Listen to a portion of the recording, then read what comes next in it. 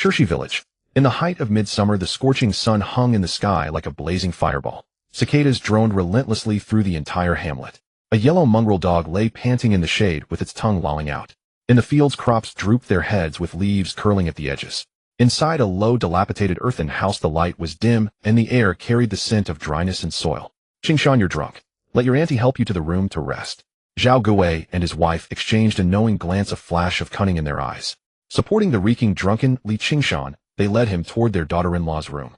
I've been reborn. The drunken haze in his mind receded by 7 or 8 parts. Gazing at the familiar scene before him, memories flooded back in rapid succession.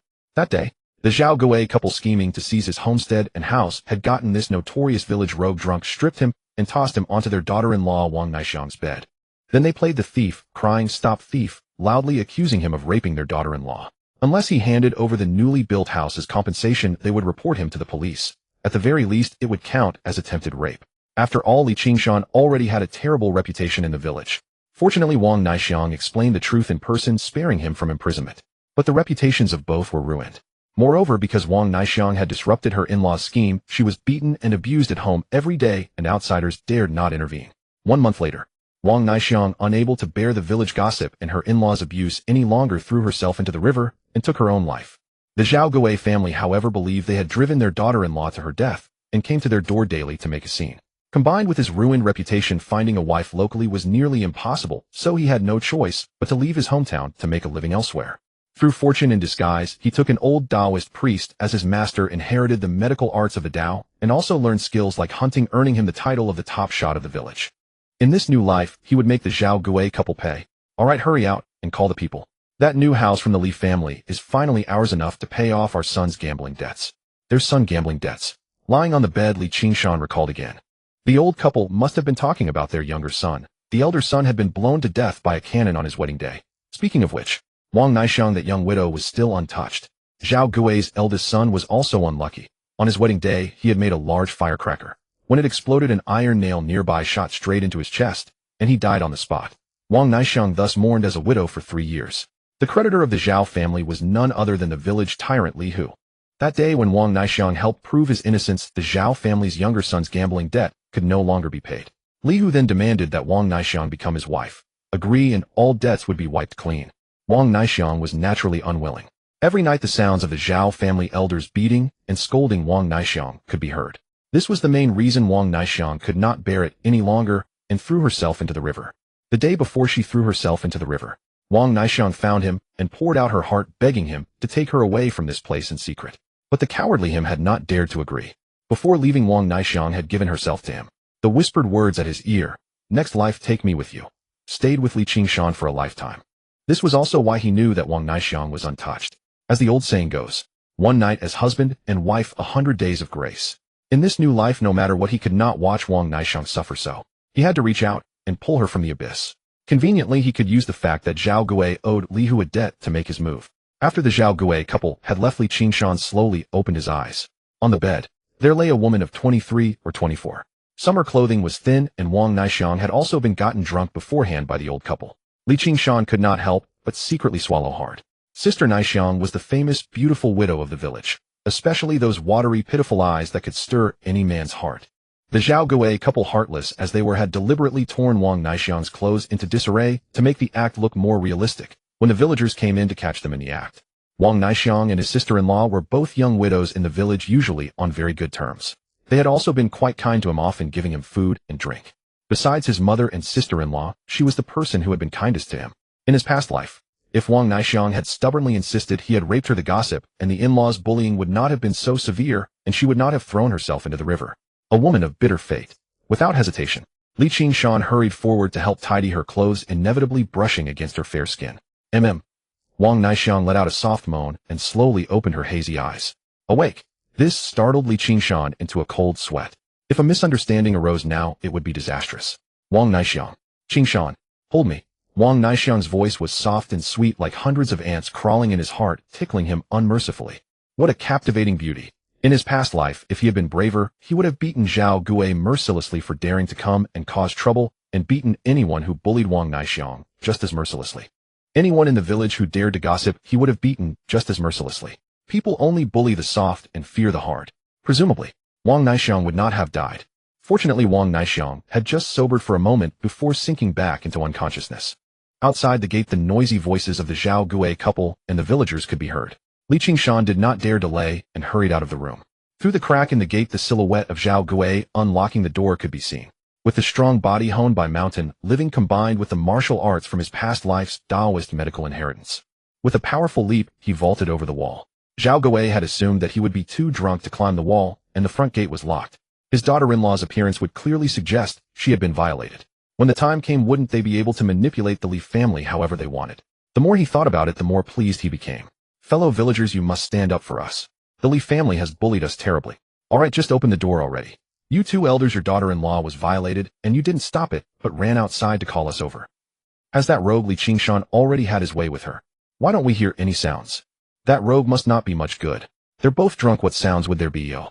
The dozen or so villagers who had followed along all pointed and whispered, eagerly waiting to watch a good show. The gate opened. Zhao Gui and the others swarmed into the daughter-in-law's room, only to find her lying on the bed properly dressed. As for Li Qingshan. What Li Qingshan? Huh, where is he? He was just here? How did the person disappear now? He was just here. How did the person disappear now? Zhao Gui, didn't you say that rogue Li Qingshan was bullying your daughter-in-law? So where is he, eh? Li Hu stared at Wang Naixiang lying on the bed, a greedy glint flashing through his heart, yet his face contorted with rage as he growled, "Are you making fools of us?"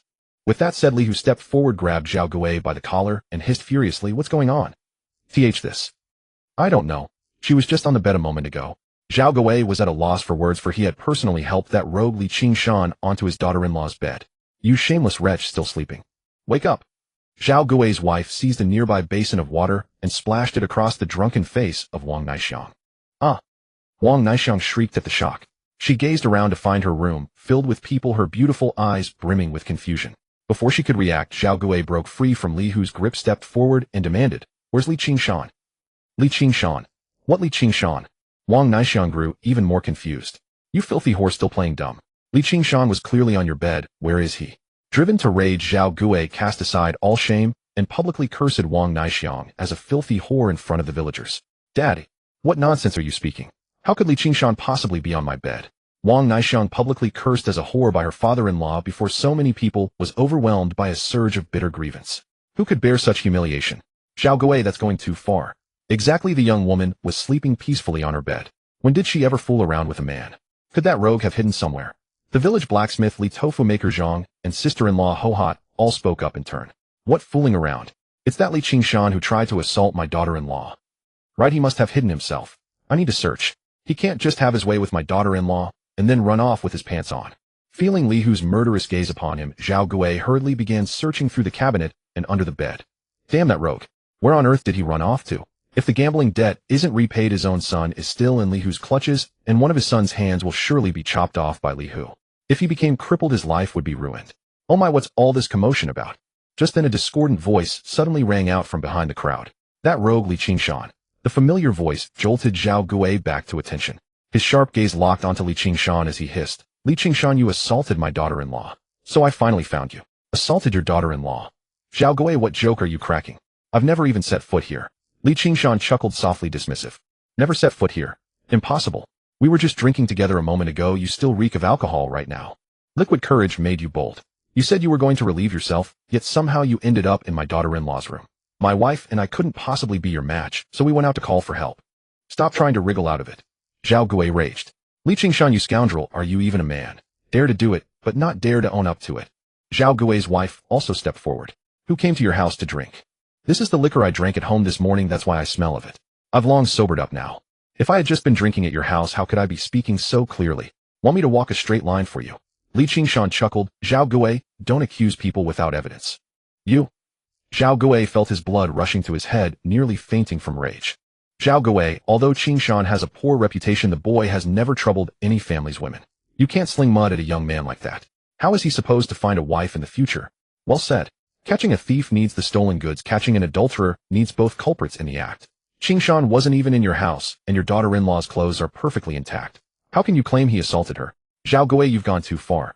The surrounding villagers all denounced him. The old Zhao couple grew angrier the more they thought about it, feeling a breath stuck in their throats, unable to come up or go down. They nearly spat out a mouthful of old blood. Damn it. Zhao Gui, are you playing me for a fool? Li Hu had seen through everything clearly. No matter what, Zhao Gui couldn't blackmail Qingshan now. He immediately slapped down a piece of paper and said, "Your younger son borrowed money from me. If you can't pay it back today, you know the consequences." Thud. Zhao Gui was so terrified his whole body went soft. He immediately fell to his knees and pleaded bitterly, Li Hu, can you give uncle a little more time? You can't chop off my son's hand. He's the only son our family has. Oh, I see now. Your son owes Li Hu gambling debts, so you framed me for assaulting your daughter-in-law, then tried to blackmail me into paying off your son's gambling debts, didn't you? Zhao Gui, you rotten old bastard, how vicious can you get? Calling your own daughter-in-law a filthy whore, who does something like that? Let me see if I don't beat you to death. Qingshan's eyes lit up. Seizing the opportunity, he rushed forward and delivered a series of brutal slaps across Zhao Gui's face, followed by 2 powerful kicks to his groin. Only Zhao Gui's wails and screams of agony filled the room. Such a perfect opportunity, how could he not strike? Ouch, ouch. Help. Qingshan, you bastard, dare to lay a hand on me. Zhao Gui had also drunk quite a lot of liquor. How could he possibly be a match for Qingshan? He was immediately pinned to the ground and given a savage beating. Stop it, this has to stop. Qingshan, that's enough. Seeing this, the villagers hurriedly stepped forward and pulled Qingshan away. The Zhao Gui on the ground was already covered in dust, his face covered in bruises from Qingshan's fierce beating. How could Zhao Gui at his advanced age possibly resist? Moreover, Qingshan aimed all his kicks at the most vulnerable areas, leaving no visible wounds, yet utterly devastating to a man's body. Qingshan had inherited the knowledge of traditional medicine and hunting in his previous life. He knew the human body far too well, and naturally knew exactly where to strike for maximum pain. Damn, that felt great. This beating is only the interest. The true reckoning is yet to come. Zhao Gui, if not for you, Wang Naisheng would not have died, and I would not have been forced to flee my hometown. Watching the scene unfold, the villagers of Shirshi village all clicked their tongues in private amazement. Could it really be true, just as Qingshan said, that Zhao Gui used his daughter-in-law as bait to lure Qingshan and fill the hole left by his younger son? If that were the case, the Zhao couple's hearts truly were vicious. The girl had only been a widow in their household since the day she married in, and yet she met such an end. They should have held back a moment longer. Let Qingshan give Zhao Gui a proper thrashing. Zhao Gui, now it's time for the 2 of us to settle accounts, isn't it? Li Hu stepped forward and grabbed Zhao Gui by the collar. Li Hu, our family truly cannot come up with that much money. Is there perhaps any other way? Zhao Gui pleaded with a woebegone face. Some other way, eh? Li Hu's gaze drifted toward Wang Naisheng on the bed. Wang Naisheng had always been the village's pretty young widow, pitiful and endearing to all. Now drenched by Zhao Gui's wife splashing water on her, she looked even more pitiable, stirring restless desires in the heart. Just the slender fair calves revealed beneath her trouser hem were enough to make one swallow hard. Fine. Your daughter-in-law has mourned for 3 years. It's time she remarried. As long as you marry off your daughter-in-law to me, Li Hu, what money, what debts? Wiped clean, how about it? Li Hu's gaze greedily roved over Wang Naisheng's body. A daughter-in-law remarry. Clear the slate. Really? As Li Hu's words fell, Zhao Gui's eyes lit up, and he spoke. The eldest son had died.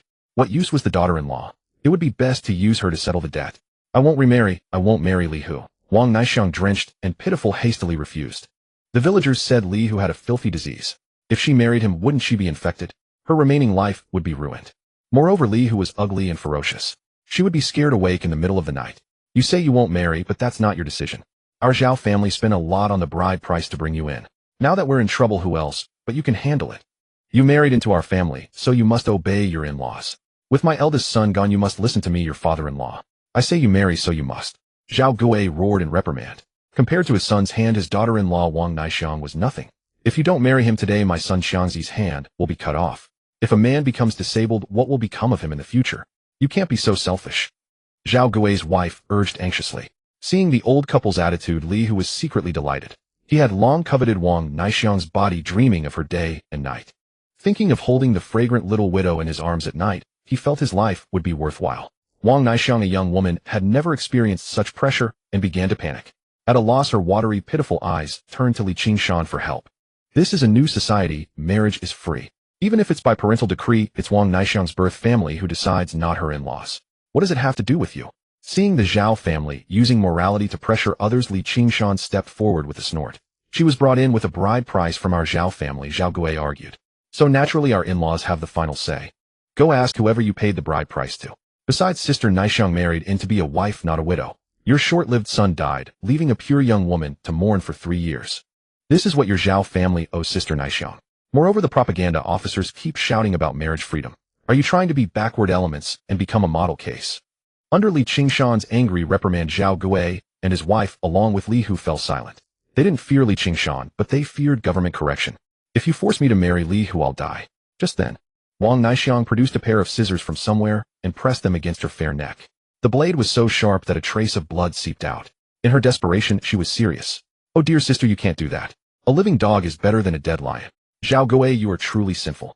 If Wang Naixiang dies, you too and Li Hu will all be implicated. Forcing a marriage to death will surely mark you as backward elements and make you a model case. Li Hu, if something like this happens, you can forget about being the militia company commander. Don't even think about it." The villagers of Li family village stepped in to dissuade, and Li Hu grew anxious upon hearing their words. He was determined to become the militia company commander. If this incident delayed him, not only would he lose the position, but he would also lose the young woman and be labeled a backward element, a real mess. Not only Li Hu, but Zhao Gui and his wife were also terrified by Wang Naixiang's actions. Ahem. Just then Li Qingshan cleared his throat and squeezed forward, saying, "I can actually solve the problem of Zhao Gui's debt." Li Qingshan was determined to get Zhao Gui's dilapidated old yard. He was mainly interested in what lay beneath it. Decades later, when large-scale construction began there, an underground palace was discovered while digging the foundation.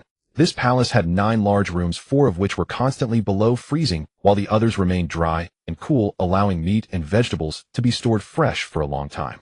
Later experts found an underground cave beneath the palace, explaining why it stayed below freezing, dry and cool. It was the summer of 1957, and advanced cooperatives were being established across the country. As far as he remembered, Shirshi village was one of the few that hadn't formed an advanced cooperative and was later merged into a people's commune. The era of communal dining halls was not far off, just a year away. If he could dig through to the underground palace from Zhao Gui's yard, it would be his to use. In his past life, besides learning Taoist medicine from the old Taoist, he had also picked up many other skills such as hunting, masonry, carpentry, and fishing. When the commune era arrived, having a private kitchen would be especially important. Before the commune came, he needed to hunt more game and store it in the underground palace. Then while everyone ate from the communal pot, he and a few young widows could enjoy meat from their own private stove. How delightful. As Li Qingshan's words fell, the villagers who had come to watch turned their gaze toward him, their eyes filled with curiosity, eager to know what solution this village well could propose. Surely it was a joke. "What do you want to pay off Zhao Chang's debt?" Li Hu, looking fierce, sized up Li Qingshan. "How much does Zhao Chang owe you?" Li Qingshan asked. "Not much, $36, Li Hu replied. $36.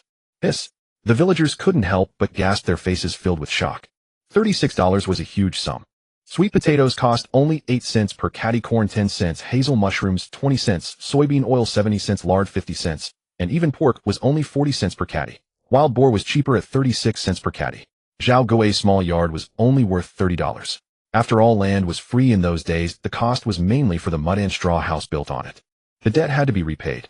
Zhao Chang had borrowed from Li Hu and then gambled at another gambling den, so there was no proof that the den belonged to Li Hu. The debt relationship was clear. The villagers knew Zhao Chang was in debt, but they hadn't expected it to be such a big trouble. "Li Hu, look, I'll give you my yard if you let my Qiangzi go," Zhao Gui's wife wailed. "My Qiangzi is a good boy. Aunt Zhao is your rundown house worth $36. Li Hu laughed, then turned to Li Qingshan. "Li Qingshan, tell me, how do you plan to solve this?" "Simple. Today I, Li Qingshan, will borrow $36 from you. Within a month, I'll repay you $40 with interest. I'll use my newly built yard as collateral. What do you say?" Li Qingshan spoke. Zhao Gui's old house wasn't worth $30. It was old, and the yard was small. But Li Qingshan's newly built house was different. It was large, well-constructed, and in a good location. It was definitely worth $40. He and his father had put a lot of effort into building it. To outsiders, it seemed like the house was for his own marriage. But later he learned that the house wasn't meant for him at all, but for his cousin, his uncle's son. He and his grandfather hadn't separated their households. Currently 4 families lived together: his uncle's second uncle, grandfather, and his own family. In the countryside, without separation, the patriarch decided who got the house. The children had no right to refuse. Even the money earned by each son had to be handed over to the grandfather. If the old man had been fair to all his descendants, it would have been fine. But he was extremely biased, treating Li Qingshan and his father poorly, constantly draining their family to support the first and second uncles. Since it wasn't his house, he could use it as collateral. As long as he could fool Li Hu for now, it would be fine. Even if Li Hu found out later, it wouldn't matter. The deed was done. Either Li Hu trusted him, and he'd repay $40 in a month, or he'd lose everything. He'd just act like a scoundrel. In his past life, he was too concerned about face, living a miserable first half of his life. Later, with the old Taoist, Li Qingshan completely learned to be shameless. Even after being chased out by a widow with a fireplace poker, he'd sneak back the next night with a grin to court her daughter in secret. "Li Qingshan, are you serious?" Li Hu was momentarily stunned, not expecting Li Qingshan to be so generous. He had seen the house. It was well built in a good location and had good feng shui. He hadn't expected the young man to part with it. His own family hadn't yet built him a new house. If he could get Li Qingshan's yard, it would save him a lot of trouble. So Li Hu was quite willing to sign the loan agreement. Come on, let's put it in writing.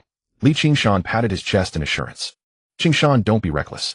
That house was built with your father's sweat for your marriage. If your father finds out, he'll break your legs. Yes, Qingshan, the location is so good. How can you bear to use it as collateral? Don't meddle in the Zhao family's affairs. The villagers of Shirshi village, many kind-hearted ones, including blacksmith Li, carpenter Zhao, and Tofu Beauty, all stepped in to dissuade him. Thank you all for your concern, but I've made up my mind. Li Qingshan quickly signed the IOU with Li Hu and successfully obtained the $36. With the money in hand, Li Qingshan turned to Zhao Gui and said, I'll buy your house for $36. What do you think? With that, he tossed a bundle of cash in front of Zhao Gui. A bundle of cash landed before Zhao Gui. Li Qingshan, are you telling the truth? Zhao Gui's eyes lit up as he quickly grabbed the money. With this money, his son's hand could be saved. Let's talk. First, sign an IOU. Once the house is transferred at the township office, the IOU will automatically become void. How about it? Li Qingshan looked at Zhao Gui. Fine. Zhao Gui replied. Do whatever you want. Zhao Gui, who would never refuse, was willing to do anything to save his son. He hurriedly asked Li Hu for paper and ink and signed the contract with Li Qingshan. Zhao Gui, this house is mine now. I'll give you 5 days to find a new place and move out. Li Qingshan looked at the deed in his hand, a flash of excitement and thrill on his face. Let's go to the township office to handle the transfer first. Fine, whatever you say. Zhao Gui immediately followed Li Qingshan, first returning home to get his documents, then going to the township office to proceed with the house transfer. The township office was quite a distance from Shirshi village. The round trip plus the time to handle the paperwork would likely bring them back close to dark. The mud brick house. However, the events at Zhao Gui's house that day spread quickly throughout Shirshi village. The village loafers. He had mortgaged his new house to borrow 36 yuan from Li Hu, buying Zhao Gui's dilapidated shack. Everyone said Zhao Qianzi was a gambler and a wastrel, but Li Qingshan was no better, spending extra money just as reckless. This news naturally reached the ears of Li Qingshan's grandfather Li Laoduan. What, he exclaimed. You're saying that little wolf cub Li Qingshan mortgaged my new house to borrow money? Li Laoduan was so furious his beard bristled and his eyes bulged with rage. His voice boomed. That house was meant for his eldest grandson's wedding. When had it ever been given to Li Qingshan? Granted, Li Qingshan and his younger son had put in a lot of effort, but hadn't he provided them with food and drink? Could they freeload forever? Li Laoduan, you haven't heard. The whole village is talking about it. He's already written the IOU to Li Hu. Zhao Yotian, old rival of Li Laoduan, who was cooling off under the big tree at the village entrance, spoke mockingly. That damned little wolf cub. Wait till I get back and beat him to death. Li Laoduan cursed and rushed home, but Li Qingshan had already sneaked off with the household registration book to the township office. The house transfer at the township office went smoothly. In 3 days the procedures would be completed and the land and property certificate would be issued, which he could pick up from the office. Zhao Gui, once the certificate is out, will be square. Li Qingshan said. These days you need to find a place and move out quickly, or don't blame me for being rude. At the village entrance, Li Qingshan looked at Zhao Gui and warned him. All right. Zhao Gui replied. Qingshan, I'll head home first. At that moment Zhao Gui was desperate to get home and see if his son had returned safe and sound. Watching Zhao Gui's retreating figure, a smile crept across Li Qingshan's face. He hadn't expected it to be so easy. For the next 10 years or so life would be good. He imagined the heavy snow outside, the bitter cold, while others ate chaff and swallowed rough food wrapped in tattered blankets, sighing in despair. Meanwhile, he would be roasting sizzling pork and boiling beef hot pot, surrounded by 2 young and beautiful female educated youths and 2 charming widows. What a life that would be. However, to live that life, he would need to stockpile plenty of meat in advance. In his past life, he had learned many hunting techniques from the old Taoist in the mountains. Later, when the old Taoist treated the chronic ailments of several veteran soldiers, he had the chance to handle all kinds of guns in the military compound. He also practiced the old Taoist body tempering art year-round, achieving an excellent physique. This wasn't just reflected in his strength, but also in his reaction speed, perception, and even his eyesight, all greatly enhanced. Shirshi village backed onto a large mountain range. The hunting resources were abundant. A little hunting would be enough to give him that good life. In the current market, a wild pheasant could sell for over 40 cents, a wild rabbit for 40 cents, and a small wild boar stripped of bones and innards, if it still weighed 160 catties, would fetch 36 cents per catty, bringing in at least 50 or 60 yuan. If he was lucky enough to hunt a sable or dig up some ginseng, that would be a real fortune. A single sable pelt could sell for over 200 yuan, earning it the title of king of furs. The best fur in the world came from the sable. If the quality was good, it could sell for even more, and it was a commodity that could be exchanged for foreign currency on the international market. To hunt in the mountains it was best to have a gun and a dog. If not, then settle for a bow, an arrow, a knife, and a rope. He had none of these things, but with some thought it shouldn't be too hard to get them. He would prepare to head up the mountain at dawn tomorrow. Qingshan. Just as Qingshan was thinking about how to hunt, a familiar woman's voice suddenly came from behind a haystack. Qingshan turned to look. It was none other than the village widow Wang Naixiang. She had changed out of her wet clothes. The outfit she wore now was probably made when she was a teenager, so it was a bit tight, but it perfectly accentuated her voluptuous figure. With those watery, pitifully seductive eyes, Qingshan felt that Wang Naixiang could drain him dry. Sister Naixiang, what's wrong? Qingshan looked around, saw no one, and walked behind the haystack to ask. Qingshan, thank you so much today. If it wasn't for you, that old couple would have surely given me to Li Hu. Wang Naixiang's pitiful eyes could melt anyone's heart. Sister Naixiang, you're all alone in the village and your in-laws are so harsh. Today must have been hard. If you ever run into trouble again, just come to me. I'll definitely help you out. Qingshan's peach blossom eyes, which could make even a dog feel loved, fixed on Wang Naixiang. Wang Naixiang had been married off and had lost her husband before even the wedding night. These years at her in-laws' house had been miserable. The whole family blamed her for being a jinx. If not for her, their son wouldn't have been killed by an explosion. They constantly taunted her, made her wash clothes, cook, and work in the fields, yet she ate the worst food in the house. In short, all these years Wang Naixiang had lived in extreme insecurity, without any support, like a rootless duckweed drifting on a vast river in the wind and rain. Suffering and loneliness weighed heavily on her. But today Qingshan's actions and his words touched her heart. Her eyes brimmed with tears, making her look even more pitiful, as if she needed to be held and cherished. Only a widow could truly understand this feeling. Qingshan, I've already troubled you so much today. If you hadn't been so clever, my in-laws would have framed me and the village would be full of gossip. If it had gone to the authorities, who knows what trouble would have come. But how are you going to repay the money you borrowed from Li Hu? Wang Naixiang gritted her teeth and asked. Wang Naixiang knew that Qingshan had been drinking at her house. When her in-laws said she and Qingshan had slept together, it was both true and false. They had definitely slept in the same bed, but nothing had happened. Qingshan must have sobered up halfway, or perhaps he hadn't gotten drunk at all, and had pretended to be, leading to what followed. Now Wang Naixiang's biggest worry was the 36 yuan Qingshan owed Li Hu. How could he possibly gather that in a month? She knew all about Qingshan's family. After all, they were from the same village. That was the house he was saving for his marriage. If it went to Li Hu, how could he ever manage? If not for her, Qingshan wouldn't have borrowed from Li Hu. Wang Naixiang remembered his kindness. I've already figured it out. Qingshan said. We don't have much here, but we have plenty of wild game. I plan to go hunting tomorrow and sell the catch. In a month I'm sure I can save 40 yuan. Qingshan said confidently. Hunting? Qingshan, you can't be reckless. The old forest isn't that easy to enter. Just in our village alone, over the years at least 10 or 20 people have died in there. How many hunters have ever lived to a peaceful old age? Look at those famous master hunters. Every one of them is missing an arm or a leg. Zhao Zhanshan from our village, a well-known master hunter, saved your life in the forest a few years ago, but just a while back he was gored by a wild boar and is still lying in bed, unable to get up. I hear he'll probably never be able to hunt again. You have no master hunter to guide you and no experience. It's fine if you don't catch anything, but what if you get hurt by a wild animal? Your brother is already gone. How will your uncle and aunt manage for the rest of their lives? Who will take care of them in their old age? And your sister-in-law at home, won't she be bullied by outsiders? When Wang Naixiang heard that Qingshan wanted to go hunting, her first thought wasn't whether he could catch anything, but worry for his safety. Seeing that Qingshan was unmoved, Wang Naixiang grew anxious. Qingshan, can you not go hunting? I'll just marry Li Hu instead.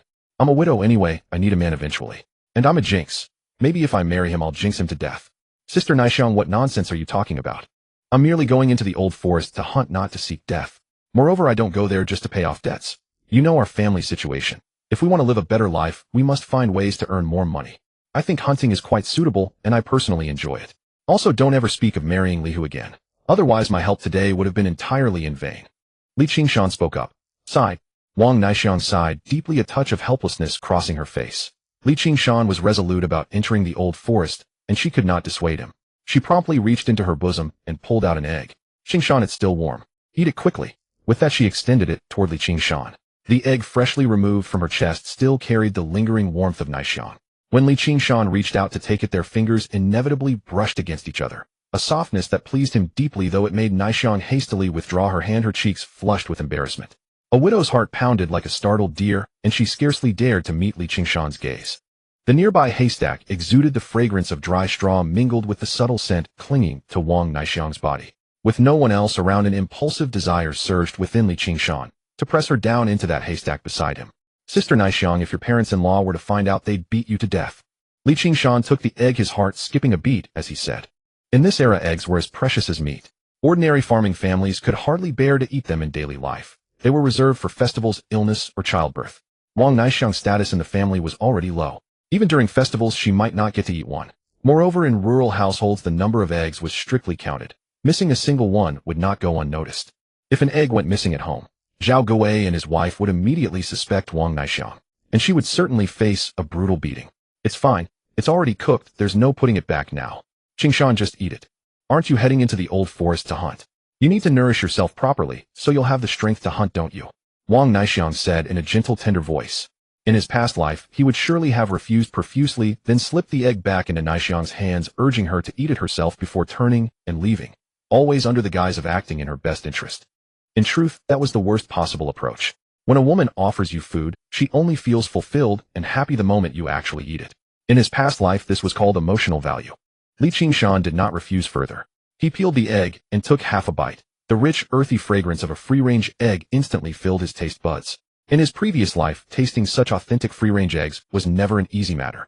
Indeed, upon seeing Li Qingshan devour half the egg in one bite, a sense of accomplishment instantly blossomed within Wang Naixiang. Being able to do something for Li Qingshan brought her genuine joy. Sister Naixiang, let's share it equally. With that said, Li Qingshan held the remaining half toward Naixiang's lips. All this isn't appropriate. Eggs are meant to nourish men like you. What would a woman like me need them for? Wang Naixiang declined politely. Sister Naixiang, if you won't even eat half an egg, how could you ever bring yourself to trouble me when you're wronged in the future? No arguments. Come on, open wide. Having said that, Li Qingshan pressed the egg closer to Sister Naixiang's lips. Wang Naixiang had never shared such an intimate gesture with a man. As soon as she gasped, the half-egg, still radiating warmth, was already at her lips. She could only meekly swallow it.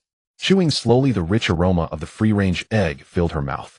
The lingering warmth of that half-egg also gently warmed Naixiang's broken, lonely heart. It's getting late. I must hurry home to cook, or my parents-in-law will scold me. Having spoken, Wang Naixiang quickly bowed her head and fled. When Li Qingshan returned home, the atmosphere in the house felt strangely tense. In Li Laoduan village, there were 3 sons. Li Qingshan's father was the 3rd son, and the entire family lived within one large courtyard. The elderly couple naturally occupied the finest main room, facing south. The eldest and 2nd brothers lived in the west. Morning sunlight could drive away the dampness inside those rooms. Li Qingshan's family lived on the east side, next to the storage room, kitchen, and privy. Even so, Li Qingshan's family had merely 2 rooms. His father and mother shared one room, while he and his sister-in-law shared the other, separated by a wooden partition. Each room could barely fit a small bed, and the narrow door was literally divided in half. The eldest uncle's only son, Li Qingshu, was the grandson the patriarch cherished most. Not only did he have his own room, but also a study. The entire family had pooled their resources to fund his education at the rural night school. However, his academic performance was at the bottom. Yet that never diminished the patriarch's conviction that Li Qingshu was the most outstanding grandson. The newly built courtyard in the family. The patriarch had hinted privately that the new house was intended for Li Qingshan's marriage, but in reality, it was meant for Li Qingshu. It represented my father's lifelong devotion. But pitiful people often harbor traits that invite resentment. My father was too honest and dared not resist, and that was the hardship he had to endure, just as I did in my past life. However, since he had been reborn, everything was destined to change. The 2nd uncle's family had twin sons who were currently learning carpentry from Master Zhao in the village. Besides that, there was also a youngest sister, but she had long married out and rarely visited. The entire extended family ate meals together. In the courtyard sat a large table. Li Laoduan and his wife occupied the seat of honor at the head, where the finest dishes were placed. Seated immediately beside them were Li Qingshu, the eldest uncle, and his wife. Further down the table, where the food was somewhat inferior, sat the 2nd uncle, his wife, and their 2 sons. At the very end of the table, there was an elder brother above himself, but he had run away to escape an arranged marriage, and later someone claimed he had died far from home. All members of the Li family were already seated. Upon seeing Li Qingshan enter, all manner of complicated gazes turned toward him at once. Among them, the eldest uncle, and Li Laoduan's eyes seemed to devour him alive. His parents' and sister-in-law's eyes were filled with worry and anxiety. Li Qingshan, you little beast, dare you sit down? Stand up at once. Seeing Li Qingshan still daring to sit on the chair, Li Laoduan could no longer contain his rage and barked at him furiously. Father, Qingshan is still young and doesn't understand. If punishment is needed, punish me instead. Li Qingshan's father, Li Sankue, quickly rose to his feet and spoke. 3rd brother, that's not the way to speak. The boy is 18 this year. He's already an adult. How can you still call him young? Today he dares to mortgage the new house to borrow money. Tomorrow he'll be setting fires and committing murder. Is that acceptable? Father, our family's reputation has always been impeccable. We cannot let this little scoundrel tarnish it, the eldest uncle Li Dekue said to Li Laoduan. Father Dekue speaks truly. If Qingshan were to commit murder or arson in the future, it would certainly affect Qingshu's career prospects. After all, a bad reputation. The eldest aunt added fuel to the fire. Li Qingshan hadn't even committed murder or arson yet, and already the accusation had been pinned upon him. What? It would even affect Qingshu's work. Upon hearing this, Li Laoduan could no longer contain himself. He immediately brandished his clay pipe, pointing it at Li Qingshan. Stand up right now, quickly. Oomph. Li Qingshan snorted coldly and rose directly from his chair. Upon seeing this, both Li Laoduan and Li Dekue felt a deep sense of satisfaction. Within this family, this degree of authority still existed. This feeling thoroughly gratified both Li Laoduan and Li Dekue. Li Qingshan, I ask you, did you indeed mortgage the family's new courtyard and borrow 36 yuan from Li Hu? Li Laoduan followed up immediately. So what? Can I? As he spoke, Li Qingshan walked toward Li Laoduan. How dare you be so reckless? That house was kept for my family's Qingshu. When did I ever say it was meant for you? Hurry up, go find Li Hu, repay the money, and bring me back that IOU. Li Laoduan rebuked him sharply. What? Father, didn't you say that house was meant for Qingshan to get married? For these 2 years I built that courtyard one brick at a time during the farming off-season while you were all taking afternoon naps. How can you give it to Qingshu? Upon hearing this, Li Sankue felt as though the sky had collapsed before his eyes. Staring blankly at Li Laoduan, he pleaded. Third brother, how dare you speak to your father that way? When did a son ever dare to question his father? Li Dekue slammed his hand onto the table in fury. I was merely stating reason. Wasn't it promised to my son? Li Sankue's voice immediately weakened. Third brother. First, I never explicitly told you that the house was meant for Qingshan. You must own that. Second, the homestead belongs to your father. I am the one who makes the decisions about this house. Third, as the head of this household, I alone shall decide its affairs. And there is a fourth point. Qingshu is the eldest son and firstborn grandson. He is of marrying age and will wed first. This house undoubtedly belongs to him. As for Qingshan, a new one will be built for him in due course. But for now you must retrieve that mortgage note. Is that not correct, your father? Li Laoduan firmly asserted his dominance over Li Sankue. Li Sankue sensed something was wrong, but could not pinpoint what exactly was amiss.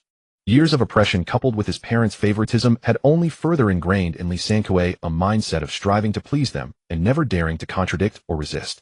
Well, that does make sense. Unable to argue further, Li Sankue dared not press the matter and simply nodded. Li Qingshan couldn't help but shake his head inwardly. In his past life, his father had been in the same position, controlled by Grandpa his whole life.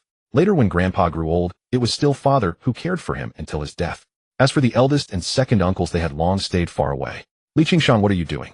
At that moment, Li Laokue noticed Li Qingshan approaching and asked in confusion. This kid, what's he up to? Moved?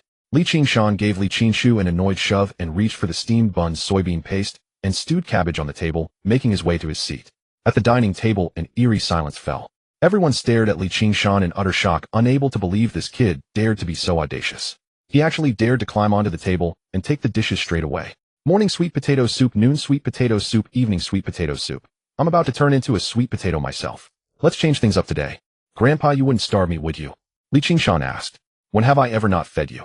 Which day have I ever let you go without a meal? Li Laoduan's anger flared again as he pointed his dry tobacco pipe at Li Qingshan.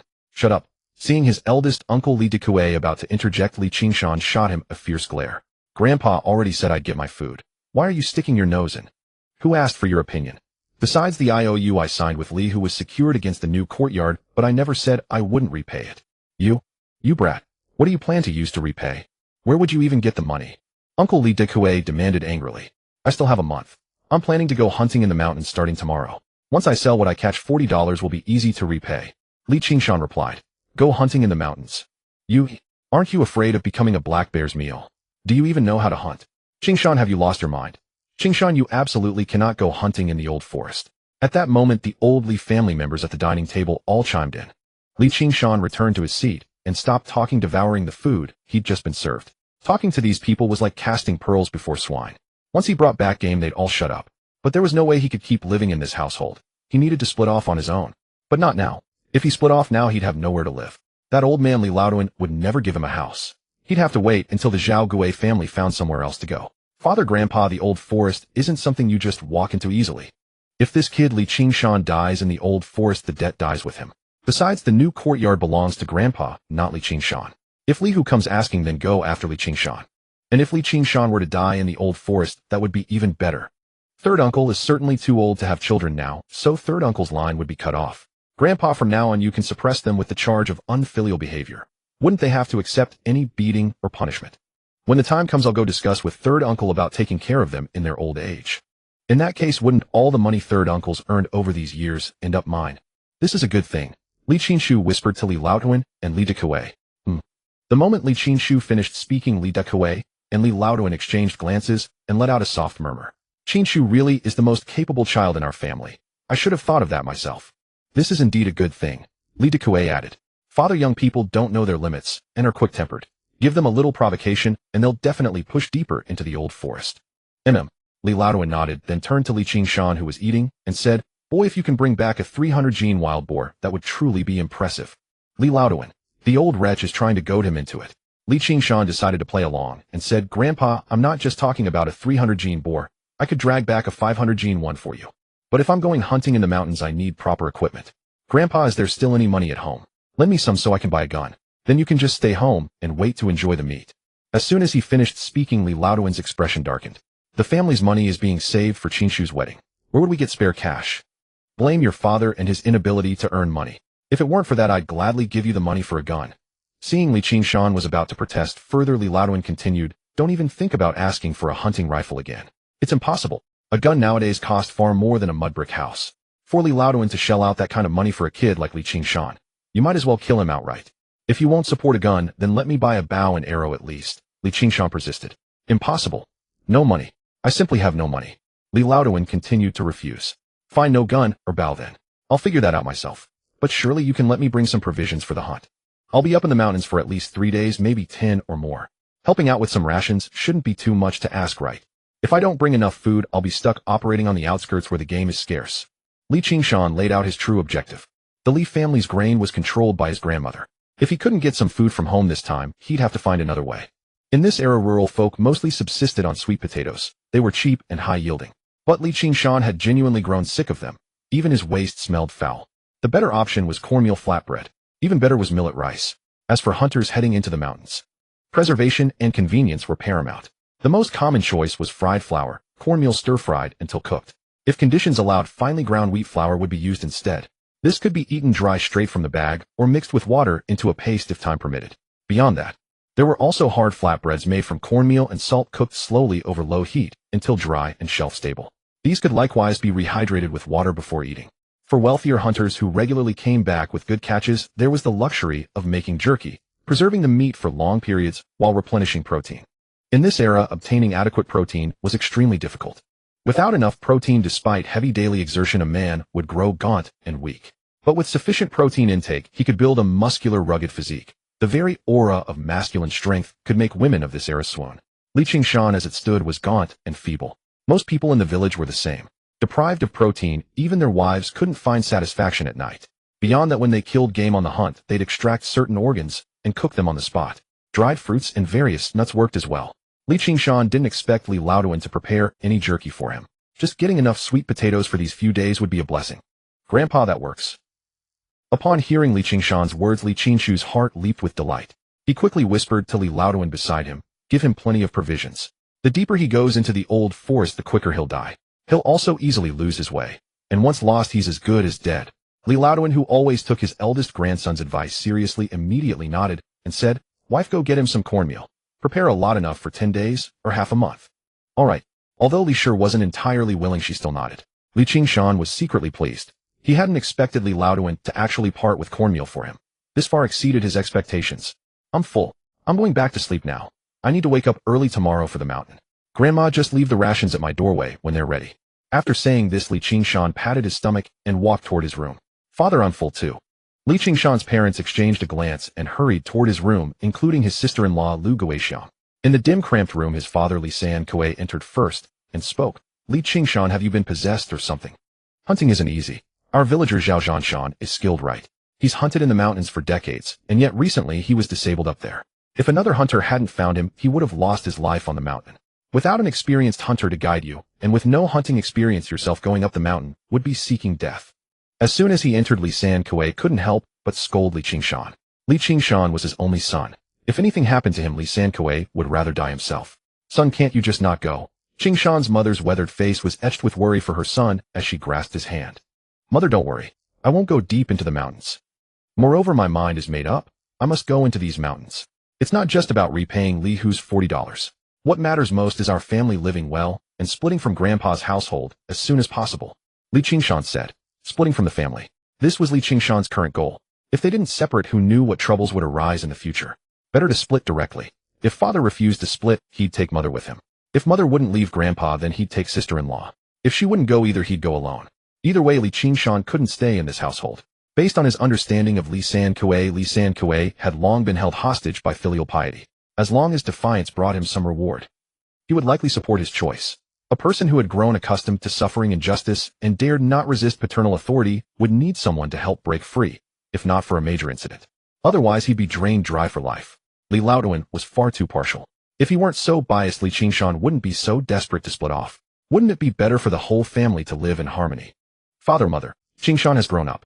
His mind must be made up. Your sister-in-law supports you. I'm going out for a bit. With that said, sister-in-law Lu Guixiang walked out of the room.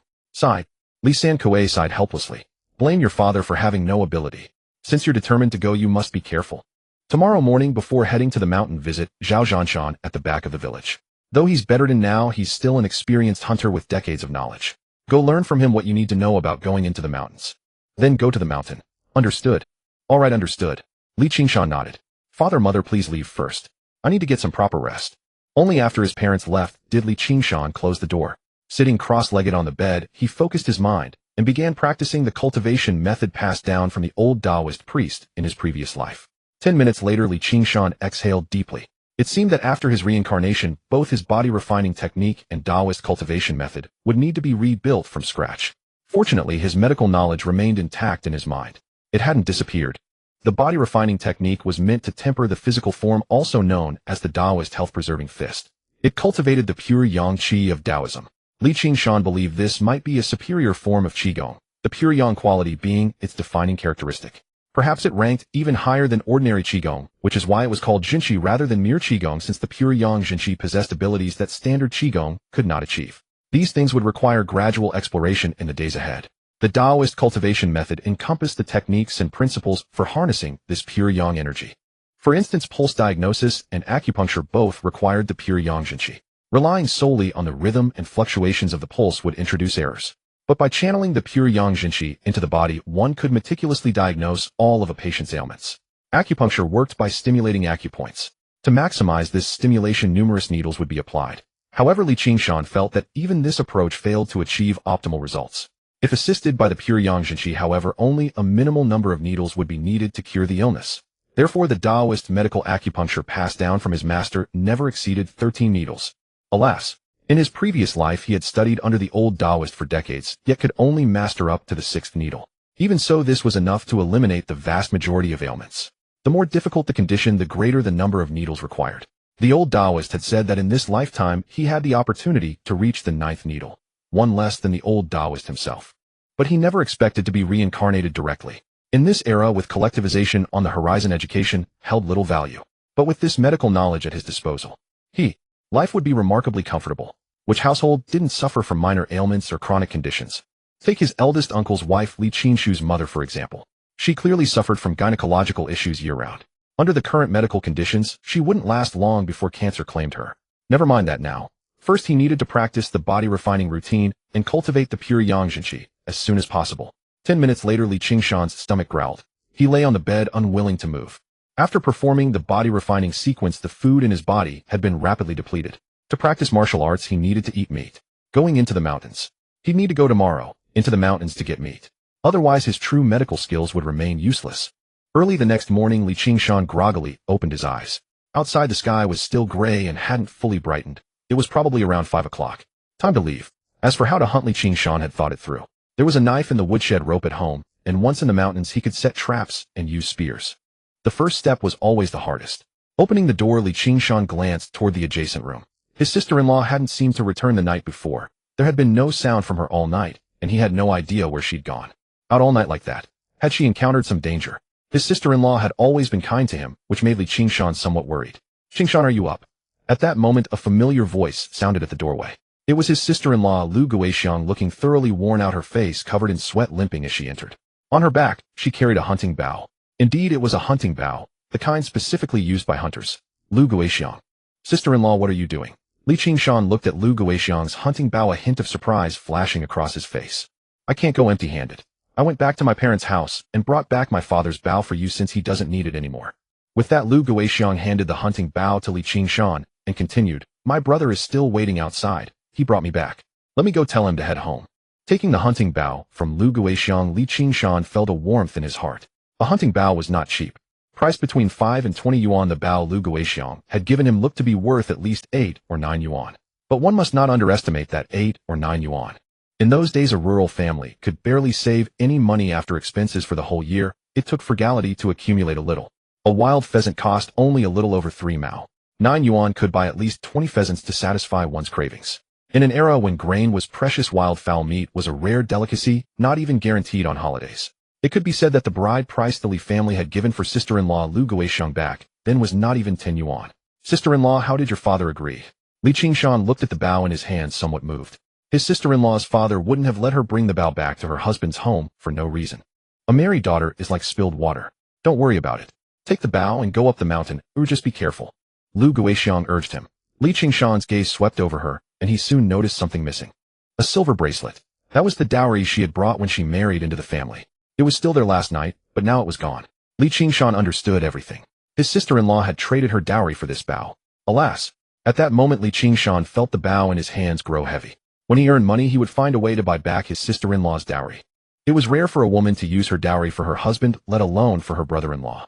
This debt of gratitude Li Qingshan would remember. Sister-in-law, you've been traveling all night and must be exhausted. Go to your room and rest. I'll go tell my brother. Li Qingshan said with concern. Okay. Lu Guixiang nodded and walked into the room. Li Qingshan watched her gate, frowned, and headed for the door. The tradition in the Li family was to drain the third son's blood to feed the eldest. His sister-in-law was from the third branch, so she was also within the scope of being drained. Over the years, she had filled in many gaps which made her family very unhappy and even led to several conflicts. In the end, her family swore they would never set foot in the Li household again. Brother, I'm sorry for the trouble. Li Qingshan saw it was Lu Daju, Lu Guixiang's eldest brother, standing outside, and went over to greet him. Lu Daju looked over Li Qingshan up and down, then said, my sister suffered quite a bit going back to her parents this time. A small silver bracelet isn't worth that much money. The only reason she brought back the bow is that my father's heart softened after seeing her kneeling outside the door for half the night. Li Qingshan, if your family dares to bully my sister again, I'll take her away and make sure you won't have it easy. With that, Lu Daju left angrily. Thinking of his sister kneeling outside all night, even her own brother felt a pang of pain. This Li family was truly despicable. He didn't know what was so good about them that she insisted on staying. Alas! Li Qingshan turned back to look at Lu Guixiang's room, couldn't help sighing, and walked toward her door. Outside the door, the old man had already prepared the cornmeal for him, looking fried and ready. Sister-in-law, open the door. Li Qingshan called softly outside. The door is unlocked. Come in. Lu Guixiang's gentle voice came from inside the room. Li Qingshan pushed the door open and was greeted by a unique fragrance of a woman's room, much cleaner and neater than his own doghouse. Lu Guixiang was sitting on a chair, having changed into clean clothes. This was Li Qingshan's first time entering Lu Guixiang's room. He had been curious before, but had never come in. Sleeping in a room like this would surely bring sweet dreams. Qingshan, what's wrong? Lu Guixiang asked. Sister-in-law, did you hurt your foot? Li Qingshan inquired. Alas! Lu Guixiang sighed. It's nothing serious, my shoes just rubbed my feet. Sister-in-law, are these shoes a bit small? But don't shoes become looser as you wear them? These are so old, how can they still pinch? Li Qingshan said. Lu Guixiang's feet were rubbed raw because the shoes were too tight, and she had walked a long way that day. That was why her gait was off when she entered the room. I wanted to make a pair of shoes, but Grandma said it was too wasteful and gave me one of Aunt's old ones. Lu Guixiang continued, it's only the first time wearing them. They'll be fine after a while. I thought so. Li Qingshan frowned deeply. Aunt was wearing a brand new pair of shoes. Fortunately, he had been reborn. Otherwise, his sister-in-law would continue to be bullied. He had to separate the family as soon as possible. His sister-in-law and his family were his to protect. Li Qingshan returned to his own room, found a relatively new pair of shoes, and came back saying, sister-in-law, wear my shoes. They're a bit big, but they won't rub your feet. Once I catch some prey and sell it, I'll buy you a pair of ready-made shoes. With that, he crouched down, grabbed Lu Guixiang's ankle with one hand, and started to remove her shoes with the other. Lu Guixiang's figure was slender, or rather rural women in those days were all thin and light of physique that would be envied in later generations. Hey, Qingshan, sister-in-law, don't move. I know what happened at your parents' house. You've done so much for me. Oh, what's wrong with me changing your shoes? Qingshan clutched her ankle and slipped off her shoe, revealing a fair, delicate foot. Having been washed when she changed clothes, it was spotlessly clean. But on the fair foot were rub marks of painful red. It was heartbreaking to see. In later times, Lu Guoxiang's feet could have been a foot model. Lu Guoxiang had never been attended to by a man while putting on shoes. Feeling Qingshan's warm, large hands and broad shoulders, her breath quickened. She urged anxiously, Qingshan, hurry. A rough man helping his delicate sister-in-law put on shoes. Even in storybooks, it would be the other way around. So when Qingshan knelt on one knee and carefully changed her shoes, Lu Guoxiang felt a strange thrill, a sense of conquest she had never experienced. All done. Qingshan put the shoes on her and stood up. Sister-in-law, wait for me at home. With that, he turned and left, grabbing the bag of fried cornmeal by the door.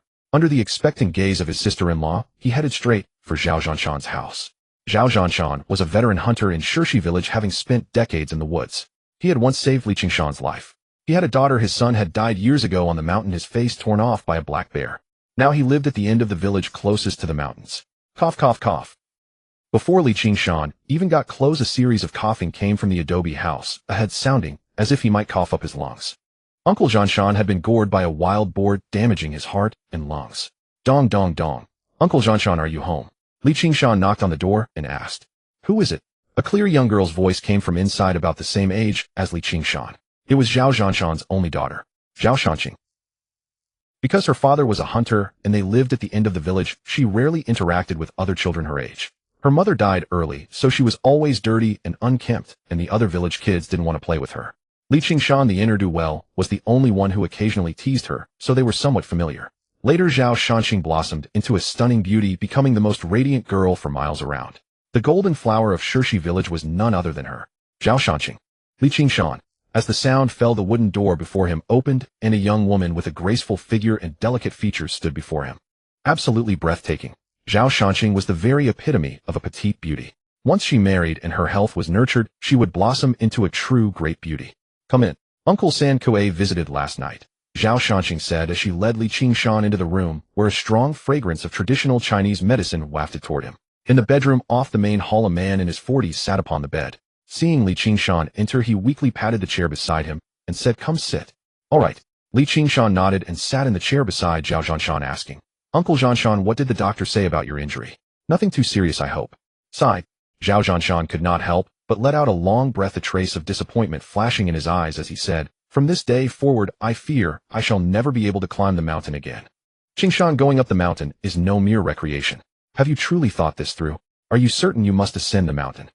Zhao Zhanshan had spent his entire life among the mountains, having witnessed numerous hunters perish within them and well knowing the perils that lurked there. Yet recently he had fallen victim to their traps. Had he not happened upon a fellow hunter with whom he shared a close bond, he would never have been found. From the mountains to survive and return alive was already more than enough for Zhao Zhanshan. Uncle Zhanshan, I have made up my mind. This mountain I will ascend no matter what. Qingshan said with resolute tone, nodding firmly. Since that is the case, I will say no more. When ascending the mountain, survival comes first and hunting second. There are certain taboos you must remember. Do not climb the mountain on the 1st and 15th days of the lunar month. Dragging his weakened body, Zhao Zhanshan went over the mountain's taboos and precautions, with Qingshan covering what traps to use, what prey to hunt, and how to set them properly. Even as the sun rose, Zhao Zhanshan still seemed unwilling to stop. Decades of hunting experience had accumulated vast knowledge within him. He was in truth a child of the great mountain. If only he could rise to his feet again, he would still wish to climb the mountain, even if it meant dying upon its slopes. Zhao Zhanshan's throat was raw. After scarcely a few words, he could not help but cough repeatedly. Soon he could speak no more, coughing continuously, his heart and lungs clearly injured. Father, the doctor said, you must speak less for your recovery. Zhao Shanqing entered with displeasure, fixing her gaze upon Zhao Zhanshan. Cough. Very well, I shall not speak further. Qingshan, remember this, on these mountains the most terrifying thing is not the wild boar or the black-furred beast. It is people. Be wary of others. Zhao Zhanshan grasped Qingshan's wrist earnestly, entrusting him with his words. All right. Qingshan nodded once more. Qingshan, come with me. Having said this, Zhao Shanqing walked out the door, and Qingshan followed closely behind. Shanqing, what is it? Qingshan asked as he stepped outside. Only after leading Qingshan outside did Zhao Shanqing speak. After father was injured on the mountain, the hunting rifle went missing and most of our belongings were sold to pay for his treatment. All that remains is this dog. Father refused to sell it under any circumstances. Take it with you this time you ascend the mountain. A hunting dog. Li Qingshan's gaze drifted toward the kennel beside them, a flash of excitement crossing his face. For a hunter ascending the mountain, a hunting dog by one side was indispensable. Uncle Qingshan's hunting dog was a local breed also known as the big clumsy dog with yellowish fur and keen sense of smell, a lead dog. Through years of training by Uncle Qingshan, this dog had become what was called a nose-down tracker, capable of following prey by scent left upon the ground. For a hunter to obtain a dog of such caliber was no easy matter. Above the nose-down tracker stood an even more formidable breed known as the nose-up tracker, which could lock on a prey directly by sensing scents carried on the wind. Such dogs, however, were unheard of within 10 li of the area. Even more difficult to obtain than the nose-down tracker, a single nose-down dog was already every hunter's greatest treasure. Hunting dogs were generally divided into 3 types: lead dogs, swift pursuers, and heavy trackers. If one could gather a pack hunting wild boars deep within the old forest, would be well within reach. "Shanqing, are you certain you want me to take this dog up the mountain?" Li Qingshan still hardly believed it, and sought confirmation once more. After all, a hunting dog was a hunter's lifeline, a treasured companion, and a partner through life and death. "Take it. It is just a pity about father's hunting rifle. If it had not been lost, you would not have to ascend the mountain carrying only a bow. Once upon the mountain, be sure not to speak or interact with other hunters. That is something to consider after you have a firearm at your side." Zhao Shanqing also offered a warning, then walked over to Da Huang, stroking its head as she said, "Da Huang, go. Follow him. Da Huang, come." This lead dog Li Qingshan had even held in his arms as a pup. Moreover, since Zhao Zhanshan had once saved his life, the relationship between Li Qingshan and the Zhao family was quite close, with frequent visits exchanged, and Da Huang was familiar with Li Qingshan as well. After whining twice, Da Huang indeed trotted over to Li Qingshan's side and began nuzzling his ankle. With Da Huang's help on this mountain ascent, the hunt would certainly be far easier than going alone. "Shanqing, your father can be saved. Your father can be saved." Just then a young man's voice rang out not far away. Both Li Qingshan and Zhao Shanqing turned their gazes toward the distance, where a man in his mid-20s came sprinting hastily. He held something bloody in his hands. "Shanqing, look. A heart from a 500 gene wild boar, freshly slaughtered, no more than 2 days old." After speaking, Zhao Kuan extended the object in his hands toward Zhao Shanqing. A 500 gene wild boar. Upon hearing Zhao Kuan's words, Li Qingshan paused, slightly astonishment flashing across his face as he took a fresh look at the man before him. In the old forest, male boars grew to the largest size. Their weight generally ranged from 200 to 400 gene, with the vast majority weighing over 200 to anything above 300 was considered a massive specimen. 500 gene. What manner of thickness must that hide possess? How ferocious must it be? Such an enormous boar would not likely appear near the edges of the old forest. It must dwell in the depths where danger grew greater the farther one ventured. Zhao Kuan was merely 4 or 5 years his senior. That he could hunt down a 500 gene wild boar still left Li Qingshan somewhat astonished. "Shanqing, you once announced to the hunters that whoever could bring you a heart from a 500 gene wild boar killed within 3 days would spend a month with you. Does that promise still stand?" Zhao Kuan asked, suppressing his inner excitement. "It does." "Hand it over." Zhao Shanqing nodded and took the 500 gene wild boar's heart from Zhao Kuan's hands. "Wonderful, wonderful. Shanqing, tonight, shall we meet at your home or mine?" Zhao Kuan rubbed his hands together, a trace of anticipation flashing across his face. "Shanqing, what is going on?" Li Qingshan asked from the side. "The doctor examined my father and found his heart meridians damaged. He prescribed a herbal formula. All the ingredients have been gathered, but one catalyst is needed: the heart of a wild boar weighing at least 500 gene, and it must be within 3 days of death. But where does one find a 500 gene wild boar? One must venture deep into the old forest. Even with the courage to enter, one may lack the skill to bring it down. All the family's money has been spent. With no other option, we resorted to this measure. It has been over a month, and Zhao Kuan is the first to arrive." A trace of helplessness appeared on Zhao Shanqing's face. Compared to her own virtue as an unwed maiden, preserving her father's life was far more important. Without the 500 gene wild boar heart as a catalyst to heal the damaged heart meridians, her father would indeed be confined to bed and would not survive past a year. However, this pig heart appears to come from a 300 gene boar, at best not a 500 gene specimen. It is merely a trick of injecting water to inflate its size. Li Qingshan gazed at the pig heart in Zhao Shanqing's hands and spoke these words.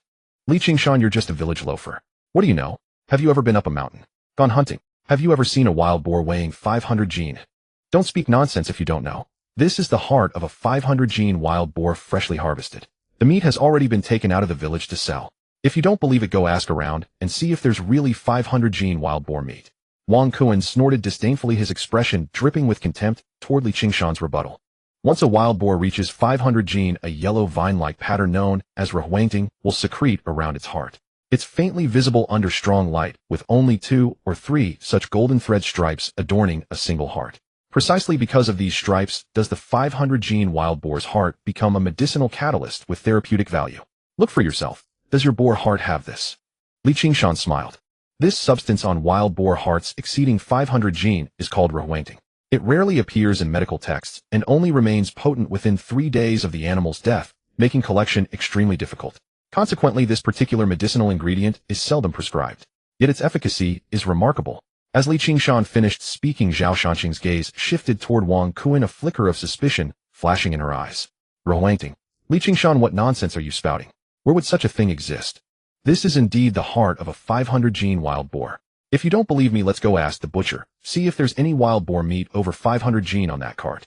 Wang Kuan snorted coldly, his voice thick with anger. Shanqing, the physician who prescribed medicine for your father, must surely know about rehuangting. If you harbor doubts, go consult him again.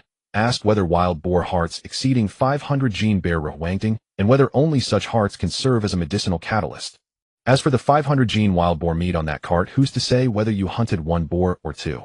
What if you took down 300 gene boars, removed the head, legs, and offal from one, leaving only the meat? That alone would total 500 gene. Li Qingshan chuckled softly, having already seen through Wang Kuan's deception. The heart in question could not possibly belong to a 500 gene wild boar. Alright, I'm going to ask right now. Zhao Shanqing nodded in agreement. This was no trivial matter.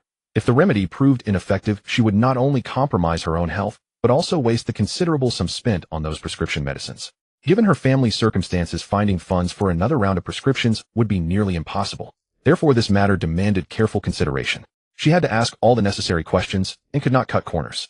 Shanqing, do you not trust me? Very well. If you don't trust me, then there's no reason for me to stay here any longer. This wild boar heart. I'm taking it to feed the dogs. Cold sweat broke out across Wang Kuan's back. He snatched the wild boar heart from Zhao Shanqing's hands and stormed off in a rage. If Shanqing confirmed the truth, any chance with her would be lost. She might not become his wife, but at the very least she should be. He had planned to spend a month with her and get her pregnant. Once she carried his child, there'd be no way out of marrying him. But all his plans had been ruined by that good-for-nothing Li Qingshan. The feud was now sealed. Qingshan, thank you. Zhao Shanqing watched Wang Kuan leave. Everything was now crystal clear. His own words had betrayed him. If not for Li Qingshan, she would have suffered a tremendous loss. Uncle Jianshan saved my life. This is only right, Li Qingshan replied. How do you know about rehuangting? Zhao Shanqing asked curiously. My master taught me. You have a master teaching you medicine. I never knew that. Zhao Shanqing was slightly taken aback, her curiosity deepening. My master resides in the mountains, but he left some time ago and has since disappeared. However, the medical skills he taught me remain. By the way, what became of the prescription that doctor wrote for Uncle Jianshan? Could I take a look at it? Li Qingshan asked. Never mind. At your age, you certainly can't match Dr. Zhao's medical expertise, and you wouldn't be able to see anything anyway. Alright, you exposed Wang Kuan's scheme today. He'll definitely hold a grudge. His family are hunters too, and you'll likely cross paths when you go up the mountain. Be careful, Zhao Shanqing warned. Alright, Da Huang, let's go. Li Qingshan whistled to Da Huang, his hunting bow slung over his back, a machete at his waist along with rope and a cloth bag filled with grain. He waved goodbye to Zhao Shanqing and turned away. Woof woof woof. Da Huang barked twice at Zhao Shanqing before hurrying after Li Qingshan. Uncle Zhao Jianshan had saved his life. Now grievously wounded, if left untreated, he would surely perish within a year. There were only two options. The first was to hunt a 500-gene wild boar to use as a medicinal catalyst, curing Uncle Zhao Jianshan's injuries. The second was to wait until he could refine the pure yang true qi and deploy the golden needle life-extending technique. However, this would only prolong his life. To fully cure such severe internal injuries, he would need to insert at least 8 golden needles. Unfortunately, in his past life, he had only mastered the first 6. Drawing on his past life's experience with ample meat to replenish his body, Li Qingshan estimated that within a few days, he could cultivate the pure yang true qi through martial arts. The name pure yang true qi sounded somewhat pretentious. To Li Qingshan's understanding, it was like a stream of qi. Qigong was also a form of qi, so it should count as a type of qigong, perhaps even more refined. In his previous life, he had never really compared them. Currently, Li Qingshan felt considerable pressure weighing on him. He needed to buy his sister-in-law's bracelet back, preferably a gold one. Within a month, he had to repay the 40 yuan he owed to Li Hu. Zhao Gui's house was in poor condition and needed thorough renovation. He also needed to apply for a homestead plot for his father, preferably adjacent to Zhao Gui's property, so the two plots could be merged. After all, his father had not yet separated from the Li Laoduan household, and therefore lacked his own homestead. That new homestead would still fall under Li Laoduan's registration. Furthermore, Lu Guixiang likely faced considerable hardship at her in-laws' home, so he needed to help her more often. Li Qingshan touched the jade gourd pendant hanging at his chest.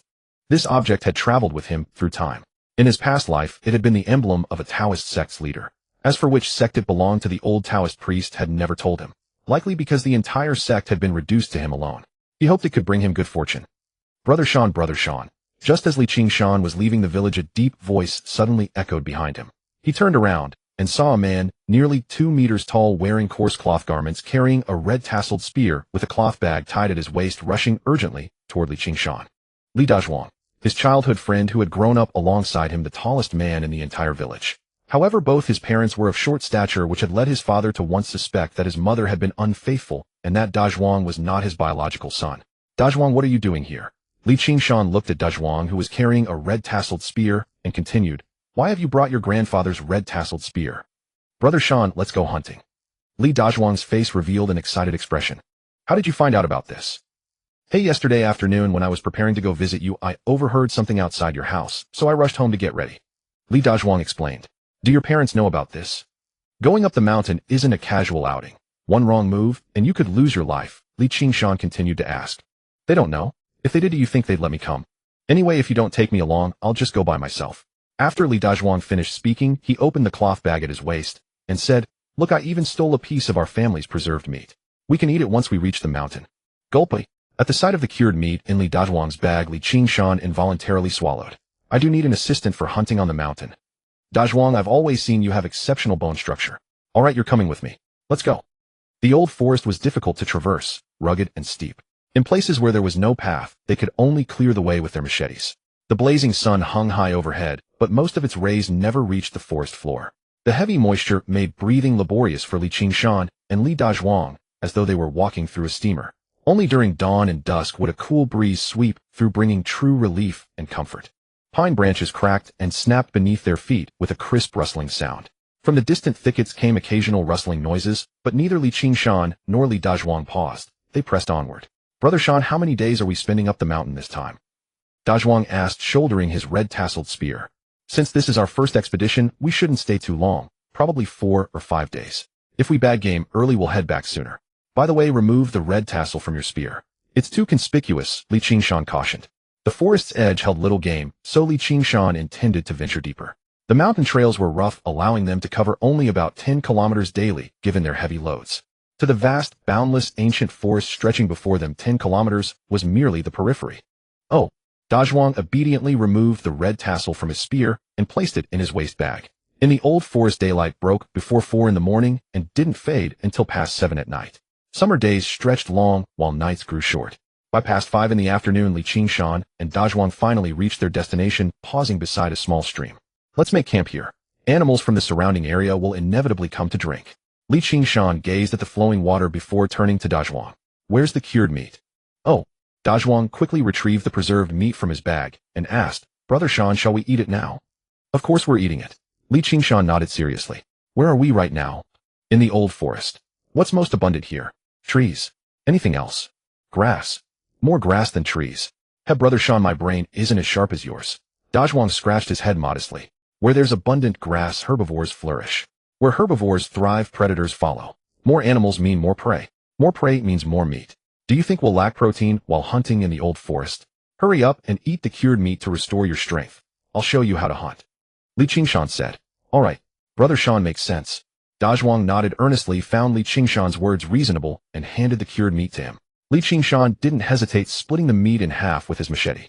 He tossed one half to Dazhuang, then mixed the cornmeal from his bag with cold water, and began eating heartily alongside the pre-cooked preserved meat. After a full day's trek, this meal was particularly satisfying. The cured meat was simply exquisite. By 6 o'clock, though darkness had not yet fallen, the temperature had dropped considerably. Many wild animals were beginning to emerge to forage and hunt. Rabbits, for instance, preferred nighttime feeding, accounting for 70% of their daily intake. Pheasants and boars favored dawn and dusk. Regardless of species, all animals needed water after eating. Li Qingshan believed that guarding this stream would certainly yield results. He planned to stay at this location for 3 days before returning. Including travel time, this expedition would span 5 days in total. Dazhuang, go cut some straight branches. We'll need them for shelter tonight. But don't wander too far. Don't you have that red cloth strip? Tie it right here. I'll walk along the stream to check for game and give Dazhuang a taste of meat. Li Qingshan said, stroking Dazhuang's head beside him. Dazhuang obediently wagged its tail and licked Li Qingshan's hand. Once inside the forest, Dazhuang fell silent. a well-trained habit cultivated by Uncle Qingshan over the years. All right, Dazhuang nodded and walked over with his machete. Qingshan unslung his hunting bow and followed the stream, downstream, his sharp eyes scanning the surroundings. The bow in his hand drew approximately 60 pounds. At full draw it could reach 200 meters, but effective precision range extended only to 50 meters. Beyond that, power diminished rapidly. Small game like rabbits and pheasants could be taken within 50 meters. For medium-sized prey such as boars, deer, and wild sheep, 30 meters or closer was ideal to pierce the thoracic cavity directly. Against wild boar, one needed to be within 20 meters and hit the heart or neck to have any chance of killing it. But against adult boar, this bow would not suffice. The draw weight was too low. An adult boar's hide served as natural armor, making them far from easy prey. Qingshan recalled Wang Kuan from earlier that day. The young man had hunted with his father and several other hunters, yet managed to take down 300 gene wild boars, proving himself quite capable. Just then Qingshan suddenly felt the jade gourd pendant at his chest grow slightly warm. Before he could react, Da Huang beside him exploded forward like an arrow loosed from a bow. Whoosh! A yellow dog-shaped shadow shot past, targeting a wild rabbit drinking at the stream ahead. Da's speed was swift and the wild rabbit was no less quick, but the rabbit lacked endurance. It relied purely on explosive bursts of speed, and prolonged running could literally kill it. In anything but complex terrain, there was no escape from Da's hunt. However, there were too many variables in Da's hunt for the wild rabbit. Any commotion might scare off other animals coming to drink. Qingshan's eyes caught it first, and he pulled his longbow taut in an instant. Though he had not inherited his past life strength, all that knowledge and experience had come with him perfectly. The hunting bow bent to its full draw. Aiming, breathing, swish. In the next moment, feet planted firmly, spread about 1.5 times his shoulder width.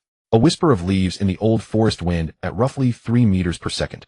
30 meters from the wild rabbit, right within the effective range for an accurate kill. Aiming slightly ahead of the rabbit's position. From the full-drawn hunting bow, the long arrow shot forth, leaving a blur in the air. All of this unfolded in the blink of an eye. Qingshan had long memorized the techniques of archery. Though he had later taken up firearms, his heart remained with the traditional longbow, so he often joined elderly veterans on hunting trips. Thud! A dull impact echoed. The wild rabbit mid-sprint had no time to react before a long arrow pierced its neck in an instant. Its body, still in full stride, tumbled a few times before collapsing to the ground, convulsing relentlessly. Dahu dashed over, seized the wild rabbit in his mouth, and bounded back to Qingshan. He dropped it at his master's feet, shook his head, and rubbed against his pant legs repeatedly. Qingshan crouched and patted Da's head, saying, "Good work. Let's keep moving downstream. We'll be back before dark to eat, and you'll get your share." With that said, Qingshan lifted the wild rabbit from the ground. It weighed about 4 gene, a relatively small one. Larger adult wild rabbits could reach over 6 gene, with a meat yield of roughly 60%, yielding around 2.5 gene of edible meat. Nothing would go to waste, including the offal and internal organs, which would all be saved for Dao. It was summer now. Although dusk was approaching and temperatures had dropped, they were still significantly warmer than winter. He needed to gut and bleed the wild rabbit as soon as possible. Otherwise, within 2 hours, the heat would cause fermentation gases to build up in its belly, making it swell. The blood scent could travel up to a kilometer within 6 minutes. The spilled blood needed to be buried promptly. 5 minutes later, Qingshan hung the prepared rabbit at his waist and continued downstream along the stream. He touched the gourd pendant at his chest, puzzled as to why it had suddenly grown warm when Dao hunted the wild rabbit just moments before. In his past life, the old Taoist priest had only mentioned that this was the sect leader's token of authority. It was through this jade gourd pendant that the founding master had established the sect. He had not elaborated further. As Qingshan had only walked for 2 minutes, the gourd pendant at his chest grew warm once more. His gaze immediately shifted toward Dao. Dahu was sniffing the ground intently for traces of prey, but showed no sign of movement. Lowering his head to scent the air, it hunted by following the residual trails left by animals as they passed. If the prey had not passed through here, Dahu would not have picked up the scent at all. Qingshan drew his hunting bow to full draw, aiming, adjusting his breathing. About 40 meters ahead, a larger, fatter wild rabbit was grazing on tender grass near the water's edge. When the gourd pendant at his chest grew warm, Qingshan immediately became alert and scanned his surroundings. As expected, he had spotted the wild rabbit ahead. Swish!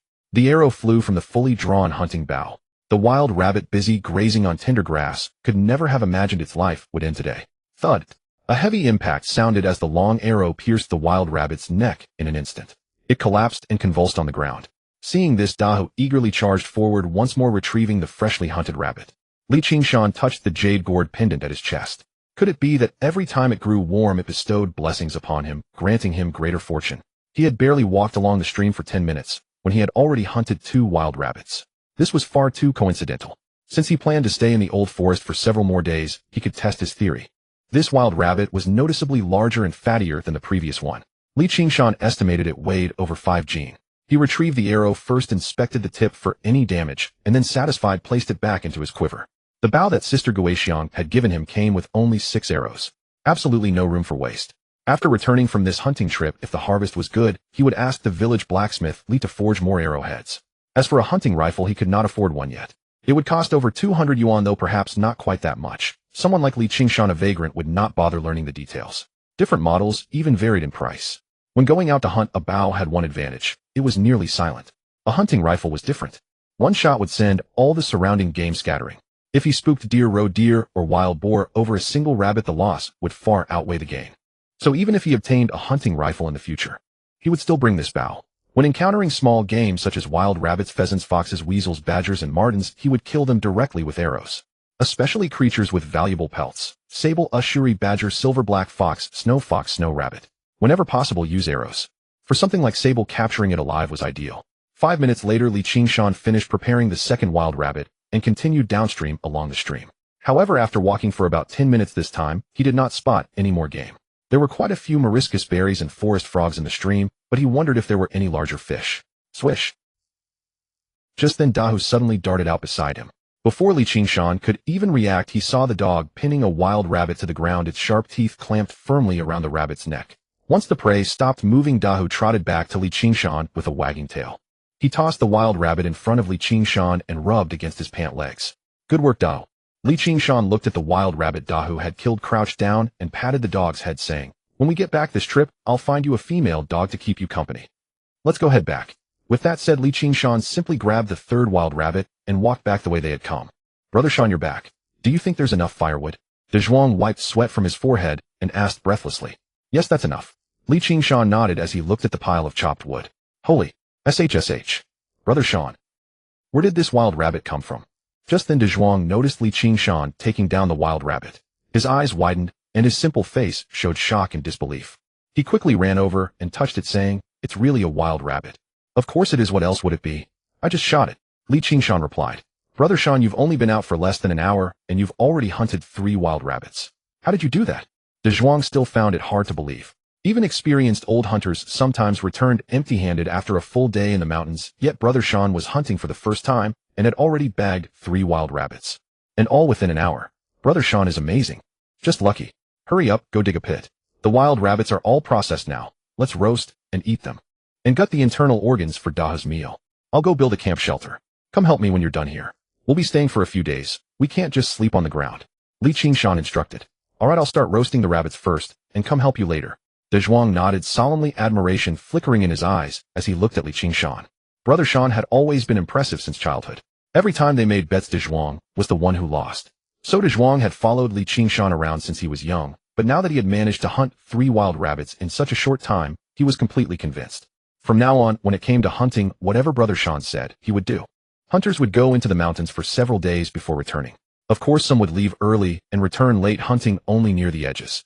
But for hunters like Qingshan, they needed to build temporary shelters, using them as a base and spreading out to hunt in all directions. Sometimes they needed to push deeper into the old forest.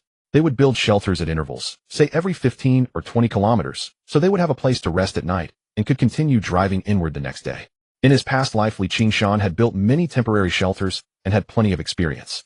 First, dig a hole to create a foundation, then bury branches around the edges, arranging them neatly and tie them together with vines. The floor of the shelter needed to be raised partially. This kept out moisture and prevented insects and mosquitoes from getting in.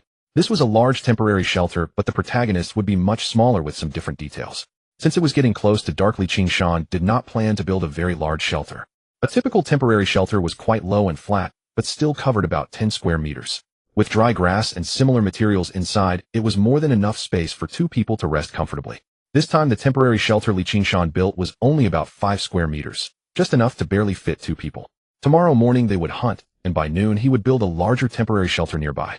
This small one could serve as storage for game and supplies. It was getting dark, so everything needed to move quickly. It was past 6 in the evening.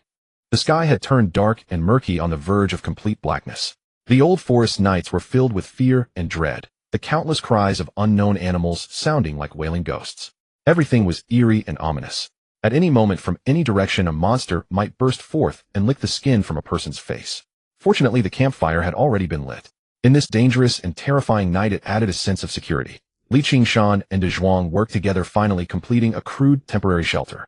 Brother Shan, I didn't know you had these skills. Uncle Jianshan from our village along with the other old hunters probably do not have your craftsmanship. Brother Shan, what have you been up to all these years without me knowing? De Zhuang gazed at the sturdy shelter before him, his admiration deepening as he continued. Brother Shan, I am becoming more convinced that this trip will bring us great success. When we return home, I will make my parents shut up. Following Brother Shan into the mountains to hunt is a promising path. This is nothing. Tomorrow at noon, go chop some more branches and vines and build a bigger one. Qingshan clapped his hands and continued. Let's go. Roast all 3 wild rabbits and treat ourselves. What? All 3? Brother Shan, that's extravagant. De Zhuang was slightly stunned, shock and excitement flashing across his face.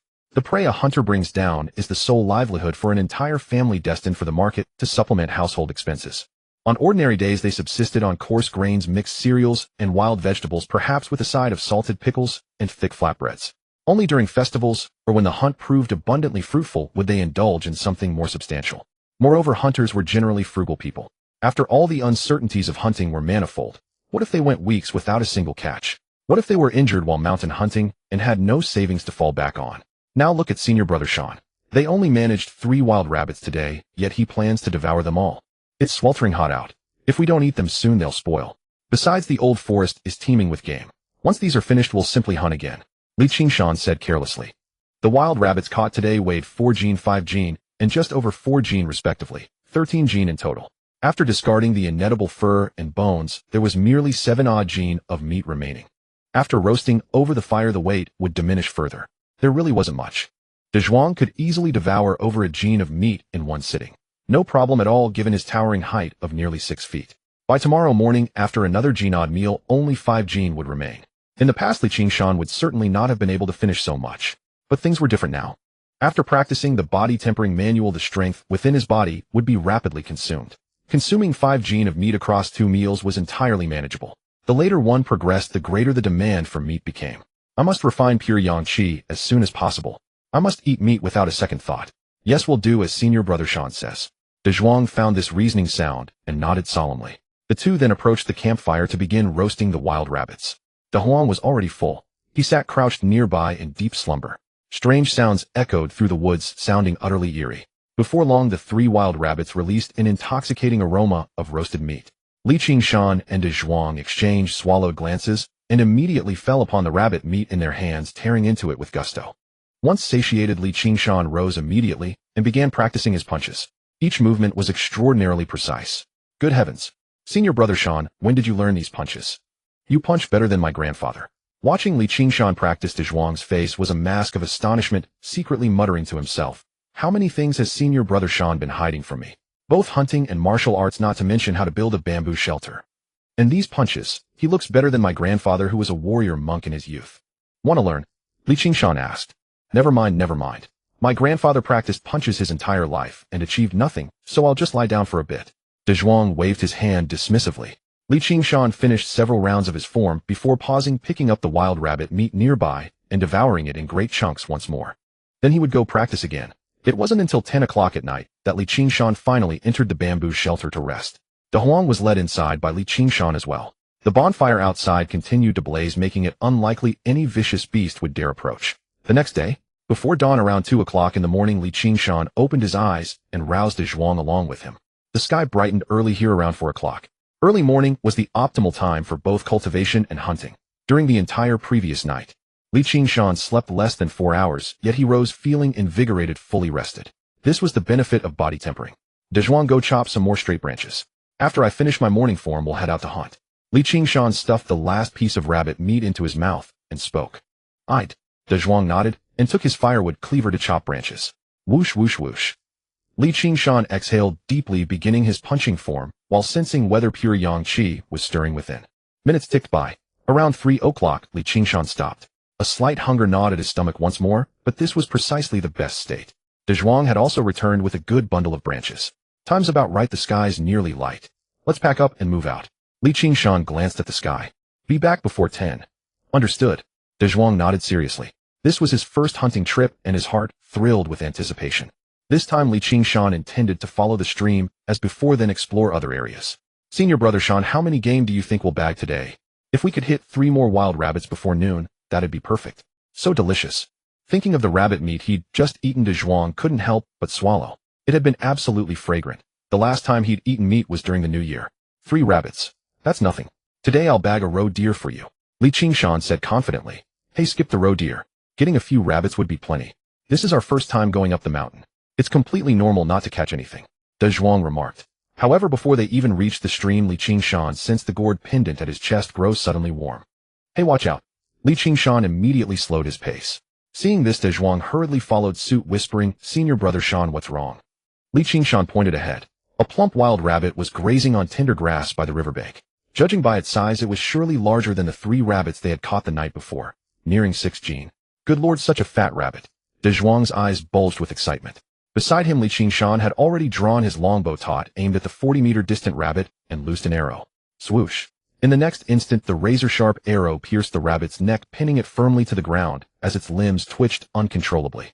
Huh, I hit it. Seeing Li Qingshan strike down the target with a single shot, De Zhuang's face was filled with disbelief. Senior brother Shan, did you even aim? De Huang dashed over, happily trotting to retrieve the rabbit, carrying it back to Li Qingshan's feet. Then he rubbed against Li Qingshan's pant-leg tongue, lolling, his expression brimming with joy.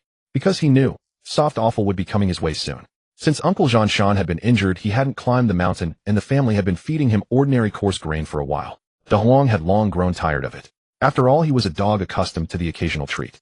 The night before had been the happiest time for De Huang in a long while. He devoured 3 sets of offal. My goodness. Senior brother Shan, did you hunt those 3 rabbits the same way yesterday? De Zhuang gaped at Li Qingshan. That's ridiculously accurate. You didn't even aim, did you? Not exactly. One was caught by De Huang. Li Qingshan patted the dog's head. Fair enough. I'm worse than a dog. De Zhuang laughed. Come on, let me teach you how to dress the rabbit.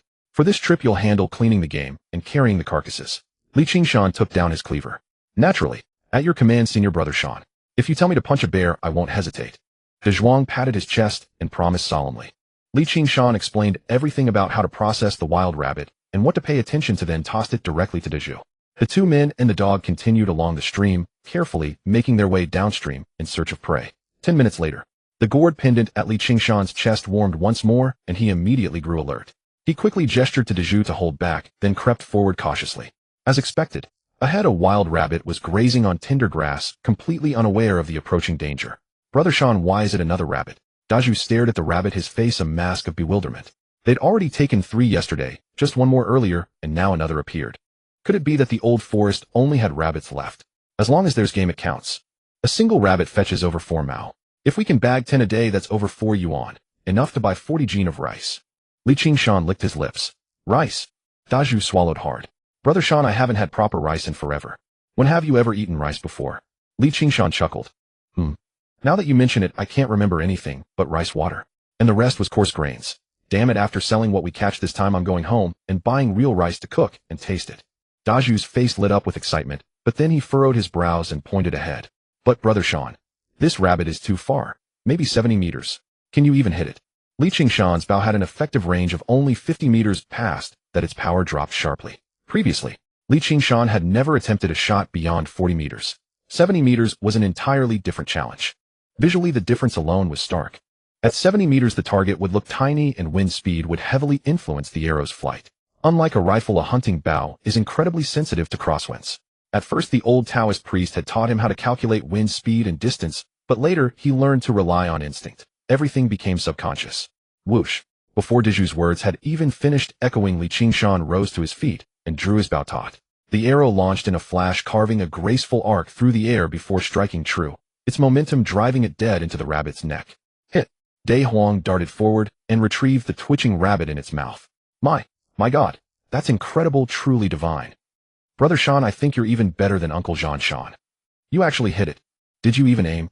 Staring at the prey collapse at that distance, De Zhu stood frozen, eyes wide and mouth agape. In De Zhu's mind, Li Qingshan's hunting prowess had surpassed Uncle Shan, the top hunter of Shirshi village. No question about it. Actually, De Zhu overlooked one detail. Every rabbit Li Qingshan had shot hit the neck, preserving the pelt intact. The pelts wouldn't fetch a high price, but every bit counted. Process the rabbits and move quickly. Early morning brings the most game, and we'll miss our window after that. Qingshan urged them on. Got it. Daju nodded eagerly and set to work with his knife. However, Daju had been right about something. Why were they only finding rabbits? Not a single other animal in sight. If only a pheasant had shown up to mix things up. After dressing the rabbits, the two men and the dog pressed on.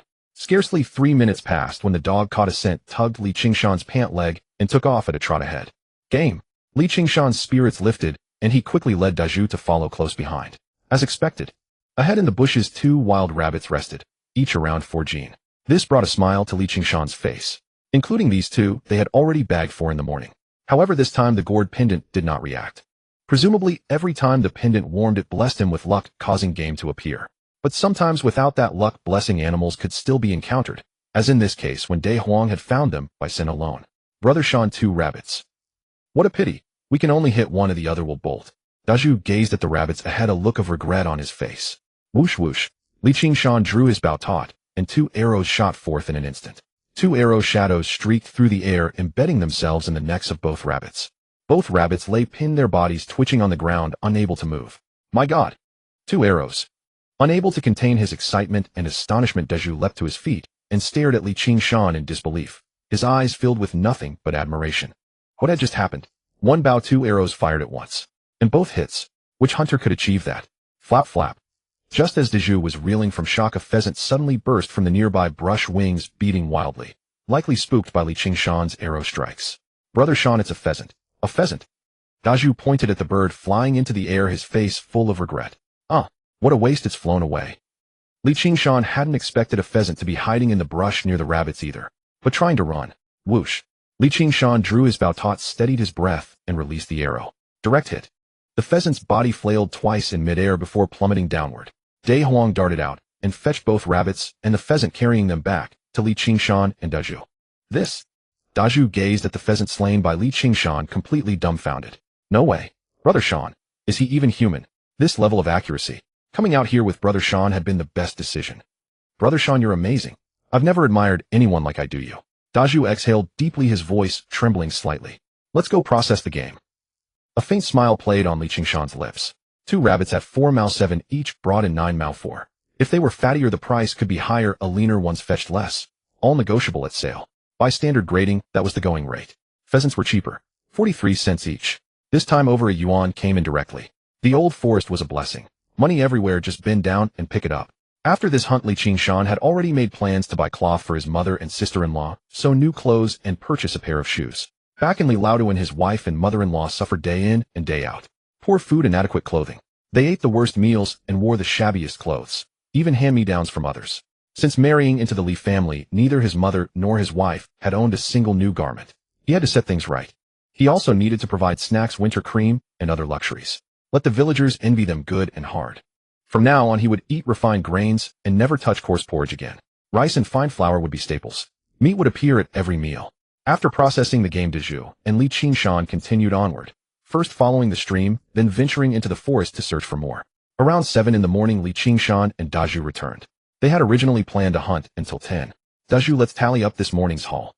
After speaking, Qingshan lay down on the nearby grass to rest, while Daju began carefully counting their harvest. My God, we're rich, truly rich.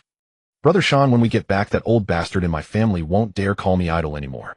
Daju sorted the game, his voice trembling with excitement. Soon, Daju had counted everything. Just as he was about to feed the entrails today, Qingshan told him to roast them first over the fire before feeding. Brother Shan, in just the morning, 11 rabbits, 5 pheasants, and 1 masked palm civet. Brother Shan, we hit the jackpot. Daju gazed at the mountain of game with eyes full of excitement. Brother Shan, that's plenty. When should we head back? Go back. Why go back? We haven't even gone far yet. Together the meat weighs less than 100 jin. Just the 2 of us eating on the way would finish it all, leaving nothing when we return.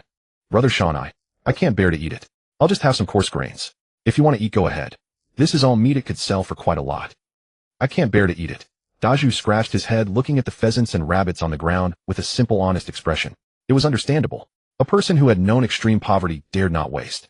Much like an ordinary family in later generations who caught several large yellow croakers worth thousands at the seaside, they would almost certainly sell them rather than eat them. The coastal fishermen themselves only ate mixed fish and cheap varieties. Suit yourself. If you won't eat it, I will. My appetite isn't great today, so I'll roast 3 rabbits and eat them after I wake up. You eat however much you want. Cook it yourself. I'll take a nap. After saying this, Qingshan lay down to rest. What a comfortable life this was becoming. Daju busied himself nearby, soon roasting 4 rabbits and some entrails over the fire. De Huang lay beside Qingshan, also taking a nap. Pretty soon the savory aroma of roasted meat drifted through the air. Qingshan woke and devoured 2 rabbits, finally feeling satisfied. De Huang ate heartily beside him, its belly visibly swelling. Besides the pheasants and rabbits, they had also bagged a masked palm civet this time, also known as a ferret badger. It made excellent soup, but unfortunately they hadn't brought a pot. Only a military canteen, which Daju had volunteered to carry. Daju chopped that civet into small pieces and put it in the canteen to make soup over the fire. Qingshan pointed at the civet. Let's try to eat this one today. Alright, we'll do as Brother Shan says. Though somewhat reluctant, Daju knew this was Brother Shan's game to decide. Once you've finished eating, rest for a bit, then keep cutting branches and build a larger shelter like I told you. We'll go hunting again in the afternoon. Qingshan instructed. Got it. Daju nodded again, then said, Brother Shan, I wish we'd brought Heir Zhuang along. There's too much game for me to carry alone. You're right. Next time bring your younger brother too. More hands mean we can carry a pot as well. Qingshan sighed and rose to begin practicing his punches. Daju had a younger brother named Heir Zhuang. The lad, like his older brother, was a gangly 19-year-old, thin as a bamboo pole. It couldn't be helped they ate too little. If he wasn't skinny as a rail, something would be wrong. If not for their father having a trade skill, well, the 2 brothers would have starved to death long ago. Next time they came out, they absolutely needed to bring a pot and some seasonings. They couldn't keep treating themselves so poorly. 2 hours later, Qingshan felt his stomach empty again and ate the remaining rabbit, then resumed his martial practice. With a sharp exhalation, Qingshan's fist-sized punches radiated force, and a stream of pure yang qi began coursing through his body. It was forming. A wave of joy surged through him. He dared not stop, continuing his punches while channeling Taoist breathing techniques, driving the pure yang qi to grow stronger within him. In his previous life, Qingshan had trained under the old Taoist priest for 3 full months before finally refining the pure yang qi. Even then, the old priest had praised him as exceptionally talented, far surpassing his own abilities. He never expected to accomplish this so quickly in this lifetime. Of course, some of that came from his prior experiences, but to develop it this fast was truly astonishing. After completing several more forms of body-refining fist techniques, Qingshan's mood was excellent. Around this time, Daju had also felled numerous branches and was breathing heavily, thoroughly exhausted. Daju, take a rest. The sun's too harsh right now. Cut the branches later. Qingshan called out. Alright. Daju nodded and lay down beside him to rest. At noon, sunlight filtered through the dense canopy in dappled patterns across the forest floor. A gentle breeze swept through, bringing welcome coolness. At this moment, within Qingshan's body, the pure yang qi had already formed. Though still relatively thin, it was sufficient to apply the Taoist 13 needles technique. However, without sufficient pure yang qi, it could not be sustained for extended periods. Still, it was no major concern. With his knowledge from a past life, as long as he practiced diligently, he would soon be able to condense the pure yang qi into a bean-sized sphere, roughly the size of a mung bean. In the afternoon, after the temperature dropped somewhat, Daju diligently went to cut branches. Finding himself bored, Qingshan joined in to help, then dug a pit to begin constructing the shelter. By 4 in the afternoon, the shelter was complete, roughly 10 square meters, easily accommodating 2 people with enough space to store equipment and supplies. About time. Let's move out, Qingshan said. Alright.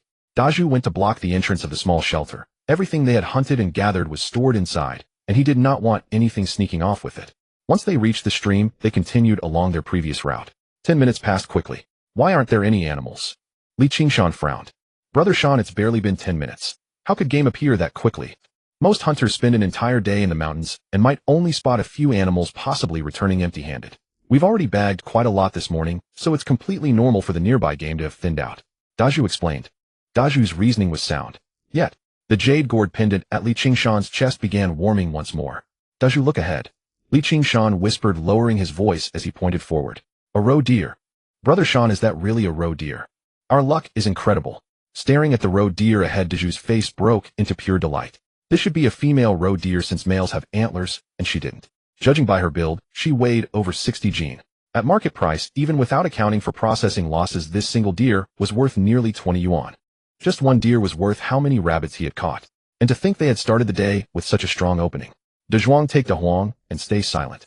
Qingshan reminded before quietly approaching the roe deer ahead, a sharp, yet cautious glint in his eyes, fearing he might startle the beast. Roe deer possess remarkably keen hearing and can detect the slightest rustling of wind or grass.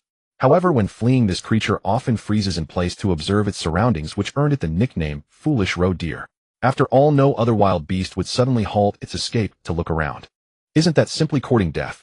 The bow in his hands was approximately 60 pounds. A medium-sized prey like roe deer demanded closing within 30 meters to unleash the hunting bow's full potential. After steadying his breathing with careful steps, the foolish roe deer, grazing nearby, remained oblivious as Qingshan drew closer. 50 meters, 48, 43. 37. Swish! Before Qingshan could reach 30 meters, the roe deer suddenly raised its head, having sensed something. Its gaze locked onto him, confusion and wariness flashing across its eyes. It had spotted him. Qingshan's heart tightened. He'd counted on the tall brush and his quiet approach to get close undetected. But he'd underestimated the beast. Behind him, Dezhuang watched with growing dread as the roe deer prepared to bolt. If only he'd brought a hunting rifle, the prey would be secured. What a waste. This particular roe deer weighed a solid 60 jin. Whoosh! Just as Qingshan was about to charge and loose an arrow, a wild rabbit burst from the brush ahead. The roe deer, seeing it was merely a rabbit, lowered its head back to grazing. The tension in Qingshan's chest eased, and he resumed his stealthy advance. 30 meters, there. He drew his bow fully drawn like a crescent moon. The wild rabbit that had nearly spooked the roe deer hadn't fled far. Instead, it settled nearby to feed on fresh tender grass. Aiming for the neck. Whoosh! The arrow pierced through the air in a smooth arc. Before the grazing roe deer could react, it had already struck true, piercing through its neck. Thump! The roe deer stumbled, nearly collapsing as blood gushed from the wound, but it managed to surge forward with the arrow still lodged in its neck.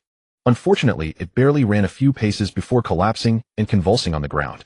Without hesitation, Qingshan knocked a second arrow, aiming at the fleeing wild rabbit. Another dull thud echoed through the air. The second rabbit was pinned to the earth, its body twitching violently, while Dezhuang surged forward from behind. Moved? Qingshan called out as he sprinted ahead, with Dezhuang at his heels. Brother Shan, you're incredibly skilled. Can such a bow actually take down a roe deer? Dezhuang stared at the fallen roe deer, excitement washing over his face. But Brother Shan, how should we handle this carcass? Watch closely. With his machete in hand, Qingshan swiftly began processing the animal, draining the blood first to preserve the meat's quality. Once back at the mountain hut, he'd remove the hide, since a prolonged delay would ruin the pelt. A single arrow that struck right at the neck. This type of processed hide ranks among the finest. Most hunters kill roe deer with firearms, which often leave puncture wounds and burn marks on the pelt. Unsightly damage that significantly lowers its value. Poor quality hides fetch barely over 4 yuan each, while well-preserved ones can reach 8 yuan. This particular pelt was exceptional. Qingshan expected to get 15 yuan for it. However, Qingshan worried about the heat. Could it spoil the meat? He needed to dig a cellar near the mountain hut and bring salt next time to preserve the meat longer. Brother Shan, this roe deer is too heavy. Should we carry it back first? Dezhuang suggested, eyeing the fallen animals. Sounds good. Qingshan nodded, and Dezhuang hoisted the 60 jin roe deer onto his shoulders. They returned to the mountain hut to secure their game before pressing onward. This time fortune wasn't on Qingshan's side. He followed the stream without spotting any game. As he was about to leave and venture into the nearby old forest, the jade-gourd pendant at his chest suddenly grew warm. More prey. Sensing the pendant's warning, Qingshan quickly scanned his surroundings. Brother Shan, what's wrong? Dezhuang noticed Qingshan's sudden alertness, a flicker of surprise crossing his face. Rustle, rustle. Indeed. The sound of leaves rubbing together grew louder, moving toward them. Both men spotted the source immediately. 2 roe deer were charging straight at their position. One of the roe deer bore fresh bloodstains, though the source of the wound was unclear. Dezhuang, stay ready. I'll shoot the one I can draw in closer. You take the other. Qingshan exhaled deeply and spoke. Firing 2 arrows at once was possible, but drastically reduced their power. It might work for rabbits, but taking down roe deer would be nearly impossible. By some twist of fate, both roe deer were sprinting directly toward him and Dezhuang. With Dezhuang's spear, a precise strike could pin down one of the panicked animals, and even if he missed, Qingshan could cover the mistake. Got it. Dezhuang nodded firmly, lying in ambush beside him. He took a deep breath to steady his racing pulse, but his palms already glistened with sweat around the spear shaft. 30 meters, 20. 10. Whooshed. Qingshan burst from the brush, bow drawn taut, as his first arrow flew. He immediately knocked a second arrow, targeting the other roe deer. Ah! Dezhuang surged forward at that moment, driving his spear deep into the foolish roe deer's body. A heavy thud echoed as the spear penetrated the animal. The force knocked Dezhuang backward several stumbling steps, nearly sending him to the ground. The spear slipped from his grasp as the wounded roe deer collapsed, convulsing in its death throes. Huff huff. Dezhuang panted heavily, his arms trembling from the adrenaline surge. Qingshan lowered his bow. Dezhuang, let's head back. Yes. Dezhuang nodded solemnly, hoisted one of the roe deer, and followed Qingshan back to the mountain hut. Qingshan hadn't expected such success on their afternoon hunt. 3-roe deer, and a wild rabbit. An exceptional haul. After removing the offal and blood, each deer would fetch around 15 yuan, totaling 45 plus the rabbits. Dezhuang, we've taken down too much game to carry it all. Go home now with a light load, bring your brother and father to help carry it back. While you're gone, I'll check the forest for more game. Qingshan explained that under normal circumstances, carrying 10% of one's body weight was considered light packing. For someone like Dezhuang at 195 meters and roughly 150 jin, this weight would have been noticeably thin in later eras, though going hungry was commonplace in this period. Carrying 15 jin required no special consideration, it was entirely manageable. At 25% body weight, 35 to 40 jin, the pace would drop by 15%, pushing the limits after 5 hours of travel. Exceeding 40% of body weight would cause physical damage. Many mountain porters carried loads exceeding their own weight, 80 to over 100 jin, leading to chronic spinal and shoulder deformities that manifested as persistent bone pain in older age. In those earlier feudal times, few elders survived past 70, let alone reached 60. With insufficient food and clothing, even a simple fever or cold could prove fatal. People often died within years of surviving such illnesses. Now that living standards had improved and many reached 70 or 80, these lingering effects plagued the elderly for years. So, Dezhuang could manage at most 45 jin of venison, representing 30% of his body weight. At 185 meters and 130 jin, his maximum load would be 39 jin, but accounting for his bow and arrows, he could realistically carry only 30 jin of meat back. Despite practicing body refinement over the past 2 days, he couldn't expect sudden strength gains. That was impossible. He'd already achieved pure yang qi, which was more than sufficient. Together, they could only transport 75 jin of meat. However, after removing the inedible offal and blood from 3-roe deer, over 150 jin of meat remained, along with numerous wild rabbits and pheasants. They couldn't simply abandon it all, so they needed to return for help. All right, Dezhuang nodded. Brother Shan, should I bring back some of this first? No. Travel light with your spear and stay alert for wolves. Take Dezhuang back this time. Qingshan said. Brother Shan, that's unnecessary. It's still early evening. Let Dezhuang stay with you. Dezhuang paused slightly. Look at the claw marks on this roe deer. Wolves are nearby. I'll secure the game in the mountain hut and won't venture out after dark. But you have nowhere to shelter, and carrying the bloody prey will attract them while slowing your escape. Qingshan insisted. Eventually Dezhuang agreed, though he added, but keep Dezhuang then. I'm not close with it, and if it runs off, I'd have to search for it. Qingshan nodded in agreement. Once packed, Dezhuang hurried towards Shirshi village. Qingshan moved all the game to the mountain hut, secured the door with rope, and stepped out with his hunting bow to track more prey nearby. Wolves and bears were common in the old forest, but one shouldn't stop hunting because of danger. Wolves hunted at night, so he simply avoided venturing out after dark. He wondered if the jade gourd pendant would warn him of danger. The sky gradually darkened. Within these few hours, Qingshan's luck held strong. He caught several pheasants, rabbits, and ferret badgers. Unfortunately, he didn't encounter high-value prey like musk deer, sables, or foxes. These animals were rare anyway, so missing them was understandable. Back at the mountain hut, the campfire still burned. Qingshan roasted 2 pheasants and made soup from the ferret badger, then practiced his martial forms after eating. His punches whistled through the air. He wondered whether he'd ever meet the old Taoist priest again in this lifetime, and if so, whether that master would still face his destined tribulation. Deep within the old forest, darkness reigned. Moonlight filtered through the dense canopy in scattered patches of silver light. From the underbrush came occasional rustling sounds, as though terrifying creatures lurked within. In the distance, the mournful howls of wild beasts echoed, chilling beyond measure. A pair of fair, delicate feet trod through the dry, filthy mountain terrain and weeds. In places, cuts had opened on her skin, bright crimson blood staining her pale jade-like feet. Tiny bells attached to her ankle cords chimed sharply in the darkness. Gleaming phosphorescent pupils appeared all around her. Wang Chuanxiao's delicate face was twisted in terror, her hair disheveled, as she fled blindly, frequently glancing over her shoulder. Her breath came in gasps, her full chest rising and falling with each panicked breath. The girl possessed remarkable figure. Help! Help me! Wang Chuanxiao could sense the danger closing in behind her. She cried out to the empty, uninhabited forest, tears streaming down her face, despair consuming her. It was over. Was she going to die here tonight?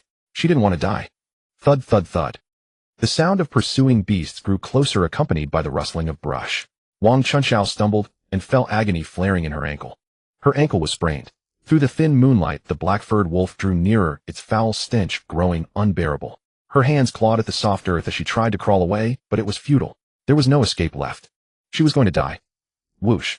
Just as despair consumed her, a dark shadow arced overhead and struck the threatening figure behind her. A woo! Indeed. The shadow, a wolf, howled in pain, a scratch visible on its leg. In the distance, Da Huang barked fiercely as Li Qingshan charged forward with a machete and torch. A woo! The wolf let out a frustrated growl, eyeing the approaching flames, and the barking dog then reluctantly turned and fled. In the pitch darkness, Li Qingshan could only vaguely make out a beast and a figure ahead. His earlier arrow had been meant merely to frighten. He couldn't guarantee a hit in such poor visibility, but fortunately, it was only one animal. If there had been more, he wouldn't have ventured out. Fortunately, this person had wandered near his mountain hut. As the torch drew nearer, Li Qingshan recognized a familiar face. Wang Chunxiao, what are you doing here? Li Qingshan, how did you end up here? Wang Chunxiao stared at him in disbelief, her voice trembling with shock. I'm hunting, he replied. What about you? Why aren't you in the village at this hour? You didn't come out hunting, did you?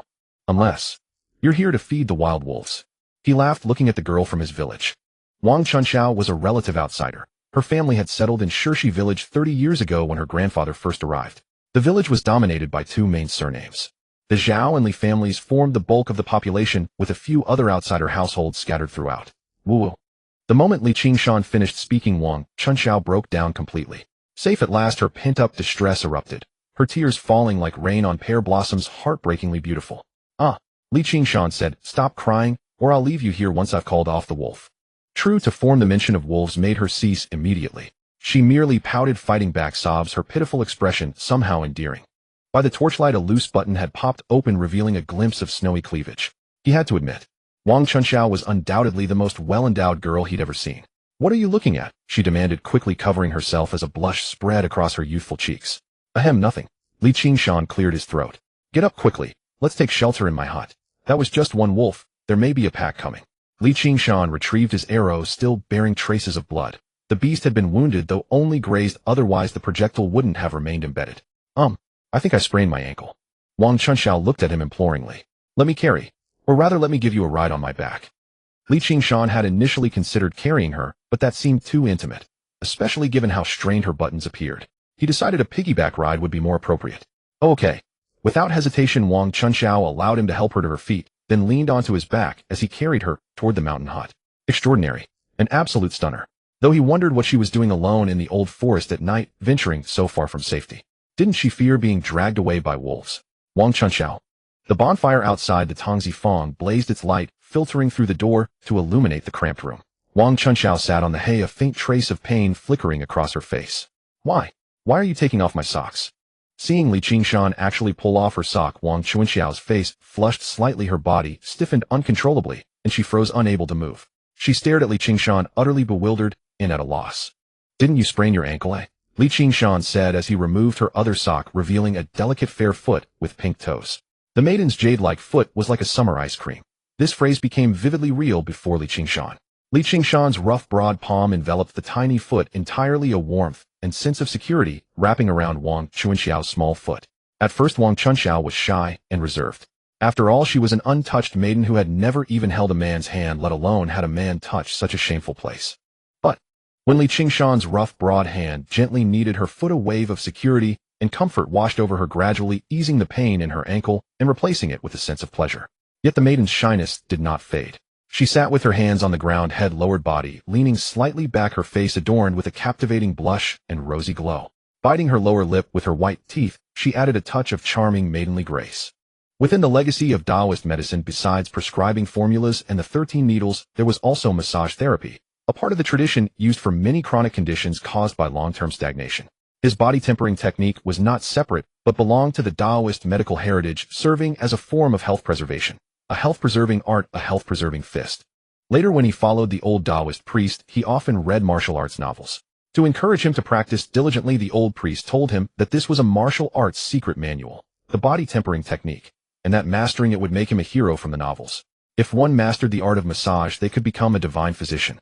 Throughout her journey, Wang Chunxiao had traversed rugged terrain, and her feet had long exceeded their normal limits. After a night's rest, the pain and fatigue would inevitably set in. His current massage was to relieve the pain in Wang Chunxiao's feet. Crack. Then, a crisp sound of bone came. Li Qingshan had set her ankle back in place. He turned her small foot gently and said, "Come on, stand up and try it." Huh. Wang Chunxiao was momentarily stunned, then frowned slightly, saying, my foot hurts. It's nothing, just try it, Li Qingshan affirmed. Hesitant but trusting, Wang Chunxiao rose from the dry straw, carefully placed her sprained right foot on the ground, and then pressed down with force. Oh, Wang Chunxiao suddenly realized that her sprained foot no longer hurt. Li Qingshan, what's going on? Do you know medicine, eh? Impossible, I never heard of that in the village. A look of astonishment spread across Wang Chunxiao's face as she gazed at Li Qingshan. There was an old doctor in the forest. Oh, I learned from him for a while, and later he went on a journey. Your feet have walked a long way, haven't they, eh? Can you tell me now why you came here alone? Li Qingshan looked at her and asked, sit down first, let me massage you. Otherwise by tomorrow your feet will be swollen and painful. Wang Chunxiao obediently sat back on the straw, seeming to struggle with something, but finally spoke. My father wanted me to marry Xiao Ba. I didn't want to, so I ran away secretly. But I got lost in the old forest and wandered aimlessly. Then at night, I encountered wolves. If you hadn't shown up in time, I would have died. Xiao Ba, isn't he the son of our village party secretary? You don't want to marry him. As he spoke, Li Qingshan removed her other sock, as well his rough, broad palm enveloping her small foot. Of course not. If I wanted to, I wouldn't have run away. And I wouldn't have gotten lost in the old forest. Wang Chunxiao said somewhat defiantly. But have you thought about where you'll go if you don't go back? Li Qingshan asked. Well, I don't know. I just feel like I'll go wherever I end up. Anywhere is better than marrying Xiao Ba. Wang Chunxiao said with a fearless air. Wang Chunxiao, we're alone in this old forest. I'm a man and you're a pretty girl untouched. If I took your virginity here, would anyone know? Li Qingshan's tone was calm, but it startled Wang Chunxiao. Her body stiffened again, as if out of control. If Li Qingshan took her body here, she truly had no way to resist. If you resist, I'll kill you, bury you somewhere no one will find, or not even bury you. Just dump you somewhere. Your body will be devoured by beasts in no time. From then on you'll vanish from the world. And I'll have had a good time, maybe even several nights without any punishment. To prevent you from reporting me later, even if you cooperate, I'll still kill you. Wang Chunxiao, are you afraid? Li Qingshan stared at her, asking again. I. A wave of terror surged through Wang Chunxiao. She didn't know what to say, her eyes filled with pitiful pleading, hoping Li Qingshan wouldn't harm her. Are you afraid? Li Qingshan teased. Yes. As she spoke, crystal tears rolled down her cheeks. What kind of times are these? How dare you run out alone, a girl? If you meet a bad person, your fate will be exactly as I described, abandoned in the wilderness. And before that you'll be played with for a few nights. That's a better outcome, a quick death. What if some old bachelor finds you, ties you up, locks you in a cellar, and vents his anger on you day and night? Wouldn't that be worse than death? What if you get pregnant? He'll chain you up like a female dog, torture you until you become a fool or a madwoman, and then you'll truly be his wife for life, trapped forever. Tell me, would you be afraid if that happened? Li Qingshan continued to stare at her, intimidating her with his words. Imagining herself in such a plight, Wang Chunxiao felt it would be worse than death. Her eyes filled with panic as she nodded at Li Qingshan. Yes, I'm afraid. Will you still dare to run away like this in the future? Li Qingshan pressed on. Woo. No, I won't. But I don't want to marry Xiao Ba either. Wang Chunxiao sobbed as she spoke. If there's a problem, solve it. Your father wants you to marry Xiao Ba. There must be a reason, right? Tell me, what is it? Li Qingshan looked at her and asked. What else could it be? My father thinks Xiao Ba's family is well off, and his father is the village party secretary, so they can take care of our family since we're outsiders. Wang Chunxiao said. When does your father want you to marry? Li Qingshan asked again. Betrothal gifts at the end of the year, marriage next year. So there's still some time. This isn't a difficult problem. It mainly depends on whether you're willing to work hard. If you are, I guarantee you won't marry Xiao Ba. But you have to listen to me, okay? Li Qingshan said seriously. Do you really have a way? A look of surprise lit up Wang Chunxiao's face. She grabbed Li Qingshan's arm as if clutching a lifeline. Of course. Li Qingshan nodded solemnly. He really did have a solution, and it was effective, and it would be good for Wang Chunxiao. Then, what's the price? What price do I have to pay for your help? What can I do for you? The next moment Wang Chunxiao stared at him and asked. Her question caught Li Qingshan off guard. The girl seemed naive on the surface, but was actually shrewd. She knew about fair exchange. Sensible. I don't know, Li Qingshan shook his head. After I help you, it's up to you. You can repay me however you like. Really? Even if I just give you a pound of sweet potatoes? Wang Chunxiao confirmed repeatedly. I said it's up to you, Li Qingshan nodded. If Wang Chunxiao really gave him just a pound of sweet potatoes, then there would be no need for further contact. This was also a test for her. Don't worry, I won't just give you a pound of sweet potatoes. I'll make sure you won't be disappointed. A complex light flickered in Wang Chunxiao's beautiful eyes. Feeling the rough, broad hand on her foot, she felt her restless heart gradually calm. Full of security. The feeling of relying on a man was wonderful. The bonfire outside burned, casting light on Li Qingshan's profile, highlighting his handsome features. He was definitely the most handsome man for miles around. Wang Chunxiao stared at him, lost in thought. She had grown accustomed to his touch on her body. This habit was extremely dangerous. Once a woman's body is touched by a man and she gradually accepts it, she won't resist much when the man touches other parts of her body. Moreover, men and women who have had physical contact differ in their conversations and playful interactions from those who haven't. This is why when a man has a mistress or a woman has an affair, outsiders can tell at a glance. A woo. Just then a loud wolf howl came from outside Li Qingshan's Tongzi Fong, making Wang Chunxiao, already terrified of wolves, tremble. Her beautiful eyes were filled with fear and dread. Wolves? Li Qingshan, there are wolves outside. Wang Chunxiao panicked. Da Huang, come in. Li Qingshan called out to the dog outside, and Da Huang hurried in. To be safe, Li Qingshan closed the door of the Tongzi Fong, but brought in some red-hot charcoal. Inside the Tongzi Fong, there was an area covered with stones. Above and below the stones was still damp soil, and the red-hot charcoal was placed on the soil. The soil had edges forming a bowl-like shape. This way it wouldn't set the Tongzi Fong on fire. There were many gaps in the walls not yet plastered with mud, only sealed at the top with mud vines and leaves. The burning charcoal would release carbon dioxide, which would drift out through the gaps. It's fine, the bonfire outside is still burning. Those beasts won't come near, Li Qingshan said to the trembling Wang Chunxiao. Wang Chunxiao nodded, but she was still shaken by the earlier incident, trembling continuously. Have you eaten anything in the last 2 days? Li Qingshan asked. I lost my food. I haven't eaten for a day. As she spoke, her stomach growled audibly, making her embarrassed. Li Qingshan smiled. Then he pulled out a skinned rabbit from the side and said, Want some? Rabbit? Seeing the rabbit Li Qingshan pulled out from the corner, Wang Chunxiao's eyes lit up. A day of hunger and months without meat made her beautiful eyes sparkle with anticipation. She quickly got up from the ground, crouched by the fire, and watched Li Qingshan roast the rabbit. Li Qingshan, let me massage your shoulders. Saying this, Wang Chunxiao stood behind him, her soft, slender fingers pressing gently on his broad shoulders. Women are as gentle as water. Li Qingshan felt it again today. Though Wang Chunxiao's hands lacked strength, they flowed like water over his shoulders, quite pleasant. Soon the rabbit gave off a fragrant roasted aroma. Wang Chunxiao's mouth watered even more, and she swallowed repeatedly behind him. When the rabbit was almost done, Li Qingshan sprinkled some salt on it before handing it to her. So fragrant. The rich flavor of the meat made Wang Chunxiao almost cry with happiness. Delicious. Truly delicious. This was definitely the best thing she had eaten in years. A whole roasted rabbit was quickly devoured by the famished Wang Chunxiao. She then looked at Li Qingshan with a complex expression, as if wondering what she should give in return. Shirshi Village. Dazhuang sprinted all the way back to Shirshi Village. Night had already fallen, but his parents were still awake, seated in the main hall, staring at the gate, with sorrowful expressions, wondering if their eldest son had encountered danger in the mountains, and when he would return. Father, I told you long ago, we can't let Dazhuang hang around with that ne'er-do-well from the Li family. Look now, something's happened, hasn't it? Dazhuang's mother heaved a long sigh, her tone laced with resentment. Enough. Just shut up. That Li Qingshan willing to go hunting in the mountains shows he's a man who wants to make something of himself. Look at the other idlers in the village. Ask them to work the fields, and they won't, let alone go hunting in the mountains.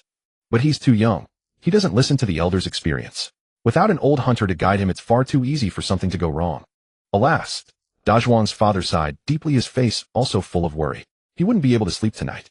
After Dazhuang comes back this time, we have to make sure he stops seeing Li Qingshan. Otherwise, who knows when he'll disappear into the old forest again. Do you know how many people that old forest has devoured over the years? A few years ago, a fierce band of horse bandits went in and never came out. Dazhuang's mother continued. Fine. When the time comes, I'll talk to him. On this point, Dazhuang's father didn't argue. Hanging around with Li Qingshan was truly too dangerous. They had the audacity to recklessly venture into the old forest, not knowing their place. He didn't ask for anything else in life. As long as he could pass on his craft to his 2 sons, and they honestly farmed the land, the whole family would never go hungry. That would be enough. If Dazhuang kept going with Li Qingshan and ventured into the old forest again, who could stand it? Not getting into trouble once was just luck. A second time, a third time, a fourth time, a fifth time. If something went wrong just once, what then? Bang! Father, are you home? Just then, the courtyard gate was kicked open with a bang. A man nearly 2 meters tall rushed in from outside, panting heavily. His entire body was drenched in sweat and covered in leaves, looking somewhat disheveled. Dazhuang's parents, sitting in the main hall, suddenly stood up and looked outside. The stone that had been hanging in their hearts finally fell. Just as they were about to rush out to greet their son, they stopped, their faces gradually darkening.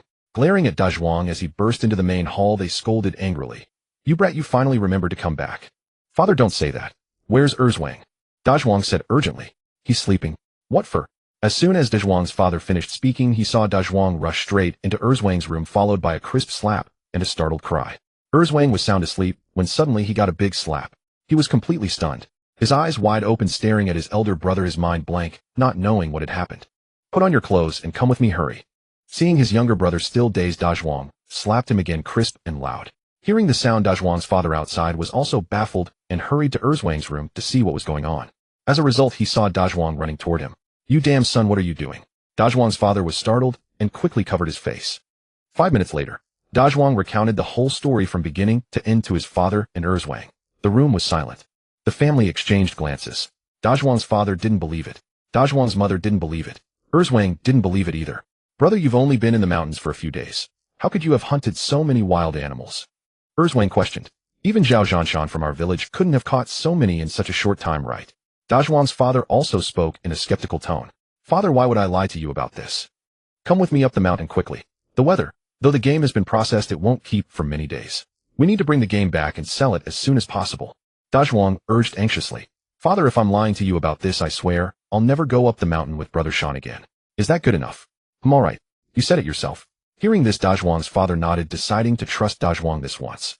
But looking at the night rain suddenly falling outside, he said, It's raining. Let's wait until it stops. Don't wait. Let's go with raincoats. Dazhuang said urgently. It's so dark and raining. The path will be slippery, and we might get lost. Wait, this rain won't last long. Dazhuang's father said. All right. Dazhuang looked at the heavy rain outside, and had no choice but to nod in agreement. In the old forest inside the tracker's cabin.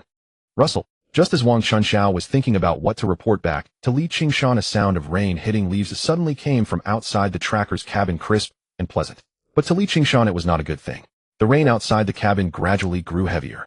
The bonfire burning outside was quickly extinguished by the rain, leaving only the faint red glow of charcoal inside the cabin.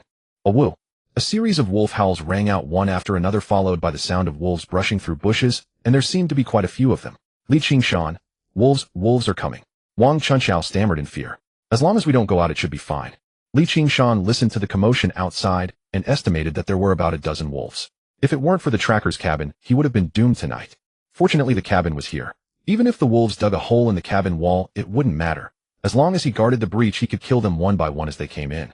Bang! Just then a dull thud came from the wooden wall of the cabin, the claw of a wild wolf scraping against the wood. These beasts had smelled humans and probably wouldn't leave tonight. The rain outside grew heavier and heavier. It was a torrential downpour.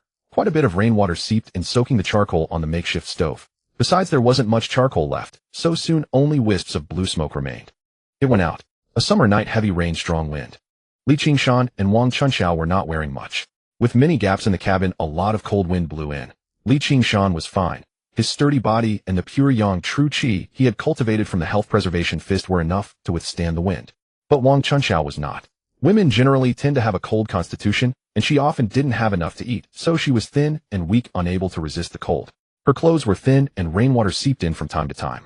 At once, her delicate body curled up, trying to keep warm. But the wind and rain outside were too fierce. The warmth from curling up could hardly offset the temperature drop. Wang Chunxiao's body began to shiver slightly from the cold. Are you very cold? Just then Li Qingshan's firm voice sounded beside her. Wang Chunxiao nodded, her teeth chattering. Come here. Seeing this, Li Qingshan reached out his arm and pulled Wang Chunxiao into his embrace. The pure yang true qi in his body slowly flowed through his meridians and acupoints, bringing warmth to his body. Wang Chunxiao trembled slightly when pulled into his arms. She was about to wriggle out, but feeling the warmth of Li Qingshan's chest, she immediately stopped that thought. It was really so warm. Her body, which had been shivering from the cold, gradually improved. She looked up slightly at Li Qingshan. His perfectly contoured jaw, handsome face, broad shoulders, and warm chest. As Li Qingshan circulated his pure yang true qi to withstand the cold, his heavy masculine breathing continuously fell on Wang Chunxiao's upturned face. This rough, domineering, heavy breathing was full of a manly scent. For a maiden like Wang Chunxiao, it was utterly seductive. The blush on her face grew deeper, even spreading to her ears. Fortunately, Li Qingshan hadn't noticed, so she quickly lowered her head. Her heart was pounding like a deer. Outside the cabin, heavy rain, strong wind, cold. Wild wolves howling, danger, darkness. But inside the cabin, the terrified Wang Chunxiao was now huddled in the embrace of a strong, rough man. The stark contrast and comparison stirred a strange feeling in her heart. The atmosphere inside the cabin gradually became complicated. Li Qingshan looked at Wang Chunxiao, who seemed somewhat bewildered in his arms, and felt a stirring, longing yet not daring to act. Outside, the wolves howled, and at any moment they could break a hole in the cabin. If he were to indulge in passion here and not notice, that would be a truly unjust death. What a pity. A gentle water-like girl in his arms, but he could only look, not touch.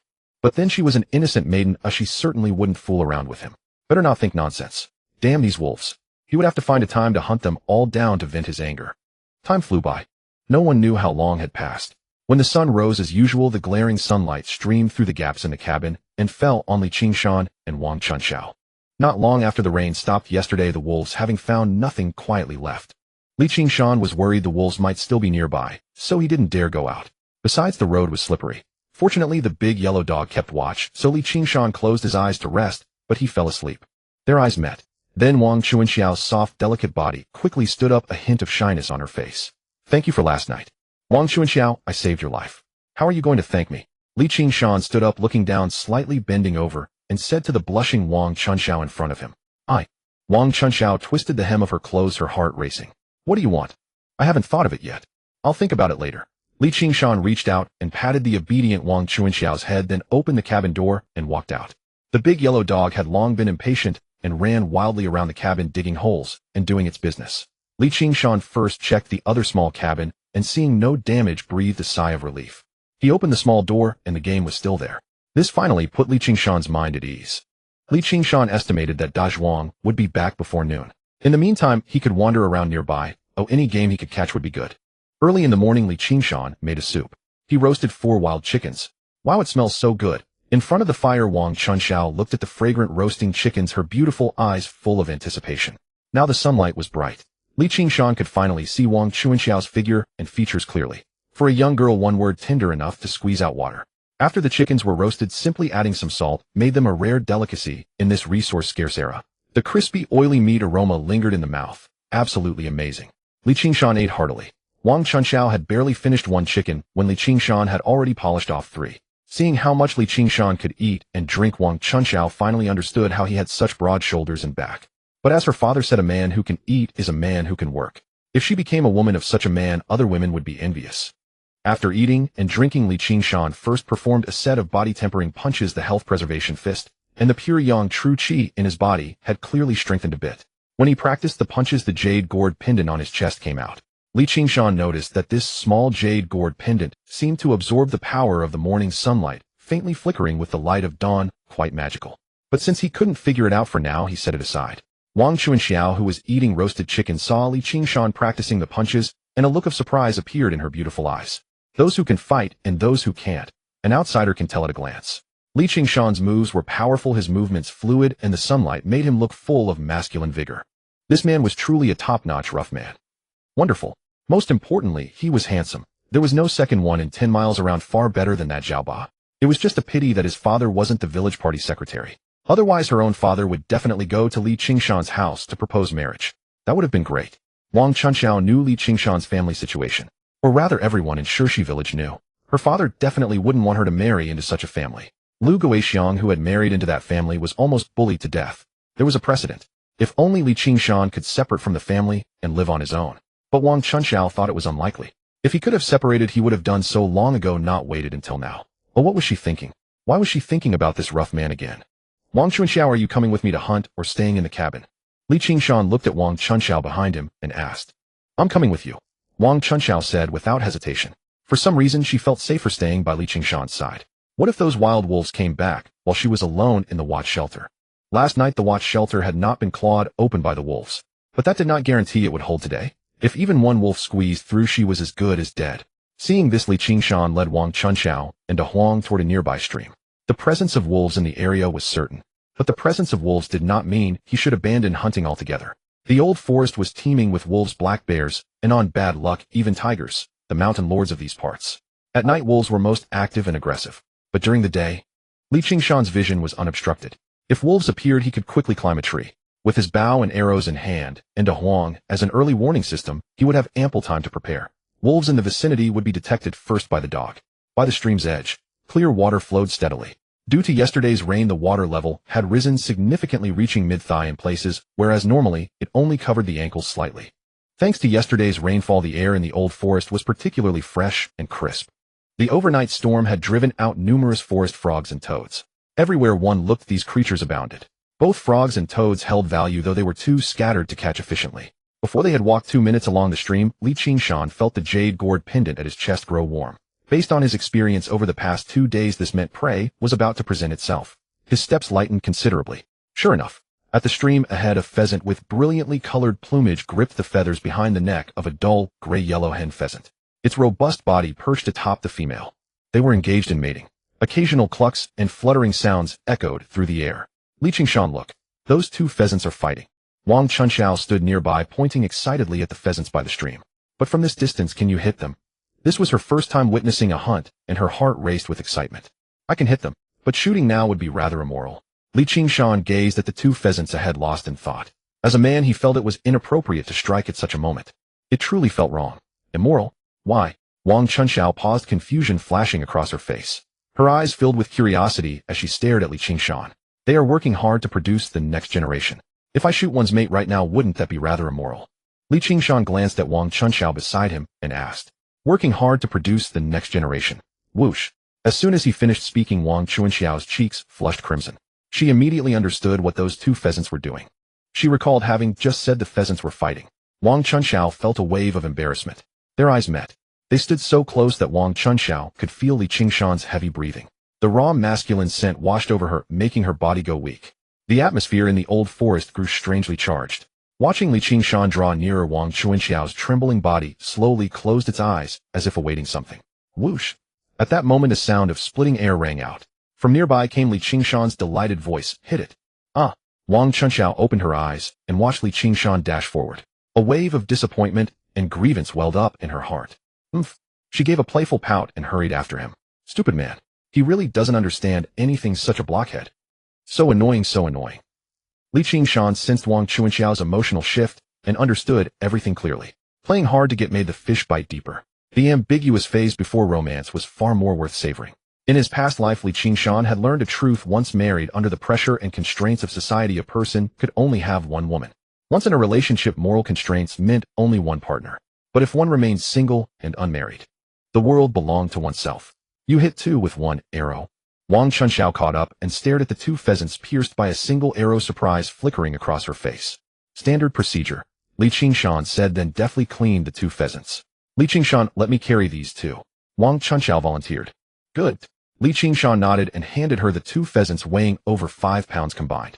He then continued downstream along the stream. 5 minutes later, swoosh, a long arrow flew forth and struck a masked-faced civet cat directly. Wow, that accurate. Wang Chunxiao gasped in amazement. The civet had been concealed within a patch of grass, barely visible even from her position. Yet despite this, Li Qingshan had hit it with a single arrow. His skill was simply incredible. Wang Chunxiao looked at Li Qingshan with even greater admiration. No man in the entire village could match his archery skills. In the future, Li Qingshan would surely become an outstanding hunter. Even Zhan Shanshu, the village's most famous hunter, could not match such precision from so far away. Whatever woman married him would be eating meat 3 or 4 times a week at least. Across all of Shirshi village, not even the village secretary's household could boast such skills.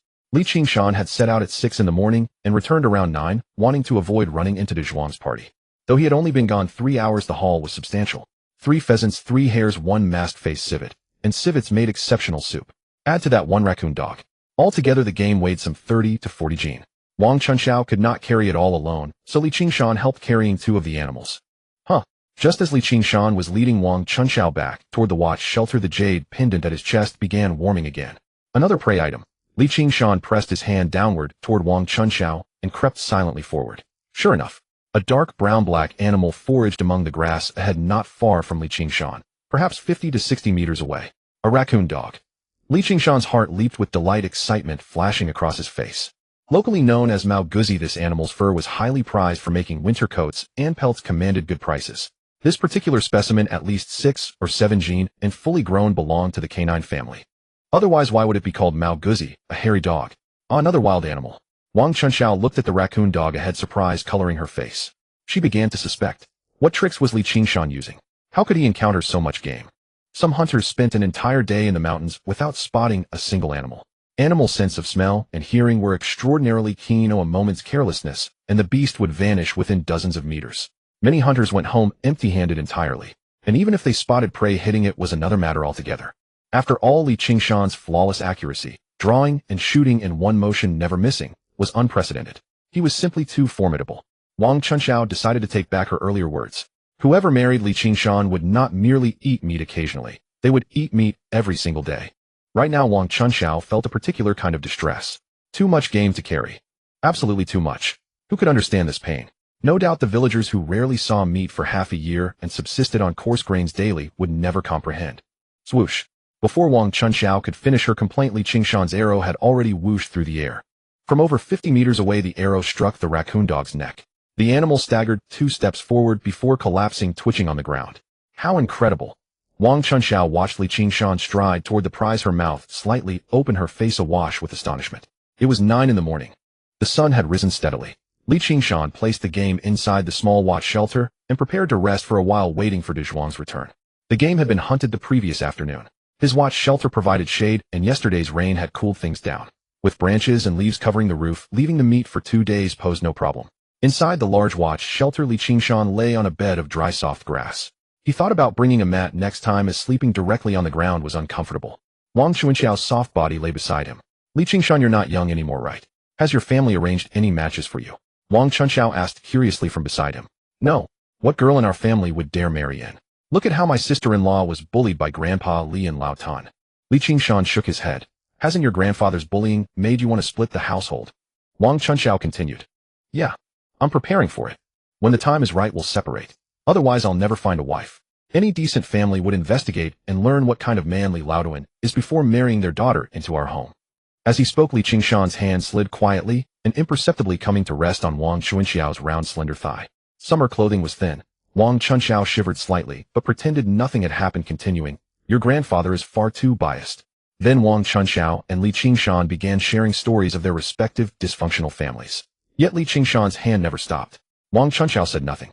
Only her face grew redder and redder. At this moment, deep in the old forest, a group of people hurried toward the watch shelter. It was Zhuang, heir Zhuang, and Zhuang's father.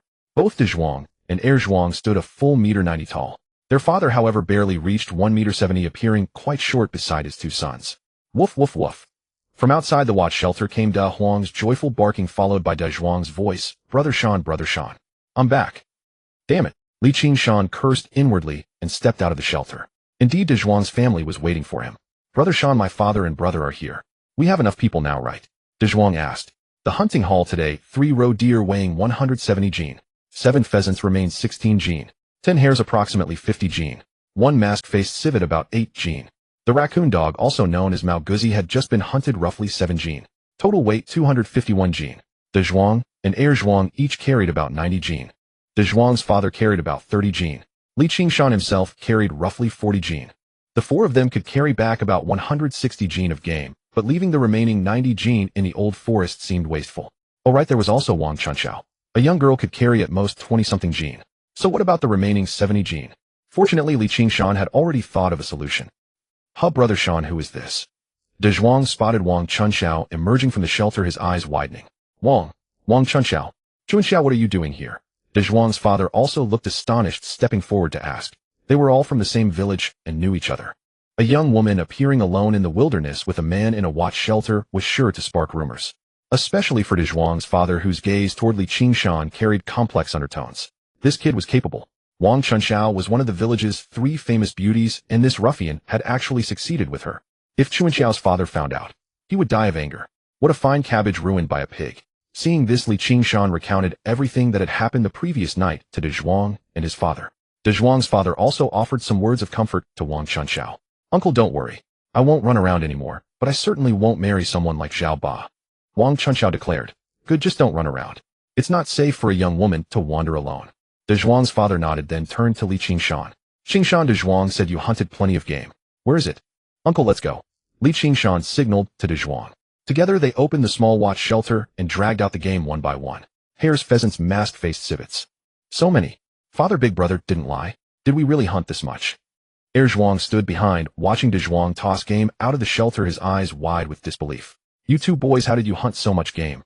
We underestimated you. Da Zhuang's father gazed at the pile of hares and pheasants, amazement etched across his face. Da Zhuang had only said they had hunted a considerable amount, but his father had assumed the boy was boasting. How much could 2 first-time hunters possibly catch? 2 people unable to carry it all back. Forget the game. If they returned safely, that would be miracle enough. Who would have thought they had actually hunted so much? There must have been over a dozen hares and pheasants, plus mask-faced civets and raccoon dogs. If sold at the market, this would fetch several dollars. For mountain villagers, this constituted a substantial supplementary income. Thud. A heavy sound echoed as a 60-plus gene roe deer slammed onto the ground, kicking up dust. De Zhuang's father and heir Zhuang's eyes bulged, faces frozen in shock. A roe deer. These two, hunting for the very first time, had bagged a roe deer. Good heavens. If the veteran hunters knew about this, they would slap their thighs until they swollen. A single roe deer, including the pelt, could sell for over $10. How on earth did these two boys manage it? Thud.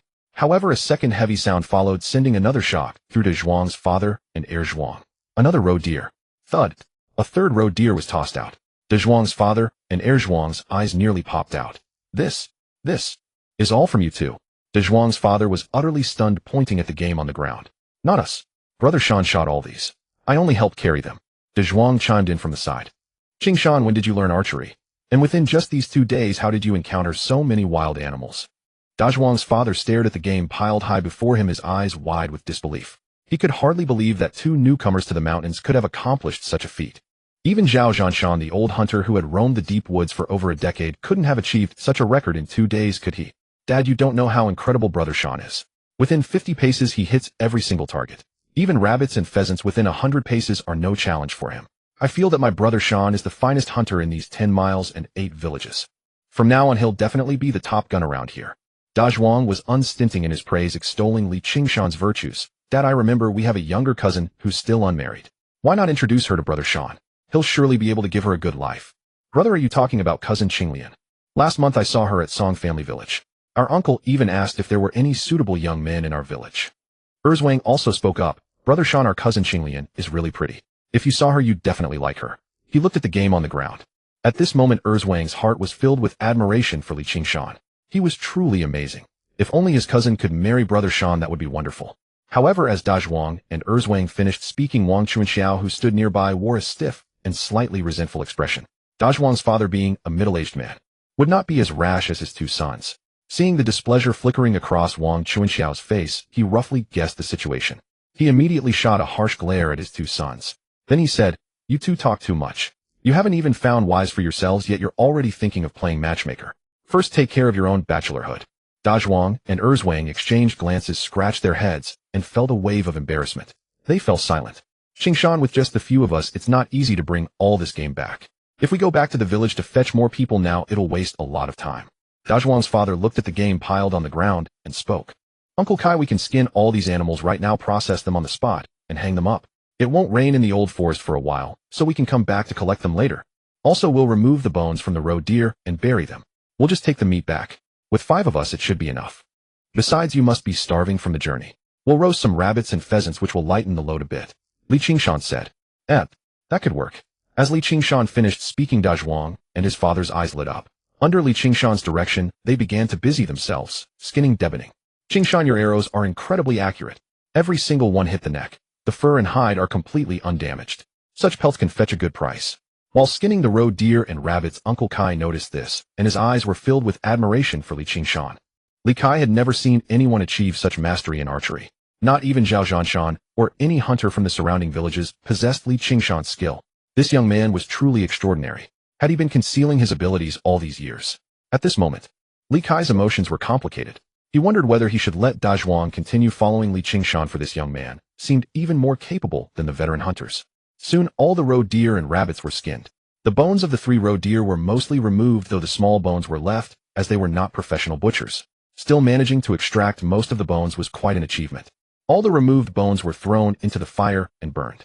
The pelts were hung high in a sunny spot, with the fat simply scraped off. Li Qingshan in his past life had done this many times and was quite skilled. Several pheasants and rabbits were soon roasting over the fire. As the rich aroma of meat filled the air, Li Kai finally made up his mind. From now on, Da Zhuang should continue to hang out with Li Qingshan. Dad, it smells so good. I haven't eaten meat in almost half a year. Erzwang gazed eagerly at the roasting rabbit. Look at you, so pathetic. Li Kai scolded his younger son, then couldn't help swallowing his own saliva. Indeed, it smelled wonderful. His 2 sons hadn't had meat in half a year, and neither had he. Li Qingshan distributed the roasted rabbits and pheasants to everyone. This was undoubtedly the most delicious and memorable meal Erzwang and Li Kai had ever eaten. In the past, during festivals, there was meat at home, but not much, and it had to be shared among the whole family. Everyone had to restrain themselves, taking only a few bites, just enough to taste the flavor before it was gone. It felt like a cat scratching at one's heart. But today there was plenty of meat, and they could eat as much as they wanted. When had they ever been so extravagant? After the meal, Li Kai looked at his younger son. Should he let Erzwang accompany Li Qingshan on his next trip to the mountains? After eating and drinking their fill, the five of them carried the meat and began heading back towards Shirshi village. The mountain path was rugged and hard to travel, but they had set out early enough to reach home before dark. At 5 o'clock in the afternoon, Li Qingshan, Wang Chunxiao, and the others finally arrived at Shirshi village. At the village entrance, many village men were chatting and boasting. This was the gathering spot during idle farming hours. Several stone blocks lined the road, and some people had brought small chairs from home, while others simply squatted against the walls. Besides the men, there were many village women.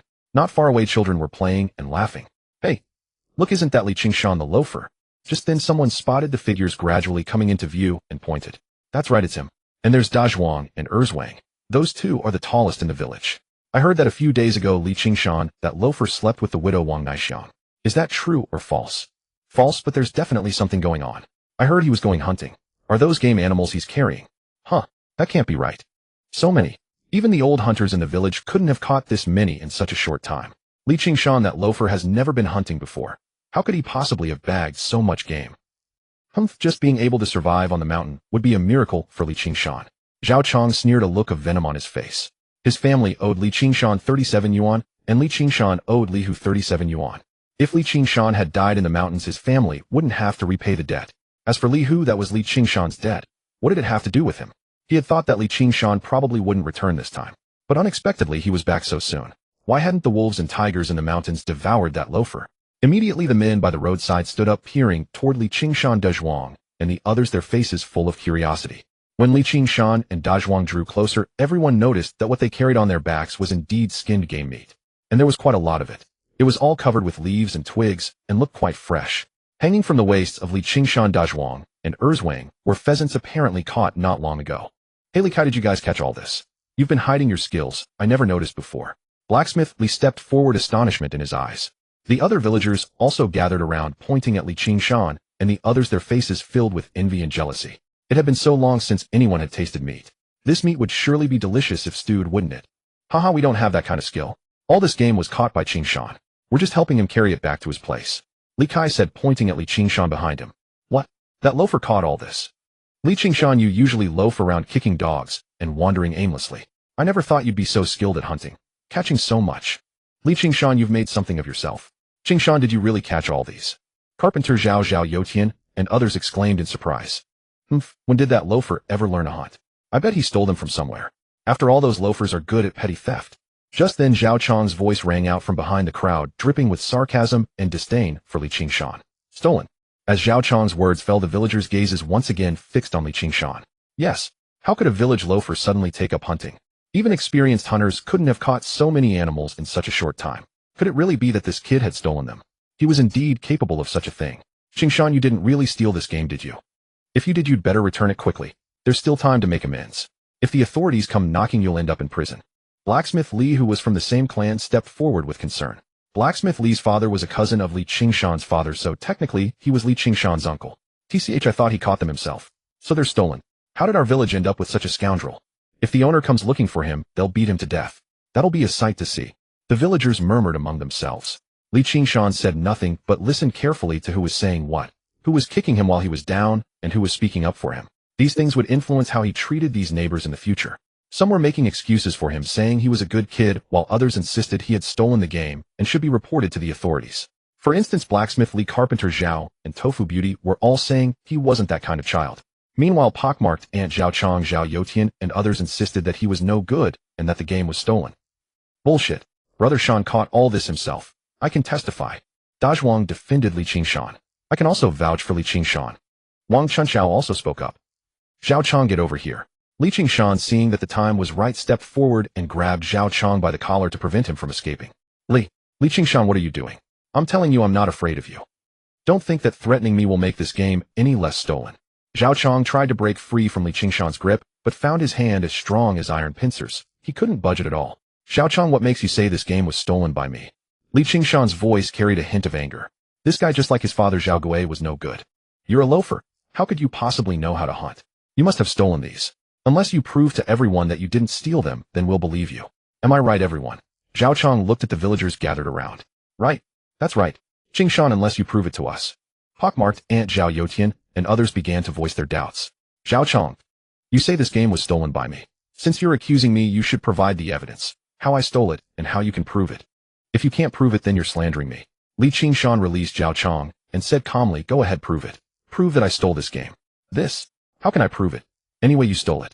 I'm sure of it. Zhao Chong's voice was full of resentment. If it hadn't been for this guy 2 days ago, his gambling debt wouldn't have cost him his own house. He could have just used Qingshan's new house as collateral. And that woman Wang Naixiang. What a waste, she couldn't even handle a small matter. Zhao Chong, I say you stole 100 yuan from my house. Give it back now. Qingshan sneered. Qingshan, don't falsely accuse me. I didn't steal anything. Then prove to me you didn't steal it. So you did steal my money. I didn't. Then how can you say this game was stolen by me? Aren't you slandering me? I just feel it, I feel you stole it. Zhao Chong swallowed hard, unable to meet Qingshan's gaze. 2 days ago your father falsely accused me of raping your sister-in-law, and I didn't pursue the matter. Today you little brat dare to slander me for stealing game. Is your family born with a rotten streak? Since you dare to slander me, I'll teach you a lesson today. As Qingshan's words fell, he slapped Zhao Chong across the face. A crisp sound echoed and 5 red finger marks appeared on Zhao Chong's cheek. Before Zhao Chong could react, Qingshan's fists rained down on him like hailstones. I'll stop hitting me, stop. Qingshan, you're still hitting me. It hurts, it hurts. Zhao Chong couldn't withstand Qingshan's beating. He curled up on the ground, begging for mercy. The villagers quickly stepped in to separate them and calm things down. But Zhao Chong's body was already covered in bruises. He lay on the ground moaning in pain, tears streaming down his face. A grown man reduced to weeping. Anyone else who says this game was stolen, step forward and show me the evidence. Qingshan looked around. The villagers who had falsely accused him fell silent. They dared not say another word. This kid was really fierce. He struck without hesitation. Still, Zhao Chong, that gambler, deserved it. He slandered others so brazenly, and now got what was coming to him. The beating was in vain. Qingshan had the right on his side. The villagers who had falsely accused him acted as if nothing had happened. Since no one has evidence, don't say this game was stolen by me. Uncle Li Kai, let's go back. We need to put this meat in the cellar right away. Qingshan said. Qingshan. Wait a moment. Just then pockmarked ant suddenly blocked Qingshan's way, pointing at the pheasant hanging at his waist. Could you give me one of those pheasants? My grandson is growing and wants to eat some. Sure. 5 mao each. Qingshan said. Selling the game in the village would be the best option. What? You want money? Qingshan, we're neighbors. As the saying goes, a close neighbor is better than a distant relative. You've caught so much game. What's wrong with giving me one? Besides, it's for my eldest grandson. If your family ever needs help, I'll definitely lend a hand. Pockmarked ant looked at Qingshan with displeasure. Don't you understand any common courtesy, boy? Social niceties. Qingshan couldn't help but curse inwardly. You old woman, just now you sided with Zhao Chong and the others to frame me. Don't think I'm blind and didn't see it. Auntie, I'm still a bachelor, no wife. You have 2 daughters-in-law, don't you? Give me one tonight, let me feel what it's like to be a man, what do you say? Qingshan stared at pockmarked auntie. Qingshan, you rascal, what nonsense are you talking? How could my daughter-in-law sleep with you? Pockmarked auntie said furiously. My pheasant, why should I give it to you? Move aside. Qingshan's face was full of displeasure as he picked up the game and headed home. The villagers watched the receding figures of Qingshan de Zhuang, and the others, their eyes filled with envy and jealousy. Why couldn't they have such good luck? Stolen, definitely stolen. Don't be fooled by this kid's smugness now. When the game owners come with the authorities, they might even take him out and shoot him. Zhao Chong climbed up from the ground, rubbing his aching body. Yeah, I think it's stolen too. Zhao Yotian, Li Laoduan's nemesis, also affirmed. I hope the authorities come soon, arrest this scoundrel, and have him shot. How dare he think my daughter-in-law would sleep with him? Dream on. Pockmarked auntie also cursed from behind. This time he got lucky and bagged some game.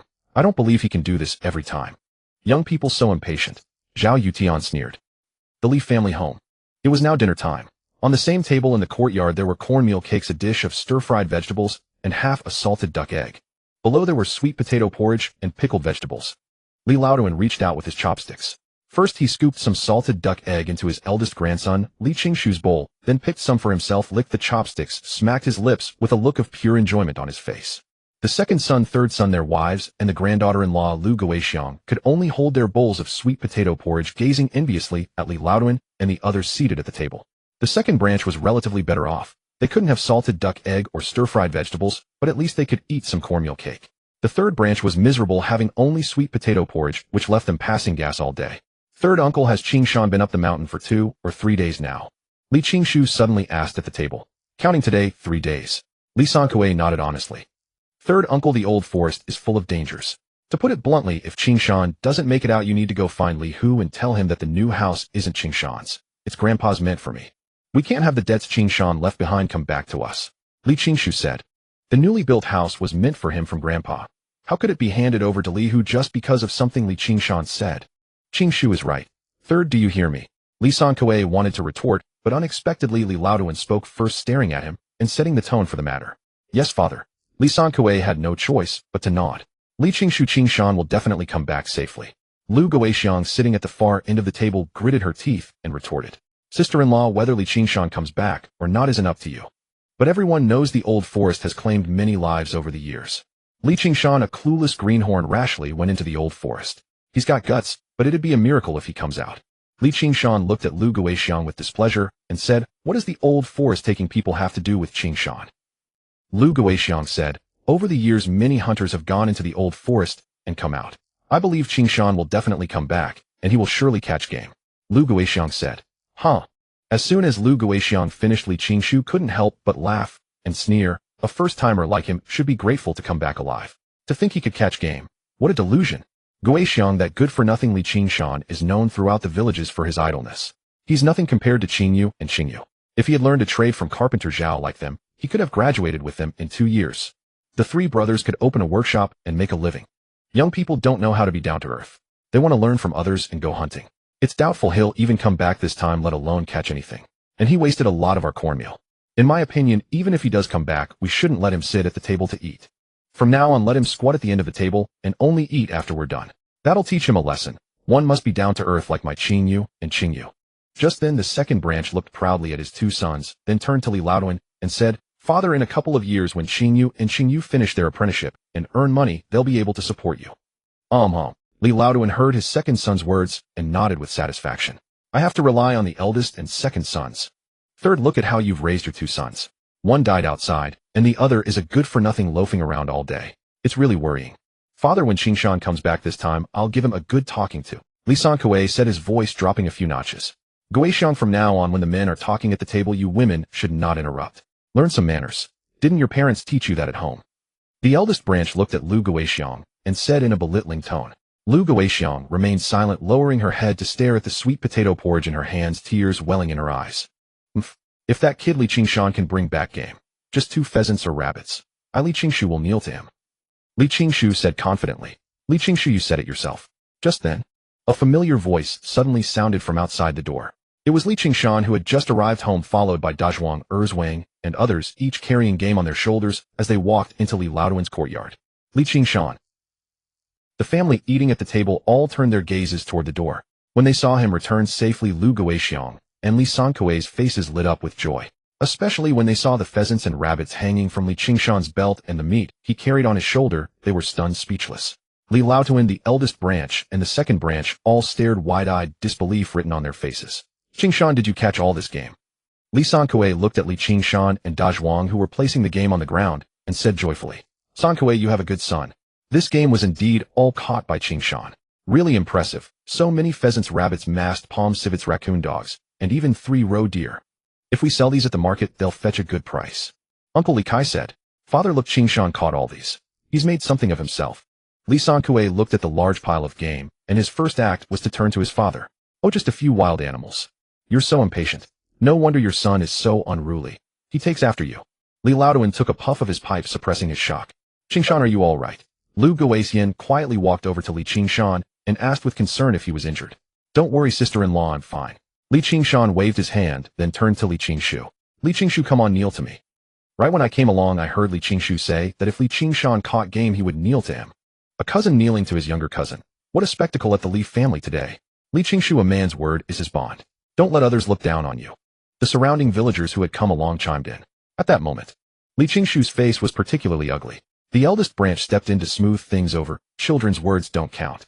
Besides, my Qingshu is still in school and might work for the government in the future. How could he kneel to a good-for-nothing like Li Qingshan? Uncle, if Li Qingshu doesn't kneel to me today, he'll be breaking his word. If the government finds out he's like that, how could they let him work for them? What is breaking one's word? It's irresponsibility. The government would never hire an irresponsible person. Your family should think carefully. Kneeling to me is a small matter, but if you don't, the consequences will be huge. Li Qingshan looked at his uncle and Li Qingshu and said, bluffing. This. Indeed, after Li Qingshan's words, the uncle and Li Qingshu hesitated. What Li Qingshan said did make some sense. Then should he kneel or not?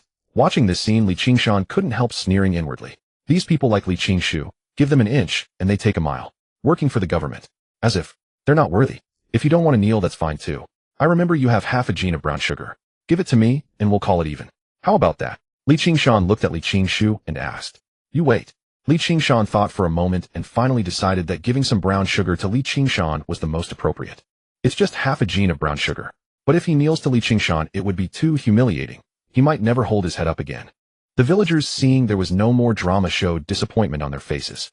Li Qingshu wisely took out the half gene of brown sugar, shot Li Qingshan a resentful glare, and handed it over. In that case, I won't be polite. Li Qingshan's face lit up with joy. In these times, brown sugar was a precious commodity. In the Li family, his own mother and sister-in-law had never even tasted it, but that little bastard Li Qingshu often drank it. All these extra privileges came from Li Laotuan, that old leech sucking the blood of the third branch to fill the first. This half gene would last many days. Later he would make a bowl for his sister-in-law and mother. However, Li Qingshan didn't intend to let that little turtle bastard Li Qingshu off so easily. As he took the brown sugar with one hand, he pressed a specific acupoint on Li Qingshu's hand, mobilizing the pure yang qi within his body and fiercely stimulating that hidden acupoint. Li Qingshu suddenly felt his entire body go limp, then a sharp pain in his knees. His legs gave way and he knelt directly before Li Qingshan. Kneeling in public, Li Qingshu was dumbfounded. The entire Li family was dumbfounded, including the villagers behind them, all utterly bewildered. Li Qingshu, what's the meaning of this?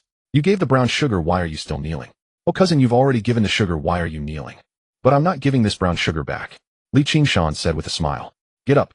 Li Daku frowned and quickly helped his son up from the ground. At that moment, Li Qingshu wished he could find a hole to crawl into. So humiliating. So many people were watching. Sure enough, the surrounding villagers couldn't help but burst into laughter, pointing and whispering. It wouldn't be long before the story spread throughout Shirshi village. All right. What are you all doing? Li Laotuan, seeing his eldest grandson kneel to that good-for-nothing Li Qingshan, immediately flared up with anger. Li Qingshan, you caught some game this time, but one must be down to earth and patient. Eldest second son, go move all this game to the cellar. Pick out those rabbits and pheasants to stew. One for Qingshu as a midnight snack. He needs to supplement his studies these days. One to my room. I'm old and need some meat to nourish myself. Then stew another and serve it to the eldest branch, and one to the second branch. The rest take to the market tomorrow and sell everything. Bring back a gene of brown sugar for Qingshu and give me the remaining money. Li Laotuan pointed at the pheasants and rabbits on the ground, already having a distribution plan. As soon as he finished, both the eldest and second branches showed joy on their faces. They hadn't tasted meat in over half a year. Now seeing this game, they felt more affection than for their own parents. Even Li Laotuan, staring at the pile of game, couldn't stop swallowing his saliva. Father, what about our third branch? Besides, all this game was caught by Qingshan. At least one should be stewed for Qingshan, right? Li Sankue quickly asked upon seeing this. Look at the fine son you've raised. He even dared to make his cousin kneel to him. No manners at all, and he still wants to eat stewed pheasant. And you too. Can't even raise your two sons properly. What do you deserve to eat? Didn't that boy Qingshan take several gene of cornmeal when he left? Isn't that enough for him? Right, he's only been gone 3 days. Surely there's plenty left. Later, take the leftover cornmeal to your grandmother. You can just have some sweet potato porridge. Don't eat good things too often. Children need to be tempered. If you always eat well, how much would that cost? Li Laotuan scolded angrily. As Li Laotuan finished speaking, a look of grievance appeared on Li Sankue's face. These wild game animals had all been hunted by his own son. Why couldn't they at least let Qingshan enjoy a pheasant? However, facing Li Laotuan's authority, Li Sankue dared not argue back. This was a long-accumulated submission built up over years and years, a conditioned fear of rebellion. Li Laotuan, I'm the one who hunted all this game. Why should I hand it over to you for disposal? Li Qingshan countered with a light laugh, his tone tinged with displeasure. Slap. The moment Li Qingshan finished speaking, Li Laotuan slammed his palm on the table and shot to his feet, his eyes blazing as he glared at his grandson. You little brat, are you trying to turn the world upside down? I'm the head of this family. I call the shots. The game you hunt belongs to this household, and naturally, I'm the one who distributes it. Li Sankue, look at the son you've raised. Daring to show such disrespect to an elder. What utter filial impiety. As Li Laotuan's words fell, Li Sankue's face turned pale with shame, at a loss for how to respond to his father's rebuke. Li Laotuan, we live in a democratic era now. Why are you still clinging to authoritarian control? I'd say you're asking for trouble. A hint of disdain flickered across Li Qingshan's eyes as he continued. Even if the Jade Emperor himself came, these game are mine to claim. None of you have the right to distribute them. Who the hell dares to touch so much as a single one of my wild game? Damn it all. Thud. The very next moment, Li Qingshan brought his machete down with devastating force onto the wooden table.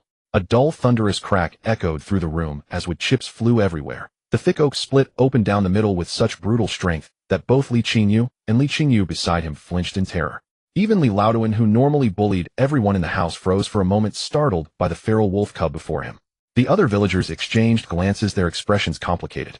This Li Qingshan seemed different from before, so defiant, so unyielding. Li Qingshan, what are you doing? Planning to throw hands? Li Erkue, the most hot-tempered among the families, recovered from his fright and immediately lashed out. Third brother, look at the son you've raised, that hooligan of yours. Li Sankue furrowed his brows and glanced helplessly at Li Qingshan. Qingshan, don't do something reckless.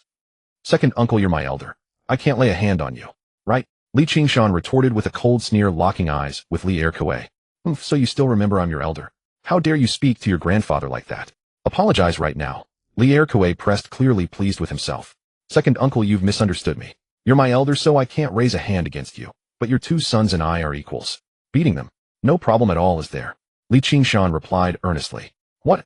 Li Erkue heard Li Qingshan's words and paused momentarily, unable to process what he had just heard. What kind of twisted logic was this? Li Qingyu and Li Qingyu stood frozen, utterly bewildered by Li Qingshan's reasoning. But before they could react, without giving Li Erkue time to respond, Li Qingshan lunged forward, driving a fist into Li Qingyu's abdomen.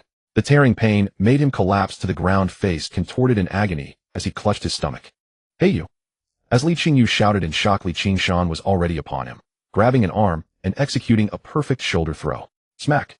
Another heavy impact echoed as Li Qingyu cried out in pain, collapsing beside his brother, both writhing on the ground. The elders of the Li family stared in terror, their faces draining of color at what they were witnessing. Having taken care of the two who constantly mocked and bullied him, Li Qingshan immediately pivoted and delivered a powerful kick toward Li Qingshu. Thud! Another heavy impact echoed as a boot print marred Li Qingshu's chest, and his entire body was sent flying backward by the force of the kick. In just moments, over 100 gene worth of man was launched through the air. Li Qingshan, you little ruffian, dare to ambush like this. So barbaric. Absolutely uncouth. Ouch, it hurts like hell. If I weren't a man of letters, I'd beat you to death right now. Li Qingshu lay on the ground, clutching his chest, wailing in agony, with his face contorted. In one swift sequence, Li Qingshan had taken down all three men without pause, his movements lightning fast, completing the entire scene in the blink of an eye. Good heavens, that boy has impressive skill. Where did he learn that? It's not that Li Qingshan is particularly skilled, it's that Li Qingyu, and Li Qingshu are simply too useless. This hooligan Li Qingshan has got some nerve, striking so viciously. Doesn't he fear Li Laoduan will cast him out? I think he's changed somehow. The surrounding villagers continued their murmurs. Li Qingshan, you dare lay hands on my son. Li Erkue gazed at his fallen sons and felt his heart twist with pain, charging toward Li Qingshan, only to be blocked by a towering figure who warned him not to touch his brother. The newcomer was De Zhuang. Brother, count me in. Anyone who dares lay a hand on Brother Shan answers to me. With De Zhuang and Heir Zhuang flanking him, their imposing presence alone was enough to make Li Erkue halt his earlier anger, giving way to awkwardness. Enough. What is the meaning of this? Have you no shame? Li Laoduan surveyed the chaos before him, his face twisting with rage as he pointed at Li Qingshan. If you refuse to acknowledge me as the head of this family, then get out. Leave this house. Do you dare? Cast out. So Li Laoduan intends to expel Li Qingshan from the family. Now he's trapped. That Li Qingshan has no land to build on and nowhere to live. If he's thrown out, where will he sleep? In the wasteland. This hooligan's too stupid. He never secured an escape route before angering Li Laoduan, and now he's got himself cornered. Can't argue his way out of this one. The surrounding villagers continued their murmurs. Li Laoduan, you told me to leave? Fine. Tomorrow we'll go to the government and register our separate households. I, Li Qingshan, will remove myself from the Li family registry. Father, mother, are you coming with me? Immediately Li Qingshan turned to look at his parents. Third son, are you going to side with this rascal as well? Do you still have any respect for your father? Li Laoduan's oppressive aura turned toward Li Sankue. He long held this younger son firmly in his grasp. He couldn't believe his youngest son would defy him. Son, mother will go with you. Wherever my son goes, that is where mother will follow. Li Qingshan's mother Han Shou bit her lip and stepped beside her son. I'm leaving too. Immediately following, his sister-in-law Lu Guixiang also came forward. Watching his daughter-in-law and his wife Li Sankue, he clenched his fists until his knuckles turned white, then forced out his words through gritted teeth. Father, you have 3 sons, but I only have this one wife and this one son. Compared to you, they matter more to me. And after all these years, I've honored my duty to you. Yet you've never treated me with kindness. We're separating the household, right now. Tomorrow we'll go to the government to finalize the separation. In this moment, Li Sankue spoke with the loudest voice and deepest conviction he'd ever mustered within these walls. Watching this unfold, Li Qingshan felt an overwhelming sense of relief. As long as his father was willing to take this step, the rest would fall into place. If his father remained blind to filial piety, Li Qingshan wouldn't rescue someone determined to suffer, yet his mother would surely feel guilty. Their relationship would likely breed further complications, and his mother might even be forced to support the Li family for her husband's sake. But now it was settled, all problems resolved. Good. Li San Kuei, your wings have grown strong. Very well, you may separate the household. But hear me clearly, the family's assets stay here. You'll take nothing, no house, no land. Take your tattered clothes and get out. Li Laoduan barked, showing no intention of granting Li San Kuei any share of the family wealth. Third brother Qingshan, apologize to father now, and we'll let this go. Li De Kuei stepped in as the peacemaker. If Li San Kuei left, who would sustain the family? And these wild game. They couldn't bear to part with them after months without meat. Apologize? Impossible. However, until the household registration is separated, I, Li Qingshan, will remain in this house. Once the paperwork is complete, I'll leave immediately. Don't forget, that house belonging to Zhao Gui's family is mine. I, Li Qingshan, have somewhere to live. As for the farmland, it was divided among all members of the family when we first allocated it. My father and I each received our share, so don't try to deny what's rightfully ours. Impossible. Then again, if you give my family 5 yuan today, we'll forfeit our claim to the land. What do you say? Li Qingshan sneered, seeing right through Li Laoduan's calculations. He'd already secured his own way out, and managed to exploit Li Laoduan's scheme in the process. Once collectivization arrived next year, all the land would be pooled together anyway, making individual plots irrelevant. All this meant was an extra harvest this season, a trivial sum of money. When the farmland was originally distributed, it was allocated by household size. Though Li Laoduan's name appeared first as the head of household on the land certificate, Li San Kuei, Li Qingshan, and others were listed alongside him with notation of joint ownership. There was no escaping this fact. As expected, Li Qingshan's words drained the color from Li Laoduan's face. The leverage he'd counted on to control the third branch had vanished. How could he have forgotten about Zhao Gui? Can't spare 5 yuan. I'll write you an IOU first. Take it or leave it. Li Laoduan scoffed, inwardly confident that without land to work, they'd eventually come crawling back to him. In the countryside, land meant survival. Without it, there was no food and no income, only starvation.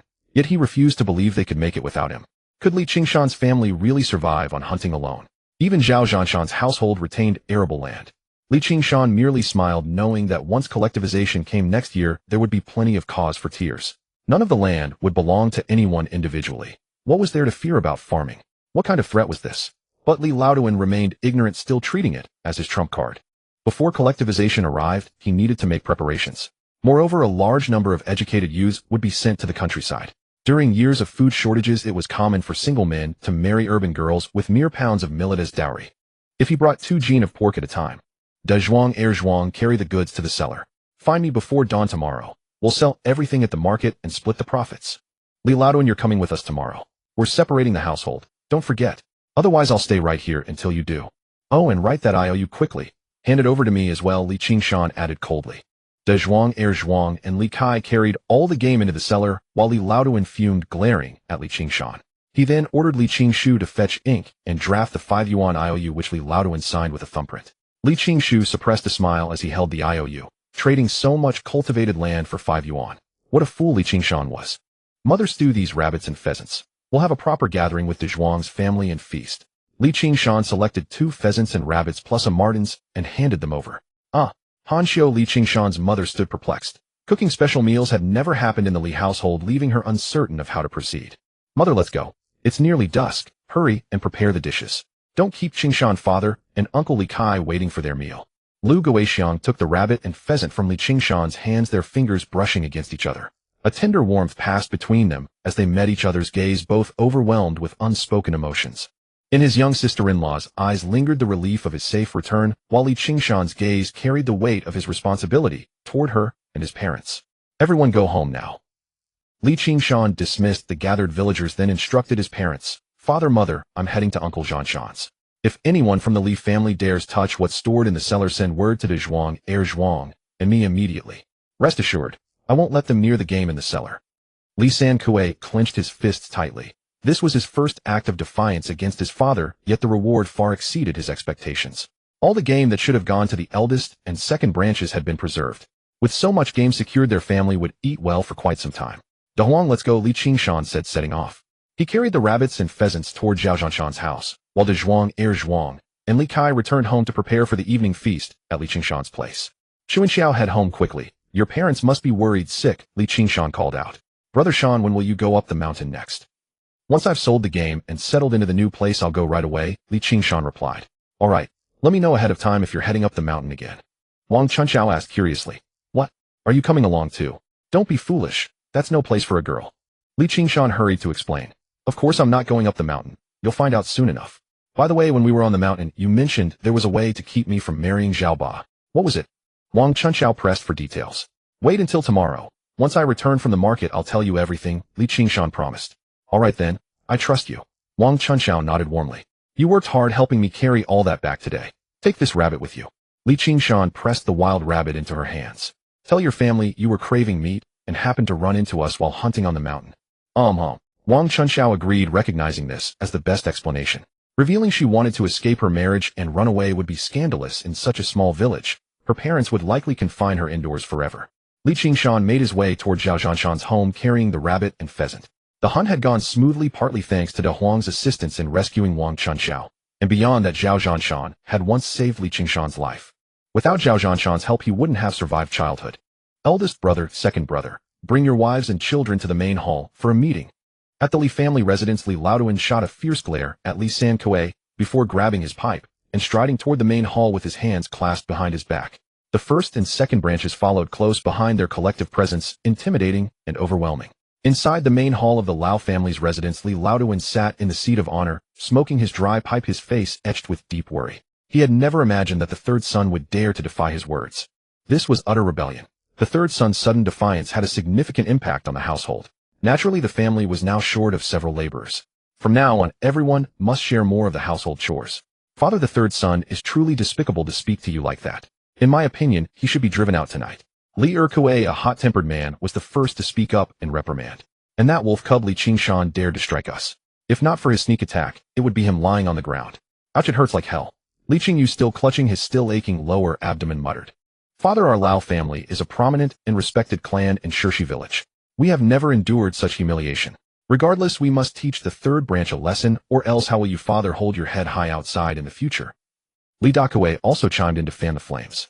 Qingshu, you are the most educated in our family. Tell us, what should we do about this?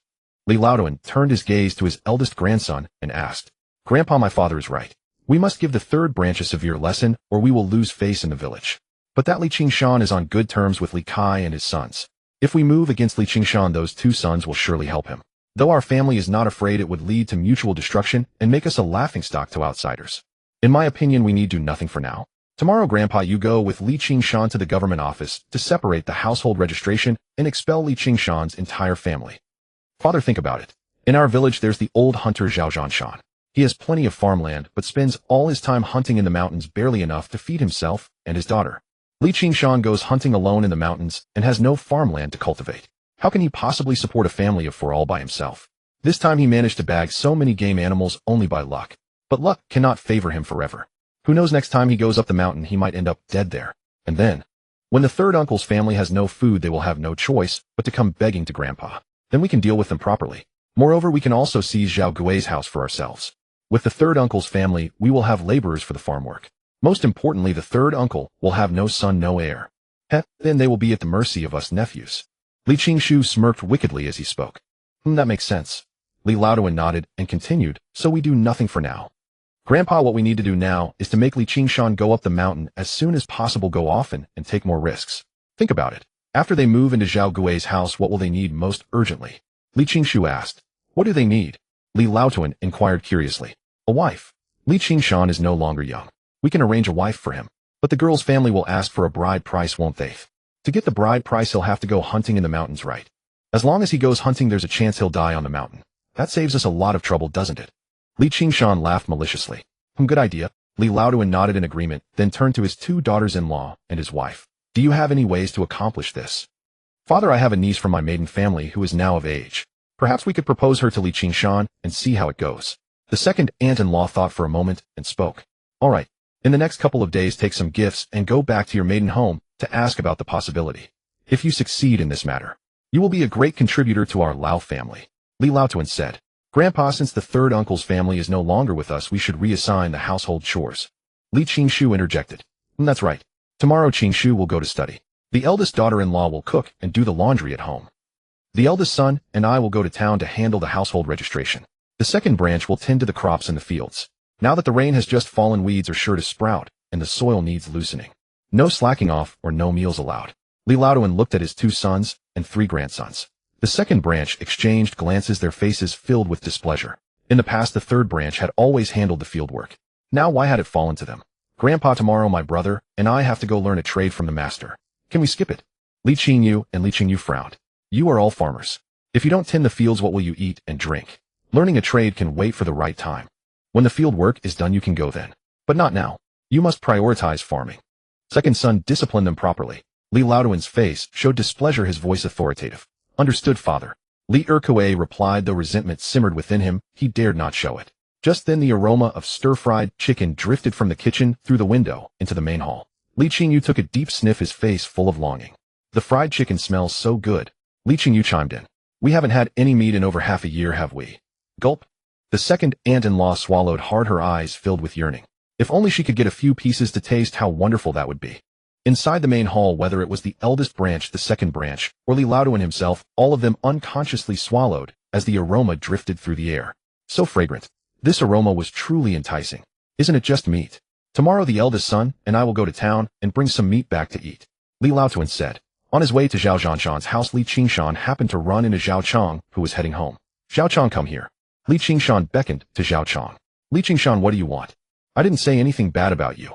Zhao Chong, still shaken by the beating Li Qingshan had given him earlier, continued. Just now, if Da Zhuang and Erzwang hadn't helped you, I was going easy on you. Now that they're gone, if you dare lay a hand on me, you'll be the one on the ground first. I, Zhao Chong, have learned a few moves. Li Qingshan chuckled lightly. Cut the crap. Go home and tell your parents to move out by noon tomorrow. If you're not gone by then, don't blame me for being rude. With that, he ignored Zhao Chong and strode past him. When Zhao Chong got home, he told his parents about the encounter on the road. Dad, do we really have to move?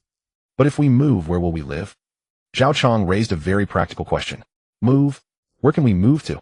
This is our ancestral home, passed down for generations. Just because Li Qingshan says we should move, do we have to? Who does he think he is?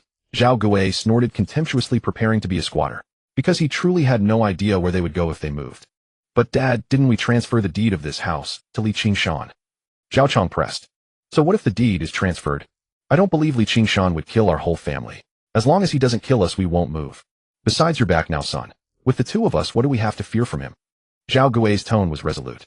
Then he turned to Wang Naixiang, who was crouching in a corner eating chaff and vegetables, and said harshly, if it weren't for this wretched woman, we wouldn't have fallen to this state.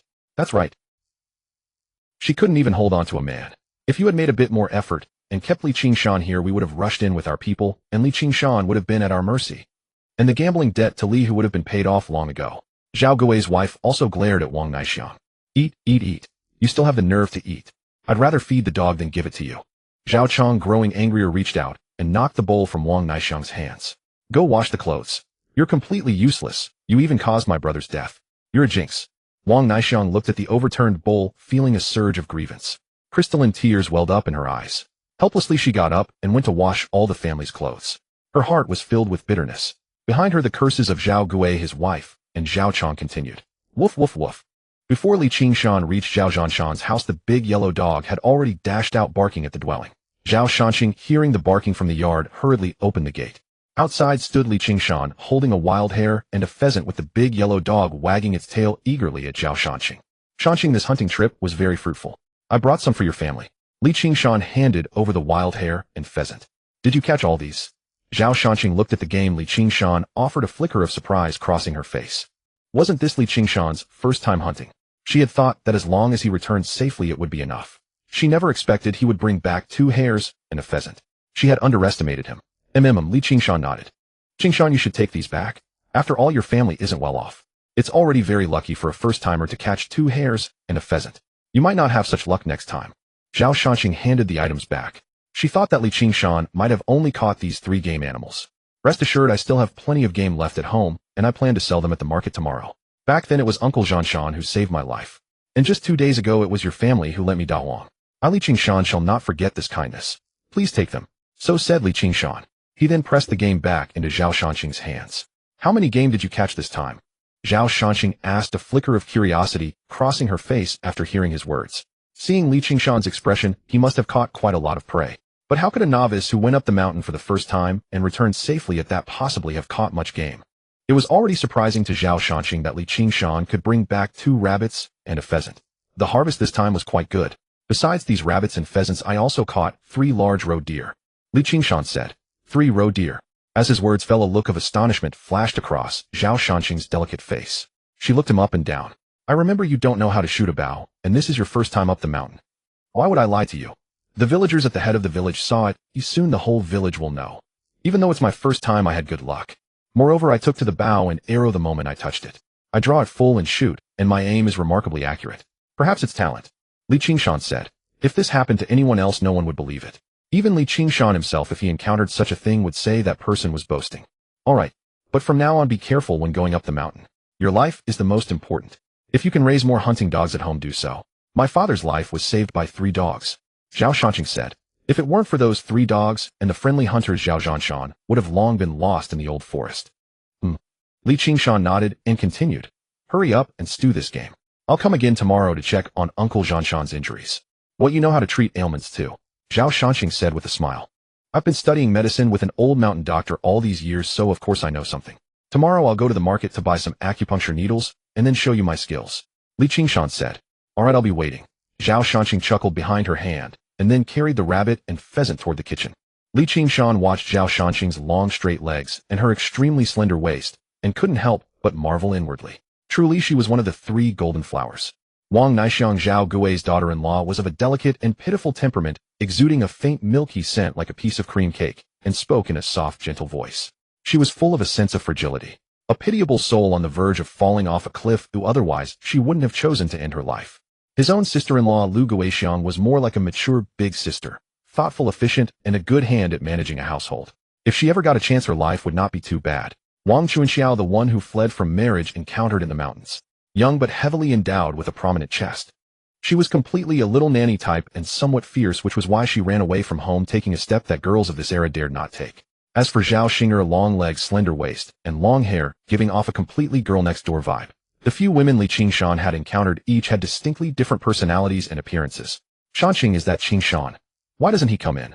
Zhao Zhanshan, lying in bed, sounded somewhat weak, his injuries clearly worsening. Father, it's Qingshan. He brought some rabbits and pheasants. Oh, and he said he'll come again tomorrow to check on your injuries. He mentioned he's been studying medicine with an old mountain doctor. That fellow is still as unreliable as ever. Zhao Shanqing, while dressing the pheasant and rabbit outside, said with a smile. Shanqing, Qingshan is a good kid. At least he remembers your father's injuries. In these times he still brings the game he caught to us. When you see each other in the future, don't taunt each other. Zhao Zhanshan lay on the bed, gazing at the sky through the narrow window, his eyes filled with sorrow. He knew his own body. He probably didn't have much time left. But when he died, what would become of his daughter, a young woman alone in this mountain village? Wouldn't she be taken advantage of? I understand, father. The doctor said you can't eat spicy food, so let's have stewed rabbit. Zhao Shanqing said. When Qingshan returned home, Zhao Gui, Dazhuang, Erzwang, and Li Kai's wife had all arrived. Li Kai's wife was in the kitchen helping to stir-fry chicken, stew rabbit, and civet cat. Qingshan, Li Sankui, Dazhuang, and Erzwang sat at the table in the yard chatting with a bottle of white liquor on the table that Zhao Gui had brought from home. The market price of distilled liquor at that time ranged from 8 mao to 1 yuan and 3 mao per jin. It mainly depended on the quality of each household and their respective selling prices. In Shirshi village, distilled liquor cost about 1 yuan per jin. Zhao Gui brought 2 bottles which cost 2 yuan. A generous gesture. In that era, it was absolutely a generous gesture. At that time, rural people's wages were incomparable to city dwellers. In the countryside, a person could earn only 5 or 6 yuan a month year-round, while factory workers in the city had decent jobs and naturally earned more. Factory employees looked down on country folk from the moment they saw them. Uncle Li Kai, I wanted to talk to you. I plan to go hunting in the mountains again in a couple of days. Could Dazhuang come with me? Qingshan looked at Li Kai and asked. If Qingshan said the word, Dazhuang would surely follow him eagerly. But Qingshan still wanted to seek Li Kai's consent, since the child's parents would naturally worry. Father, I want to go hunting with Brother Shan. You don't know how amazing Brother Shan is. His bow and arrow are like magic. Before Li Kai could speak, Dazhuang immediately jumped in and said, if you don't let me go, it won't matter. I'll sneak off. Dazhuang, Qingshan scolded. Uncle Li Kai hasn't said he disagrees yet. Li Kai saw the writing on the wall. His own skills were certainly not enough to keep Dazhuang. He had no choice but to nod. Fine, if you want to go ahead. But be careful. If you encounter dangerous game, don't hunt it. There's plenty of time, understand? Don't worry, father. Dazhuang's face lit up with joy, and he quickly nodded in agreement. Father, can I? No. Just as Erzwang was about to speak, wanting to follow Li Qingshan hunting, Li Kai immediately refused sternly. One son going up the mountain was already enough to make him worry. If both sons went, and something happened to them, how would he live the rest of his life? Erzwang, don't be impatient, Li Qingshan advised. Wait until later, when Brother Shan has more experience hunting, then I'll take you. Li Qingshan knew that getting Li Kai to agree to let both sons go at once would be difficult. After all, he was just a novice. It didn't matter. He just needed to take Dazhuang up the mountain a couple more times and bring back game.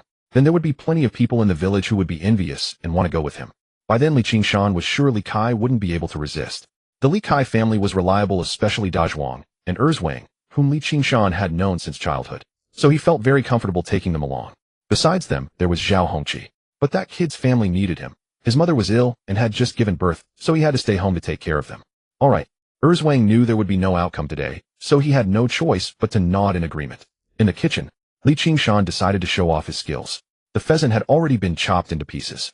He heated the wok, poured in soybean oil that cost 70 mao per jin, added ginger slices, and stir-fried them until slightly yellow and dry. A fragrance of spices began to permeate the kitchen.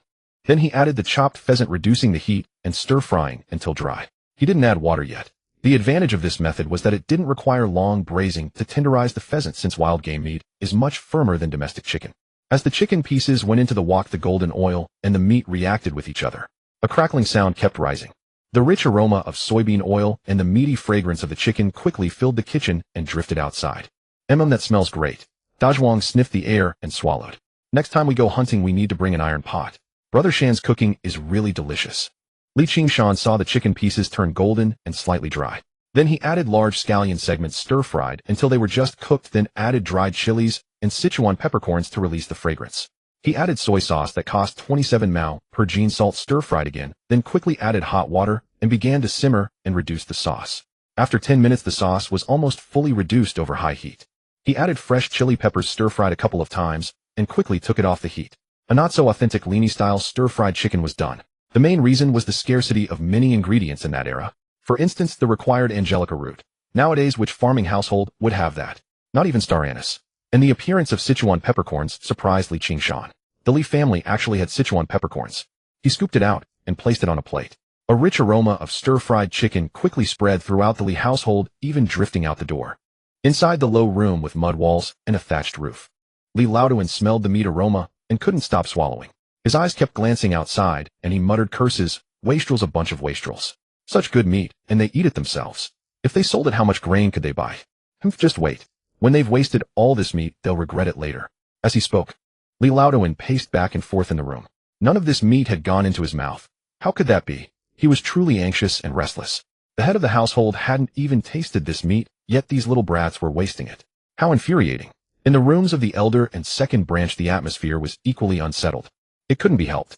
The chicken Li Qingshan had stir-fried was simply too fragrant. Just one whiff was intoxicating. Father, I want to eat meat. Li Qingshu stared at the chicken placed on the table outside, swallowing repeatedly. Damn it, you want to eat? I want to eat too.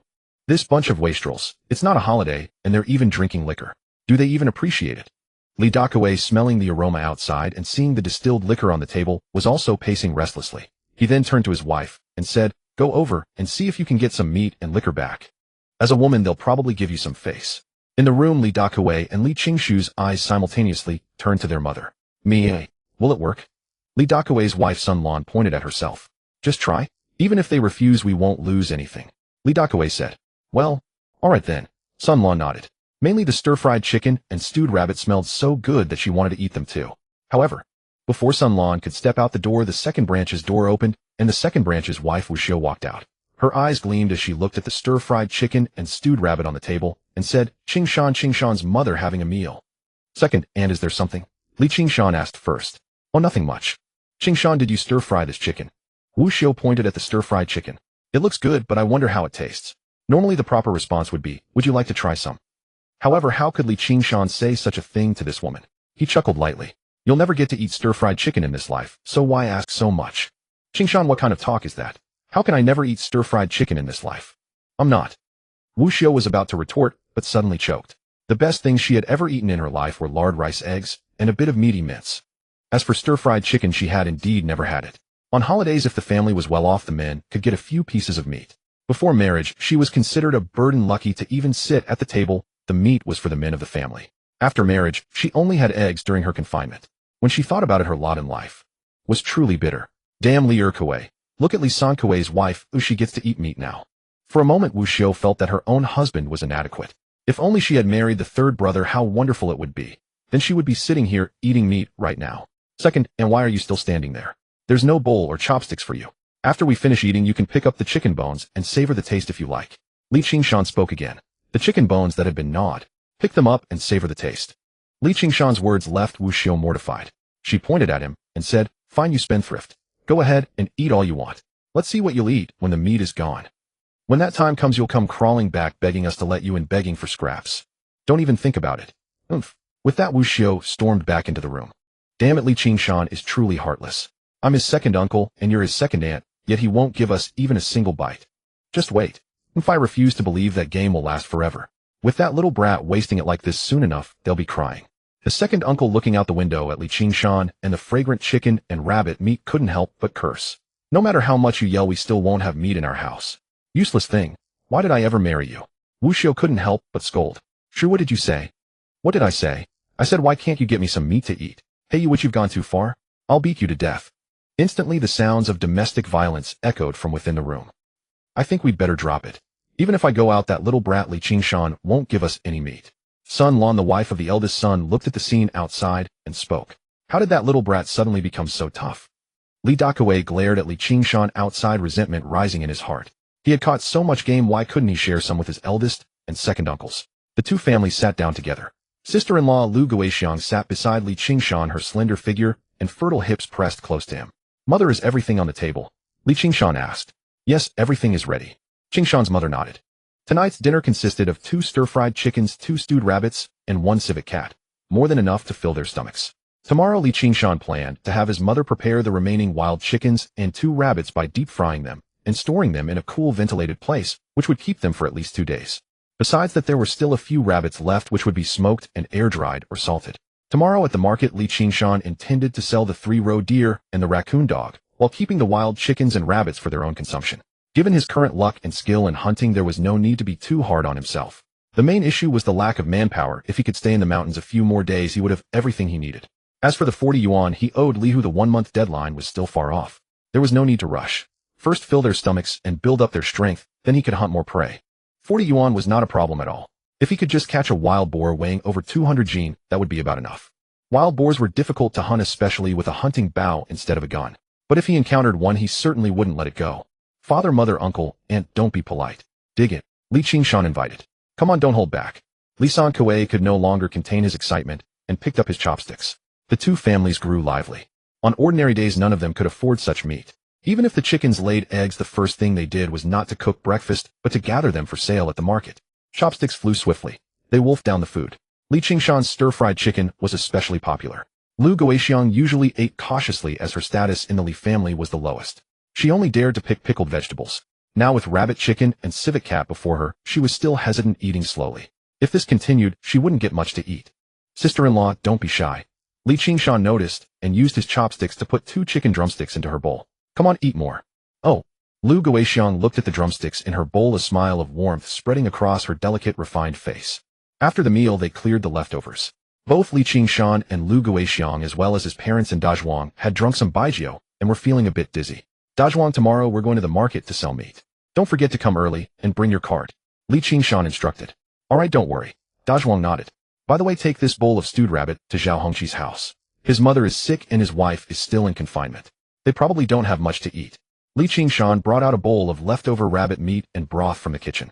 Okay. Dazhuang nodded. It was on his way home, so he could easily deliver it. After dinner, the sky had gradually darkened.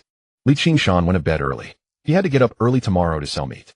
Dawn broke at 4 o'clock, and it took nearly an hour to walk to the market, so they had to leave around 2 o'clock and arrive by 3. At that time, the sky was still dark, but faintly lit. The market would already have its first customers. To sell meat, one had to go early. Li Qingshan planned to lower the price to ensure a quick sale.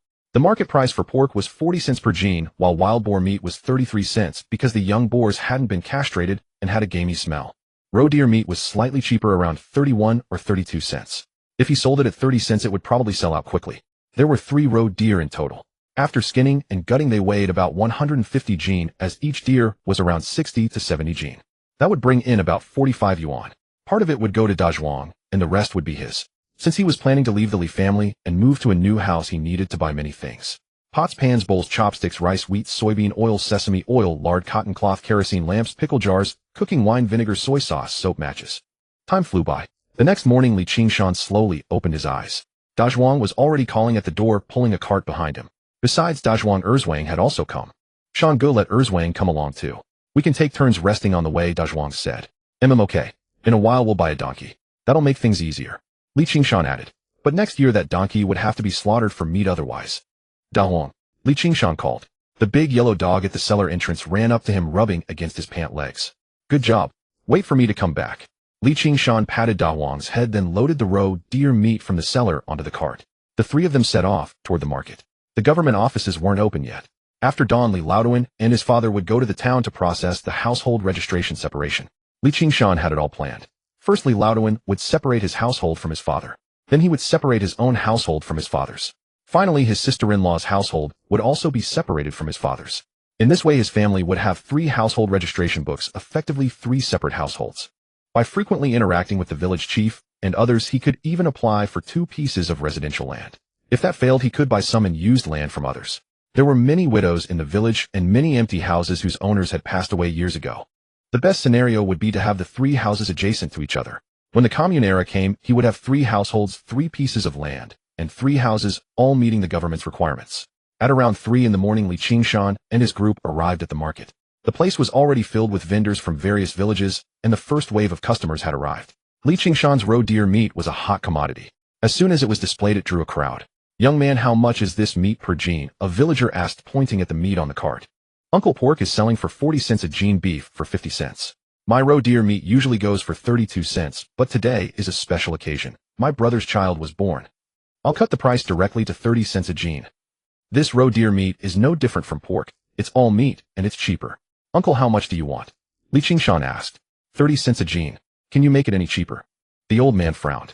Although the price was already very low, he instinctively wanted to haggle further. Uncle, for 29 cents you can buy this one. This is female roe deer meat, and that's male roe deer meat. I can't sell the male for less than 30 cents. Qingshan pointed to another pile of meat. What's the difference? The old man asked, puzzled. Is there a difference of 1 cent between the male and female? Of course there is. Male roe deer meat has a tonic effect for yang, but female roe deer meat doesn't, Qingshan explained. Really? Are you telling the truth? The old man asked, surprised. Uncle, why would I lie to you? Buy a gene tonight, eat it, and you'll see the effect by morning. Qingshan nodded solemnly. Roe deer meat was all protein, and of course it would have an effect. After all, the villagers usually ate chaff and vegetables, so suddenly consuming protein would definitely work. Give me 1 gene. No 2 gene. The old man seemed to have made up his mind. Sure. Qingshan cut a piece, weighed it, and handed it to him. Young man, give me a piece too. Young man, 1 gene for me. Me too, 1 gene. I want 3 gene. The surrounding men seemed to have similar concerns and became enthusiastic upon hearing that the meat could boost yang. There was a saying, when it comes to food, what men love most, and what can raise the price the most, is yang tonic. Anything associated with those 2 words would skyrocket in price. Dazhuang watched the meat being quickly sold, a look of astonishment on his face. Did roe deer meat really have such an effect? The meat sold quickly, not just because of the yang tonic claim, but mainly because Qingshan's price was genuinely cheap. By around 5 o'clock, the sky was fully bright. The 3 roe deer and 1 raccoon dog on the cart were all sold, bringing in a total of 50 yuan. Dazhuang, you worked hard on this hunt. This is your share. Qingshan pulled out 25 yuan and handed it to Dazhuang. Shangu, are you kidding? Dazhuang looked at the money, stunned, a wry smile on his face. I didn't do anything up in the mountains except carry the game. I can't take this much. We sold 50 yuan today. How about this? I'll take just 5 yuan. After all, if it weren't for you, I wouldn't have eaten so much meat these past 2 days. I've never eaten so much in my life. Even taking 5 yuan makes me uneasy. Shangu, you have to take me hunting again next time. Don't worry, I'll definitely take you again. But since we're both going, we should split it 50-50, Qingshan insisted. Shangu, I know my own worth. 5 yuan is enough. In the future, when we sell the game, I'll take at most 10%. I won't take more. If Erzwang comes hunting too, would we take 70%? Then you wouldn't take us along anymore. If Erzwang joins us later, we'll take 20%. But if we go out with you for 3 days and sell 100 yuan worth of game, the 2 of us will only take 12 yuan. My father told me last night. From now on, when I go out with you, I can't earn more than 2 yuan a day. It's my luck that you take me along. If you took someone else, they'd also catch this much game. But if I went with another hunter, I wouldn't earn such good pay. Dazhuang continued, Shangu, this is what my father told me, and it's what I want to say. I definitely can't take this much. Here. He then stuffed 20 yuan back into Li Qingshan's hand. Li Qingshan thought for a moment, and then accepted the money, but he took out 4 yuan from the stack, and said, "This 4 yuan, you two brothers get 2 yuan each. Later buy whatever you want and take it back." In that era 2 yuan was quite a lot. "Thank you, Brother Shan. We'll take this money then." Da Zhuang and Erzwang beamed with joy, no longer refusing, and took the 2 yuan in their hands. "Let's first go get some pots and pans and other things to take back." After saying that, Li Qingshan led Da Zhuang and Erzwang towards the Supply and Marketing Cooperative. The Supply and Marketing Cooperative had appeared in 1955, and now it had been around for 2 years. There was also a branch in Tu Township where Li Qingshan lived. Besides buying household utensils at the cooperative, the people also purchased daily necessities at the Tu Township market. The 1st and 15th of each month were large markets. The 5th, 10th, 20th, 25th, and 30th were small markets. Besides buying daily utensils at the cooperative and market, one could also purchase from scrap stations, but the items were second-hand. The goods at the Supply and Marketing Cooperative were in higher demand and more comprehensive, so Li Qingshan planned to go directly there to shop. He wasn't short on that money, and he would be going up the mountain again in 2 days, so he intended to spend all 41 yuan without saving a single cent. However, the cooperative didn't open until 7:30, and it was only a little past 5. Li Qingshan planned to take Da Zhuang and Erzwang to eat breakfast first, then wait at the cooperative's entrance, quickly purchase supplies, and then separate their household registration before going home. However, before Li Qingshan and the others could go to the breakfast shop next to the cooperative, they ran into acquaintances. No, not acquaintances, family members. His own father, along with Uncle Li Dakue, Li Qingshu, and Li Laoduan. They had come to the township government to handle the household registration separation. Li Qingshan had thought they would arrive around 8 o'clock, but they were already here. Ever since Li Qingshan had eaten meat last night, Li Laoduan hadn't slept well all night. He kept tossing and turning in bed, thinking about the fragrant meat aroma in the yard, and the more he thought, the angrier he became. These unfilial bastards had good food and didn't even offer it to him. How despicable. Now that he thought about it, the stir-fried chicken smelled so delicious. If he could taste it, his mouth would be full of oil. Wow, he dared not think about it. Early in the morning, Li Laoduan couldn't sleep anymore. He hurriedly got out of bed, dragged his eldest son, third son, and his eldest grandson, and rushed to the Tu Township government. He wanted to settle the household separation as soon as possible to drive the unfilial third son out. When they couldn't survive outside, they would obediently come back and beg him. At that time, he would severely punish them. Li Laoduan simply didn't believe that Li Qingshan could support a family of 4 by hunting alone. What a joke. Moreover, their family didn't have any grain fields. Hunting was entirely dependent on luck. If luck came today, they could hunt more, but perhaps in the next year or 2 there wouldn't be such good luck. At that time, they would just wait to starve to death. As for Li Qingshu, besides helping with the household registration transfer, he mainly came to register for the rural part-time upper primary class, which was what Li Laoduan called intellectuals. July and September were the hang-ho period, i.e., the slack farming season, when some farmers would attend literacy classes. However, at this time, people didn't pay much attention to it. Moreover, the registration point was in the Tu Township Middle School, making it inconvenient for everyone to travel back and forth. For example, it took about an hour to come from Shirshi village. The main study time was concentrated in the afternoon after farming, roughly 2 classes a day, each 45 minutes long. Next year, after the commune system was established, the rural part-time upper primary classes would be placed in each brigade, making it much more convenient for literacy education. However, all the teachers sent to the brigades were selected from the previous batch of students or from village cadres who had already become literate. This summer and winter, these 2 sessions were the last chance. If one seized the opportunity and performed well, they could directly become a teacher in charge of literacy in the brigade. If one performed even better and continued upward, it was not impossible. Li Qingshan had also found this path for Wang Chunxiao. As long as Wang Chunxiao could improve her status and position through her own abilities, her father wouldn't force her to marry Zhao Ba. After all, her father wasn't a fool. "Qingshan, you sold all the meat so quickly?" Li Sankue asked, looking at the cart behind Li Qingshan. "Yes, the price was low, so it sold fast. The township government hasn't opened yet. You must be hungry after walking all this way. How about we go get some breakfast first?" Li Qingshan suggested. That works." Li Sankue nodded. Then the group headed towards the breakfast shop. However, along the way, Li Qingshu, Li Dakue, and Li Laoduan looked at Li Qingshan with extreme displeasure, as if they wished they could devour him alive. There were quite a few people at the breakfast shop entrance. Tables were set up outside, and those who didn't have time to go home for breakfast would eat here. However, most people ate cornbread and pickles, the cheapest option. A slightly more expensive option was hot tofu with porridge. The breakfast shop was run by a couple. The proprietress looked no more than 27 or 28, with a slender figure and a lingering charm. Strands of hair on her temples hung down both sides of her face, framing it into a petite and narrow shape, giving her a bit of the flavor of a little Pan Jinlian of the breakfast world. Especially when she kneaded dough, the curves of her body, the sweat on her skin, and the charm of reaching up to wipe her sweat would make many men secretly steal glances. However, most of these men were restrained and dared not look directly. Proprietress ate fried dough sticks, 12 large meat buns, 8 bowls of porridge. Qingshan said, looking at the proprietress. As soon as he finished speaking, everyone's eyes turned to him, their faces full of shock and surprise. Wow, eating so well. Who is this? Brother Shan, aren't we eating too well? Wang asked, swallowing his saliva as he looked at the big steamed buns. Yeah, Brother Shan, can we finish all this? Dazhuang also said. Qingshan, we have money now, but we can't spend it like this. You still need to marry a wife. In my opinion, we should just have some cornbread and pickles, that's enough. Kuei said, somewhat distressed. The breakfast shop here, especially in this place, was different from the ones in the south. Everything was generous in portion. For example, the buns were really meat buns as big as fists. The ingredients were especially generous. The fried dough sticks were also much larger. Normally 1 meat bun and 1 fried dough stick would be enough to fill an adult. It's fine, this is just a little money. We have money, and we shouldn't mistreat ourselves from now on, Qingshan said. This little wolf cub is the kind that gets rich young, petty, and arrogant with a villainous face. People like him can't hold on to wealth. He just sold some game for a bit of money and dares to order fried dough sticks and meat buns. I think it won't be long before he spends every last cent, and then he'll come begging, Grandpa, Qingshu said, casting a cold glance at Qingshan. Let him be. The sooner he squanders the money, the sooner we'll get to see his downfall. Unexpectedly, we get to eat fried dough sticks and meat buns today. Let's all eat more later and make that little wolf cub Qingshan spend more money. Li Laotuan said. Grandpa, don't worry. I'll eat at least 2 meat buns plus 2 fried dough sticks and 2 bowls of porridge. Qingshu said, swallowing his saliva. Meat buns and fried dough sticks. Wow, these were good things he had never tasted in his life.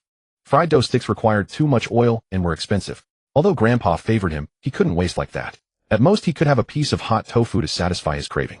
Meat buns were even more out of the question. The proprietress walked over to Qingshan and said with a frown, 1 fried dough stick is 4 cents, 1 meat bun is 8 cents. 8 fried dough sticks is 32 cents, 12 meat buns is 96 cents, total 1 yuan and 28 cents. I'll give you a discount on the 8 bowls of porridge, just pay 1 yuan and 30 cents. Normally everyone ate breakfast first, and then paid, but Qingshan's table had ordered quite a lot. Without a word, Qingshan took out his money, counted out 1 yuan and 30 cents, and handed it to the proprietress. Proprietress, hurry up, we're all hungry. Okay. The proprietress's eyes lit up at the money Qingshan handed over. Her soft, boneless little hand silently brushed past Qingshan's fingers, and she gave him a slight wink, adding a hint of coquettishness. It had to be said, this older woman, a young sister-in-law of 27 or 28, was truly alluring. Qingshan, a sturdy young man who had just come of age, felt a surge of lust in his heart. He cast a few aggressive glances at this woman. The breakfast shop proprietress was quite satisfied with her charm upon seeing Qingshan's reaction. She was also very interested in a young, handsome fellow like Qingshan. She had run this breakfast shop on this street for several years, but this was the first time she had met such a handsome young man. His skin was fair, unlike that of a farmer, and his features were regular. He was so much better than her useless eunuch of a husband. Qingshan bent down and sat on a chair waiting for the breakfast to be served. Qingshan, Dazhuang, Wang, and Li Kuei just happened to sit at one table, while Li Dakuei, Qingshu, and Li Laokuei sat at another table. Proprietress, a piece of hot tofu. Add some chili. Just then a girl with a ponytail tied with a red string walked over and called out to the proprietress. 20 cents. The proprietress deftly cut a piece of tofu and handed it to the girl. Oh dear. The ponytailed girl touched her pocket and exclaimed, oh no, I seem to have forgotten my money today. Proprietress, could I pay you tomorrow? Tomorrow? Miss, I've never seen you before. If you were a regular, it would be okay. But for you, it's definitely not possible. The proprietress shook her head. Proprietress, I just arrived in 2 Township today. Could you please make an exception? The ponytailed girl pleaded. Proprietress, it's just 20 cents, right? This little girl is so pretty, just let her pay tomorrow. Qingshu, sitting nearby, spoke up. She's pretty, that's true, but this is a small business. If she doesn't come tomorrow, will you cover it? As soon as the proprietress finished speaking, Qingshu, who had just spoken, fell silent. He could speak up to help, but paying out of his own pocket was absolutely out of the question. Proprietress, put this girl's tofu on my bill. Qingshan said upon seeing this. Okay. Seeing that it was Qingshan who spoke, the proprietress immediately nodded and said, Miss, don't listen to what men say, watch what they do. Some people just talk, but they're useless. After saying that, she glanced at Qingshu. Qingshu, sitting nearby, suddenly felt embarrassed, as if everyone around was looking at him strangely. It was a bit embarrassing. Comrade, thank you. Su Waning's beautiful eyes turned to Qingshan. When she saw his handsome face, she felt a surge of goodwill. It's nothing. You look unfamiliar, miss. You must not be from our 2 Township. Qingshan asked. This girl's attire, temperament, and even the fragrance on her body were that of snow cream. She was probably not from 2 Township. By doing what he just did, he had also formed a good connection. Yes, I just arrived in 2 Township today to work. May I ask your name, comrade? Where do you live so I can return the money to you later? Su Wanyin said looking at Li Qingshan. It's just 20 cents, no need. My name is Li Qingshan. May I ask your name, miss? Don't just stand there. Come sit. Li Qingshan said, moving a small stool to the side to let the girl sit. My name is Su Wanyin, Su Wanyin said. This name indeed is not something that could be given in a rustic place like ours. It's clear that you are cultured and refined, Li Qingshan said. His words pleased Su Wanyin, and a hint of pride welled up in her heart. Su Wanyin, your buns. Fried dough sticks. At that moment the proprietress brought over the buns and fried dough sticks, and placed them on the table. Each bun was as big as a fist. They were still steaming, and the aroma of flour and meat filled the air. And the fried dough sticks were greasy and shiny, just taken out of the oil pot, fried to a golden brown. To people who generally lacked grease in their stomachs, they were truly mouth-watering. Su Wanyin, sitting beside Li Qingshan, looked at the breakfast they were eating and immediately felt that the tofu in her hand had no taste. Her eyes were full of longing. Who were these people, eating so well? So many meat buns. Oh my, could they finish them all? She herself hadn't had meat buns for a long time. Just thinking about the taste of meat buns was still so tempting. With that thought, Su Wanyin couldn't help swallowing secretly. Proprietress, here, put this plate here. Li Qingshu pointed to the 5 large meat buns and 4 fried dough sticks that the proprietress brought over for the second time, indicating his own table. Li Laotuan and Li Dekue at the neighboring table watched as Li Qingshan gazed at the freshly delivered steamed buns and fried dough sticks, his eyes nearly bulging out, swallowing again and again with an urgent desire to devour them. The night before, the Li Qingshan family had eaten meat without sharing a single bite with them. It was absolutely maddening. Yet this morning their luck had suddenly turned. Finally they could satisfy their cravings. Boss lady, weren't these pork buns and fried dough sticks ordered by us? Why were they served to them? Li Qingshan asked. What? Aren't you all together? The boss lady paused slightly, her gaze shifting toward Li Qingshan. No, the 4 of us are one group and the 3 of them are another. Oh, I see. The boss lady placed the pork buns and fried dough sticks on Li Qingshan's table, then turned to Li Qingshu. Comrade, how many buns and sticks would you like? Please pay first, and I'll serve you right away. What? From the neighboring table, Li Qingshan and Li Dekue spoke in unison, their gazes locking onto Li Qingshan, and the boss lady momentarily at a loss for how to respond. Oomph. Upon hearing Li Qingshan's words, Li Laotuan was so enraged that he nearly suffered a cerebral hemorrhage. The chopsticks in his hand slammed forcefully onto the table beside him with a deafening crack. The already dilapidated table, worn through years of use, actually shattered under Li Laotuan's single strike. What are you doing? What are you doing? Smashing up the shop. Are you ordering the pork buns, or not? Seeing the scene, a trace of displeasure flashed across the boss lady's face. A boss lady will just sit here for a while. We won't eat. Won't eat. Li Dekue waved his hand dismissively. Eating breakfast here was far too expensive, it would be cheaper to go home. Not eating. If you're not eating, then compensate me for this table, 20 cents. Hurry up. The boss lady urged Li Qingshu and the others. What? This one table costs 20 cents. As soon as the boss lady finished speaking, Li Dekue jumped out and shouted. So what? If you won't pay today, don't even think about leaving. I'll send you all straight to the police station. The breakfast shop owner emerged from the kitchen wielding a kitchen knife, his fierce expression bearing all hostility as he glared viciously at Li Dekue and Li Laotuan. Dad, you're the one who smashed the table. You figure it out. Li Dekue frowned, glancing over at his own father. Oomph. It's just 20 cents. Facing the ferocious shop owner, Li Laotuan ultimately dared not throw a fit in front of everyone. After all, he had indeed broken the table. He reluctantly took out the 20 cents he had prepared that morning to buy meat and handed it to the boss lady. At that time, pork cost 40 cents per jean.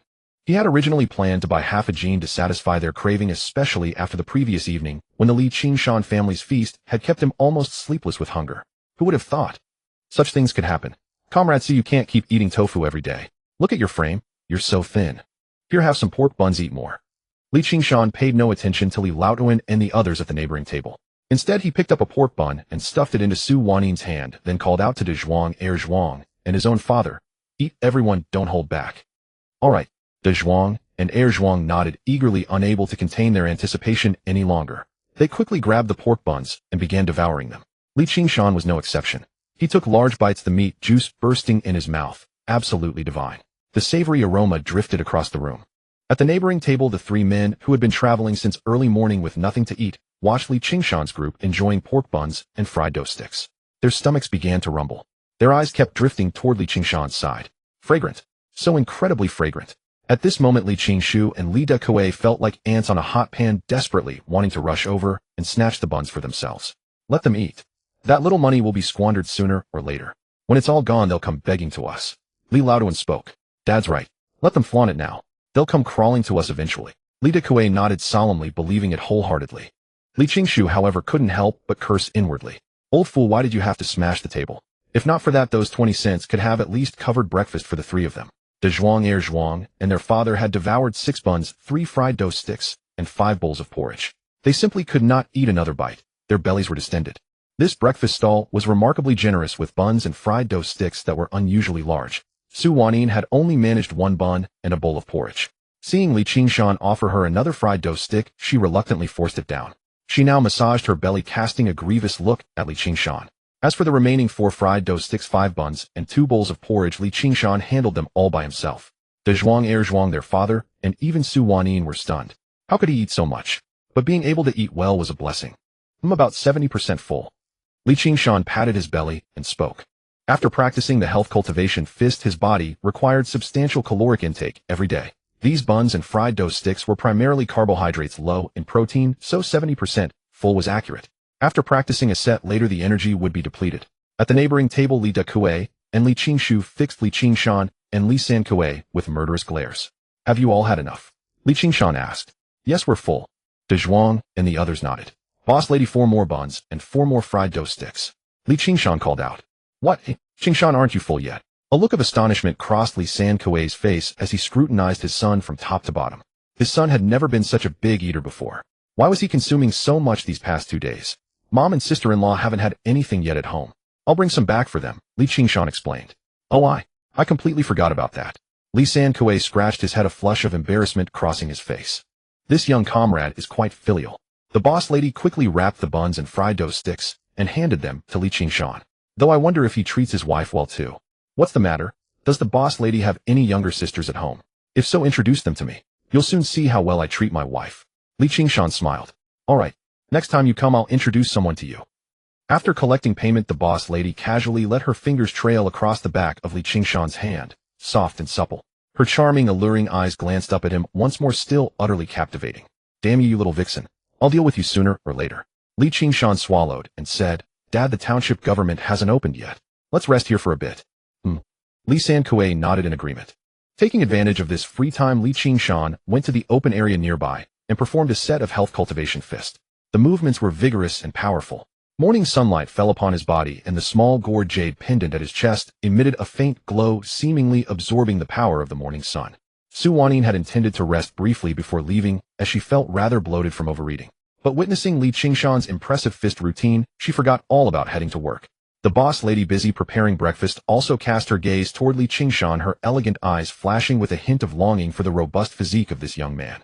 Thinking of her own husband who lay dead to the world, every night a wave of melancholy rose in her heart. This man, he was truly wonderful. Comrade Qingshan, what kind of fist style did you just practice? It was magnificent. Su Wanyin's usually melancholic eyes now sparkled with extraordinary brightness as she fixed her gaze on Li Qingshan. Oh, just some casual practice. Li Qingshan replied modestly. Oh no, I'm going to be late. I need to hurry to work. Just then Su Wanyin suddenly remembered something and hastily rose to her feet. Where do you work, Miss Su? Why so early? Li Qingshan asked curiously. It was only 6 o'clock in the morning, far too early for work. The supply and marketing cooperative in our township. Since I just arrived, I need to familiarize myself with things ahead of time, so I came early. Once I'm familiar, the official work hours start at 7:30. Su Wanyin explained. So you work at the supply and marketing cooperative? Li Qingshan was slightly surprised. Yes. What's wrong? Su Wanyin nodded. I was actually planning to go to the cooperative to purchase some supplies, but it hasn't opened yet, so I was waiting here. Is that so? Today you helped me, so let me return the favor. Come on, let's go to the cooperative with me. Su Wanyin said. Great. Li Qingshan readily understood her intentions. He immediately signaled De Zhuang and Zhuang, and they hurried toward the supply and marketing cooperative, calling out over his shoulder, Dad, wait here a moment. I'll be back before the township government opens, and then we'll go process the household registration split. Inside the cooperative, Su Wanyin opened the door and let Li Qingshan and De Zhuang enter. What would you like to buy? Write down a list, and I'll fetch it for you. Sure. Li Qingshan nodded and picked up a pen and paper from nearby to start writing. Oh, you can read and write, and your handwriting is quite nice. Su Wanyin gazed at Li Qingshan's script in surprise. Learned it from an old Taoist priest for a couple of days, Li Qingshan replied, casually, conveniently attributing everything to the old Taoist. After finishing, Su Wanyin took the list and said, Comrade Qingshan, I think you're quite cultured. Why not try applying for a teaching position at the township middle school? We'll talk about it later, Li Qingshan said. All right then. Su Wanyin looked at the items on the list and read them aloud. 1 large iron wok at 3 yuan, 1 small iron wok at 1 yuan, 3 jiao, 3 bars of soap at 60 jiao, 10 boxes of matches at 20 jiao, 2 jin of kerosene at 80 jiao, 10 pickling jars at 1 yuan, 3 jiao, 1 jin of brown sugar at 60 jiao, 1 jin of white sugar at 80 jiao, 5 jin of burning pot liquor at 5 yuan, 5 jin of soybean oil at 3 yuan, 5 jiao, 1 jin of sesame oil at 1 yuan, 2 jin of glutinous rice strips at 1 yuan, 2 jin of peach cookies at 1 yuan, 7 jiao, 2 pairs of embroidered cloth shoes at 5 yuan. All told, that comes to 30 yuan. Comrade Qingshan, you're buying quite a lot. Su Wanyin examined the inventory on the list, particularly the 2 pairs of embroidered cloth shoes, and her brow furrowed. Was this fellow seeing someone? Just once in a while, sorry for the trouble. Li Qingshan handed over 30 yuan. He had roughly 10 yuan left in his pocket at the moment. Su Wanyin busied herself with the tasks, placing all the goods outside, and said, everything is weighed accurately. Take a look. Li Qingshan glanced at the scale. Indeed, all the weights were exact. Moreover, there was extra padding. Whenever items were sold by weight, Su Wanyin would generously give a little extra. After organizing all the goods, Li Qingshan began loading them onto a handcart. Hey young comrade, let me ask you something. Su Wanyin suddenly called out to De Zhuang. Comrade Qingshan, does he have a sweetheart? No, never heard of it. De Zhuang shook his head honestly. Alright, got it. Seeing Li Qingshan return after finishing loading, Su Wanyin said, thanks for your help earlier. I'll pay you back next time. Have some candy. With that, Su Wanyin scooped a handful of fruit candies and pressed them into Li Qingshan's palm. Alright. Li Qingshan nodded and accepted the candies. This handful alone was worth more than 2 cents. Naturally, Li Qingshan did not expose her generosity. After packing everything up, he departed directly. Returning to the breakfast stall once the township government opened, the group headed there to process the household registration split. The township government did not open until 8:30. Since it was still before opening time, Li Qingshan planned to stop by the township clinic on the way to purchase a set of filiform needles, the fine acupuncture needles used in traditional Chinese medicine for stimulating acupoints, made entirely of stainless steel and extremely thin. If conditions allowed, silver needles would be preferable. Unfortunately, the cooperative did not even carry filiform needles, let alone silver ones. He could only visit the small clinic to see if any doctor would part with a few. Such items were likely only available in the county seat given the limited demand. At that time, the township clinic was quite modest. It consisted of 2 Western medicine doctors, 1 traditional Chinese medicine practitioner, 2 nurses, 1 laboratory technician, and 1 accountant. The courtyard was also small. Rural residents would only come to the clinic when absolutely desperate, or otherwise they would endure the illness at home. Visiting the clinic meant spending money, which was both inconvenient and costly. Thus, the township clinic rarely had visitors. And what time was it now? The doctors had not even arrived for work. Oh, village chief. As soon as Li Qingshan entered the township clinic, he spotted the village chief of Shirshi village also present, though walking with a pronounced limp and a pained expression on his face. Li Shengli, the village chief, was in his 40s with darkened skin and large hands and feet. He appeared to be a capable and dependable man. Aside from his military service in the past, he was an honest farmer skilled at tending crops and known for his kind disposition. Qingshan, what brings you here? Village chief, Li Shengli asked, watching Li Qingshan approach. I'm here to buy some things. Village chief, is it your leg that's bothering you? Li Qingshan gestured toward Li Shengli's leg. Sighed. Li Shengli let out a long breath and explained, an old injury from the battlefield. A bullet went right through there, and this ailment has plagued me ever since. It aches periodically, and when the pain becomes unbearable, I come here for old Hua to insert a few needles. As he spoke, he pushed open the door and entered. This old Chinese medicine practitioner had arrived early, appearing to be in his 60s or so. Li Shengli had intended to push through the door and find a place to sit as his leg pain was becoming almost unbearable, but before he could. Unexpectedly, Dr. Hua was sitting in his clinic. Beside him sat a young female doctor. A look of surprise flickered across Li Shengli's face. An old man. I sleep early at night, so I wake up early. There's nothing much to do at home, so I come here to read. What if a patient comes? See, here you are. This is Dr. Tingting from the Western Medicine Clinic next door. A pregnant woman came to give birth just now, so I had her called over. She's also my great niece. Look, she just bought me breakfast. Dr. Hua first introduced the young doctor beside him, then looked at Li Shengli's knee. Yes, it's in terrible pain. Need a few more needles? Li Shengli nodded. Sigh. Just needles won't make the pain disappear. It'll ease a bit during treatment, but the moment the needles are removed, the pain returns. I suggest letting Tingting prescribe you some painkillers. Dr. Hua looked at Li Shengli's knee, feeling it was a troublesome matter. Never mind. I won't take that stuff. Your acupuncture still works better. Li Sh waved his hand. You stubborn donkey. I think you're just afraid of spending money. While speaking, Dr. Hua opened a drawer, took out filiform needles, and prepared to treat Li Shengli. Village chief, how about I give you a few needles to try? Not to brag. Within a week of treatment, you'll be guaranteed no pain. And after 3 months, I promise it won't relapse. Li Qingshan suddenly spoke from behind. This kind of stubborn ailment. He and his master had treated many such cases in his past life, all lingering consequences from veterans' days on the battlefield. So Li Qingshan felt quite confident about treating Li Shengli's condition. However, as Li Qingshan finished speaking, Dr. Hua and Li Shengli both turned their gazes toward him, confusion in their eyes. Who are you? Qingshan, what nonsense are you spreading? Li Shengli spoke up. He's a boy from our village. We just ran into him outside. What does he know about acupuncture? Just talking nonsense. Village chief, I'm being serious. Your injury is treatable. I only need a few needles. Li Qingshan said calmly. No sooner had Li Qingshan spoken than Dr. Tingting, seated beside Dr. Hua, burst out laughing. Comrade, Uncle Li's chronic ailment has even stumped my second uncle. He can only relieve the pain somewhat. And you claim you can cure it completely in 3 months without relapse. Are you joking? Just because you can't doesn't mean others can't. At the very least, I can cure the village chief's stubborn ailment, Li Qingshan said confidently. Enough, stop boasting here. My second uncle, among the most renowned physicians not just in this county but across the entire city. He was once invited to serve at the municipal level and city leaders personally came 3 times to recruit him.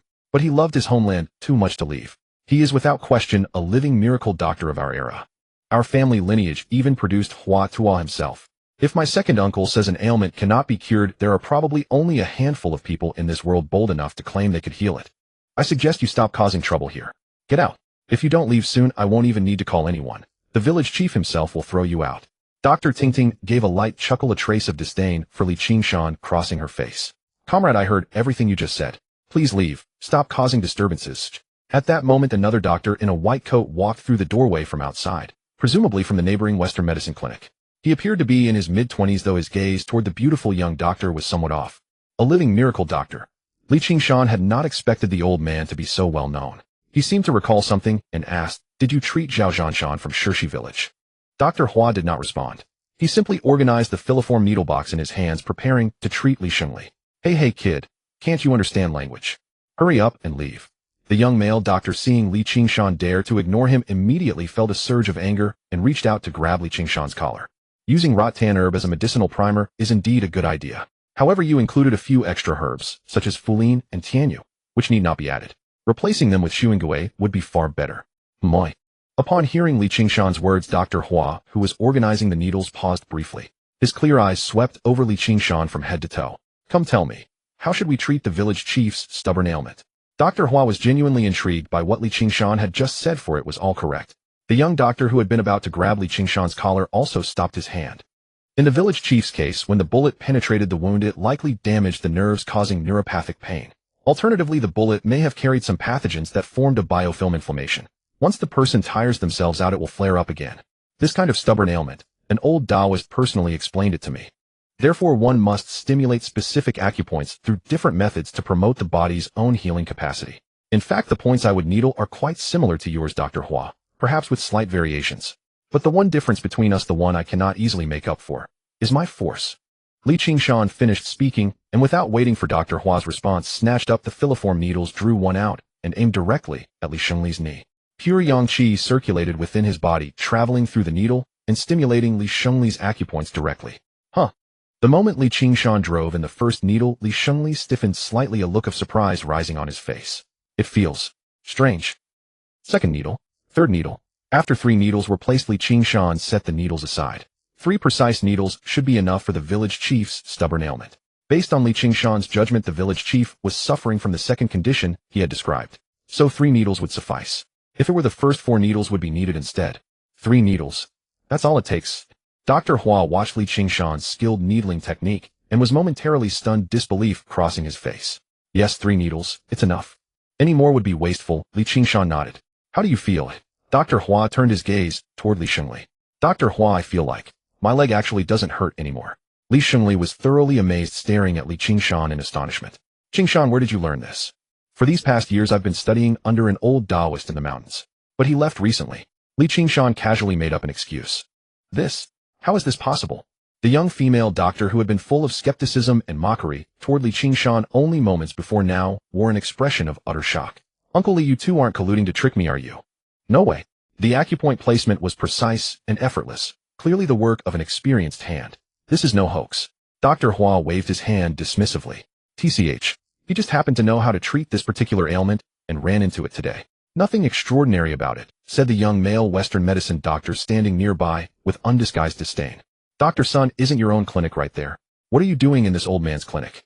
A frown of displeasure crossed Dr. Hua's face as he issued a dismissal. He could tell Li Shengli was not pretending. Moreover, those 3 acupoints did indeed have remarkable effects. Looking at Li Qingshan now, his gaze carried a newfound appreciation, and his mind began whirring with calculations. The young male doctor touched his nose, but had the audacity to remain. Not long after, Li Qingshan removed the 3 needles from Li Shengli's leg, and said, "Village chief, take a walk, and see." Li Shengli immediately stood and walked. Indeed, the pain in his leg had completely vanished.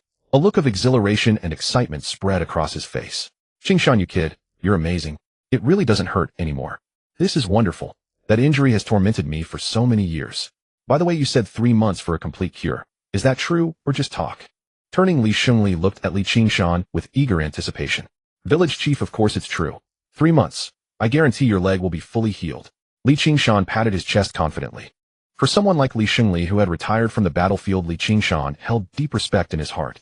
Dr. Hua watched Li Shengli stride away, briskly adjusted his glasses, and looked at Li Qingshan. "Young man, you learned this from an old Taoist, correct?" "Yes." Li Qingshan nodded. "And do you know the old Taoist's name?" Dr. Hua continued. "That, I do not know." Li Qingshan shook his head. "Oh, if you don't even know his name, you've likely not formally taken him as your master, have you?" Very well, very well. Young man, I see you have considerable talent in the tradition of Chinese medicine. Why not become my disciple?" Dr. Hua regarded Li Qingshan with an appreciative gaze, his tone filled with sincerity.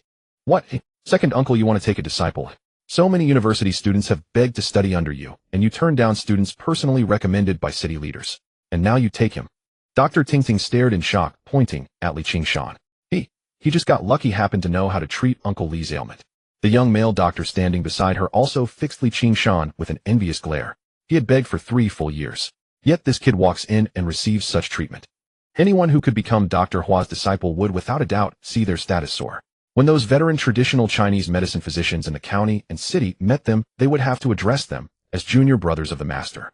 Dr. Hua's seniority was enormously high. Promotion, future prospects, nothing would be a problem. This kid had truly struck gold. Never mind, never mind. I only came to buy a set of filiform needles. I have no intention of taking a master. Li Qingshan waved his hand. In his past life, he had already stood at the pinnacle. This time around, he only wished to live a peaceful, unremarkable life. It's all right. This matter is about fate. It cannot be forced. Young man, whenever you're willing, come find me. The offer to take you as my disciple will remain valid until the day I die. I also have a brand new set of filiform needles here. You can have them. After speaking, Dr. Hua reached into the drawer beside him and pulled out another set of needles. But his hand seemed to brush against something, and he frowned. "Young man, do you know how to use silver needles?" "Silver needles?" Li Qingshan's eyes lit up. He quickly replied, "You have silver needles here, elder." "I do have a set," Dr. Hua nodded. "That would be perfect. I get better results with silver needles than with filiform needles." Li Qingshan was overjoyed. If you have silver needles, the village chief's stubborn ailment can be cured in just 2 months. "Oh, really?" Li Shengli, standing beside him, felt a surge of hope. "In that case, I'll gift you this set of silver needles." After speaking, Dr. Hua took the silver needles from the drawer and handed them to Li Qingshan. "Second uncle, that's enough. Once given, it's given." Before Dr. Tingting could finish her protest, Dr. Hua cut her off, leaving her no choice but to fall silent. This set of silver needles was a family heirloom of Dr. Hua's. Through special craftsmanship, both the material and the efficacy were far superior. "Thank you, Dr. Hua." Li Qingshan took the silver needles and counted them, 15 in total. At current market prices, ordinary silver needles sold for 1 yuan each, so this set alone was worth at least 15 yuan. Moreover, the style and provenance of this particular set seemed quite significant. As long as you can make good use of them, that's all that matters. Dr. Hua continued to regard Li Qingshan with deep appreciation, his mind still turning over how to bring this young man under his wing. This kid was truly gifted. In the future, when he encountered those old rivals again, he would no longer be at a disadvantage and could proudly show them off. "Village chief, I still have matters to attend to, so I'll take my leave first." "Dr. Hua, thank you for the silver needles. If anything ever arises where my skills might be useful, just call me. Aside from taking me as a disciple, anything else is fine." With that, Li Qingshan hurried out of the township clinic with the silver needles and returned to the township government offices to wait alongside his father. 9 o'clock in the morning. Outside the township government. "Old third, don't you go regretting this." Li Laotuan gripped the household register in his hand and snorted coldly, his voice full of threat. "Father, let's go." Li Qingshan had long since pushed the cart away, calling back to Li Sanhui behind him. The group set off for home at once. Once home, they prepared to move. Li Laoduan and the other two followed behind. From early morning until now their stomachs had been growling, but that 20 cents had already been paid to the landlady as compensation for the table. Li Qingshu gazed at the food on Li Qingshan's cart with evident longing. But remembering the way Li Qingshan had practiced martial arts that morning, he shrank back. Mid-morning, Li Laoduan's stomach had been rumbling the entire journey. Finally they arrived home. The entire Li family was waiting outside. "Old man, where's the meat? Hurry up and take it out. I'm waiting to put it in the pot." The elderly woman in the house stepped forward and asked. The eldest daughter-in-law, the second daughter-in-law, the second son, and the two grandsons Li Qingyu and Li Qingyu all gazed expectantly at their grandfather Li Laoduan. They had been teased by the smell of meat all night long. Finally they could eat it. A look of embarrassment crossed Li Laoduan's face. He didn't know how to bring himself to say it.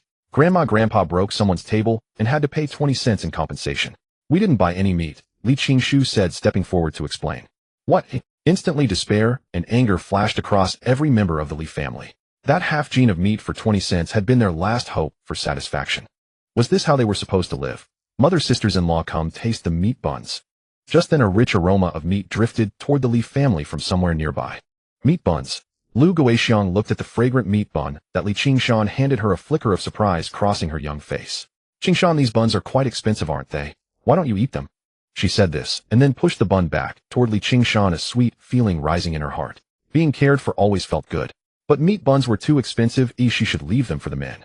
Qingshan was still growing and needed to go hunting in the mountains. If he didn't eat well, how could he manage? "Sister-in-law, I've already eaten at the market.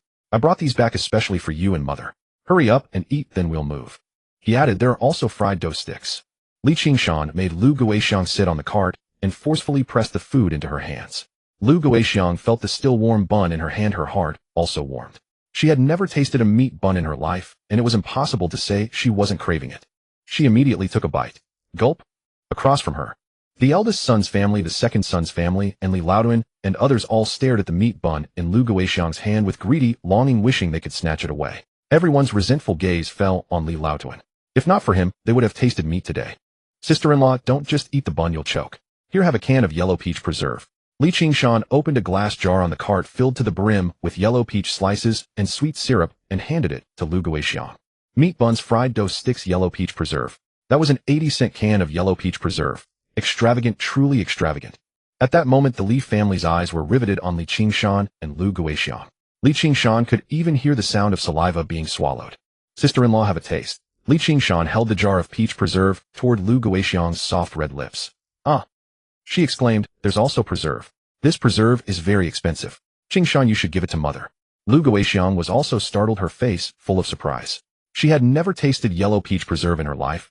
She had only heard others mention it. She never imagined she would have the day when she could eat yellow peach preserve. At that moment, gazing at the handsome young man before her, a wave of sweetness and happiness surged in her heart. The feeling of being cared for and valued was wonderful. "Guoxiang, you've been married into our family for several years. These years we've treated you poorly, not letting you have a single good day. You deserve to eat this preserve." Qingshan's mother said. "It's fine, there's more." Li Qingshan took another jar of yellow peach preserve from the cart, opened it, and handed it to his mother. When Lu Guoxiang saw that her mother-in-law also had a jar of preserve, she felt at ease. Holding the jar in both hands, she first took a sip of the sweet syrup. The fruity aroma mixed with the taste of white sugar instantly lingered in her mouth, refreshing her heart and mind. This made Lu Guoxiang, who was tasting yellow peach preserve for the first time, her eyes light up. "So sweet. Delicious. Qingshan, it's so sweet. Do you want to try some?" Looking at the jar in her hand, though she felt a little reluctant, she still handed it to Li Qingshan. Lu Guoxiang, who usually ate coarse food, had never tasted such fine food. "Sister-in-law, I've already eaten." Li Qingshan refused. Before his rebirth, he had grown tired of this stuff. He would leave it for Lu Guoxiang. Later, when he earned more money from hunting, he could buy as much as he wanted. Wah! Just then the eldest son's wife suddenly burst into tears, looking at Li Dakue with a face full of resentment. "You useless thing. Look at them, eating meat buns and yellow peach preserve. I've been with you for so many years, what have I gotten to eat?"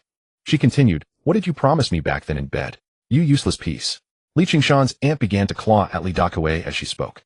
"Ouch! You woman, what are you doing? Are you rebelling?" Li Dakue's face was immediately scratched with several red marks. Furious, he reached out to fight back. "Useless thing, you're still watching? The eldest son's wife can at least eat something good at home. What about me? What kind of hard life have I been living? You're even more useless than your brother. I'll scratch you to death." At that moment the second son's wife also started clawing at her own husband, saying, Qingyu, you two men, come help me. Scratch this useless one to death." I'll scratch you to death. Sons were naturally biased toward their mothers, especially in fights. However, Li Erkawei was still his father, so he didn't dare to hit him. He could only play the peacemaker, holding his father back while letting his mother scratch. Instantly, the Li family fell into chaos as the two families started fighting. What are you doing? Stop it. Aren't you afraid of being laughed at? Seeing this, Li Laoduan was so angry that his beard bristled and his eyes bulged. He valued face the most. If the neighbors saw his daughters-in-law clawing his sons, especially his old rival, Zhao Youtian, how could he hold his head up in the village in the future? Dad, you still have the nerve to talk. If it weren't for you, that 2 cents wouldn't have been paid to the shopkeeper's wife. We would have had meat today. Would this woman have to make such a scene? Li Dakawei, scratched by his wife, said in exasperation. Dad, that was 2 cents. It could buy half a caddy of meat. If we chopped it with pickled cabbage, we could have a meal of dumplings. Why did you smash their table for no reason? He added, really, you can't accomplish anything, but can spoil everything. Li Erkawei, also frantic from his wife's scratching, dared to talk back to his father Li Laoduan. What? You two bastards are blaming me. I'll beat you to death. Li Laoduan roared, took off his cloth shoe, and swung it at his 2 sons. The Li family started a brawl. What's going on? Husband, come out and see. The Li family is fighting. What? A fight? I have to go see. I'll go home and get some peanuts. Is it that good for nothing Qingshan fighting with Li Laoduan and the others? That would be interesting. No, it's the eldest and second sons' wives fighting with their own men. Hey, a woman hitting a man. That's interesting. No need to break it up. Go quickly and see. Immediately the neighbors heard the commotion and rushed out to watch the excitement. Gossiping was human nature, but some neighbors, to maintain appearances, tried to dissuade them. Stop fighting. You're all family. Exactly, stop now, you're making a spectacle. Hey, Qingshan is planning to move out. Mom, I want to eat meat buns, I want to eat yellow peach preserve. A child pointed at the bun and jar in Lu Guixiang's hand. Oh my, Li Qingshan really is willing to spend money. He's eating buns and yellow peach preserve. Gulp. Husband, what does yellow peach preserve taste like? These buns smell so good. Husband, I've never eaten a meat bun. Should we? Wasteful woman, what are you saying? At that moment, the villagers who had come to watch the excitement began to feel envious at the sight of the bun and jar in Lu Guixiang's hand, unable to help swallowing their saliva secretly. How they wished they were Li Qingshan's sister-in-law or mother at that moment. Guixiang, can you give me 1 bun? My grandson wants to eat. Aunt Pockmark led her grandson up to Lu Guixiang, looking at the bun in her hand, and asked. Off. Lu Guixiang was momentarily stunned, a flicker of surprise crossing her face. She never expected Aunt Pockmark to be so thick-skinned as to directly demand it. Grandma, I want to eat buns, I want to eat meat buns. The grandson Aunt Pockmark was holding, about 7 or 8 years old, plopped down on the ground and acted spoiled, wriggling like a loach. The child's nickname was indeed Loach. All right, Grandma will ask for a meat bun for you. My little ancestor, don't be impatient. Stand up quickly. Seeing this, Aunt Pockmark quickly helped her grandson up from the ground and continued to look at Lu Guixiang. Guixiang, give one to my grandson quickly. He's hungry. You've already eaten 1 meat bun, and there are still fried dough sticks and yellow peach preserve. It won't hurt to give one of the meat buns to my grandson. She added, oh, why are you dawdling? Hurry up. If you starve my grandson, I'm telling you, I won't let you off. She said, my son is not someone you can afford to offend. Lu Guixiang's brow furrowed even deeper. She didn't want to give the meat bun to Aunt Pockmark. After all, such a good thing as a meat bun, she had never eaten it before. But if she didn't give it Aunt Pockmark, your grandson isn't born for me, why should I give it to your family? She retorted, why don't you lend me your daughter-in-law for a couple of days? If you're willing, go call your daughter-in-law over now and give her to me to play with for 2 days, then I'll give you a meat bun. How about that?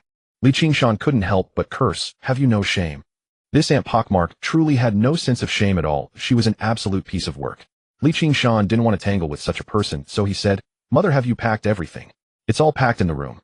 Dazhuang Erzwang helped carry the things to the cart. We're moving, Li Qingshan said. Sure. Dazhuang and Erzwang nodded, and then entered the room to load the packed belongings onto the cart. The family left the Li family. After the great battle, the Li family was finally exhausted. They had also lost all face. Watching the receding figures of Li Qingshan's family, their eyes were full of resentment and hatred.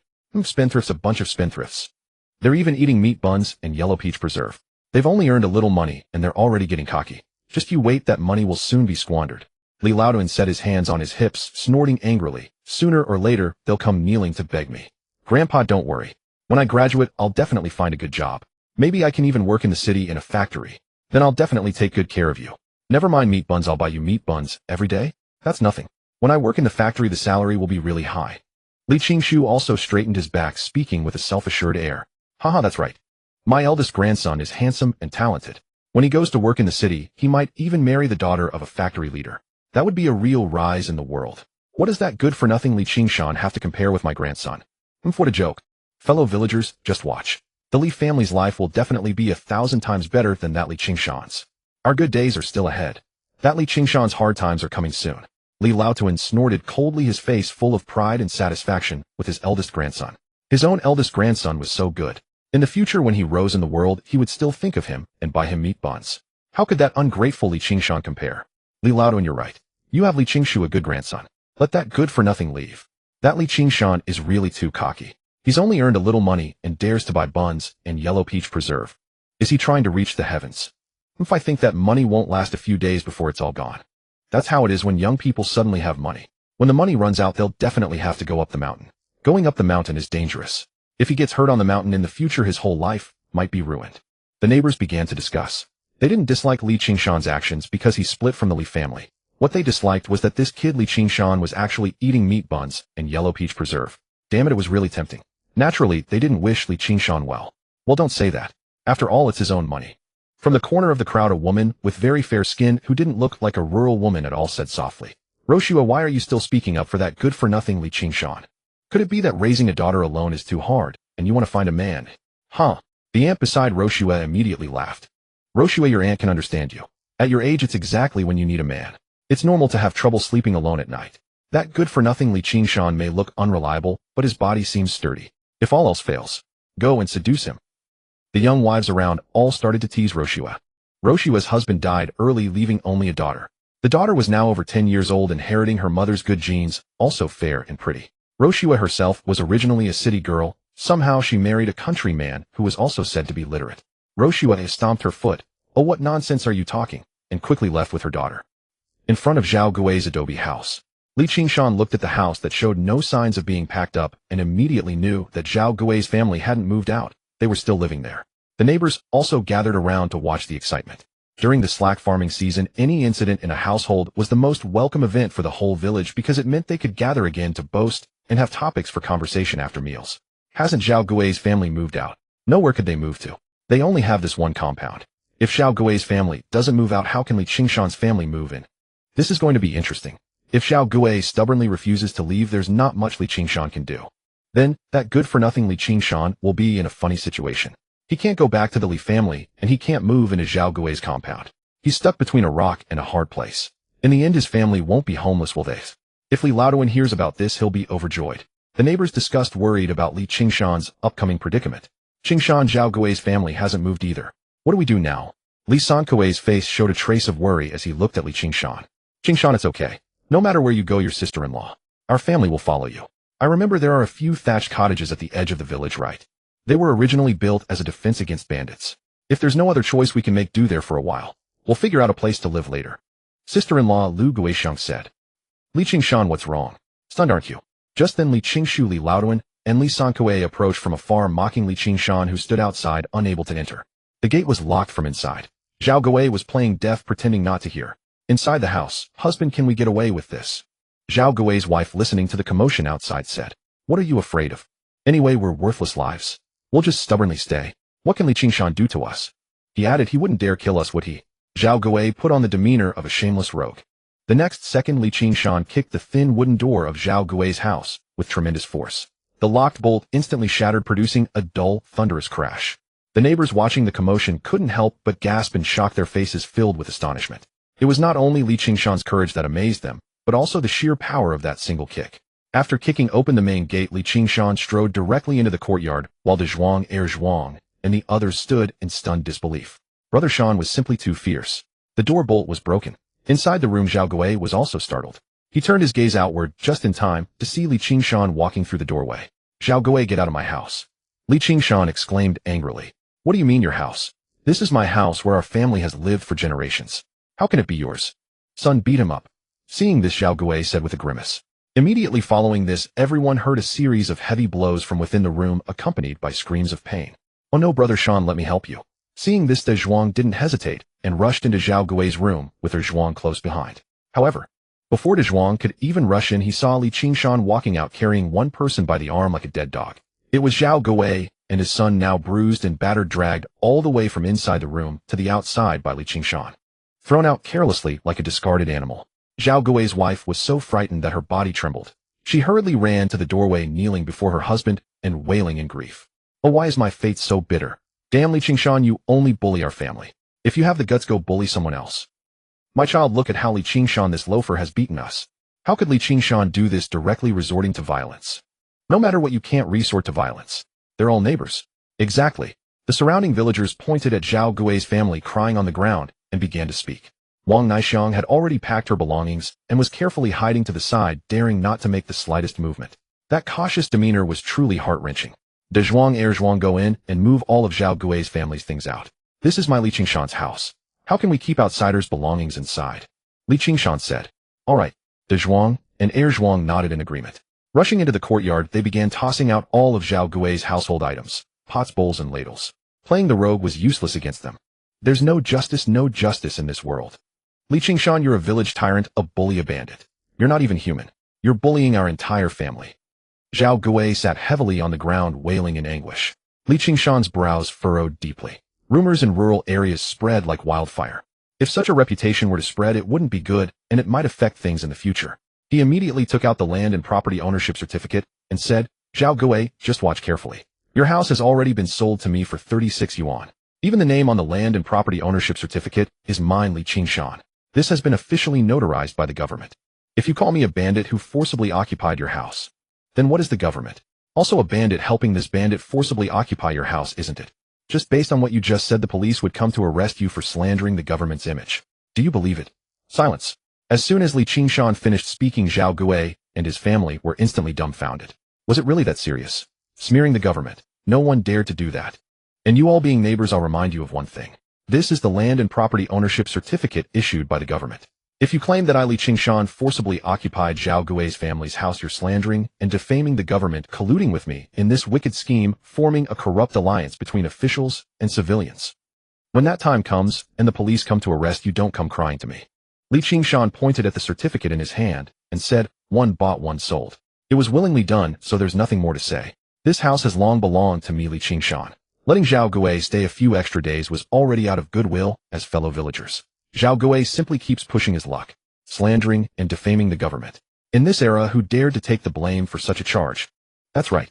This house was sold to Qingshan long ago. It's already generous that Qingshan lets you stay for a few days, yet you're still refusing to leave. I think your whole family wants to illegally occupy Qingshan's house. Zhao Gui, you're being completely unreasonable. Your house was sold, and you still won't leave. How shameless. The surrounding neighbors quickly changed their tune and began accusing Zhao Gui. Brother Shan, everything's been moved. Not long after, Dezhuang and Erzhuang walked out and said, Mom and Dad, sister-in-law, you put your things away first. We'll squeeze together for now, and after a while we'll apply for another homestead and build another house, Qingshan said. Now his father and his sister-in-law had 3 household registers, all from Shirshi village. Theoretically, they could apply for 3 homesteads. Around Zhao Gui's house there happened to be several vacant plots of land, and behind it was a small hillside. They could definitely build 2 more rooms on both sides. After the commune system was implemented, 1 homestead per household would meet the requirements. If Wang Naixiang could also transfer her household registration out, Qingshan could help apply for another homestead. Build another room. Qingshan, you kid really have a big mouth. It's just that you got lucky last time you went up the mountain and shot a few roe deer. I don't believe you'll have such good luck every time, Qingshu sneered and mocked. Haha, young people really don't know the difference between heaven and earth. Building a house is not such an easy thing, is it? This is the recklessness of youth. I think sooner or later he'll take a big fall before he learns his lesson. This kid really has a big mouth.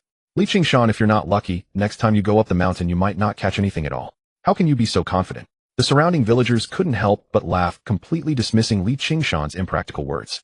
Qingshan remained silent. In a few days, when he returned from the mountain again, you shallow people will know. After Qingshan finished moving everything, he slammed the main gate shut. The neighbors outside immediately dispersed, but today's events quickly became everyone's talking point. Zhao Gui's family had no choice. That trick of playing the rogue was useless, so they had to move their luggage and stay in those thatched cottages at the village entrance.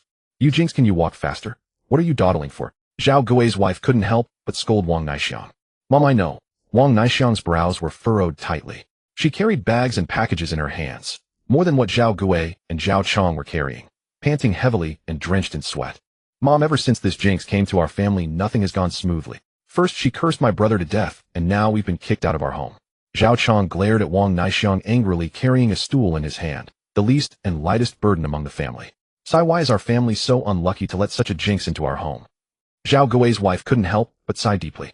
Mom, if you ask me, we should find someone to marry this jinx as soon as possible. Isn't Li Hu always coveting her? I think we should just let Li Hu give a bride price and marry off this jinx. Our family can still have some money. Wait until I use it to turn things around at the gambling house. Hey, then we'll buy the house back, and with the remaining money, we can have you eat meat buns every day? How about that? Zhao Chong said.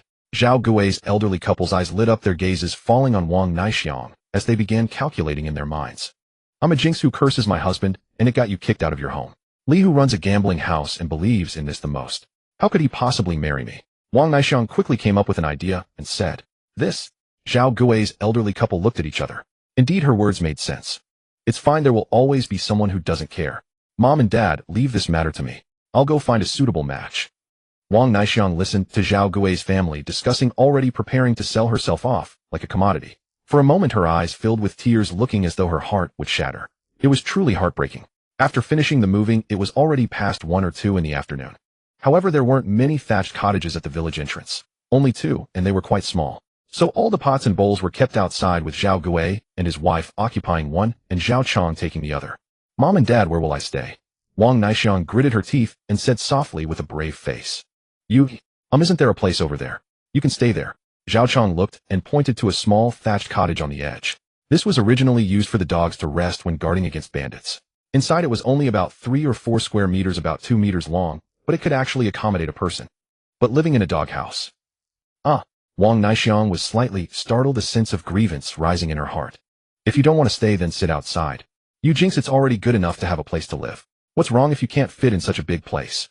Zhao Gui thought about the misfortunes that had plagued his family ever since Wang Naixiang entered their home and said with irritation, Wang Naixiang had no choice but to nod and agreed, beginning to tidy up her small space, looking pitiful and fragile. Li Qingshan's family had completely finished moving. Li Qingshan directly moved into the main bedroom on the east side of the hall. The east side had the auspicious qi coming from the east, making it the best room. His parents and sister-in-law each had their own room. Zhao Gui's family originally had 2 sons, so the house was rebuilt according to the standards for 2 sons.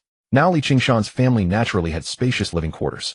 Sister-in-law. Li Qingshan knocked on the door and said, The door isn't locked. Lu Guixiang replied. Li Qingshan opened his sister-in-law's door. Lu Guixiang was tidying up her room, and the air still carried a trace of women's fragrance. Qingshan, what's wrong? Lu Guixiang asked. This is for you. Throw away the shoes on your feet, right now. After saying this, Li Qingshan handed 2 pairs of embroidered round-toe cloth shoes to Lu Guixiang. Is this for me? Lu Guixiang looked at the shoes Li Qingshan was handing over, surprised and delighted, a flash of excitement crossing her face. Women working in the fields wore ordinary black cloth shoes. Moreover, they made them themselves, which was cheap. But the pair of shoes Li Qingshan gave her was a finished product with embroidery, quite expensive. She had only seen such shoes on the village party secretary's wife's feet. Put them on. Over the years our family has wronged you. In the future this family will need you to take care of more things, Li Qingshan said. Qingshan, this is too expensive. Lu Guixiang loved them deeply in her heart, but also felt they were somewhat costly. Take off the shoes on your feet. I'll throw them away for you. You won't need to wear old shoes anymore. After Li Qingshan said this, he squatted down to help Lu Guixiang take off her shoes. Originally Lu Guixiang's shoes were broken, and she was planning to ask her grandmother for a pair. But then Li Decui's wife gave her broken shoes to Lu Guixiang and wore Lu Guixiang's original shoes. That's why Li Qingshan was increasingly displeased looking at these worn-out shoes. Such things had already happened to Lu Guixiang many times. Qingshan, thank you. Lu Guixiang took off her shoes, revealing a pair of fair, jade-like feet. These round-toed embroidered cloth shoes fit perfectly. They look so beautiful. Lu Guixiang gazed at the shoes on her feet, her eyes glistening with tears. In another room, Qingshan's mother looked at Li Sankui and said, his father, a tiger's son, is born a tiger. A wild dog cannot give birth to a tiger cub. Qingshan seems to have really grown up and matured. About his parents' matter, should we tell him? Li Sankui frowned and sighed deeply, saying, let's wait a bit more and see. Sigh. Li Qingshan, come here for a moment. Just as Li Qingshan was about to go out planning to visit Zhao Zhanshan and help treat his chest wound, a young widow's voice suddenly came from an alley in the corner. Ro Shui, what's wrong? Li Qingshan looked at Ro Shui in the small alley, frowned, but still walked over and said. Ro Shui was not from the village, but her husband had died early. She lived a hard life, her body quite slender, but her skin was fair and her temperament elegant. She had once been the most beautiful young woman in the entire village, though the wind and sun had now added a touch of mature charm. More importantly, she had a gentle personality. She never threw tantrums like typical rural women, yet she became the target of bullying by many others. Li Qingshan had once stood up for her. At this moment Ro Shui had tear stains on her cheeks, as if she had been crying recently. She seemed to have made up her mind about something. If Roshue hadn't followed her husband to the countryside, she would likely be living a good life in the city. After all, Roshue could read and write, which was rare, even in the city. Qingshan, I beg you, give me a bowl of meat. I can keep you company for a night. The next moment, Roshue actually knelt down in front of Qingshan, tightly clutching a broken bowl in her hands. Tears streaming down her face like flowers drenched in rain, she pleaded pitifully before Qingshan. Roshue, what are you doing? Get up at once. Qingshan was momentarily stunned, then hurriedly helped the frail Roshue to her feet. The moment his hands touched Roshue's arms, Qingshan's heart tightened. Over these years, Roshue must have endured considerable hunger. Her arms were almost bone-thin. Normally her loose sleeves concealed this, but upon contact it was unmistakable. Qingshan's sister is begging you. Chower is dying. This child has never had a single good day by my side. Before she passes, all she wishes for is a bowl of meat. I'm begging you. I'll do anything you ask. Roshue's frail body collapsed weakly into Qingshan's arms, pleading desperately. What's wrong with your daughter? She fell gravely ill and is near death. Roshue looked like a weeping flower, heartbreakingly beautiful, stirring an urge in him to hold and comfort her. Wasn't she doing well not long ago? Wait here. I'll go with you back to check on her. Qingshan took the tattered bowl from Roshue and walked into the courtyard. Hearing Qingshan's words, a flush of shame rose to Roshue's cheeks. Was he implying he wanted to come to her home and have her serve him? But what if her daughter saw?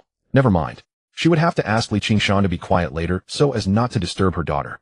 She was useless. She had never given her daughter a single good day. Today, being able to fulfill this one wish of meat was all she could manage. Soon, Qingshan returned with a bowl of meat in the tattered bowl topped with 3 or 4 flatbreads. Not cornbread, but freshly pan-fried wheat flatbread, emitting a faint aroma of wheat. Roshue could hardly suppress a gulp of her saliva. Then, with traces of gratitude in her voice, she said, Qingshan, thank you. She had only begged Qingshan for a bowl of meat, intending to repay him with her body, yet he had additionally given several wheat flatbreads. Fine grain indeed. In all of Shirshi village, how many families could afford such delicacies? Even the village secretary's household did not eat like this. Let's go, Qingshan said, then followed Roshue home and pushed open the door. The sun was fierce, and it was the farming off-season. Everyone preferred to stay indoors. Those with wives had more entertaining pursuits, while single men were like the scorching summer sun, impatient and restless within. Some village children, however, could not resist slipping outside. Catching fish and shrimp by the stream and diving into the water were their greatest pleasures. Every one of them was a skilled swimmer. Inside the room, Roshue's daughter Chower indeed lay on the bed, her lips pale and her breath faint, appearing near the end. Chower was the leader of the village children. Perhaps this was the pattern of a weak mother and strong daughter. Even boys of 12 or 13 in the village had been beaten to tears by Chower. Combined with inheriting her mother's fair complexion and beauty, she had become Sister Chower in the eyes of the village children. If not for her illness, she would likely now be leading the children of Shirshi village in campaigns along the stream or raids against children from other villages. Mother, Chower called softly to Roshue before weakly closing her eyes. Qingshan, could you? Perhaps not in front of the child. Roshue approached Qingshan's side, twisting her body shyly as she whispered her plea. Sister Roshue, Chower was bitten by a snake. Why wasn't she sent to the hospital? Qingshan's sudden words startled Roshue, a look of confusion rising on her face. Qingshan, what are you saying? You mean Chower was bitten by a snake? Why? Didn't anyone tell you? Qingshan asked. No, the child didn't tell me either. She just suddenly developed a fever. I went to the township clinic and brought back some antipyretic medicine, but it didn't help. Who would have known it was a snake bite? Roshue said anxiously. Why wasn't she sent to the hospital? As Qingshan spoke, he stepped forward, took Chower's wrist, and began to palpate her pulse. Alas, I owe Chower an apology. Our family has had such a hard life these years, burdened with heavy debts. We simply have no money to take Chower for medical treatment, nor can we borrow any more from anywhere. Qingshan, let me tell you the truth. If not for the fact that you're young and your appearance is decent, Sister would never have gone to beg you. Roshue gritted her teeth. Indeed, many villagers have volunteered to lend money, but they all demanded I sleep with those bastards. Naturally, I refused. Qingshan, if we send my Chower to the hospital now, is there still hope? Having said this, she seemed to have lost all direction, her gaze drifting toward Qingshan. Qingshan had finished palpating. He removed Chower's sock and indeed found that part of her soul had turned black and swollen. The toxin had already spread along her blood vessels. This snake venom was not particularly potent. Had she been bitten by a Dinacastrodon acutus gloideus usuriensis, or a rock-dwelling pit viper, little Chow would likely have died long ago. If taken to the hospital now, she likely cannot be saved, Qingshan stated. Whoa. Upon hearing Qingshan's words, Roshue's already fragile heart completely shattered. Her face showed utter devastation, her dark hair, disheveled, tears falling uncontrollably. If only she had money to take Chower to the clinic for examination. Perhaps it could have been discovered earlier and treated in time. Now it was too late. She could not be saved. Sister Roshua, please stop crying. What I mean is if you had taken her to the clinic, she certainly could not have been saved. But if I treat her, I have a 70% chance of success. Li Qingshan said. The 70% was actually Li Qingshan being modest. It was also the rule of his sect. Even with full certainty, one should claim no more than 70%, leaving 30% as room for discretion. Chao's injury meant nothing to Li Qingshan. Qingshan, can you really do this? Roshua seemed to have grasped a lifeline, her speech becoming halting as she looked at him. She could not recall ever knowing that Li Qingshan could treat snake venom. Could he really do it? Was he deceiving her? It shouldn't be. There was no benefit to deceiving her.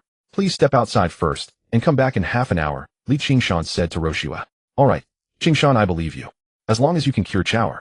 Just wait and see, sister will not treat you poorly. Roshua steeled herself and walked out. Li Qingshan took out silver needles and inserted them at several acupoints on Chao's body, then lanced the bitten area. Drops of dark, thick, venomous blood began to slowly drip forth. Chao was still half unconscious. Li Qingshan had just inserted several acupuncture needles to stimulate the acupoints within Chao's body, forcing the poisoned blood out. Once all the toxic blood had been expelled, he should regain consciousness. After a few days of recuperation, he would likely recover his vigor and resume his role as the village children's leader in Shirshi village. In the coming years, having someone loyal by one's side was crucial. If Chao could be convinced to call him godfather, it wouldn't be a bad arrangement, though that depended on Chao's own wishes. There was no rush. Li Qingshan sat on a nearby chair, eyes closed, quietly waiting. An hour later, a pool of dark poisoned blood had dripped from Chao's feet and then gradually stopped. Li Qingshan carefully withdrew the silver needles one by one. As predicted, the moment the silver needles were removed, Chao slowly opened his eyes. Brother Qingshan. Gaining some strength, Chao looked at Li Qingshan with gratitude. You call me brother, and I call your mother sister. We're already off by a generation. Also, why didn't you tell your mother when the snake bit you? And how exactly did you manage to get bitten on the sole of your foot? Li Qingshan asked, curiously looking down at Chao lying on the bed. I thought it wasn't anything serious at first, but when I started feeling worse, I didn't dare tell my mother. Going to the clinic costs money, and my mother didn't have any left. A trace of grievance appeared on Chao's face. From now on, if you're injured, you must tell your mother. If it weren't for me, you'd probably be meeting your real father by now. After speaking, Li Qingshan picked up a bowl of wild chicken meat beside him and handed it to Chao. Eat this meat and recover your strength sooner. Wow, so much meat. And pan-fried flatbread. Chao stared at the fragrant bowl of chicken meat. Li Qingshan offered, excitement and surprise flashing across his small face. Brother Qingshan, where did all this meat come from? From the mountain. Chao. Just then Roshua outside the door heard the commotion and rushed in. Upon seeing her daughter, who had regained consciousness, she immediately pulled her into her arms and wept bitterly. Seeing this, Li Qingshan turned and exited the room. Roshua glanced at his retreating figure, gritted her teeth, told him to eat well, and then followed him outside, closing Chao's door behind her. Qingshan. Roshua called out to Li Qingshan ahead. Moi. Li Qingshan turned around and saw Roshua unbuttoning her clothes, biting her lower lip, her appearance utterly captivating. It seemed she had already decided to surrender herself to him. Sister Roshua. Li Qingshan reached out and grabbed Roshua's hand, stopping her. You're the most beautiful woman in our village. Many unmarried men pace outside your courtyard at night, unable to sleep. Every man in our village wants to share your bed. I want to sleep with you too, but it absolutely should not be because of a bowl of meat. When you are truly willing, when you desire to sleep with me of your own accord, then we shall. I still have matters to attend to, so I'll be going now. After speaking, Li Qingshan prepared to turn toward the door. Roshua froze, gazing at him in profound shock. She had never expected Li Qingshan to refrain from taking advantage of the situation. Qingshan, wait. Roshua called out to him again. What is it, Sister Roshua? Li Qingshan turned around. Come with me, I'll show you something. Having said this, Roshua walked toward a small earthen shed behind the courtyard. Li Qingshan hurriedly followed. The small room was dim and dark. Roshua slowly bent down, revealing her slender, attractive figure. A woman of her age was at the most enchanting stage of life. Not long after, she retrieved a wooden box from inside the small room. Opening it, inside was a gun. Indeed, the box Roshua opened contained a single-barrel hunting rifle. Li Qingshan's eyes widened in utter shock. Pointing at the rifle on the ground, he said, Sister Roshua, this is... My husband died because of this gun. Before he passed, he asked me to keep it safe, and then he was gone. Over these years, I've considered selling the gun for some money. But as a woman, I have no connections. This gun has questionable origins, and my husband even died because of it. If I sell it openly, this circle is small. Trouble might follow.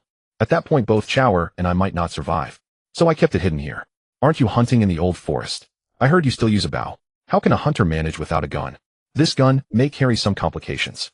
Take a look. Do you want it? If so, take it. If not, leave it here. Roshua said to Li Qingshan.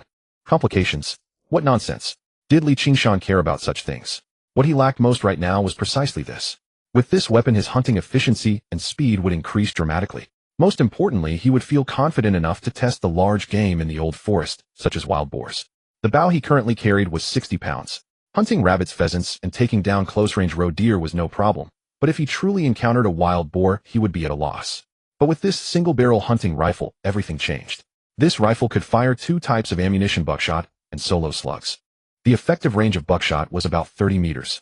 However, this was useless to Li Qingshan, as buckshot was primarily used for hunting birds, rabbits, and pheasants. Once the trigger was pulled, bam! A deafening bang would scatter all surrounding game, limiting the hunt to only what was directly visible. Buckshot spread steel pellets over a wide area. If Li Qingshan encountered pheasants or rabbits within 30, even 40 meters, he would simply use his longbow. No sound, minimal disturbance. Precise and controlled, leaving no chance for the prey to escape. Solo slugs. This was what Li Qingshan truly needed. A single solo slug could reach nearly 83 meters, the optimal range. Beyond that distance, accuracy dropped. At 83 meters, it could even shatter a wild boar's bones. With this hunting rifle, next time he went up the mountain, he might actually bring back several wild boars. The price of a single wild boar was no small matter. Next to the rifle were 4 or 5 solo slugs. If sold outside, a single buckshot round cost 7 cents, and a solo slug cost 20 cents. The cost of manufactured ammunition was quite high. After all, a pheasant only sold for 50 cents. If several shots missed, the cost would be wasted. Hand-loading ammunition was pointless. Li Qingshan did not believe his accuracy was so poor as to waste time saving such trivial amounts of money. Sister Roshue, you are truly a timely reign. This shotgun costs quite a lot. Now it's not that you owe me a favor, but I owe you one. Li Qingshan slowly picked up the single-barrel shotgun and examined it in his hands. Qingshan, I can see that you are a good man. I've been living alone these years and it's been hard. Tonight I'll come to you. How about that?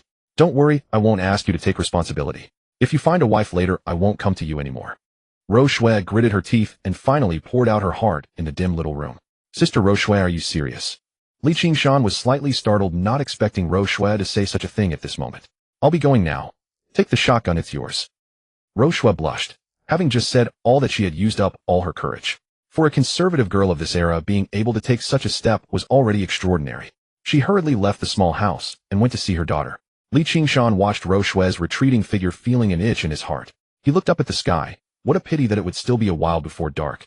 After putting the single-barrel shotgun into the box, Li Qingshan took it home, hid it in his room, and then went out to check on Zhao Zhanshan's injury. After putting the single-barrel shotgun into the box, Li Qingshan took it home, hid it in his room, and then went out to check on Zhao Zhanshan's injury. Yesterday, because he didn't have fine needles, he couldn't treat Zhao Zhanshan's injury. Now that he had a set of silver needles, he could go and alleviate Zhao Zhanshan's pain. Still in that remote courtyard, amid the incredulous expressions of Zhao Zhanshan and Zhao Shanxing, Li Qingshan inserted a few needles into Zhao Zhanshan for the first time. The original tightness and pain in his chest actually began to fade away. This made a look of surprise appear in Zhao Zhanshan's eyes. Father, how is it? Zhao Shanxing saw her father's expression and asked hurriedly. The tightness and pain in my chest seem to have really eased. It's not as painful as before. Zhao Zhanshan looked at Li Qingshan with 3 parts confusion and several parts shock. When did this kid acquire such skills? Uncle Zhanshan. From now on I'll come about once every half month. Although I can't cure you directly, I can relieve your pain and prolong your life until we find the medicinal ingredient. Li Qingshan put away the silver needles and said confidently, Qingshan, where did you learn such skills? Zhao Zhanshan was still astonished by Li Qingshan's abilities. He was usually a notorious loafer in the village. How did he suddenly turn to the right path? Moreover, he seemed quite reliable. This was too shocking. Uncle Zhanshan, didn't I tell you long ago? But you didn't believe me. I have some things to do at home. I'll be going now. I'll bring you some game next time I hunt. Li Qingshan said. Shanxing see Qingshan off. Zhao Zhanshan felt his body lighten as if reborn and said hastily. Zhao Shanxing followed Li Qingshan out the door. There was a look of seriousness and relief in her eyes as she regarded him. This kid was finally not as unreliable as before. At the same time, thinking about what Li Qingshan had just said, that he only needed to come once every half month to give her father acupuncture, which could keep him alive while they slowly searched for the medicinal ingredient. The heavy stone in her heart finally fell. Shanxing, this is for you. Li Qingshan took out a pastry wrapped in oil paper from his pocket and handed it to Shanxing. What is it? Shanxing curiously took the oil paper Li Qingshan handed her and opened it. Inside were several pieces of peach pastry, still emitting a rich fragrance. Her eyes lit up immediately. I remember your favorite is peach pastry, isn't it? I just bought some on the street today. Have a taste. Li Qingshan said. Li Qingshan, you still remember that I like peach pastry. Zhao Shanxing's heart trembled slightly, giving rise to a strange feeling. How could I forget? If you hadn't shared half of your peach pastry with me back then, I still wouldn't know what peach pastry tastes like. I'll be going now. Li Qingshan finished speaking, turned, and left, recalling in his mind the scene of waking up at Zhao Zhanshan's home after being saved by him. In the Li family, the third branch wasn't worthy of such good things. That was the first time he had tasted such delicacies.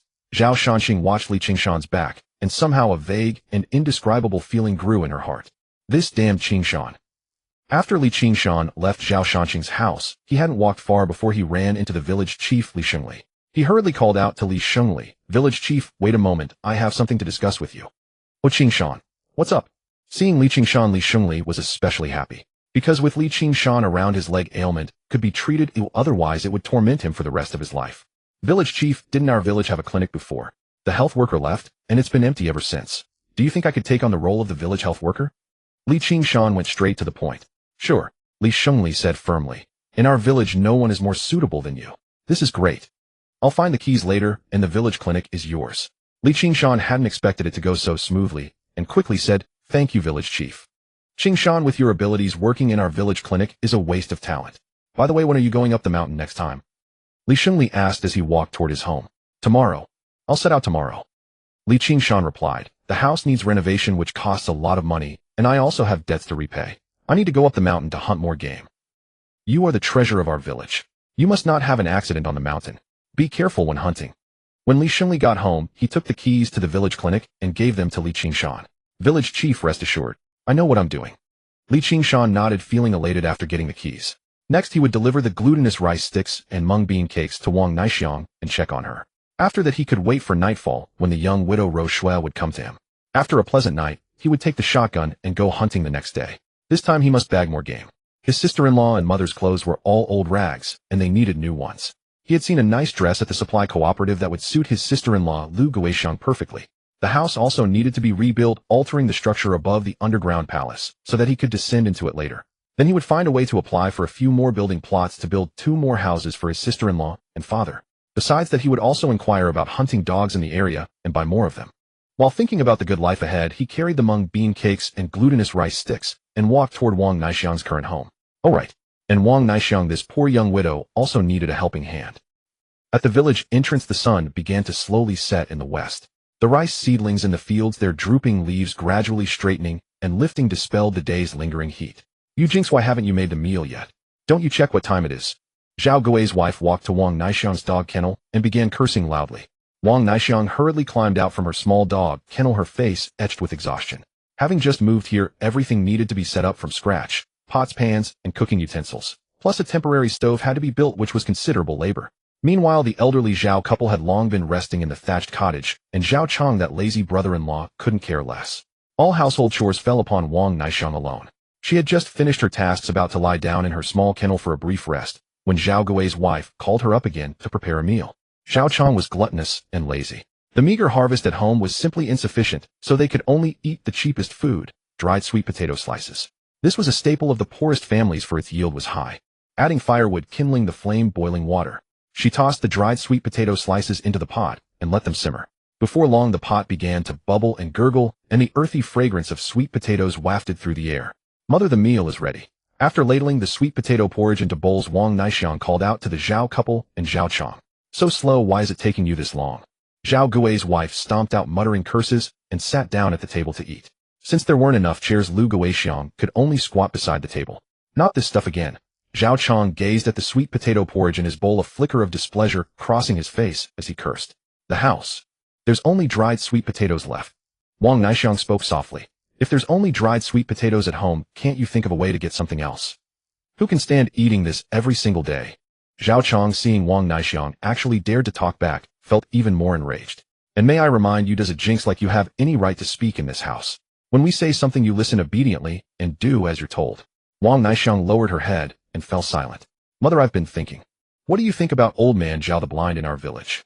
Zhao Chang glanced at his parents and asked, "What about him?" Zhao Gui paused, curious. "Father, how can you be so dense? Isn't Zhao the blind a bachelor? An old man who's never had a woman in his life? Didn't he injure his eye when he was young and go blind? And naturally no woman would have him, so he's remained single until now. Counting his age, he seems to be about 3 years older than father. This old bachelor has never had a woman, saved every penny himself, so his family must be well off. If we marry off this jinx to him, the bride price they'd pay us wouldn't be small, would it? A wicked smile crossed Zhao Chong's face. How my son is indeed clever. That old bachelor's family must be prosperous. This time we can demand a hefty bride price. Maybe we can even buy the house back. Zhao Gui agreed. Father, why buy a house? Give me that money and I'll turn it into more. By then I'll buy you too. Zhao Chong said angrily. You old fool, what do you know? That money should go to our son. Our son has a sharp mind and knows how to make money. Zhao Gui's wife glared at her husband. Father, mother, I don't want to remarry. I don't want to marry Zhao the blind. Wang Naixiang's eyes filled with tears, her expression full of grievance. Zhao the blind. Wang Naixiang had indeed seen him before. His age was indeed 3 years older than her father-in-law. More importantly, because his eyes were blind and no woman would have him, his psychology had become twisted. He would often follow village women around, walking behind them with a creepy grin. His appearance was wretched and ugly. He never bathed, and a foul stench clung to his entire body. His home was like a pigsty. Neighbors came to his door every day to curse him, for the odor drifted into their homes. Want to refuse? Do you have a choice? You jinx, if not for you would my brother be dead? Would we have been driven out? This is what you owe our family. We tell you who to marry, and marry him you shall. Zhao Chong cursed. No, I won't marry him. Wang Naixiang had lost all appetite. Head bowed, she stared at the broken bowl in her hands as crystal clear tears dripped into it. You jinx, really pushing your luck. I'll beat you to death. Zhao Chong slammed his rice bowl onto the table with a violent crash, rose to his feet, and marched toward Wang Naixiang. He raised his hand and delivered a fierce slap. Smack! A crisp sound echoed. Zhao Chong's slap landed squarely on Wang Naixiang's face, leaving 5 distinct finger marks. Unsatisfied, he rained punches and kicks upon her.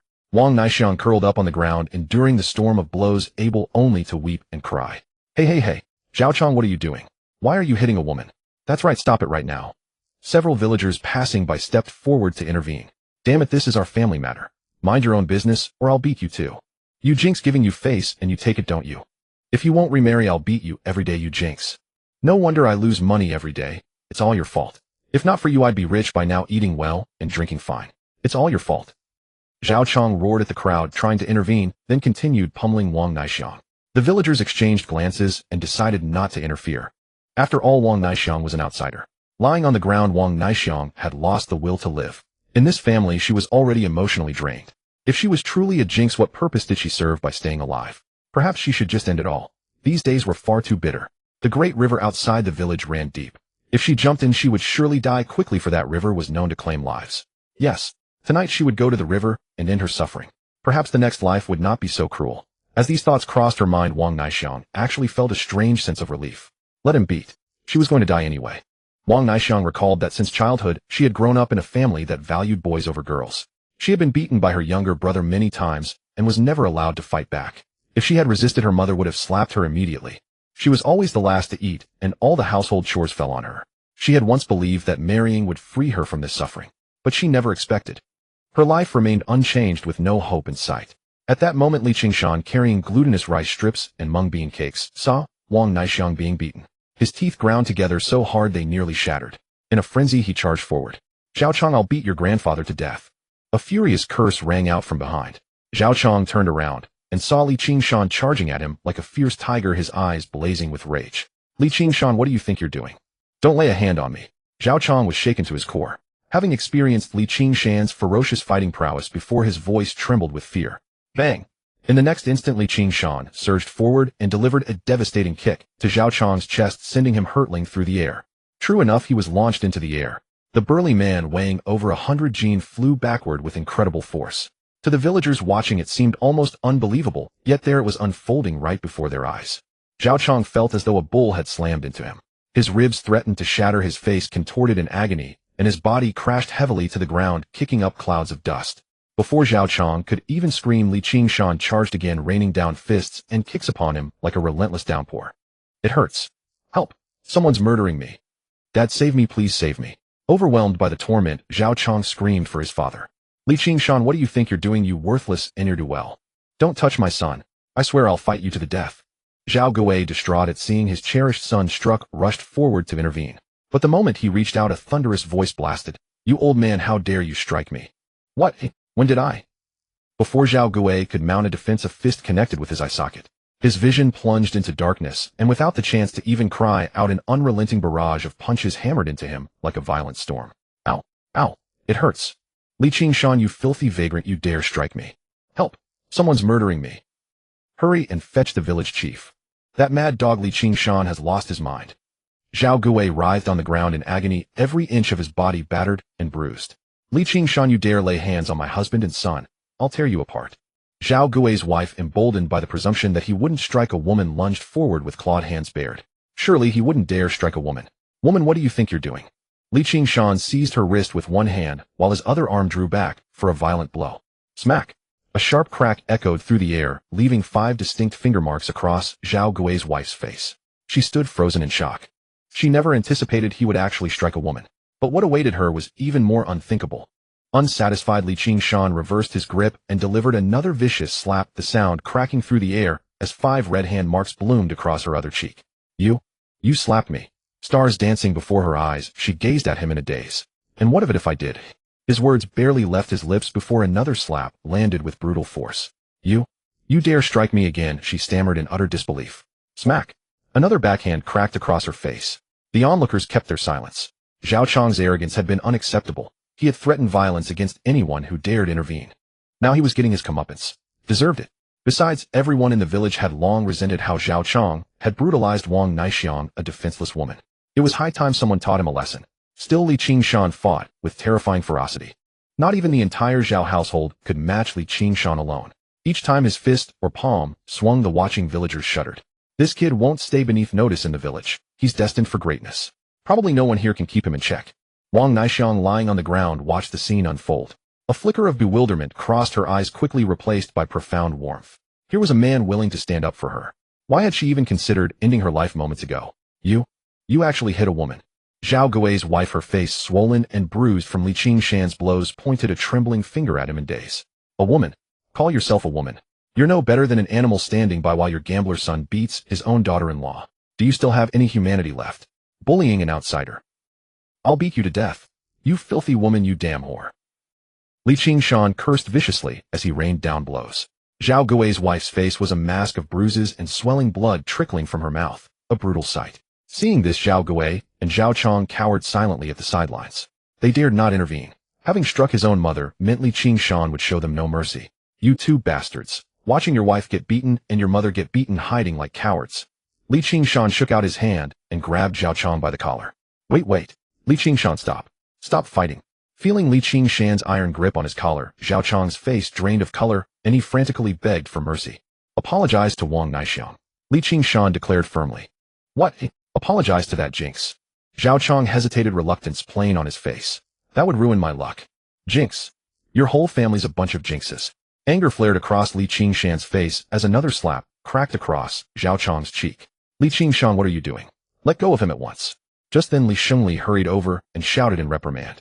He had been intercepted at the village entrance by a villager reporting that Zhao Chang was beating his sister-in-law. But upon arriving, he witnessed Qingshan viciously assaulting the entire Zhao family. Glancing at Wang Naixiang lying battered on the ground, he immediately pieced together what had transpired. This kid of Qing's was standing up for Wang Naixiang. But this couldn't continue. He had no restraint. If he killed someone, it would be catastrophic. Qingshan was finally turning over a new leaf. There was no sense in sacrificing his future for these beasts, so Li Shengli immediately bellowed to halt the beating. Village chief, please. You must protect our family. Upon spotting the village chief, Zhao Gui felt a surge of relief and scrambled toward Li Shengli, clutching his arm and pointing a trembling finger at Qingshan from behind. Chief, that thug Qingshan is going to murder someone. Qingshan let go of him immediately. What's going on? Why the violence? Li Shengli asked with a furrowed brow. Damn it. Out of respect for the village chief, I'll let your family go. For now. Qingshan snorted dismissively, conceding to Li Shengli's authority, then retorted, Chief, don't blame me. They brought this on themselves. Immediately, Qingshan told Li Shengli what had just happened. A grown man actually laying hands on a woman. How utterly detestable. What the hell? Zhao Chang, you bastard, did you hit your sister-in-law? Sure enough, Li Shengli was also enraged upon hearing this, pointing at Zhao Chang and berating him. Zhao Chang hung his head, not daring to speak. Qingshan stepped forward and helped the frail Wang Naixiang up from the ground. Her thin body had already lost all strength. Wang Naixiang's body was very light. Qingshan estimated that he could lift her with one hand. She weighed only about 70-odd jin, but her flesh was all concentrated in the right places. A faint feminine fragrance emanated from her, intoxicating the senses. After helping her to the chair beside him, Qingshan quietly took out a piece of mung bean cake and out of sight slipped it into Wang Naixiang's mouth. When Wang Naixiang was being helped, she was bent over and out of sight. Gazing at the mung bean cake Li Qingshan handed her, which carried a faint refreshing scent of mung beans, she realized it was a delicacy she could hardly ever afford to taste in her lifetime. She was momentarily stunned. Before she could react, the sweet mung bean cake was pressed against her soft lips by Li Qingshan. Wang Naixiang quickly opened her small mouth and swallowed the entire piece. As soon as it entered her mouth, the sweet flavor burst forth, constantly stimulating her taste buds with a smooth and delicate texture. Delicious. So sweet. The once desperate and colorless world now became vibrant.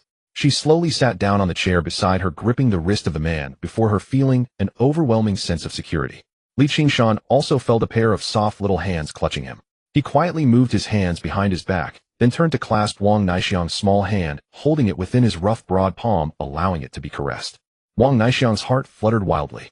Of course, these little gestures went unnoticed by the surrounding villagers.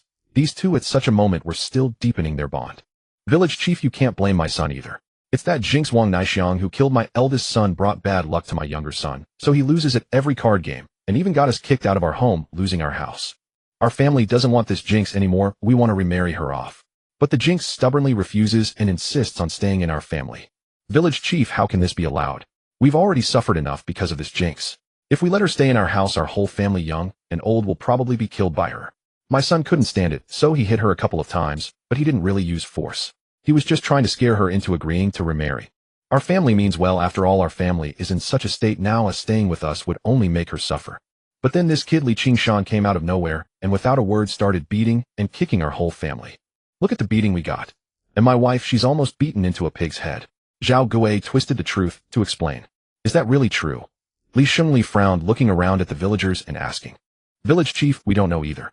We only saw Zhao Chong hitting Wang Naixiang, and then Li Qingshan beating Zhao Gui's family. We didn't see anything else. If that's the case, then Li Qingshan really isn't in the right. It seems old Zhao's family treated Wang Naixiang fairly well. It was that good-for-nothing Li Qingshan who acted rashly.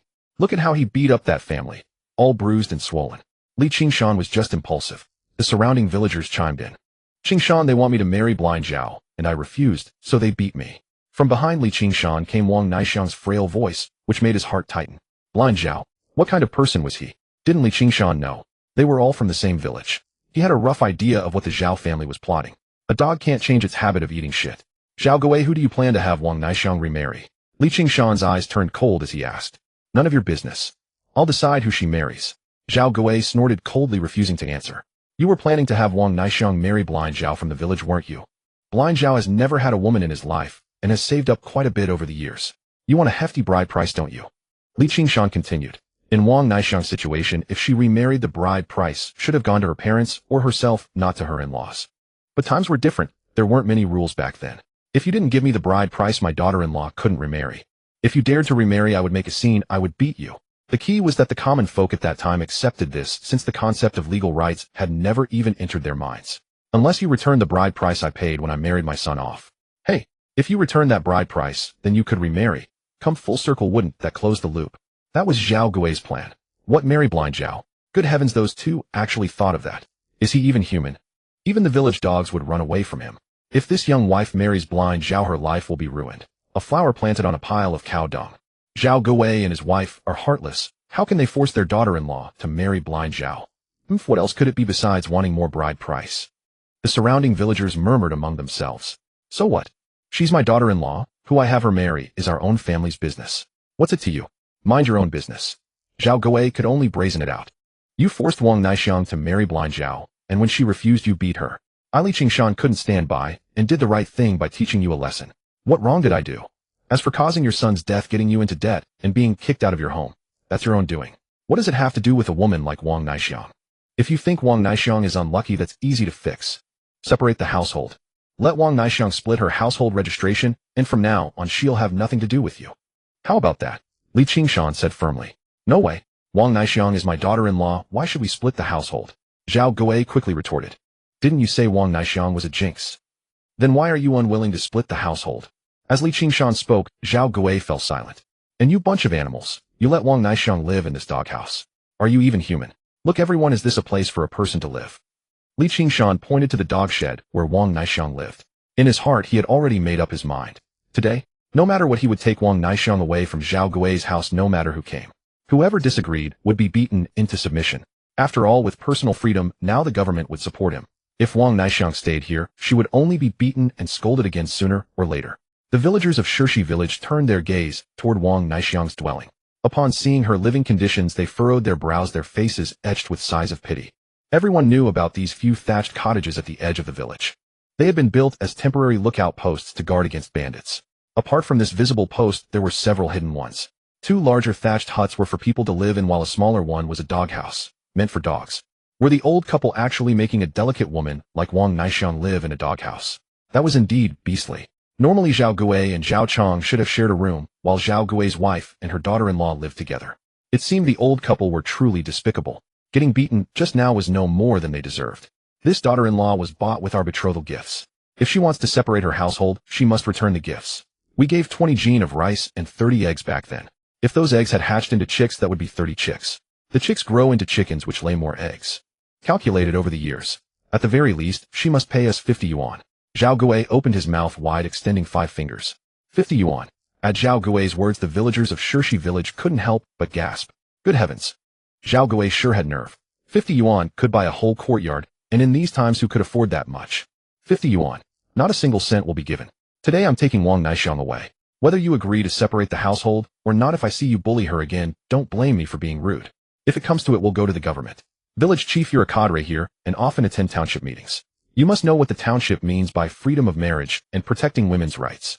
If I take Wang Naixiang to the township and ask the Women's Federation to handle this, they'll lock you old folks up in prison. Qingshan snorted, bluffing. Villages usually had a women's director, while townships had women's federation cadres or directors. Hearing about prison, Zhao Gui's family shrank back. He turned to the village chief and asked, Village chief, is that true? How can they lock us old folks up? Isn't this our own family matter? Qingshan is right. If you dare force Wang Naixiang to remarry, they'll throw you in prison. Li Shengli added to the bluff. You 2 old things. After speaking, Li Qingshan gathered Wang Naixiang's bedding and luggage, grabbed her from the chair, and headed off, intending to leave this place. Hey Zhao Gui, your daughter-in-law is being taken by that rascal Li Qingshan, and you don't even dare say a word. That kid Qingshan is something, stealing away the young widow of the Zhao family. But a young man running off with a widow, Li Qingshan is losing out big. The villagers of Shirshi village began to jeer. Zhao Gui's face darkened with shame. He felt utterly humiliated, wishing he could crawl into a crack in the ground. How could he ever hold his head up in the village again? Li Qingshan had gone too far. Stop, Li Qingshan, stop, right there. Zhao Gui barked, clenching his fists, blocking Li Qingshan and Wang Naixiang's path. Wang Naixiang is my daughter-in-law. Even if she dies in our house. What do you mean by taking her away? You're sullying my daughter-in-law's reputation and mine. Do you believe I'll fight you to the death?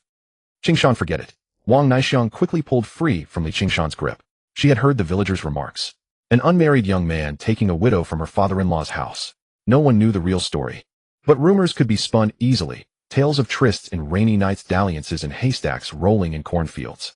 As a widow, she could bear the slander. But not Li Qingshan. He was still an unmarried young man. If rumors spread, who would ever marry him? She knew how kind he was to her. She couldn't ruin his entire life because of her own troubles. Sister Naixiang, what are you afraid of? Times have changed. No one can stop you from going where you want. Even the government supports you. If you stay, those 2 old dogs will keep bullying you. Li Qingshan said. Qingshan, you're not married yet. If I go with you, what will the villagers say? Who would dare be your wife? I'm a widow. My reputation is already ruined. But you're different. Wang Naixiang looked at him with concern, tears still glistening on her lashes, a fragile and pitiful sight that tugged at the heart. I'm not afraid, Li Qingshan said firmly. Then I can't go with you. Wang Naixiang refused again. How about this? Go stay at our health station. There's a room to rest in. After thinking, Li Qingshan took out the key to the health station and handed it to Wang Naixiang. I often go hunting in the mountains, so I can't tend to the station. From now on, I'll teach you how to treat patients and dispense medicine. You'll be my assistant first, and maybe later you can become a doctor. Li Qingshan wasn't lying. Unlike now, when everything requires diplomas and university study. Back then, a single barefoot doctor's manual could let you teach yourself and become a doctor. If you performed well, you might even be recommended to study at a university. Some universities selected students based on being poor peasants' literacy and a pure heart. They'd admit you directly. After all, it was a different era. Village chief, how did Li Qingshan get the key to the health station? You're not letting this rascal be our village doctor, are you? He'll end up killing someone. Zhao Gui saw the key Li Qingshan handed to his daughter-in-law and panicked, shouting to the villagers behind him, come and see. The village chief gave the health station key to that rascal Li Qingshan. He's never studied medicine. He's treating our lives like a joke. Hearing of the incident, the villagers of Shirshi village exchanged glances and approached. The matter at Zhao Gui's home had nothing to do with them. They were merely there to pass the time gathering gossip to enliven their dull, uneventful days. However, the clinic concerned the interests of every person in the village. The previous physician at the Shirshi village health station had passed away the winter before last, and no suitable replacement had been found ever since leaving the position vacant to this day. In many places, the health station was also called a medical station and later came to be known as a rural clinic. The clinic in the township was called a township health station or a joint clinic. Qingshan preferred to call it the township clinic as it rolled off the tongue more easily. As for clinics in the county town, they were no longer called clinics. They were hospitals such as the county health center or the county hospital. Physicians at health stations were selected from poor and lower-middle peasants going through the nomination of the village head and party secretary review by the township government and approval by the county health center, followed by 3 months of training before they could serve as health station physicians. Therefore, Qingshan was not yet formally appointed. He still had to wait for Li Shengli's nomination, the township government's review, and a series of other procedures. As for the training at the county hospital, which covered modern medicine, Qingshan would still need to find time to go. 3 months was not long. The key point was that Qingshan had obtained the endorsement of Dr. Hua from the township clinic. With a brief word from him, neither the township nor the county would dare refuse. Moreover, Qingshan truly did possess skill in medicine. Village head, you cannot just appoint a good-for-nothing to the health station. Isn't that joking with our lives? Exactly, he's so young. Is he reliable? The villagers of Shirshi village gathered around, clamoring and questioning both Qingshan and Li Shengli. What are you doing? What's going on? Qingshan fully meets the qualifications for a health station physician. After this proposal is submitted and approved by the township government, Qingshan will still need to undergo 3 months of training at the county hospital. Once he completes the training and graduates, he will be a certified doctor. Why can't he treat all of you? It's not like I'm asking Qingshan to treat you right now.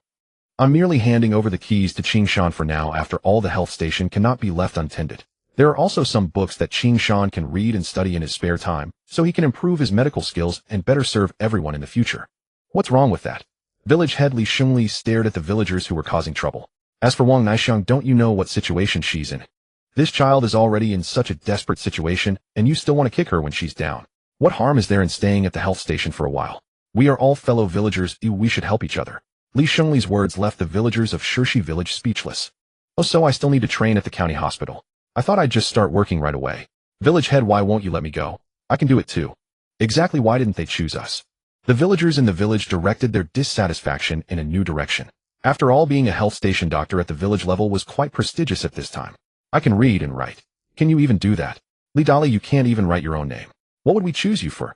Li Qingshan spoke up. Qingshan, when did you learn to read and write? Who are you trying to fool? Aren't you illiterate too? Zhao Gui, seeing this, quickly spoke up. Everyone watched closely. After saying this, Li Qingshan picked up a wooden stick nearby and began drawing on the ground. Zhao Gui, look, is this your name? Li Dali, look, is this your name? And Li Daji Shofan Zhao San. Li Qingshan wrote several people's names in succession, and the previously noisy crowd fell silent once more. The reason Li Qingshan was nominated by the village head to serve as the village health station doctor is not merely because I can read and write. With these words, Li Qingshan walked straight up to Zhao Gui and reached out toward him. Li Qingshan, what are you doing? What are you doing? Hey, hey, hey. It hurts, it hurts. Ouch. Zhao Gui suddenly let out a piercing scream, his howls echoing throughout the area. Watch closely. Zhao Gui's arm is now dislocated. Can any of you set it back in place? Is anyone capable? Li Qingshan asked the villagers of Shirshi village. Who knows if this is real or fake? A villager still questioned. However, before the words had even finished, Li Qingshan walked straight toward him. The man was frightened pale. Li Qingshan, what are you doing? It hurts, it hurts. Ouch. Another dog-like howl echoed through the air. The man who had been shouting just moments before let out a terrible scream, his arm dislocated by Li Qingshan. No matter how hard he struggled, he could not move it. Anyone else who has doubts can come and test me. Li Qingshan can dislocate an arm, and I can also set it back properly. Li Qingshan declared. The villagers were stunned by Li Qingshan's demonstration and dared not question further. After all, neither Zhao Gui nor Li Yuanli appeared to be faking it, and they fell silent. Li Qingshan put my arm back in place quickly. I'm impressed, I'm thoroughly convinced. All right, Li Yuanli said painfully. If you'd said that sooner, you wouldn't have had to suffer like this, Li Qingshan scolded. He grabbed Li Yuanli's arm with both hands, adjusted it upward, and patted his hands. Done, try it now. Done. Li Yuanli's eyes widened. He shook his arm, and the previously dislocated joint had indeed been properly set. He was filled with astonishment. Qingshan, you're impressive. I didn't know you had this skill. This bone-setting technique our former health station doctor couldn't even do. If someone dislocates an arm, there's no need to go to the township clinic anymore. We can just come straight to Li Qingshan.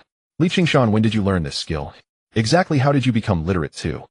The villagers of Shirshi village wore expressions of curiosity, scrutinizing Qingshan, who had once been labeled a loafer. I learned it from an old man in the mountains over several years.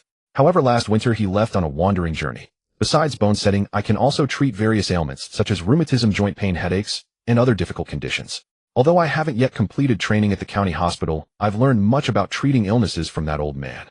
In a few days I'll clean up the health station. As long as I'm here you can come directly for treatment. However, since my official appointment as health station doctor hasn't been issued, yet I won't charge consultation fees. Only the cost of medications. Qingshan spoke. In a village one sometimes needed to win people's hearts. Only by establishing virtue and commanding respect could one thrive. In the future there would be many opportunities, but one could not hope to claim all the benefits alone. After all, no single person could absorb everything. If he shared with those around him, then when difficulties arose, everyone could stand together. Qingshan, are you serious or joking? Not charging consultation fees. Are you deaf? Qingshan has already said he's temporarily waiving consultation fees, only charging for the cost of medicines. Qingshan, uncle has always thought highly of you since childhood, and you've truly not disappointed me. Qingshan, this is a wonderful thing you're doing for our village. I believe you're the right person to be the doctor at the health station. You can arrange the rooms however you like, and we'll support you. Besides, helping Wang Naixiang like this makes it even more important for us to support you. The villagers of Shirshi village immediately changed their attitude and began speaking up. With this move, Qingshan transformed from a village idler into a prospective doctor. Wang Naixiang, standing beside Qingshan, gazed at him with deep admiration. Who would have thought that Qingshan was not only skilled at hunting in the mountains, but also proficient in medicine? He truly is remarkable. Qingshan, my arm hasn't been set yet. Hurry up. Zhao Guo became increasingly anxious and hurried over to Qingshan. I go to the township clinic to have it set yourself? I'm afraid I might accidentally dislocate your other arm. Qingshan glared fiercely at Zhao Guo and once again pulled Wang Naixiang toward the village health station. Oh my god, bullying people, truly bullying people. Zhao Guo immediately threw himself on the ground in a tantrum and cursed at Qingshan. Qingshan, just you wait, Zhao Guo will never let this go. Dad, stop yelling, let's hurry to the township clinic. Qingshan heard the voices behind him and a coldness appeared in his eyes. A family of beasts. Bullying Wang Naixiang, a vulnerable outsider woman, and still expecting him to help set their dislocated arm. Without even thinking about it, he almost wanted to dislocate Zhao Guo's other arm as well.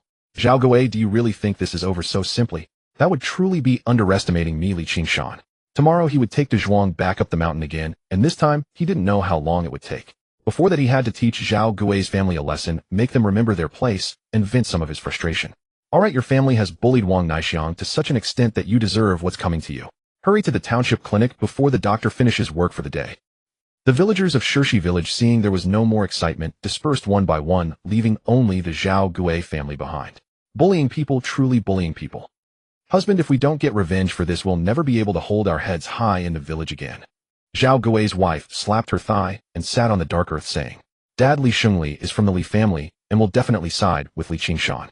Let's go find the village secretary. The village secretary belongs to our Zhao family and will definitely help us. Zhao Chang stared at Qingshan's retreating figure with hatred in his eyes. Right, son, you're absolutely right. The village secretary is from our Zhao family. Let's go find the village secretary. Zhao Guo, as if grasping a lifeline, nodded eagerly. Husband, let's go to the township clinic first to set our arms. Dad, I still have something to do, so I won't go. I'm still in pain from being beaten by Qingshan. You two go ahead. Wait until tomorrow, and we'll go find the village secretary then. Zhao Chang, seeing they needed to hurry, quickly made an excuse. Village health station. This was the only brick and tile house in the village. Originally belonging to a local wealthy landlord in Shirshi village, after the landlord was gone, the house was converted into the village health station. The front served as the examination and treatment area, while the back was used as living quarters. Originally this courtyard was quite spacious, but later when the village needed blue bricks, all of them were taken away, leaving only one room and a front hall surrounded by a hedge fence in the middle, forming a small courtyard. Inside the medicine cabinet of the health station, there were still quite a few medicines. For example, red medicinal liquid, about 1 mao per bottle, 1 mao being exactly the price of 1 gene of corn. This item remained in use for years to come. There was also sulfonamide powder, primarily used to treat wound infections.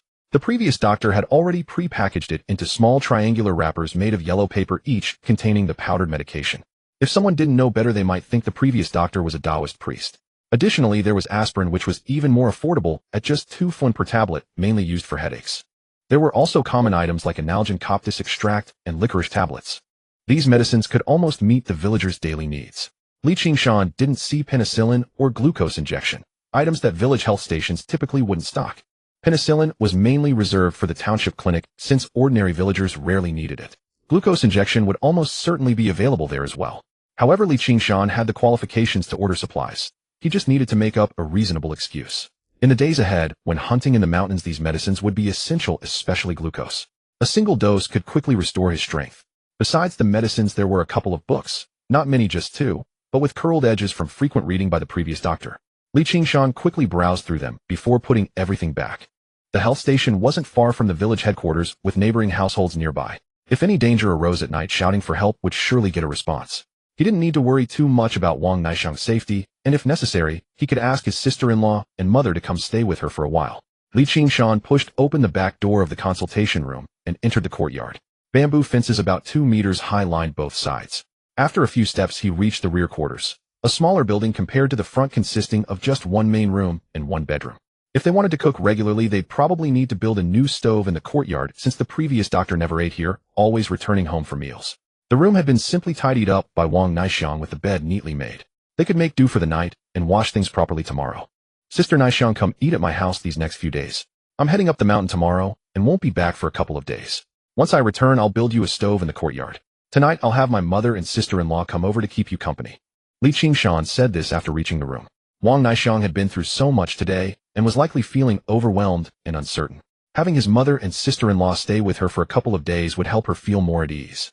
Having just finished her chores, Wang Naishang was slightly perspiring, her dark hair clinging to both sides of her face, making her appear even more alluring.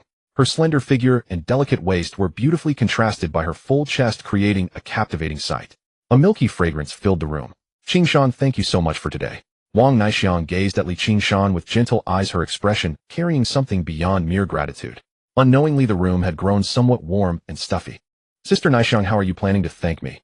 Qingshan asked, gazing at the young wet nurse before him.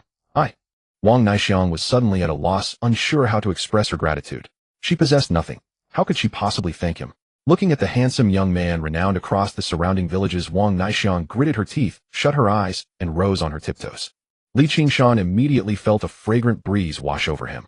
A soft, sweet tenderness landed on his lips. A gentle breeze swept by, rustling the leaves outside the courtyard. Cicadas droned through the entire summer day, and Qingshan savored the delicate warmth. Their eyes met. An indescribable, ineffable emotion mingled between them. Qingshan, Naishang, are you there? Just then, the voice of their sister-in-law Lu Guoxiang called out from outside the health station. Qingshan and Wang Naishang quickly parted. Sister-in-law, why are you here? Qingshan walked to the door and looked at his sister-in-law, who was carrying a bundle of bedding, and asked, Mother and I already know that you've arranged for Naishang to stay temporarily at the health station. Mother said it might not be safe for her to stay here alone, so she specifically asked me to move in and keep her company. She's cooking at home now and will come over later tonight. After speaking, Lu Guoxiang's gaze fell upon Wang Naishang. Seeing the blush rising on her face and remembering that Qingshan had also emerged from the room, she understood something in her heart and said, Naishang, if I move in to keep you company for a couple of days, you won't mind, will you? Sister Guoxiang, I can't thank you enough. Wang Naishang felt reassured by Lu Guoxiang's presence. The thought of staying here alone at night had indeed been a bit frightening. Aside from the fear of the village's bachelors, the most important concern was Zhao Gui's family, who knew what they might do. Sister-in-law, since you're here, there's something I need to tell you both. The township's rural part-time high primary class is about to start. There will be 2 sessions during the slack farming periods this summer and winter. The summer session is a bit smaller, so we need to take the initiative to sign up. There's no fee, just bring your own notebooks, pencils, textbooks, dry rations, kerosene lamps, candles, and such. Qingshan stated. Qingshan, what's the point of going there? Old Li's son Qingshu went before and didn't learn anything useful. Lu Guoxiang frowned slightly. Sister-in-law Qingshu is a complete waste. He hasn't even gotten his graduation certificate from the rural high primary class yet. He claims to study and avoid farm work, but in reality, he just sleeps all day in his room. How could he possibly learn anything? If I don't step up to be the doctor at the health station, the village will definitely have to send someone to the county for training. Who would they choose? They'd naturally pick someone who can read. Being a doctor at the health station is great. No wind, no sun, no winter cold, decent pay, and it's respectable. Much easier than farming. I'm just holding this position for now. I won't stay here forever. I have other plans. When the time comes, either of you can take over. Isn't that better than tilling the soil? Qingshan said. In this era, everyone was a farmer. As soon as you could read, you were set apart from the peasants and became an intellectual. Easy, good jobs were all yours for the taking. The commune era was coming, and it would last for many years. Work as a health station doctor, an accountant, or a warehouse keeper. Which of these wasn't easier than working the fields?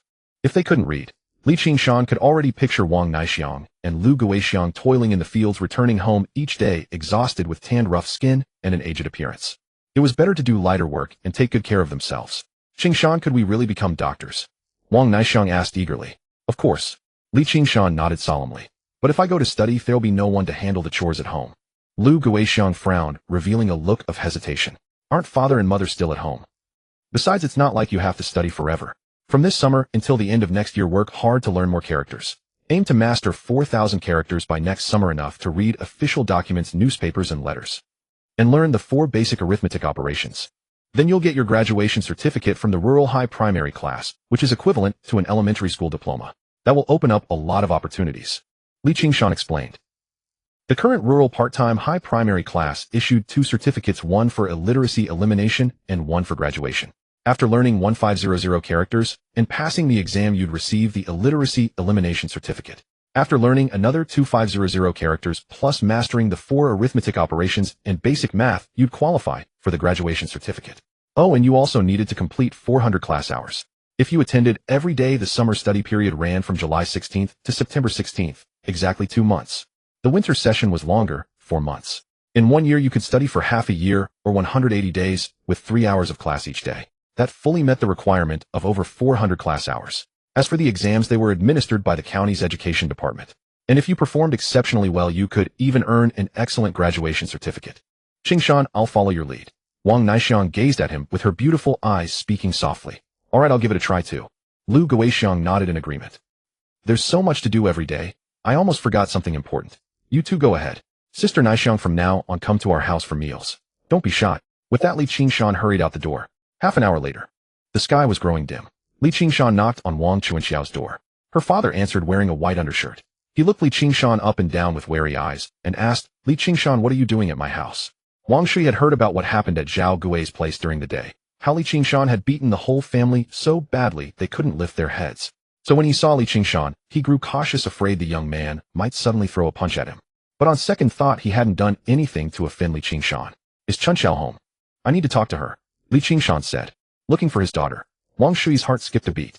Could this ne'er-do-well be after his daughter? How could that be? His daughter was meant to marry Zhao Ba, the party branch secretary's son. If this scoundrel ruined her, he'd have no place to cry.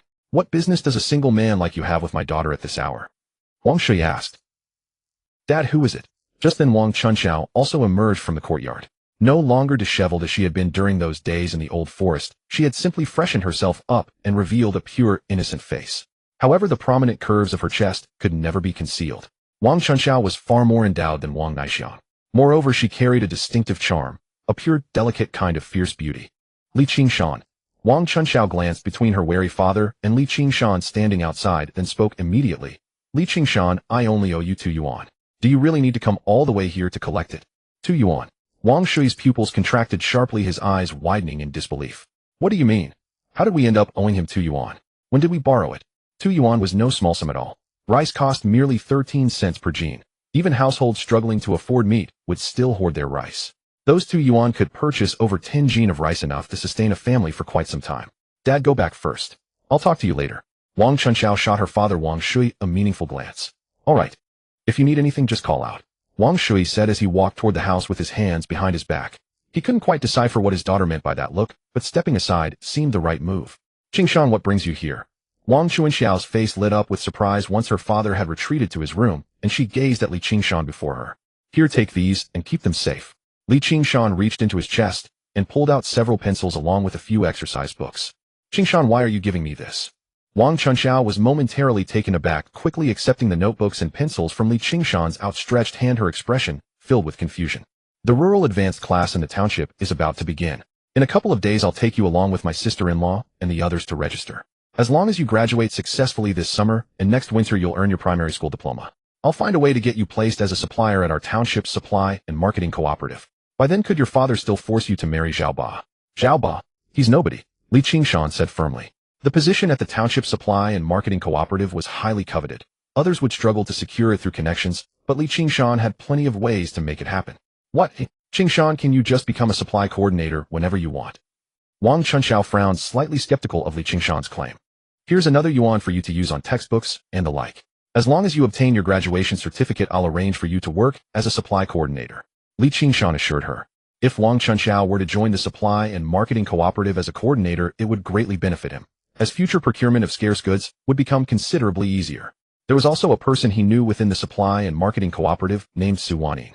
However, Li Qingshan could tell that Su Wanyin would never remain at the cooperative in the long run. She was destined for a far better position. Her demeanor and the elegance of her name both revealed that she came from a distinguished family, making it impossible for her to accept a modest role at the supply and marketing cooperative. Qingshan, I can't accept this money. Wang Chunxiao immediately waved her hand. In our village, almost every household favors boys over girls. If you go to school, your father certainly won't give you money for textbooks and such, and it would only delay your studies later on. Just take it, Li Qingshan urged. Wang Chunxiao fell silent.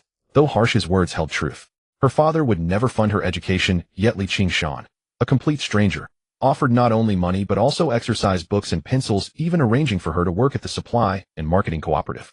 A profound wave of gratitude stirred within Wang Chunxiao. Li Qingshan, do you have someone you like? She asked, almost blushing, forcing the question past her lips. Had someone been asked whether he harbored affection for another, that have been affirmative. Yet Li Qingshan countered with a question of his own. Why do you ask? I have a distant cousin. She's remarkably pretty. If you don't already have someone in mind, I could introduce you. What do you think? Wang Chunxiao asked tentatively. If you're willing, go ahead and introduce her. Li Qingshan replied. Oh, what do you mean by that? No matter, I'm heading back now. I need to go into the mountains tomorrow to hunt game. With that, Li Qingshan turned and hurried away. Wang Chunxiao replayed his words in her mind. What did he mean by, if you're willing, go ahead and introduce her? Was he expecting her approval to arrange a marriage for himself? Could it be that Li Qingshan harbored feelings for her as well? A surge of joy welled up within Wang Chunxiao, her face lighting up with excitement and delight. She clenched the single yuan bill tightly in her hand, then concealed the exercise books and pencils within her bosom, her face radiant with happiness as she made her way back to her room. Daughter, what's going on? How could we owe him 2 yuan? That's no small sum. Wang Shui asked as he approached his daughter upon her return. Dad, it's nothing. When I get married in the future, I'll have my husband's family repay him. Upon hearing these words, Wang Shui immediately fell silent. The sky over Shirshi village darkened. Li Qingshan and De Zhuang each gripped a wooden staff, their expressions hardened with menace. Hey, who shall we make our move? De Zhuang asked. Black Tiger was the codename Li Qingshan had chosen specifically for executing such dirty work, ensuring his identity would remain hidden from those who might recognize him. Let's go. Li Qingshan observed that the hour had grown sufficiently late and promptly made his way toward one of the thatched huts where intermittent snores drifted from within. A heavy thud echoed as Li Qingshan kicked open the door to the thatched hut, his wooden staff arcing downward with brutal force, producing a series of dull, sickening impacts. Ah, who are you? Help! Murder! Murder! Within the thatched hut, Zhao Chang's agonized screams pierced the night. In the adjacent thatched hut, Mr. and Mrs. Zhao Gui jolted awake. Upon hearing the commotion from the neighboring structure, their faces drained of color. Is that the sound of our son? Is our son being beaten? Quick, go see what's happening. Without delay, they surged forward. Elder Zhao Gui and his wife scrambled to their feet in haste, throwing open their door to investigate who was attacking their son. But barely had they stepped across the threshold when a wooden staff descended upon them with devastating force. Darkness claimed their vision as they collapsed to the ground, and a relentless rain of blows rained down upon their bodies. Arg! It hurts. Help! Someone's killing us. Father, save me. Son, come to my aid. The anguished cries echoed ceaselessly from the thatched huts at the village entrance. Li Qingshan observed that sufficient punishment had been meted out, then brought his staff down forcefully against Zhao Chang's knee joint. A sharp crystalline crack resonated through the night as the bone shattered completely. This single strike had crushed the kneecap of Zhao Chang's right leg. Zhao Chang, who had been screaming moments before, convulsed violently. Clutching his ruined knee, he curled into a fetal position within the hut, like a dried shrimp, utterly rendered speechless by the excruciating agony that consumed him. Shrouded in darkness, Li Qingshan and De Zhuang slipped away without a sound. No witness could identify them, and no evidence would ever surface to implicate them. This was not the modern era with its surveillance cameras and forensic fingerprint analysis. There would be no trail leading back to them. Before parting, Li Qingshan briefly reminded De Zhuang to enter the mountain the next morning, suggesting they bring more supplies so they could stay longer and make full use of their well-prepared equipment. After returning home, Li Qingshan took a cold shower. Just as he was about to return to his room and sleep, he heard someone tapping the wall with a wooden stick. His brows furrowed deeply. Who on earth would be disturbing him at this hour? How bold to dare knock on Li Qingshan's wall. Did they have any idea how annoying this was? Li Qingshan put on his shoes and stepped outside, glaring at the dark figure still tapping the wall. Who is it? Don't you know people need to sleep at night? Upon hearing Li Qingshan's voice, the dark figure stopped. It lifted the cloth covering its head and said, Qingshan, it's me. Roshua. Roshua. Li Qingshan paused, slightly recalling the graceful, refined young widow Rose Shui he had encountered that day. What could she possibly want at this hour? Just as Li Qingshan was lost in thought, a sudden idea sprang to mind. Could what that woman had said during the day actually be true? Rose Shui, have you made up your mind? Li Qingshan approached and asked, gazing at Rose Shui, who exuded an unmistakable scholarly aura and possessed a petite, delicate frame. Rose Shui naturally carried an air of scholarly elegance. It was most evident in her temperament, which stood in stark contrast to the villagers of Shirshi village. When Rose Shui stood among them, she was like a crane among chickens. Graceful maturity combined with scholarly refinement. She was truly a premium young widow. Rose Shui was not tall, barely reaching 1 meter 5, perhaps even shorter than 1 meter 55, making her an exceptionally petite woman. Due to years of chronic malnutrition, her frame was extremely frail. Li Qingshan estimated she weighed only a little over 30 kilograms, light enough for him to lift with one hand. He wondered whether she could withstand his passion. I have made up my mind. Qingshan, I want you. Rose Shui stepped closer, her beautiful eyes filled with emotion, gazing at Li Qingshan with a mixture of anticipation and nervousness. In that moment, Li Qingshan looked down at Rose Shui in his arms, whose head barely reached his chest. He could clearly feel her entire body trembling. Both were dry firewood awaiting a spark. Let us go to my room, Li Qingshan said, grabbing Rose Shui's hand and pulling her toward his room. Her slender wrist could be easily encircled by his single hand. Amen. Rose Shui nodded, following Li Qingshan behind him with a shy expression. However, just as they arrived home and Li Qingshan was about to bolt the courtyard gate behind him, he heard a door open from the adjacent room. It was his father Li Sankui's room. Tonight his sister-in-law and mother had gone to keep Wang Naishan company, leaving only his father Li Sankui at home. This was terrible. They were about to be discovered. In the darkness, the two newcomers to such intimacy froze in alarm. Rose Shui in particular stood completely rigid, not knowing what to do next. We are finished. If word gets out, can he still live? Wait, this was Li Qingshan's father. Would he really? Li Qingshan acted swiftly, grabbing Rose Shui by the shoulders and pulling her into his embrace. With his other hand, he lifted her, and she clung to him like an octopus. He then draped his dark jacket over them both. Though somewhat bulky, Rose Shui was mostly concealed by Li Qingshan. It was pitch black, and without close inspection one could hardly discern what was happening. Furthermore, Li Sankui was half asleep and could see even less clearly. Sure enough, Li Sankui spoke. Qingshan, what are you doing out so late? Ping. Li Qingshan replied from the darkness. Go back to sleep quickly. I am a bit sleepy myself too. Li Sankui yawned, merely glanced at Li Qingshan without further suspicion and shuffled toward the latrine. Seeing this, Li Qingshan held Rose Shui securely in his arms and hurried back to his room. Inside Li Qingshan's room, the room was dark and silent. Neither Rose Shui nor Li Qingshan could clearly see each other, but they could feel each other's breathing and the distinctive scent that clung to them. That was too close. We almost got caught. Rose Shui had hardly finished speaking when she felt Li Qingshan's lips claim hers in a domineering kiss. Her body went completely limp, melting into him. The next morning, at 5 o'clock dawn, when the sky was already bright, Li Qingshan and Rose Shui opened their heavy-lidded eyes and gazed into each other's, their eyes brimming with affection. It is getting late. I must leave now, Rose Shui whispered softly. Not many people are up yet, so no one will see me. But if I stay much longer and everyone wakes up, it will be inconvenient. I will see you out. Amen. Li Qingshan and Rose Shui dressed and walked together. Li Qingshan escorted Rose Shui to her doorstep, gazing at her tempting figure, wanting nothing more than to cherish her once again right then and there. Wait for my return. I will come find you again. Rose Shui could see the fire in Li Qingshan's eyes and replied with a hint of worry, be careful in the old forest. I do not want to lose my man as well. Do not worry. No one in this world will die, not even your man, Li Qingshan said, pressing a passionate kiss to Rose Shui's lips before adding, wait for my return. Back home, Li Qingshan packed his equipment and stepped outside, only to see De Zhuang had already finished preparing and arrived. The two exchanged a glance and set off immediately. However, barely out of the village, the two spotted a man sitting on the stone pillar at the village entrance. It was Zhao Hongqi, their childhood friend. Zhao Hongqi was 3 years older than both Li Qingshan and De Zhuang. He was already married with a child, but his mother was critically ill and bedridden, while at home he had a crying newborn and a wife still confined to postpartum rest. Over the past 2 days, Li Qingshan had asked De Zhuang to deliver some food to them. Zhao Hongqi, why are you here? Li Qingshan and De Zhuang exchanged a glance and walked over to ask. Qingshan, my mother is gravely ill. My daughter was just born and my wife is still recovering. There is no money or grain at home. If I go into the mountains with you, I will do whatever it takes. I must keep them alive. Zhao Hongqi's eyes revealed a flash of determination. Hongqi, have you thought this through? Your daughter has just been born. The mountains are not safe. Li Qingshan said. I have thought it through. Let us go? If I die, that is their fate. Zhao Hongqi nodded solemnly. Excellent. We have another companion for this mountain trip. Li Qingshan was overjoyed. Brother, wait for me. Just as Li Qingshan and De Zhuang were thrilled about gaining another member to their party, a familiar voice rang out behind the three of them. Heir Zhuang. Heir Zhuang, why have you come? Li Qingshan asked, looking at the hardy and smiling Heir Zhuang, who resembled his elder brother. Brother Shan, I also want to go up the mountain. I want to follow you into the wild to hunt. Take me with you. Heir Zhuang's face was full of excitement as he waited for Li Qingshan's answer.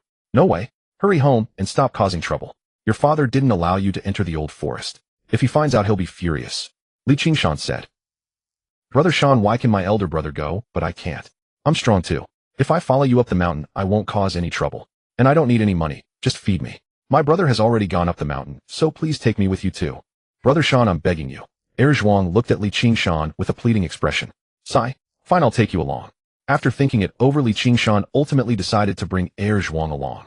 The original 3 became 4, which would make it easier to look out for each other in case of danger. Brother C. I told you Brother Shan would take me along. Brother Shan, thank you so much.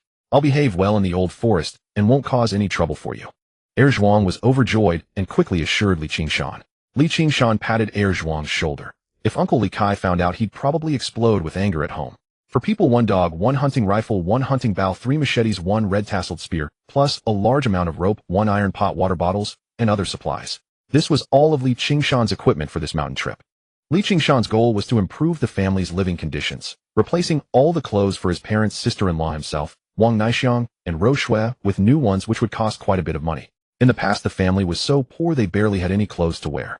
Even sister-in-law Lu Guixiang's shoes were hand-me-downs from the eldest uncle's wife, and her clothes were even worse. Everything was worn by others first, then passed down to Li Qingshan and his parents. This is how they'd gotten by all these years. Li Qingshan had never worn a single new piece of clothing since childhood, and the same went for his sister-in-law after she married into the family. Only until now. Li Qingshan and his family were still wearing the cast-offs from the Li family. The injustice of it all made him want to go back and slap that old bastard Li Laoduan right across the face. Fortunately, he'd been reborn, and now he finally had the chance to properly deal with the Li Laoduan family. Currently, there were 2 types of clothing available on the market. One was buying fabric to have tailored, and the other was ready-made clothes. Ready-made garments were slightly more expensive, but buying fabric would waste considerable time, so Li Qingshan decided to purchase ready-made clothes instead. They were more attractive with better tailoring and wouldn't require his sister-in-law and mother to spend as much time on them. This life was still so new to him, and Li Qingshan planned to buy 3 sets of summer clothing for each person, 18 sets in total. If possible, he'd also get a set for Rou Shui's daughter. After all, Rou Shui was his first woman in this lifetime. Though he couldn't give her a formal status, Li Qingshan was quite satisfied with her. A summer shirt set currently cost about 4 yuan with pants at 3 yuan. Women's shirts were slightly cheaper at 3 yuan and pants also 3 yuan. This type of ready-made shirt was typically worn by intellectuals or educated youth who would later go to the countryside. Most rural people made their own clothes, which appeared quite dated and rustic. A man's outfit cost 7 yuan, 3 sets would be 21 yuan, and he and his father would need to spend 42 yuan. His mother Lu Guixiang, Wang Naixiang, and Rou Shui, 4 people in total. Each needed 18 yuan, so that came to 72 yuan for all 4. In addition to these, Li Qingshan noticed another type of dress in the supply and marketing cooperative, a Soviet-style dress. This was one of the few women's dresses available in the country, originally introduced from the Soviet Union in the mid-1950s when relations between the 2 countries were good. Its main features were puffy sleeves and a cinched waist design, with the skirt falling to about knee length, typically in floral patterns. Slender women looked particularly beautiful in it. After entering the country, it was partially modified. Mainly the sleeves were changed to a looser style, which better suited domestic aesthetics. Actually, it was quite similar to dresses in later generations. A Soviet-style dress cost 5 yuan each. Li Qingshan planned to buy 1 set each for Lu Guixiang, Wang Naixiang, Rou Shui, and Zhao Xing'er. For sets total 20 yuan. Adding it all up, that would be 92 yuan. Also, shoes needed to be replaced. Men's shoes now were mainly liberation shoes and old cloth shoes. Everyone was familiar with the old cloth shoes. Even in later generations, quite a few people still wore them. They were the kind often seen in films and television. Their only advantage was that they were cheap. For ordinary people, being cheap was the greatest advantage. Besides these, there were leather shoes and liberation shoes. Leather shoes were out of the question. Li Qingshan didn't consider them, as this kind of mountainous rural area wasn't suitable for wearing them. Li Qingshan was more interested in the liberation shoes. The upper part was military green, with a rubber non-slip sole below. Whether for his own hunting trips up the mountain or for his father and others working in the fields in the future, they were quite suitable and very sturdy and durable. 3 yuan a pair. Li Qingshan and his elderly father needed 6 pairs in total, which came to 18 yuan. His elderly mother Wang Naixiang, Lu Guixiang, and Rou Shui would directly wear round-toe embroidered shoes, which looked nice. He would also pick up a pair for Wang Chunxiao. The others needed 3 pairs each, 13 pairs in total. At 2 yuan and 50 cents per pair, that came to 32 yuan and 50 cents, rounded to 33 yuan. Shoes total 51 yuan. So, Li Qingshan's entire family's complete outfit would cost over 140 yuan in total. Not a small sum. What did farmers need most? Food, clothing, housing, and transportation. Among these, clothing was now resolved. Of course, this was only summer clothing. Spring, autumn, and winter would be dealt with later. As for food, no need to mention it. Li Qingshan's family was now eating meat at every meal. They were also eating rice. Although his mother felt a bit distressed about the expense, Li Qingshan hadn't bought any coarse grains. They would have to eat it whether they wanted to or not. If others found out, they'd surely scold the Li Qingshan family for being squanderers. Li Qingshan planned to buy some fruit candies, rice strips, peach cakes, and other things. Adding up all the miscellaneous expenses, let's say it would cost about 150 yuan. So this time, going up the mountain to hunt game, he aimed to earn 150 yuan. Regarding renovating the house, Li Qingshan planned to directly rebuild with brick and tile, not with mud brick houses anymore. But the house shouldn't be built too large. A standard size sufficient for one family would be enough. However, the price was too expensive. Li Qingshan estimated it would cost at least 600 yuan or more. This was only a rough estimate by Li Qingshan. The exact price was unknown. It hadn't yet included labor costs, although of course labor was cheap now. Due to insufficient production capacity, the prices of bricks and cement were extremely expensive. These matters could only be addressed later. But it had to be built before the new year, because after the commune movement came, there would be no such opportunities. Must get ahead of it. This included the homestead for his parents, his sister-in-law's homestead, and even Wang Naixiang's homestead. All needed to be settled as soon as possible. Then if brick and tile houses were built on all of them, there would be good days ahead. Li Qingshan, wait a moment. Just as Li Qingshan was lost in fantasy about the great harvest after this trip to the mountains, improving the family's clothing, and imagining Wang Naixiang and his sister-in-law wearing skirts revealing a stretch of fair calves, a woman's voice suddenly came from behind him. Li Qingshan turned around and saw that it was Wang Chunxiao. Dazhuang Erzwang and Zhao Hongqi glanced at Li Qingshan. Zhao Hongqi, being considerate, said, "Brother Shan will go ahead. You catch up later." "All right." Li Qingshan nodded. "Brother Shan, this is for you." With that, Wang Chunxiao handed him something. "What is it?" Li Qingshan was slightly startled, took the item from Wang Chunxiao, and opened it. He had thought it was some clothing, but when he opened it, he found it was a black cloak. The material looked excellent and was very soft. "This is something my father kept at the bottom of his chest. He picked it up from somewhere during the war years. Since he never uses it, I found it for you. When you go up the mountain, you'll definitely have scratches, mosquitoes, insects, and the like. Also, the old forest is windy and cold at night. This cloak will be just right," Wang Chunxiao said with a concerned expression.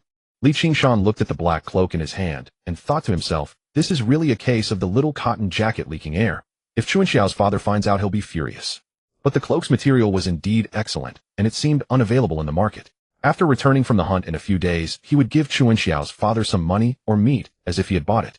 Otherwise, if he wore it, Chunxiao's father would surely see and know. After all, this item belonged to Chunxiao's father, not Chunxiao. Having made up his mind, Li Qingshan accepted the cloak and said, "All right, I'll take it. I'm off now." Wang Chunxiao waved at his retreating figure, a deep affection for her lover flashing in her eyes. Dazhuang Erzwang and Zhao Hongqi looked at the cloak on Li Qingshan with envy on their faces. Even Dahuang up ahead started barking. The group of four soon entered the old forest, and a look of alertness appeared on their faces. "When we go back this time, let's look around for 2 more hunting dogs and find a companion for Dahuang." Li Qingshan, who was walking in front scouting, said to Dahuang. The path they had cut last time up the mountain was now overgrown with shrubs and weeds again, but it was much easier to walk than before.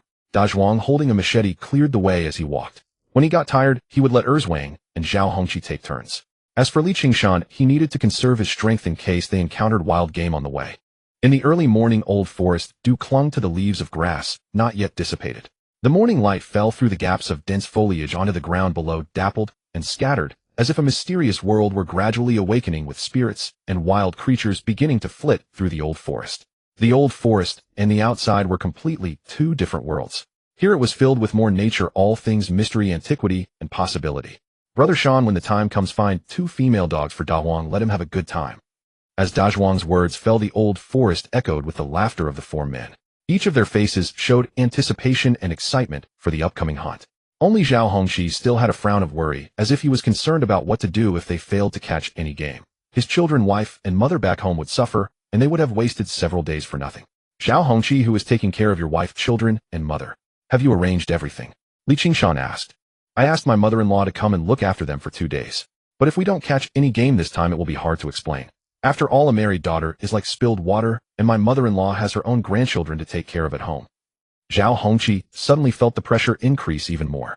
Your mother-in-law coming to your home to help take care of your children and wife, and even your mother shows that she treats you well. She's giving you a helping hand in your time of need, like offering coal in snowy weather. You should be filial to her in the future. After this hunt, take some game for your mother-in-law to bring back, otherwise it won't be easy to explain at home, Qingshan said. Qingshan, do you think we'll be able to hunt any game this time? Zhao Hongqi asked worriedly. I don't know about others going up the mountain, but when Brother Shan goes up, there's no way he won't catch something. Just wait and see these 2 days. When Dazhuang mentioned Qingshan's hunting, an excited look appeared on his face, and his mind was still reminiscing about the exhilarating experience of the last hunt with Qingshan. Zhao Hongqi nodded, but the worry on his brow remained hard to dispel. Qingshan touched the jade gourd pendant on his chest. This pendant had always been transparent like glass, but today for some reason a thread of green had appeared inside it right in the middle of the jade gourd. It was strange. How could it suddenly gain a color for no reason? Qingshan turned it over and over, playing with it, when he suddenly discovered that the stopper of the jade gourd was slightly loose, as if it could be pulled out. Qingshan was now a bit bewildered. He had played with this jade gourd pendant countless times in his past life, and he had never discovered that the stopper could be pulled out. Qingshan carefully pulled out the stopper and peered inside the jade gourd. In the morning light filtering down from above, he could clearly see that the inside of the gourd was hollow, and there was a sesame-sized droplet of pale green liquid. He shook it, and the liquid inside the jade gourd swirled. He had no idea what the liquid was for. Qingshan was certain that it hadn't been there before, and he hadn't even been able to open the stopper. How had it suddenly become openable today? Had he done anything special in the past 2 days? Probably not. Alright, he had slept with Roshua. Could it be related to that? It shouldn't be. In his past life, he wasn't a virgin either. Forget it, he wouldn't think about it. He would wait and see what changes occurred, and slowly discover the rules of this jade gourd. With that thought, Qingshan put the stopper back on the jade gourd. It fit perfectly, with no sign that it could be pulled out, as if the stopper and the jade gourd pendant were one piece. But when Qingshan reached out, he could pull it out.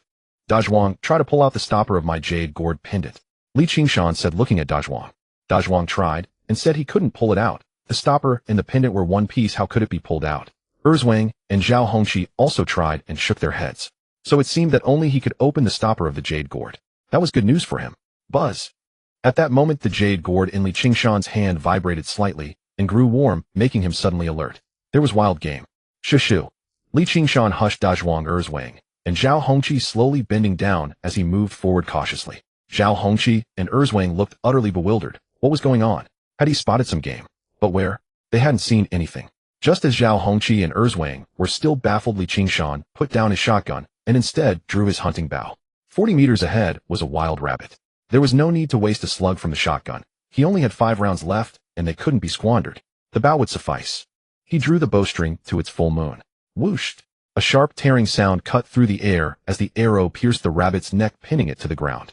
A hit. Just as Dahuang was about to dash forward, Qingshan once again drew the bow to its full moon and released another arrow. This one vanished into a clump of weeds. Then Dazhuang and the others saw something struggling in the weeds, and Dahuang's yellow form charged out. Let's go. Qingshan stowed his bow, quite satisfied. Their luck was good. Just after stepping into the old forest, he had bagged 2 rabbits. Tonight's dinner was secured. So, we got game just like that. Erzwang and Zhao Hongqi exchanged glances, their faces filled with shock and awe. How did Qingshan even see that second rabbit hidden in the weeds? What eyesight! See, stick with Brother Shan and you'll never go home empty-handed. Dazhuang turned back with a proud grin at Erzwang and Zhao Hongqi, as if he himself had shot those 2 rabbits, then hurried after Qingshan.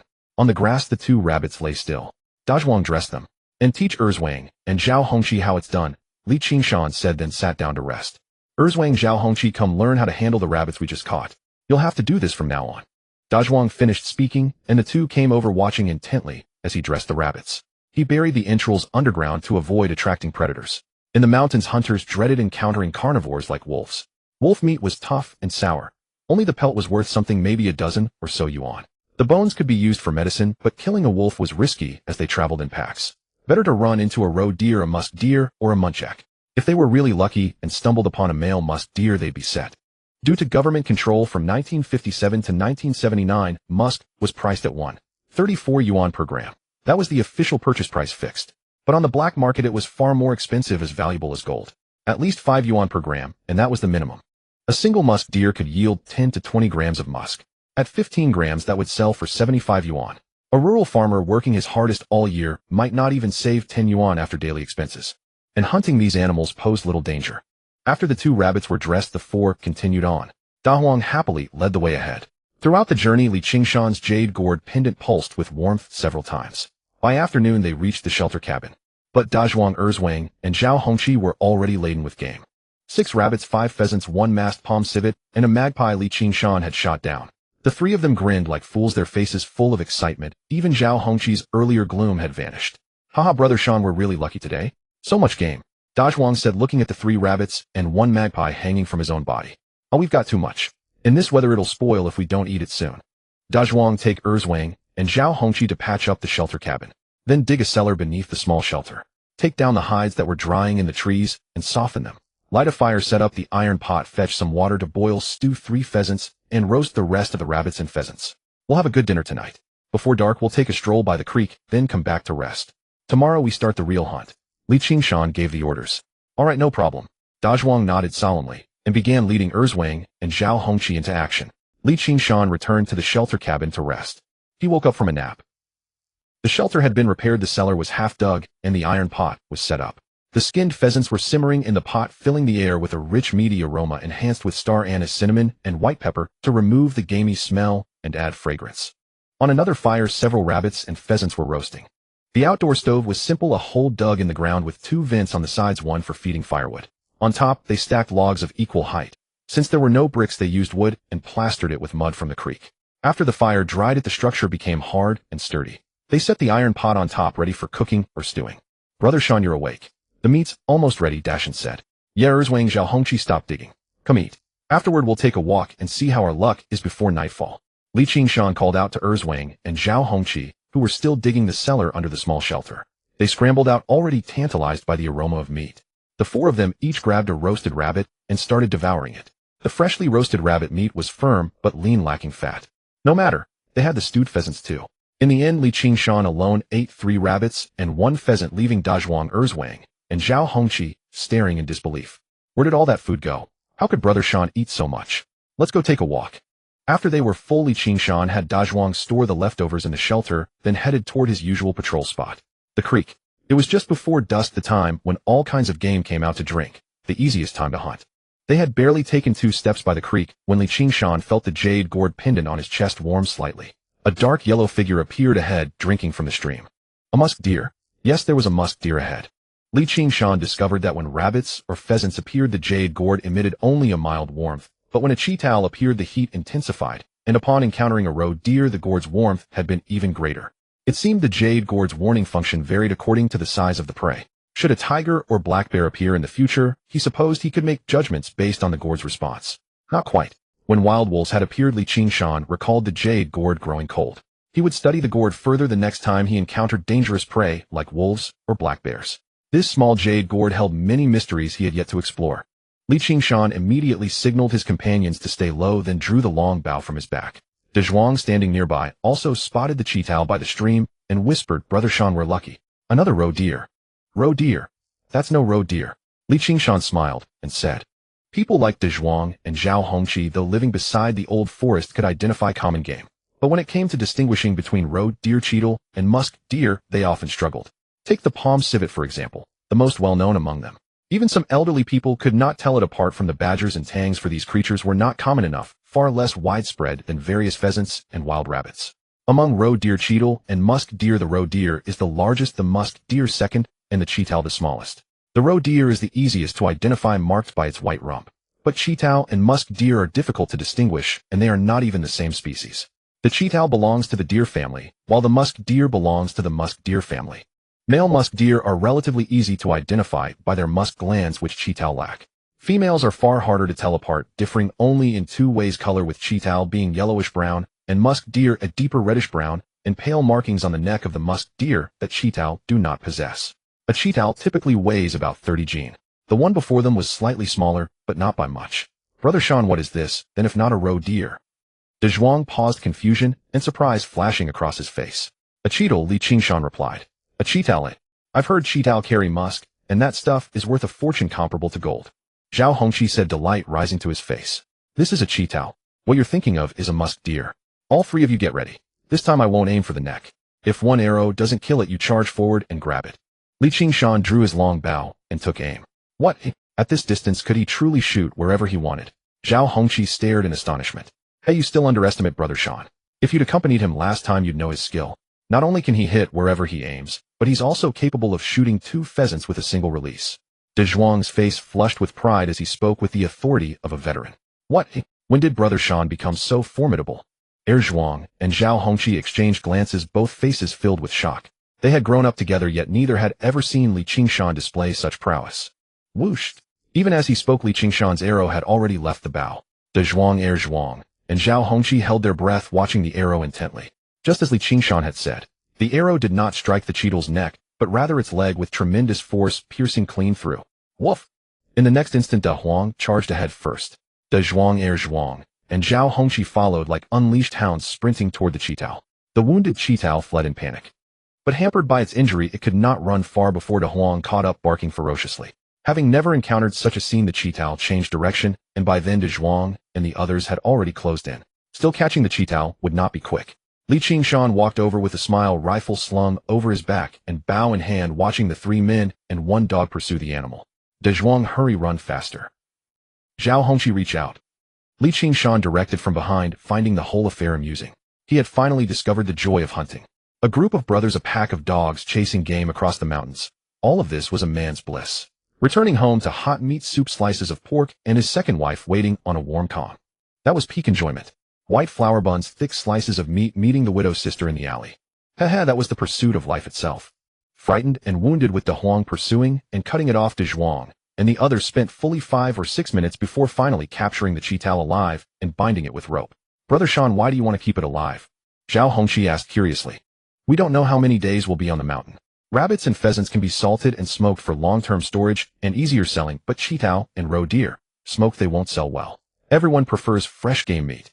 So from now on, whenever we encounter roe deer, cheetal badgers, or palm civets, try to capture them alive and keep them at the watchtower tied up. They can walk home on their own after all. Qingshan explained. Brother Shan, the best. Zhao Hongqi immediately gave Qingshan a thumbs up. Among all hunters in the old forest, few can match you. 30+ meters with a bow and arrow hitting exactly where you aim. The target is moving after all. Other hunters just want to kill quickly. Only you think of capturing live. Before following Brother Shan, I was worried we'd return empty-handed and have no face to show. Now I see it was completely unnecessary worry. Following Brother Shan, how could we fail to find game? Brother Shan, I, Zhao Hongqi, admire you. Brother Shan, we both admire you. After De Zhuang and Zhuang finished speaking, they too gave Qingshan a thumbs up. Enough, stop flattering me. Pull out the arrow and bandage the wound. Remember to sprinkle some sulfadiazine powder on it. Qingshan ordered. The sulfadiazine powder had come directly from the health station, which Qingshan now managed himself. Whatever was used could be accounted for later with his own money. Sulfadiazine cost only 1 dime per portion, which was not cheap for ordinary farmers. Rice sold for 13 cents a jean, and a meat bun only 8 cents. However, this cheetah's meat alone could sell for over 30 cents per jean. After skinning and removing the intestines and unsellable head, this cheetah would still yield about 20 to 23 jean of meat. Selling it all would bring at least 7 or 8 yuan. That 1 dime in cost was hardly worth mentioning. Besides, cheetah fur could also be sold for profit. De Zhuang skillfully bandaged the roe deer's wound, which looked quite good. Then he tied up all 4 hooves and the mouth, hoisted it onto his shoulder, and prepared to continue following Qingshan. De Zhuang, this roe deer is quite heavy. It won't be convenient for you to carry anything else if you keep following us. Just take it back first, said Qingshan. All right, Brother Shan, you all be careful. De Zhuang nodded honestly, then carried the roe deer toward the guard station. Ah, if only we could encounter a musk deer. Qingshan watched De Zhuang's receding figure carrying the roe deer and couldn't help sighing. Brother Shan, the musk of a musk deer is soft gold, something you can only encounter by chance. To have hunted a roe deer in such a short time is already good luck. Zhao Hongqi said beside him. Let's go. Qingshan led the 2 men and a dog onward. De Huang, having accomplished something significant, wagged its tail excitedly ahead. Qingshan continued chatting. I plan to catch a few live musk deer and try raising them at home. If we can domesticate them, the value would be enormous. A single male musk deer can provide about 15 grams of soft gold each year. The era of collectivization was about to arrive. Within a commune, there were only so many easy positions.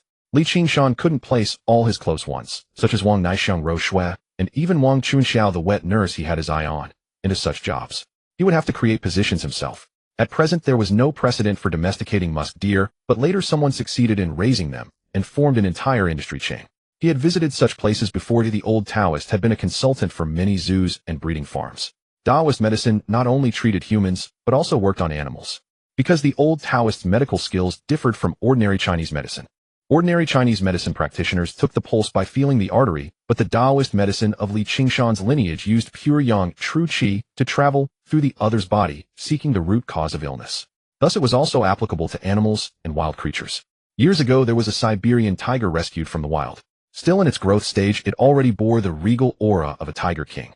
Unfortunately, it was severely injured, and all veterinarians were helpless. The old Taoist stepped in to treat it. After recovery and a period of observation, it was released back into the mountains. What outsiders didn't know was that the old Taoist had secretly tamed the beast. Later, when the old Taoist lived in seclusion in the mountains for 2 years, the tiger would lie at the door guarding the night. When Qingshan visited the old Taoist, he even ate a wild deer that the Tiger King had hunted. The deer blood was truly nourishing. Therefore, Qingshan believed he had a high chance of success in domestication. When collectivization began next year, he would take the lead in handing over the breeding farm, securing an advanced title and the capital to negotiate terms with the leaders. However, raising musk deer wasn't something just anyone could do. It was a technical job. His parents could definitely stop working the fields and tend to the musk deer peacefully. A breeding farm needed only 5 or 6 male musk deer. It could be said that placing 3 or 4 people would be no problem. After all, if the musk of a single musk deer was sold on the black market, it would fetch at least 6 yuan per gram, generating over 60 yuan in annual revenue per animal. This kind of endeavor, gaining both reputation and profit, was worth pursuing. Even after the musk deer population expanded, he could continuously place people into the farm. As long as the core technology remained in the hands of his own people, no one else could infiltrate, turning it into his private domain. The thought was thrilling. With a musk deer breeding center, wouldn't it need guards? He could simply bring his hunting dogs over, thus settling even his own dogs. Raise musk deer. This? Impossible. Such wild creatures are not easy to raise. Zhao Hongqi spoke. Brother shot a pheasant. At that moment, Erzwang suddenly tugged at Qingshan, pointing toward a branch. Indeed, on a branch indeed perched a pheasant. However, the pheasant seemed to have spotted Qingshan as well and hurriedly flapped its wings to flee. Oh, what a pity. Erzwang and Zhao Hongqi both sighed inwardly. They had discovered it too late. Otherwise the pheasant wouldn't have escaped. Swish! Qingshan drew his bow into a full moon, not even aiming, and shot an arrow purely by instinct. Coo coo coo. The pheasant let out a series of miserable cries. Qingshan's arrow had struck it directly in the neck, and its body fell from the air. Male pheasants make a coo coo coo call, while females make a cluck cluck, sound, some cheep cheep, and others tat tat tat. Thus one can tell the gender by the call. Of course, if you were close enough, even a fool could tell them apart. Male pheasants are beautiful, with colorful feathers like those often seen in documentaries. Females are very plain, ugly in fact. Anything ugly is female, and you can tell at a glance. Holy Mother, Brother Shan, you're a god. Even that works. Zhao Hongqi and Erzwang stared at the pheasant shot down by Qingshan, their eyes wide, faces full of shock and awe, as if witnessing something impossible. Woof! Da Huang happily rushed over and retrieved the pheasant. Hurry and process the pheasant. Let's go a bit deeper and see if there are any other game. Qingshan ordered. Got it. Zhao Hongqi quickly agreed. After processing the pheasant, the three continued on their way. The sky gradually darkened. When Qingshan turned back, Erzwang and Zhao Hongqi were carrying 2 wild rabbits and 1 pheasant. The harvest was decent, but unfortunately there were no large game. Buzz! On the way back, the jade gourd pendant on Qingshan's chest trembled slightly and began to grow warm. He quickly looked around. Erzwang and Zhao Hongqi understood the meaning of this gesture and crouched down carefully, not daring to make a sound. Soon Qingshan spotted the prey in the stream. Good heavens, it was an otter. This creature looked much like a large rat, but its feet had webbing like a duck's, making it adept at swimming. An adult otter weighed about 10 jin. That wasn't the most important thing though. The most important was its pelt. Otter fur was a fine thing. It had 2 layers. The outer layer was waterproof, and the inner layer was dense with fine down retaining heat. The outer skin felt very smooth. It was a top-quality material for making fur garments. The value of otter fur far exceeded that of wolf fur. A wolf pelt on the market went for about 8 to 15 yuan, nearly half the price. This was mainly due to differences in quality, hunting season, and damage. Some wolf pelts with damage or wrong season could only fetch 7 or 8 yuan. However, some top-quality wolf pelts with no holes and abundant underfur hunted before winter during the fattening period could fetch nearly 20 yuan each. Otters were impressive. Their pelts cost at least 25 to 40 yuan each, with such a wide range due to fur quality. By the 1980s, an otter pelt on the black market could be worth over 1,000 yuan. In the fur industry, otter was a top luxury, often used for collars of high-end coats. I didn't expect to encounter such a treasure on the way back. At this moment, the otter was holding a crucian carp, gnawing on it, while watching its surroundings warily to guard against any approach. Brother Shan, isn't this distance a bit too far? Zhao Hongqi gazed at the otter in the stream and spoke. Indeed it was. The otter in the stream was indeed quite far from Qingshan, roughly over 50 meters away, a distance at which the power of the longbow in his hand waned and accuracy severely declined. However, that was true for other hunters. For Qingshan the impact was minimal, but to be safe he decided to move a bit closer. After all, this creature's value far exceeded that of the musk deer he had just hunted. A single pelt alone was worth over 30 yuan. In this era, if foot baths existed, a full service of foot bathing and massage might cost just 1 yuan per session. This one pelt could afford an entire month of such indulgence. Qingshan's footsteps were light, but the otter's vigilance was even sharper. Before he had advanced 7 or 8 meters, the otter sensed something amiss, paused its feeding on the crucian carp, and lifted its head to peer in his direction. The distance was now over 40 meters. But the otter had clearly spotted him. There was only one chance: if he missed, the otter would dive into the stream and swim away, and all hope would be lost. At that moment, Erzwang and Zhao Hongqi behind him clenched their fists so tightly that sweat beaded in their palms, watching the scene with bated breath. Whoosh! Qingshan drew his hunting bow to a full moon, and the arrow shot forth with incredible speed. The otter only saw a dark streak hurtling toward it. Just as it reacted and prepared to flee, it felt a flash of black before its eyes as the arrow pierced its head and neck. Crimson blood quickly stained the stream water. The plump body thrashed in the creek, and Da Huang was the first to dash out, followed by Qingshan. When he lifted the otter from the water, it had already stopped moving. Otter. Knife. As Qingshan's words fell, Erzwang immediately handed him the woodcutter's knife. An otter pelt is quite precious. You could say all the meat on it isn't worth half the skin. Next time you hunt an otter and need to skin it, be very careful. For instance, don't use a blade that's too sharp. Use a dull one. A sharp blade can damage the fur. If you accidentally poke a hole, the price will drop by a quarter or even a third. Also, when you catch an otter, you must drain the blood as quickly as possible and avoid getting blood on the fur. Hold it by the hind legs when cutting, and keep the fur from all 4 paws, and even the head intact. Although the head fur isn't used in the final product, it must be preserved. As he spoke, Qingshan carefully worked with the woodcutter's knife, the blade occasionally scraping against the flesh with a soft rustling sound. The freshly dead otter still retained some warmth, but it was remarkably plump, indicating that the stream had abundant fish. The fat was sticky and greasy, and Qingshan carefully separated it. Zhao Hongqi and Erzwang watched from the side, nodding in approval. Qingshan quickly and deftly skinned the otter, then continued. An otter pelt goes through 3 steps before it can be sold: skinning, scraping off fat, and tanning. The skinning is done now. Next is scraping off the fat. Remove all the fat from the inner side of the hide. Be careful not to damage the fur. Erzwang and Zhao Hongqi nodded again, their hearts brimming with excitement. This single otter pelt could sell for at least 30 yuan. Unfortunately, it was summer, so the quality of the fur was generally lower, but it had the advantage of being free of scars or holes. If it were a winter pelt with no damage, the price might soar to nearly 40 yuan. For any fur, winter commanded the highest prices. Before they set out, Dazhuang, Erzwang, and Zhao Hongqi had already discussed how to divide the proceeds from the hunt. 2 yuan per person per day.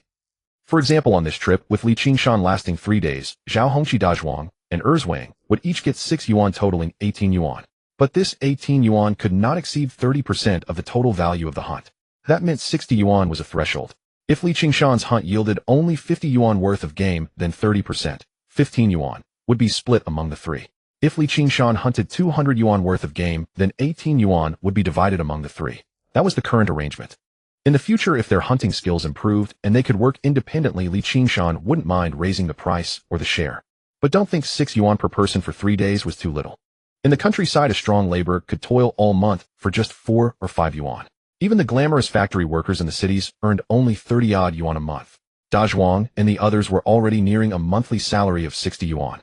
Once they gained more skill and the price increased, say 2.5 or 3 yuan a day, they'd earn even more. Moreover, in the countryside, their standard of living was actually higher than that of state-owned factory workers. A single day's wage could match over half a month's pay for their fellow villagers. What's more, as long as they followed Qingshan, they could eat meat every meal. This otter pelt was a sure thing. Their daily share of 2 yuan was guaranteed.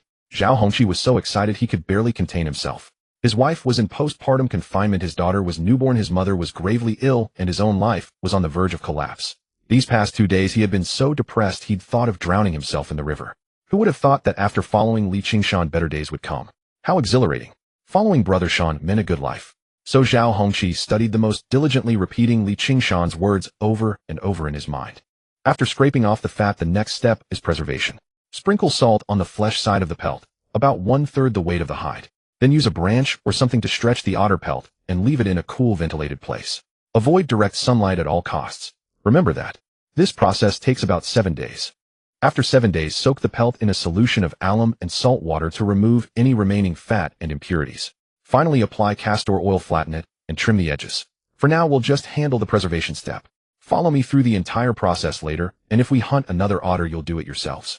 As he spoke, Qingshan took out the salt and began coating the hide. Okay. Erzwang and Zhao Hongqi nodded solemnly once more. Brother Shan, how do you know so much? I never realized you were so skilled. Zhao Hongqi said with admiration. There's plenty you don't know yet. Take your time learning. Qingshan picked up the otter pelt and prepared to leave while Erzwang carried the skinned otter meat. Wait. Zhao Hongqi suddenly stopped Qingshan and Erzwang, pointing at a patch of reddish-brown fur in the distance. Brother Shan, look over there. A musk deer. Qingshan was momentarily startled, then a delighted expression crossed his face. A male musk deer. Musk deer. No mistake, the brownish-red figure in the bushes ahead was a musk deer, also known as the Siberian musk deer. Qingshan never imagined that the very musk deer he had been longing for just moments ago would now appear before him. However, the distance was a bit far. Brother Shan, should we use the gun? Erzwang said earnestly. Are you stupid? Qingshan frowned and said, if we fire that gun, the musk deer will definitely be startled.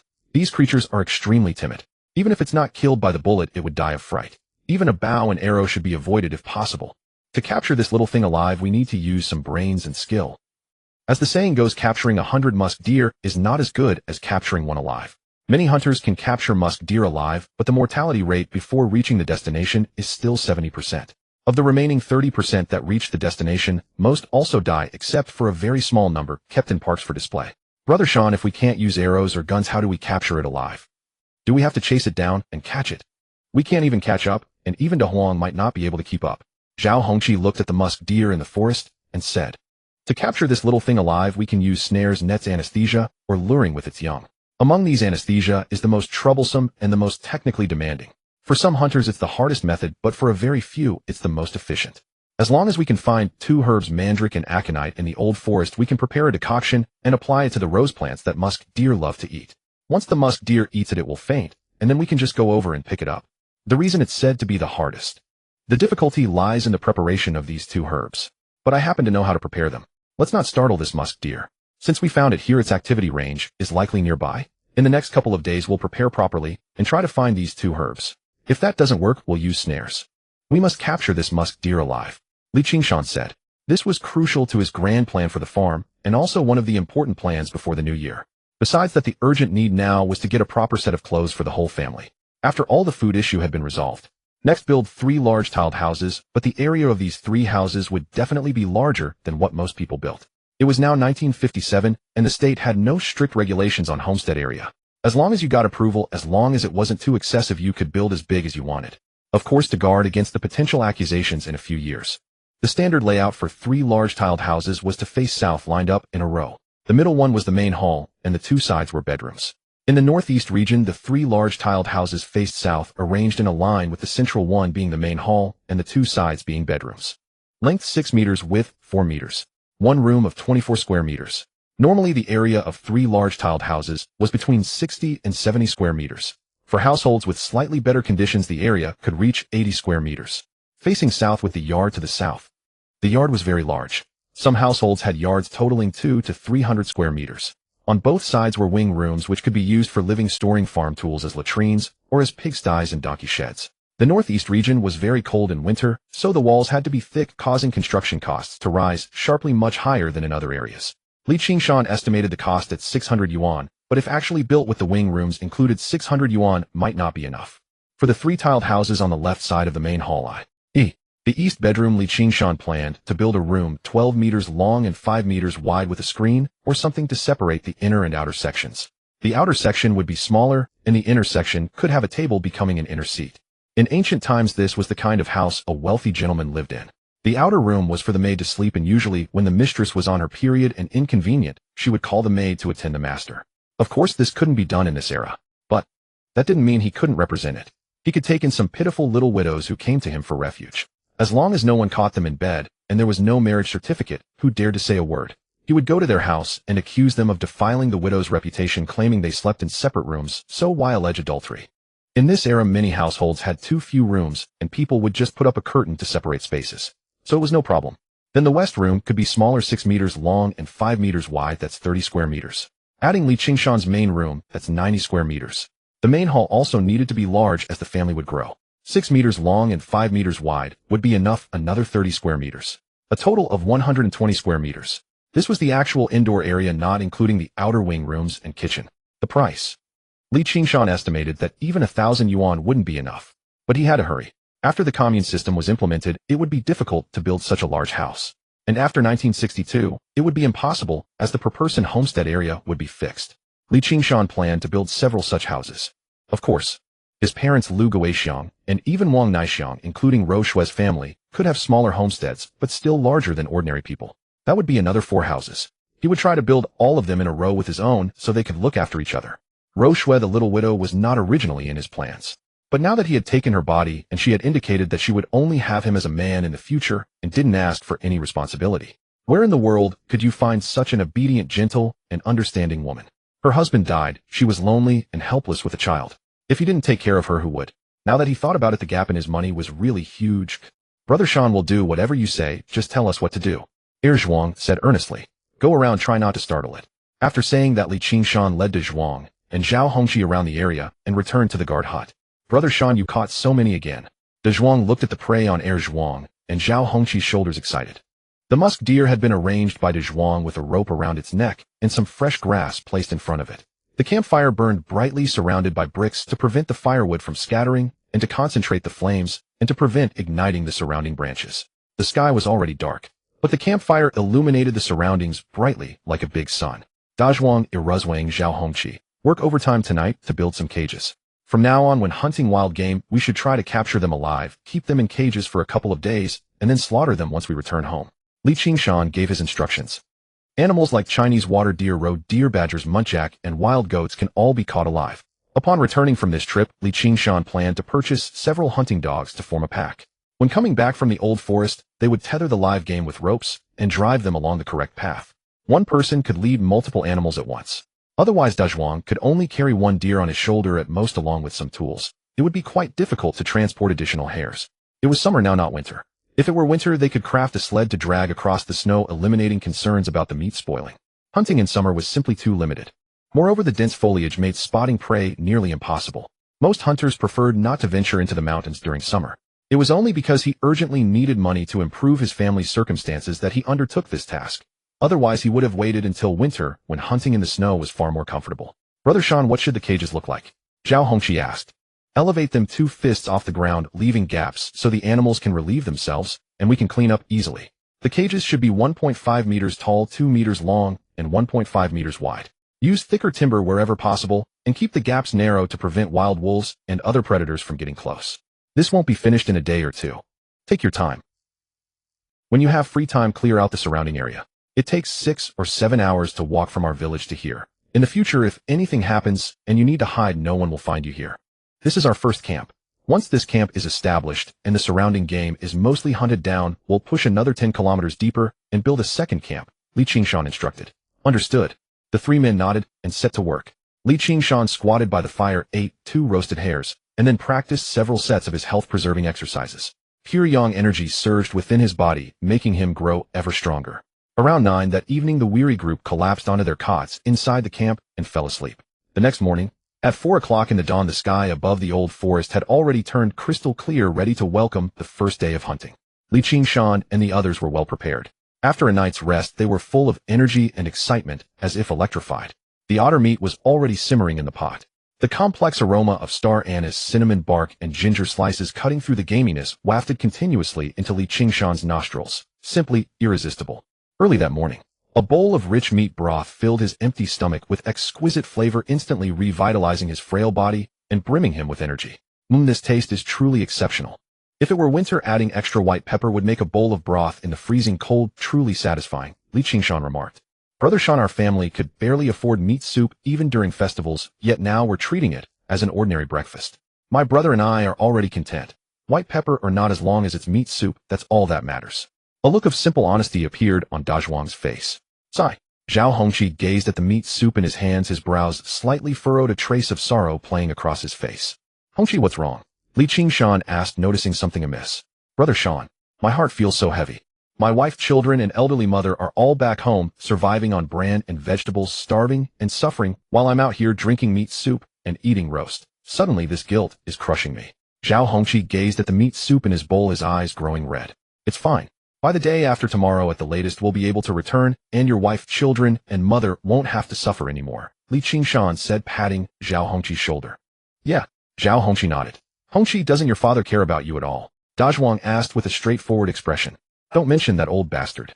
A trace of ferocity flashed in Zhao Hongqi's eyes as he clenched his fists tightly. Alright, eat quickly. Once we're full we'll set out. We should try to hunt enough game and return as early as possible, Li Qingshan said.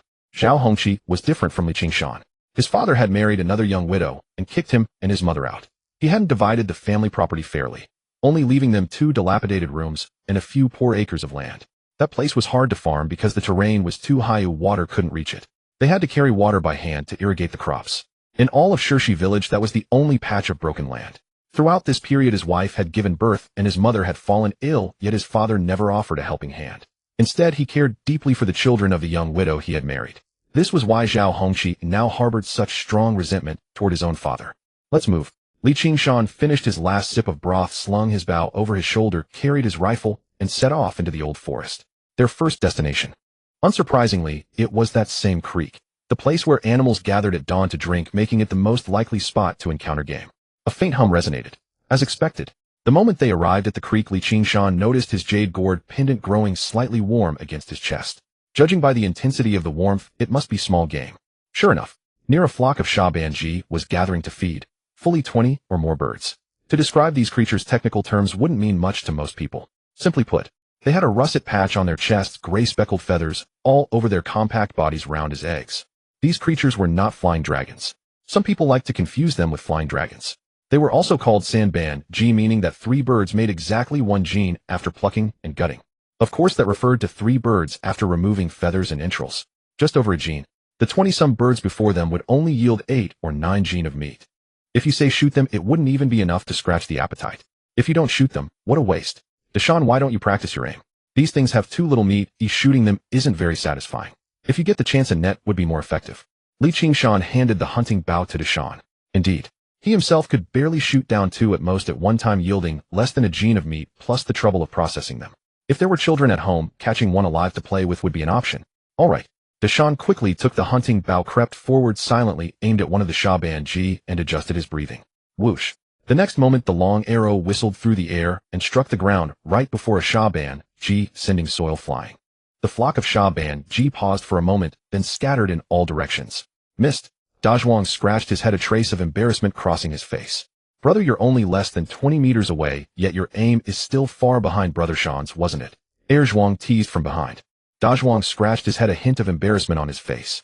If I could be as accurate as Brother Shan, that would be impressive. For your first time shooting an arrow, just being able to shoot it is already good enough. After this hunt, when we rest at home, if you 3 have nothing to do, go get a bow and practice somewhere.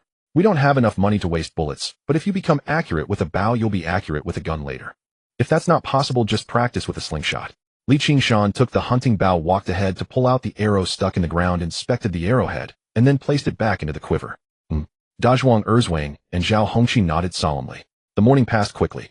No large game had been hunted that morning. Only pheasants, rabbits, and a couple of weasels, also known as yellow weasels. In the northeast, these creatures were considered household protectors. Old hunters or elders would never allow them to be killed. But as a youth of the new era, would Li Qingshan shy away from them? 2 arrows later, and he had 2 yuan in hand. The meat of these creatures wasn't valuable, but the fur was. The fur had several grades. Since it was summer, the quality wouldn't be high, but with no wounds on the body, it could fetch 80 cents, or even a yuan. Moreover, these 2 were not particularly plump. If they were winter weasels, well-fed and fat, a single pelt could sell for over 2 yuan, a considerable gain. In his past life, Li Qingshan had once chatted with someone from Lingnan who during this era had caught 2 weasels, sold their pelts, and exchanged them for half a month's rations for his family. Besides that, he had caught 4 pheasants and 5 rabbits, a rather impressive harvest. Brother Shan, it's still early. Should we keep going? Dazhuang, carrying pheasants and rabbits on his body, wiped the sweat from his forehead. Hunting can't be rushed. We came out at 4 in the morning, and it's already 8. Let's go back and rest. We'll focus on the afternoon. Li Qingshan spoke. Dazhuang and the others nodded and headed toward the shelter. Hey, wait a moment. Just then Li Qingshan suddenly called out to the others, a look of surprise on his face. I was planning to spend time looking for this, but I didn't expect to find it here. Brother Shan, what is it? Dazhuang Erzwang and Zhao Hongqi gathered around and asked. Monk's hood. This whole area is covered with it. Our luck is truly remarkable. I've never seen it grow in such patches before. Li Qingshan rolled up his sleeves, set aside his hunting bow and gun, and took the machete from Wang's waist. Monkshood. Brother Shan, what is monkshood? Wang and the others looked up at Li Qingshan like green recruits, their faces filled with admiration. Monkshood. Monkshood. Its main medicinal value lies in the root, which has a main root and lateral roots. The main root has the strongest effect and is the most toxic. It must be processed before use, and the processing method is very complex. The aconitine must be completely eliminated before it can be used. The lateral roots, which are less toxic than the main root, are called aconite. They are useful for treating rheumatism and joint pain. There is a book called Treatise on Febrile Diseases that records aconite decoctions. This is truly a valuable find. Come watch how I dig these out, then all of you do the same. Dig them all up and take them back for drying and processing. Li Qingshan spoke. Got it. Wang and the others nodded and immediately began working. This was one of the key ingredients for capturing musk deer alive, and it would also be useful for capturing other game in the future. Soak in clean water for 7 days, changing the water 3 times a day. Then check if the center is dry. If it doesn't feel too numbing on the tongue, boil it directly in water for 3 hours, then dry it in the sun. It can then be used as medicine. However, ordinary people are not advised to handle it. A single mistake could be fatal. But there was no time to process the main root now. Li Qingshan planned to use the lateral roots after minimal processing combined with datura flowers and some other neutralizing herbs to create a suitable anesthetic. He would first test it on the musk deer he had been raising. Half an hour later, a large patch of monkshood was completely dug up and placed into the basket. They headed toward the shelter. Buzz! But before Li Qingshan had taken many steps, the jade gourd on his chest grew slightly warm, instantly alerting him. However, looking around, he saw no game. Just as he wondered if the jade gourd pendant had made a mistake this time, Li Qingshan suddenly noticed a cluster of yellow flowers ahead. Holy crap! He was taken aback, a look of astonishment on his face. This jade gourd probably wasn't warning him about game or treasure, but rather enhancing his luck and fortune, turning things that didn't belong to him into his own. Brother Shan, what's wrong? Zhao Hongqi asked. We're going to get busy again. Pick all these flowers and mature seeds. This is called datura, and it's also poisonous. In the old days before anesthetics, it was used as a narcotic, but a single mistake could kill. When combined with other herbs, it can also treat asthma and chronic bronchitis, but because of its high toxicity, it's gradually fallen out of use. Combined with the monkshood we just picked, we can prepare a potion strong enough to knock out that musk deer we encountered. Li Qingshan said excitedly. Datura. Hey, that's great. So we have a chance to catch that musk deer. Zhao Hongqi and the others rejoiced and began picking with Li Qingshan. They only harvested a small portion of the patch, and Li Qingshan felt it was enough, so they hurried back. Back at the shelter, Wang processed the caught rabbits and pheasants and the weasels. Wang and Zhao Hongqi busied themselves building a cage and clearing the surrounding bushes and weeds, at least making it clean enough to resemble a livable place. Li Qingshan searched for some neutralizing herbs nearby before beginning to process and prepare the potion. The advantage of the old forest was this. With a single glance, what others might consider weeds were actually medicinal herbs. Several unrelated herbs, when combined, could produce surprising effects, especially Li Qingshan's Taoist medical skills, which could cultivate pure yang true qi. He could mix some herbs, casually pour it into a monkey's mouth, and then feel its pulse to observe the monkey's bodily changes. This was Li Qingshan's more restrained way of putting it.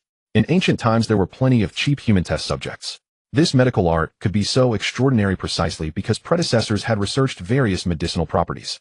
Soon Li Qingshan had prepared a jar of medicinal juice, packed it in a water flask, and got ready to anesthetize the musk deer. The sun hung high in the sky. However, when the sunlight fell through the dense forest, dappled spots appeared, and one could clearly see beams of light landing from the sky at their feet. Li Qingshan walked all the way to the creek, smearing the prepared medicinal liquid along the bank and onto the leaves of the surrounding rose plants. The medicinal liquid he had concocted could not only knock out musk deer. If musk deer, roe deer, muntjacs, Sika deer, red deer, or similar animals ate it, they would also be knocked out. Although his operation might not necessarily catch a musk deer, it might still allow him to hunt other wild game. It took over an hour. Only then did Li Qingshan finish applying the entire flask of medicinal liquid, walk to the creek to rinse it clean, and rinse it several times before he felt reassured. When he returned to the temporary shelter, Wang and the others were still busy. The musk deer in the cage had already fainted and had not yet awoken. Li Qingshan nodded with satisfaction, thinking that if the musk deer were knocked out and then woke up and escaped later, all his efforts would be in vain. Wang, let's all take a break. Restore our strength. We'll set out to hunt around 3 or 4 in the afternoon. Li Qingshan said. All right.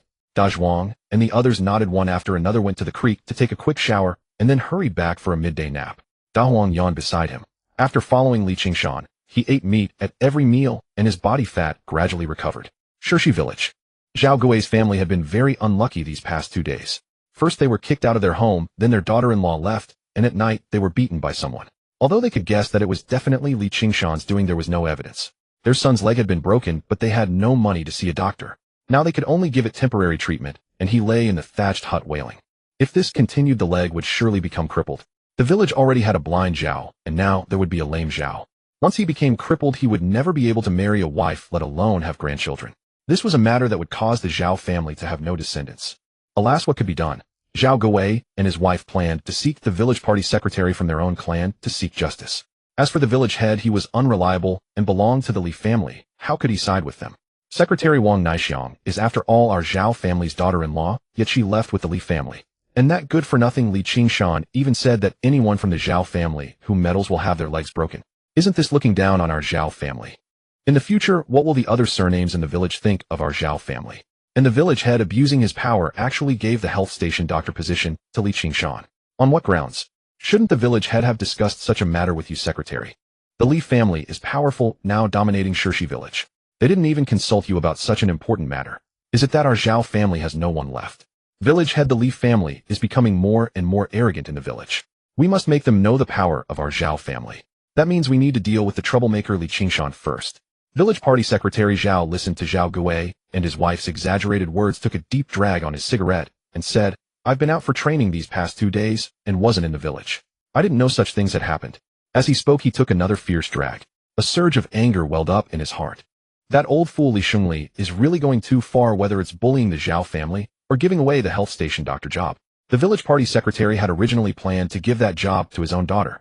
But as a secretary, the most powerful person in the village party secretary had his own set of tactics. Some things. If he could avoid getting involved personally, he would. Once he did, he had to crush the opponent with overwhelming force. Only then could he maintain his authority as the village party secretary. Therefore, using others to kill was the village party secretary's most common tactic.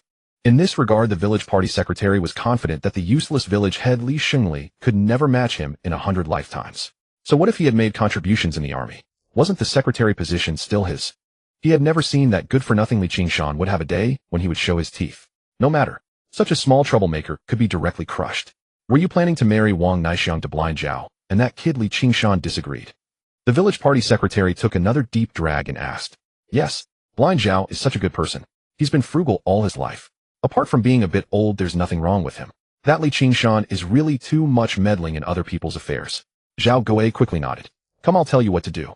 The village party secretary's eyes showed a trace of coldness as he whispered his plan.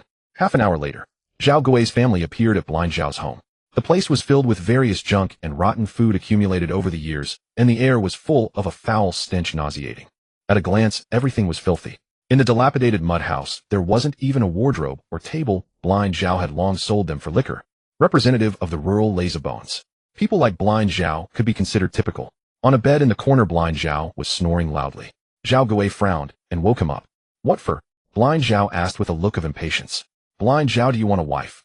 Zhao Guo asked, covering his nose. What? Don't you want your own wife? I want her. When blind Zhao heard Zhao Guo ask if he wanted a wife, his eyes lit up. He shoved Zhao Guo aside and lunged at the woman behind him, his eyes full of animalistic lust. I, blind Zhao, have been a bachelor for over 40 years. I never thought that today I would finally taste a woman's tenderness and flavor. Ouch, damn it. Zhao Guo was pushed off balance, landing on his butt, and his head happened to hit the earthen wall behind him. The back of a person's head is very fragile. Sometimes a careless bump, if unlucky, can be fatal. Fortunately, it was an earthen wall, and Zhao Guo's luck wasn't that bad. He just felt his vision go black and his head dizzy. Blind Zhao, what are you doing? Zhao Guo's wife was startled, her body stiff, legs weak, unable to move. How could a woman be a match for a man driven by animalistic desire? Before Zhao Guo's wife could react, blind Zhao threw her onto the bed. Then she felt a pair of hands roaming over her body.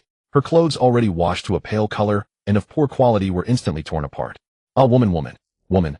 Blind Zhao was completely excited. This was the happiest day of his life. How could someone give him a wife for nothing? He really good. Help me. Zhao Xiazi, let go at once. After a moment of shock, Zhao Guo's wife snapped out of it and began to struggle. Smack. The next moment, Zhao Xiazi slapped the 40 or 50-something-year-old woman across the face. Shut your mouth. Didn't you hear your husband say he's giving you to me? If you dare scream again, I'll choke you to death. Zhao Xiazi's words instantly sent another shiver through Zhao Guo's wife. When people face danger, they often lose control of their bodies from sheer terror, and Zhao Xiazi before them was nothing short of unhinged. Zhao Guo's wife was merely a countrywoman who had never even left her village throughout her entire life. 3 minutes later, Zhao Gui's vision slowly cleared. Looking at his wife on the bed and Zhao Shazi lying there with a carefree expression, he felt his head spin once more. Zhao Shazi, what? What did you do? Zhao Gui pointed at his weeping wife on the bed, and Zhao Shazi, now fully dressed, his voice trembling. Playing with a woman, of course. Didn't you say you wanted to give me a woman? But then, Zhao Gui, why wouldn't you want such a fine woman for yourself? How wonderful she is, Zhao Shazi said with genuine confusion. You son of a bitch. Zhao Gui roared furiously and lunged at Zhao Shazi, and the two men immediately began grappling with each other. Stop it. Stop fighting, dear. 5 minutes later, both middle-aged men were gasping for breath. Zhao Gui's glare could have killed Zhao Shazi. Honey, why don't we report this to the authorities? Zhao Gui's wife said with a wronged expression. Aren't you the one who offered me your wife? Are you trying to set me up with a scam? Let me tell you, I'm not afraid of either of you. You brought her right to my door yourself, offering to give me your wife. Damn it, I've got nothing left to lose. If you dare report this to the authorities, I'll go kill your son first. Zhao Shazi threatened Zhao Gui hastily. Silence. Another 5 minutes of silence passed. Zhao Gui wrestled with his thoughts for a long time before looking at his wife and saying, No, we can't call the police. Let's pretend this never happened. If we report it, everyone in the village will laugh at us, and we'll never be able to hold our heads up again. Wife, just consider it being bitten by a mad dog. And you, Zhao Shazi, if you dare reveal so much as a word about this, I won't let it go. Beyond that, Zhao Gui figured that with this leverage, Zhao Shazi would definitely obey whatever he said next. Zhao Gui's wife quickly nodded. Her own husband had lost his vigor in his 30s, and she hadn't been with a man in over 10 years. Admittedly, Zhao Shazi was ugly and smelled terrible, but he was still a man. Besides, she was getting on in years now, and her own husband wouldn't care if she went and told everyone. Even if they dragged Zhao Shazi out and shot him, she'd be the one pointed at and called a slut in the village. Such things had happened before, not that long ago in fact. A widow had been raped by a man from the village. When she went to report it, they claimed she had seduced him, and his wife's family beat her nearly to death. From then on, she couldn't hold her head up in the village. Depressed and broken, she eventually threw herself into the river and died. Zhao Shazi, having gotten his way, certainly wasn't going to say anything. Zhao Gui, what exactly did you mean earlier about giving me a woman? Not your wife. Then who? Still thinking about women, Zhao Shazi asked Zhao Gui. My daughter-in-law Wang Naixiang has been a widow for several years now. Both her father-in-law and I feel sorry for her and want to find her a good man to remarry. I think you'd be perfect, so we were thinking of marrying our daughter-in-law Wang Naixiang to you.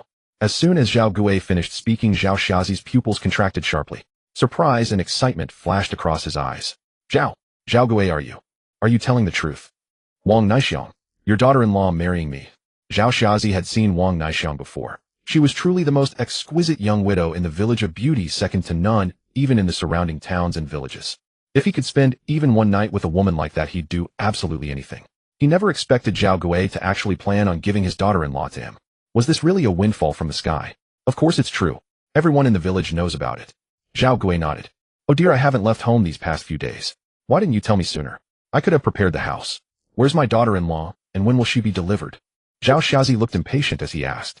His gaze inadvertently fell on Zhao Gui's wife behind him, and he immediately felt a wave of nausea. How could he have touched that old pickle just now? Absolutely disgusting. Compared to the milky-scented young woman Wang Naixiang, that old pickle was truly revolting. We were originally planning to discuss the remarriage and bride price with you, but things took an unexpected turn. That idler Qingshan from our village interfered. He won't accept Wang Naixiang remarrying you, and actually took her away. How could we agree to that? But that kid relied on his youth and strength. He beat up our entire family. We had no choice but to let him take our daughter-in-law away. Our daughter-in-law seemed possessed. Don't know how she ended up listening to that idler Qingshan. We had no option but to come to you and let you know. So do you want this woman or not? If you do, let's discuss what to do. If not, then forget it. Zhao Gui stared at Zhao Shazi before him and asked. I want her. Of course I want her. How could I not want her? As Zhao Gui finished speaking, Zhao Shazi excitedly rose to his feet, his eyes blazing with fury. Qingshan, that idler is nothing. How dare he steal a woman from me, Zhao Shazi? Where is he right now? Hey, there's hope. Seeing this, the elderly couple's hearts leaped with joy. That idler Qingshan went hunting in the mountains. He should be back in 2 days. Damn it, that idler dares to go hunting. Why doesn't he just die in the mountains? It's fine. I'll go to the Li family and find his parents. I'll block their doorstep and curse at them for 2 days. First demand an explanation. Zhao Shazi said. Zhao Gui quickly explained about Qingshan's family splitting and also told Zhao Shazi Qingshan's current address. It was their former home. Zhao Shazi, should we discuss the betrothal money? Zhao Gui said to the blind man before him. How much do you intend to ask for as betrothal money? Zhao Shazi asked. What? 50 yuan. Go rob someone whose wedding requires such a hefty betrothal. Zhao Shazi was startled, his eyes bulging as he exclaimed. Zhao Shazi, how can you compare yourself to others? Don't forget that you are blind 3 years older than me while our daughter-in-law is only in her early 20s, a young, untouched maiden. Besides, part of this money is for my wife. You know perfectly well what you did to her just now. Zhao Gui glared back at him. No way, no way. That's far too expensive. 30 yuan at most. That's already a fortune in our village, and it took me decades to save up. Zhao Shazi's brows knit together tightly. Zhao Shazi, why don't you just transfer ownership of your house to us, and add 10 yuan as betrothal money? What do you think? Zhao Gui surveyed Zhao Shazi's house, and spoke. Zhao Shazi's house was small with a tiny courtyard and no side rooms. The house itself was dilapidated, hardly worth more than 20 yuan. But his own family had nowhere to live, so moving in would be ideal. The remaining 10 yuan could improve their family's living conditions, putting their days back on track. Moreover, it would drive Zhao Shazi to fight Qingshan to the death. Wouldn't that be splendid? If I give you the house, where am I supposed to live? Zhao Shazi clearly had no intention of agreeing. Then it's either 50 yuan or the house plus 10 yuan. The straw hut at the village entrance is yours. My wife and I, along with our son, will stay there. After all, you have a wife now, so living in a straw hut is still better than staying alone in this dump, isn't it? You'll still have some spare money for food and drinks. How wonderful. Besides, you already did that terrible thing to our wife. Can't you make a small concession? Zhao Gui proposed. Behind him, his wife kept her head lowered, lost in thought. Fine. As long as I have a wife, where I live doesn't matter. Zhao Shazi nodded solemnly, then said, Where is your daughter-in-law Wang Naixiang? I need to see my wife. Zhao Shazi, don't do anything rash. Zhao Gui was startled and quickly warned him. If you lay a hand on our daughter-in-law now, Wang Naixiang will report to the police, and you'll be shot dead. You must first deal with that loafer Qingshan before interfering with our daughter-in-law's remarriage. Then you can take Wang Naixiang home openly and legitimately. Zhao Gui had finally figured out what kind of person Zhao Shazi was.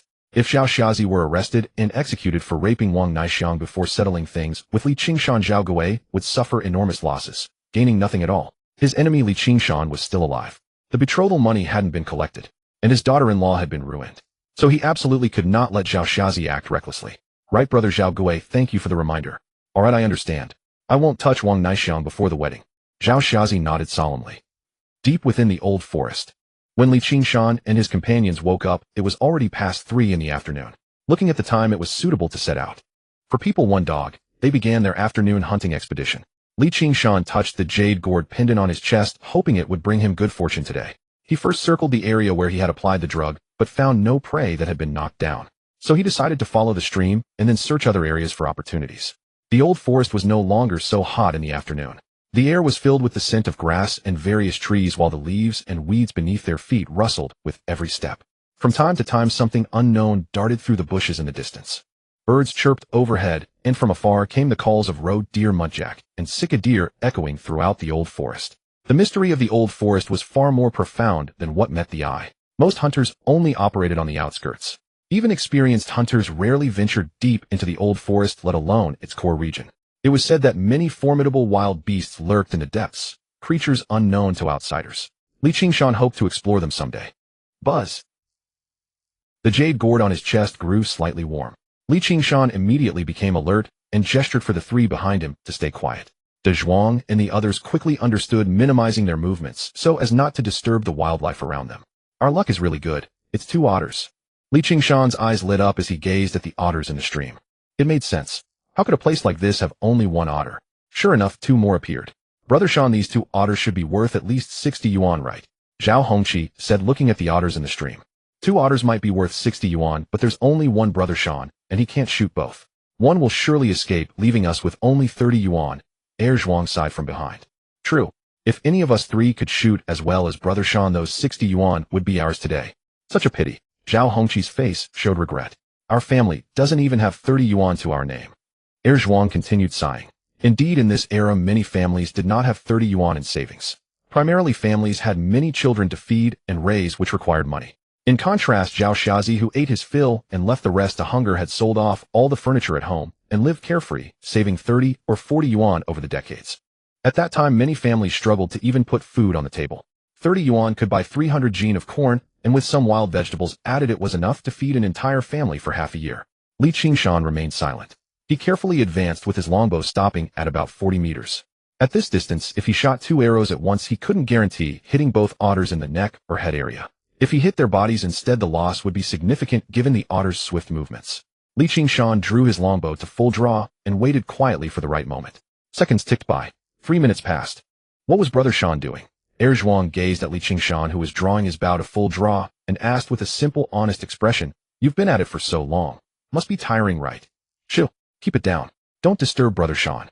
Just stay put." Zhuang shot a glare at Zhuang behind him, and the group of 4 remained motionless in place. Zhuang harbored confusion in his heart, having no idea what Qingshan was doing at all. At this distance, given Brother Shan's skill, he should be hitting his target every single time. During hunting, many people blur the concept of distance, having no real idea what 10, 20, or 30 meters means. Some even boast about shooting hares at 100 meters away. Under normal conditions, within 10 to 20 meters, you can see the hare's eyes, its fur patterns, and every movement with perfect clarity. You can even predict its next actions. Hunting at this distance is extremely easy. At this point, if you raise your fist, the hare within 10 meters appears in your vision, roughly the size of your fist. Between 20 and 40 meters, you can still make out the hare's silhouette. If you take an egg out of your pocket, the hare would appear about the same size as the egg in your vision. At this range, most hunters can make a kill shot without issue. Of course, at 20 meters the egg would look larger, but at 40 meters switch to a quail egg. Between 40 and 60 meters, extend your thumb and look at your thumbnail. The hare would be that small. At this distance, and you're telling me you want to hunt? Don't be ridiculous. This is assuming good visibility. If the weather is too hot, heat waves rise from the ground, or if it's windy, it becomes even harder to see clearly. 100 meters away. That's essentially a joke. Of course you can see it, but trying to kill it with a hunting bow is pure fantasy. 40 meters is the limit for ordinary hunters. Within 60 meters, or even within 50 meters, is the limit for experienced seasoned hunters. Some experienced hunters who spend long hours outdoors and train their eyesight have significantly better vision than average hunters who are just starting out. They can make shots within 50 meters, and a few with exceptional vision and experience can even take hares within 60 meters. But these hares aren't stationary targets. They're moving. When crouched in the grass, their bodies appear even smaller than when caught, since part of them is hidden by vegetation. And over these dozens of meters, the terrain is never clear of obstacles. Qingshan, thanks to his Yangqing fist practice, has vision far surpassing even experienced hunters. Moreover, as he continues his practice, the pure yang qi, circulating within his body, nourishes his eyesight, making it progressively sharper. If only he had a Type 56 automatic rifle, the king of individual weapons. With that gun, he truly could slaughter his way through the entire old forest. Unfortunately, he only had a single-barrel shotgun now, which fell far short in accuracy and firepower, though it was still more powerful than the hunting bow in his hands. For deterring black bears and wild wolves, however, it was very effective. Shotguns not only pack heavy punch, but also produce loud report, making them far more intimidating to carnivores than a hunting bow. Another advantage of the Type 56 semi-automatic rifle is that it's much easier to learn than a bow. A hunting bow is nearly impossible to master. Even Zhuang and the others, after extensive practice, could only hit a hare suspended in the air within 100 meters probabilistically. But if the hare was lying on the ground, that would be considerably more difficult. 2 otters over 30 meters away appeared to Zhuang, and the others as small as an egg. But in Qingshan's vision, they were far from blurry. He could still clearly distinguish every part of both otters. Now Qingshan was waiting for an opportunity. And now that opportunity had arrived. Whoosh! A sharp whistle pierced the air as the arrow flew forth. Behind him, Zhuang and the others' nerves tensed instantly, their fists clenched. The 2 otters fell into the stream in unison, thrashing about. Hit! One arrow struck both otters. This was exactly what Qingshan had been waiting for. Holy crap, Brother Shan is amazing. Zhao Hongqi's eyes widened, his gaze full of shock. Quick, follow Brother Shan. Before Zhuang and the others had fully recovered from their astonishment, Qingshan had already charged ahead. They scrambled to follow in his wake. The stream had already been dyed red with blood. Zhuang immediately waded into the water and hauled the 2 otters ashore. Only then did he realize that both otters had been struck above the neck and a single arrow had pierced through both of them. The wound location would not compromise the quality of the pelts at all. When processing them into furs later, the skins would be cut in half along that exact line, allowing the cut to pass directly through the arrow holes. In essence, the 2 otters Qingshan had shot were virtually no different from those captured alive. They would certainly fetch a good price. 60 yuan for the pair was certain, and combined with the earlier catch, the total would be 90 yuan. Brother Shan, your archery is absolutely supernatural. There's no bowman within 100 miles who can match your precision. In my opinion, you could be the lead hunter of any expedition. Zhao Hongqi said this while processing the otter carcasses. Qingshan chuckled and replied, the lead hunter needs to be skilled with a rifle. We only have one shotgun right now, so let's not talk about that. Once we get our hands on a Type 56, we'll discuss it then. After Qingshan demonstrated how to properly prepare the otters, the 3 of them quickly cleaned both animals. They placed the pelts into the basket on their backs and continued onward. After that, they didn't have such good fortune again. Nothing big turned up. They managed to bag several pheasants and hares. They even encountered a martens, one of which was abundant in this area. By the end of the afternoon, they had collected quite a haul: 7 pheasants, 6 hares, 1 maidens, and 1 badger. Among them, the badger was caught by De Huang. Zhao Hongqi had taken the shot at a mere 20 meters and missed entirely. It was De Huang who chased it down. They decided to keep it as a treat dog, leaving Zhao Hongqi feeling rather deflated. How could he be so far behind Brother Shan? 20 meters, and he still missed. Truly humiliating. With so much game, they decided to head back to the hunting lodge first to store everything before continuing. It was still early, and all 3 men were weighed down by their full loads. Buzz! Just then the jade gourd pendant around Qingshan's chest began to grow warm and vibrate again. This instantly put him on alert, and he scanned his surroundings carefully. This was exactly the place where he had applied the anesthetic. Has it been caught? Qingshan's eyes lit up as he spotted a brown-red figure beside a shrub ahead, and he immediately charged forward. Caught what? What's caught? Behind him, De Zhuang and Heir Zhuang and the others were completely bewildered, but hurriedly followed Qingshan in pursuit. From beside the shrubs, a wild animal lay on the ground, foam bubbling from its mouth. It was unclear how long it had been stupefied. When Da Zhuang and the others spotted it, their eyes lit up at once. A muntjac, Brother Shan. Our luck's really good. It's actually a musk deer. Dasha said, a flush of excitement spreading across his face. This is a musk deer. Zhao Hongqi spoke up. Its body is brownish red and there's that gland underneath it. Brother Shan, am I right?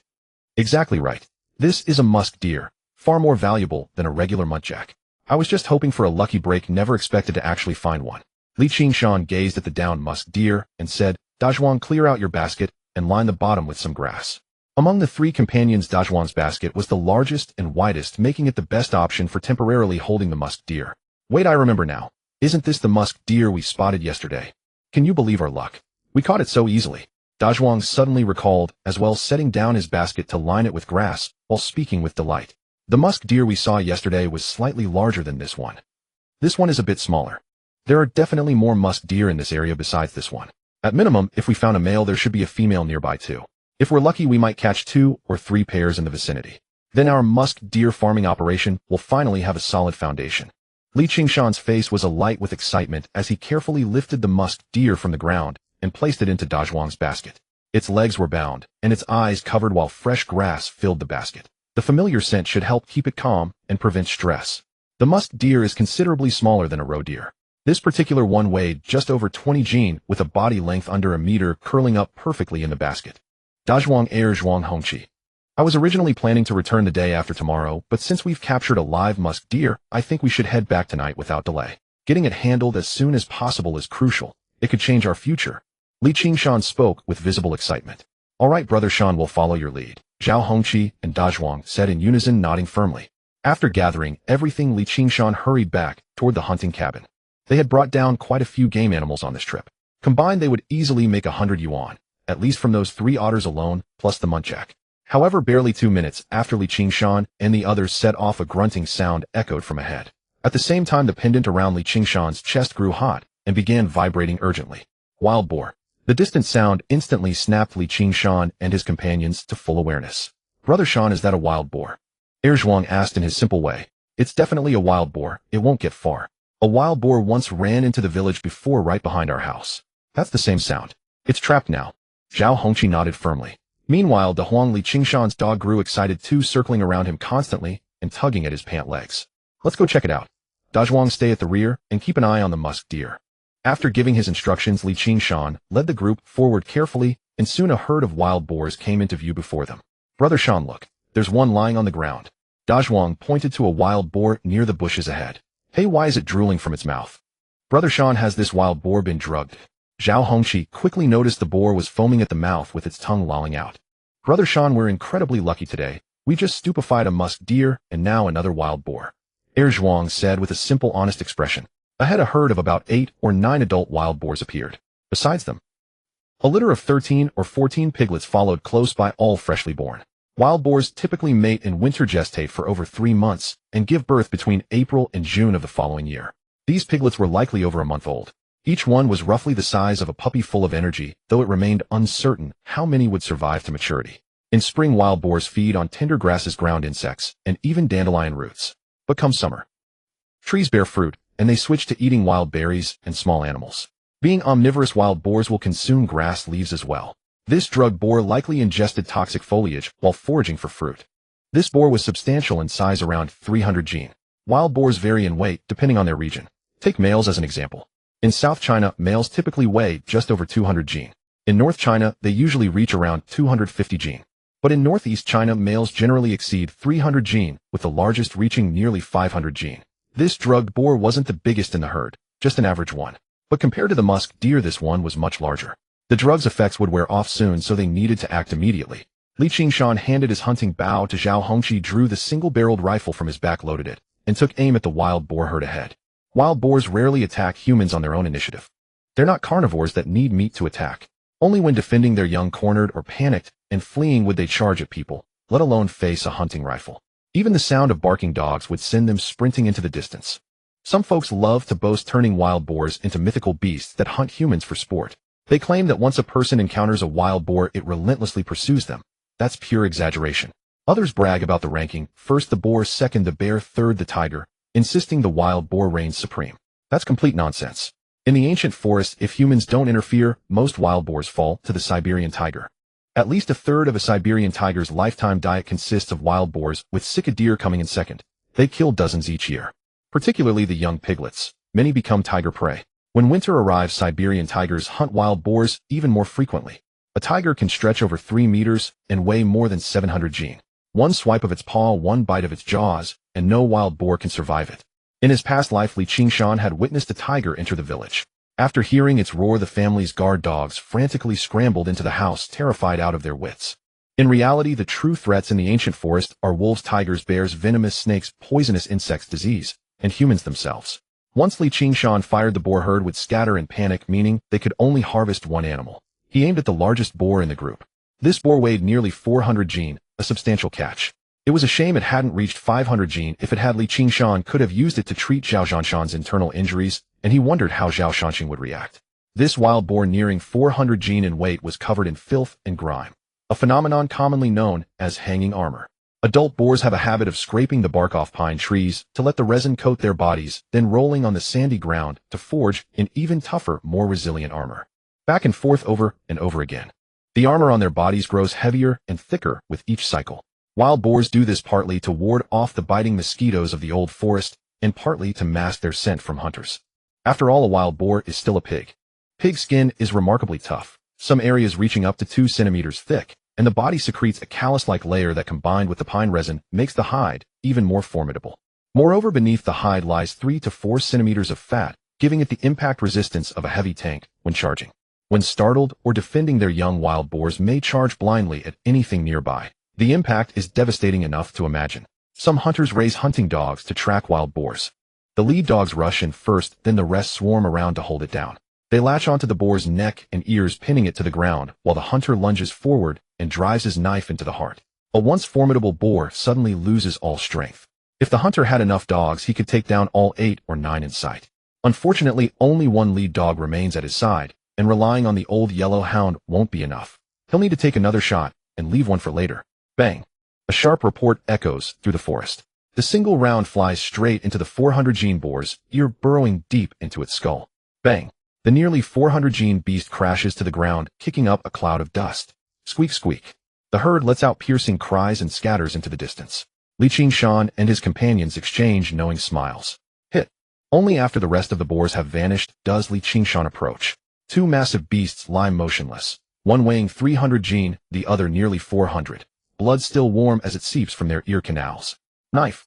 Qingshan extends his hand, and De Zhuang tosses him a machete. In one swift motion, he brings it down on the stunned boar's neck. The blade strikes bone, and the drugged animal jolts awake in sudden terror. However, before it can recover, Qingshan's second blow falls, shattering bone and sending gouts of blood spraying across the ground. Squeak, squeak. The wounded boar lets out a piercing shriek, struggling desperately to rise, but it is too late. With each relentless strike from Qingshan, a complete boar head is eventually severed. Empowered by pure yang true energy, Qingshan's strength far exceeds that of ordinary men. Otherwise, he would have aimed for the heart first before draining and dismembering the beast. De Zhuang and Zhao Hongqi, watching Qingshan's brutal efficiency, exchange uneasy glances, their eyes filled with reverence and fear. Brother Shan is truly ruthless. Anyone would believe he has taken lives before. Qingshan drains both boars completely, while De Zhuang and Zhao Hongqi dig trenches to bury the viscera. Forget the 400 jin one. Even the 300 jin boar cannot be moved whole. Fortunately, the cabin is not far. With rapid strikes of his knife, Qingshan divides both beasts into 30 to 40 gene portions. Zhuang take the rifle and run back to the village. Fetch some people to help. We cannot carry all this alone. The villagers must assist. Zhuang, Hongqi, the three of us will carry the meat back. Once Zhuang returns, we head back directly. This hunt has been a perfect success. Those 2 boars will fetch quite a sum. Understood. The 3 nod eagerly and immediately get to work. After depositing the musk deer at the cabin where Qingshan resides, Zhuang heads back with his single-barrel rifle for protection. By tomorrow morning, the villagers will surely arrive. If they set out at midnight, they will reach the cabin by dawn. Qingshan and Zhao Hongqi shuttle back and forth several times, finally hauling the entire 700 gene haul to the cabin. The cellar they had Zhuang dig earlier finally proves useful. Its cold interior ensures the meat will not spoil. Qingshan also coats the exterior with a layer of salt. Meanwhile, Qingshan and the others remain hidden inside the large cabin. The strong smell of blood from butchering 2 boars is risky. Qingshan is uncertain whether it will attract wild wolves. Wolves lurk nearby. He encountered them last time. Fortunately, the cabin has been reinforced. It held up last time, so it should be fine again. The only concern is Zhuang's journey back to deliver the news, which carries some danger. The musk deer in the bamboo basket remains subdued. A second one has been led into the cabin. For the firewood in the stone circle, Qingshan had specifically instructed Zhuang to pile extra. Darkness falls gradually. Around 9 o'clock in the evening, the musk deer in the basket awakens, though its eyes are covered, and it looks thoroughly bewildered. Qingshan attempts to feed it some leaves and water. To his surprise, the musk deer actually eats. This brings Qingshan a measure of relief. Nightfall. After returning to the village, Zhuang alerts his father Li Kai and Qingshan's father Li Sankuei. Let us go up the mountain now. Li Sankuei says with a smile upon hearing his son has netted quite a haul. No, there are too few people. Call more people. Everyone we are close to in the village. Everyone. Why so many? How much game did you bring down this time? Li Kai pauses slightly and asks. We killed 2 massive boars, fully 700 gene. Without more people we could not have moved them. Zhuang says proudly, his face alight with excitement. All of it was Brother Shan's doing. 700 gene. No sooner do Zhuang's words leave his mouth than Li Sankuei and Li Kai's eyes widen, their expressions filled with shock and astonishment. Pork sells at 4 cents a gene and wild boar is slightly cheaper. 3.3 cents. 700 gene minus some waste could fetch nearly 200 yuan. 200 yuan in this era. What does that mean? In the entire Stone Creek village, only a handful of families could produce 200 yuan at once. Sankuei, your son has truly made something of himself. Enough dawdling. Let us round everyone up quickly. Li Kai says. Bang bang bang. Stone Creek village. Every family bearing the Li surname receives a midnight knock.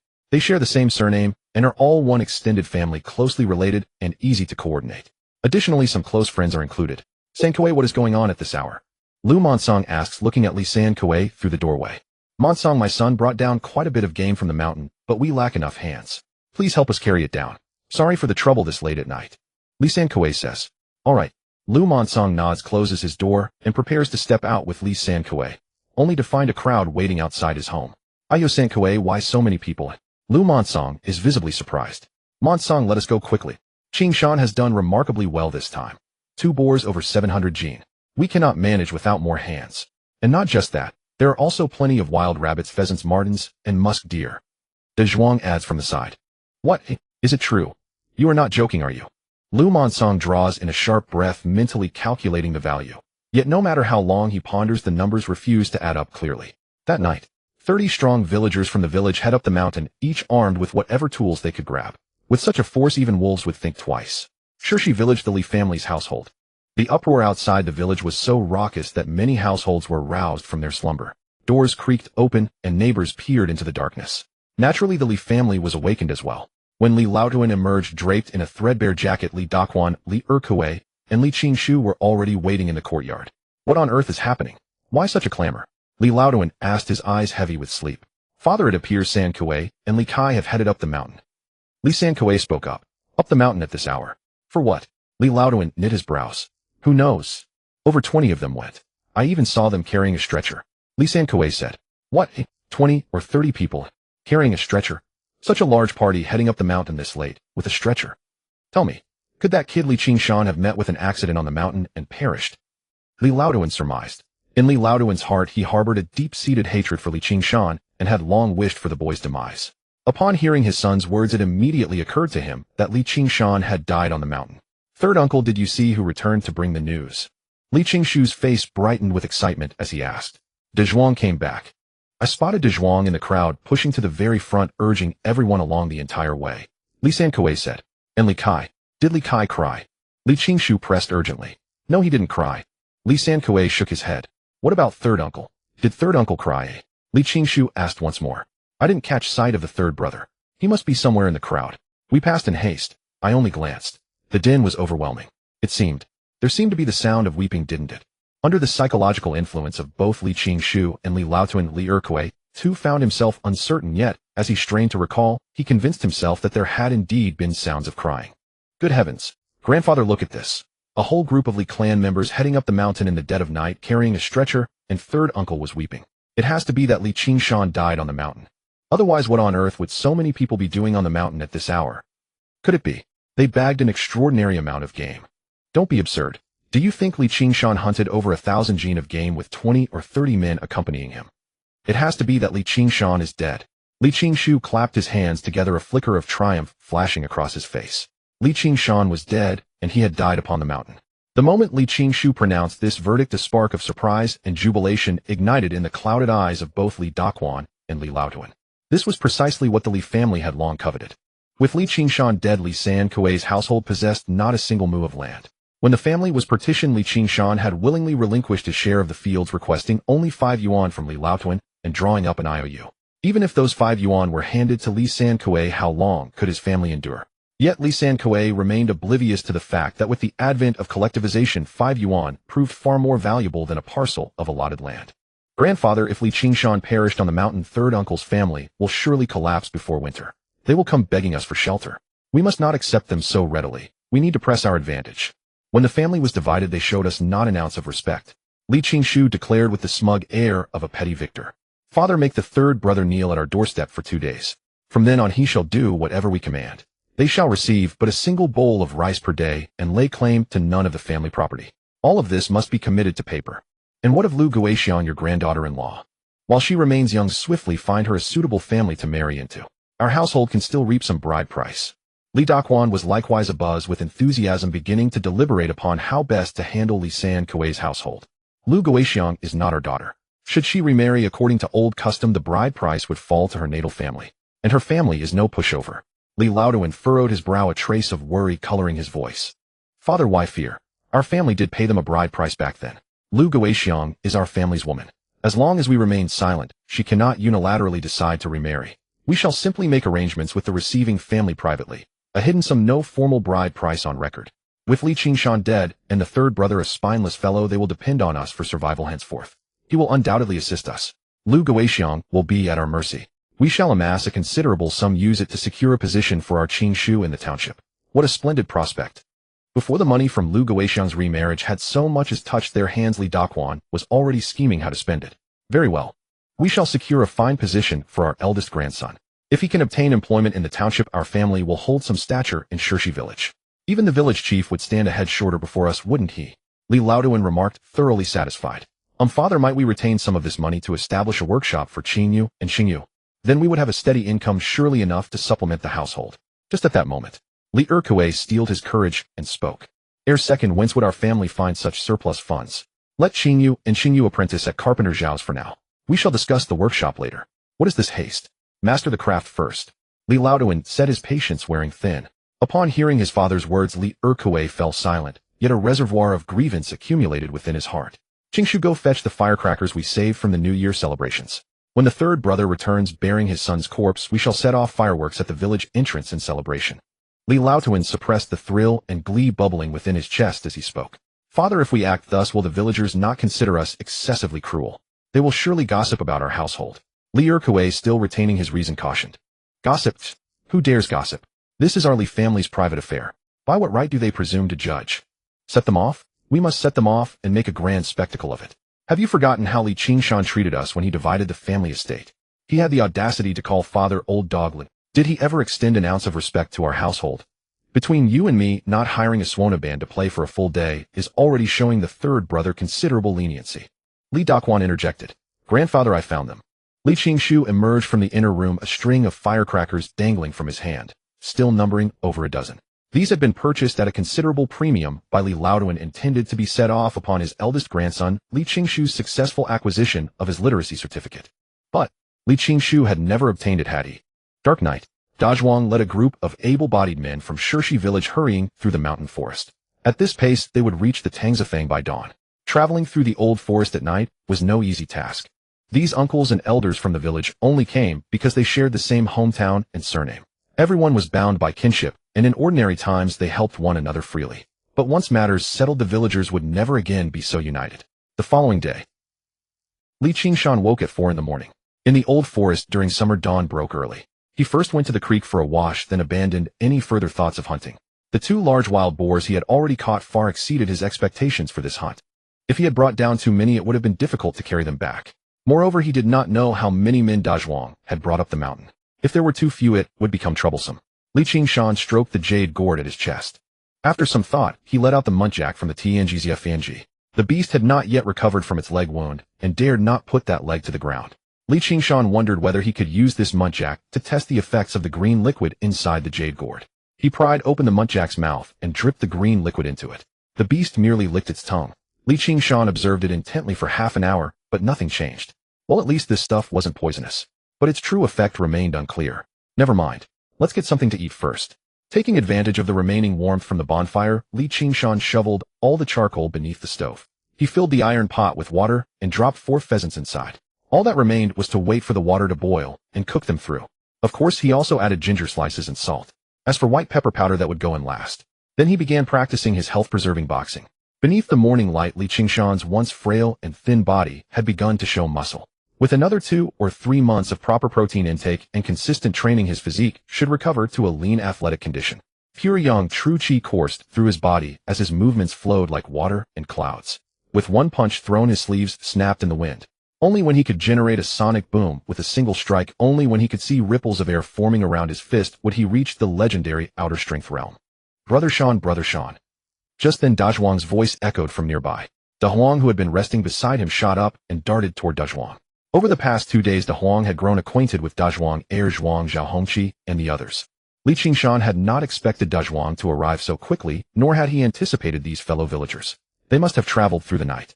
A quick glance revealed some 30 men, which relieved Li Qingshan greatly. Qingshan, I heard you've been bringing down quite a lot of game. Where is it? Oh, and look, you've even caught a live muntjac. Impressive. Is that chicken soup you're cooking? Smells incredible. The last time I had meat was during the New Year.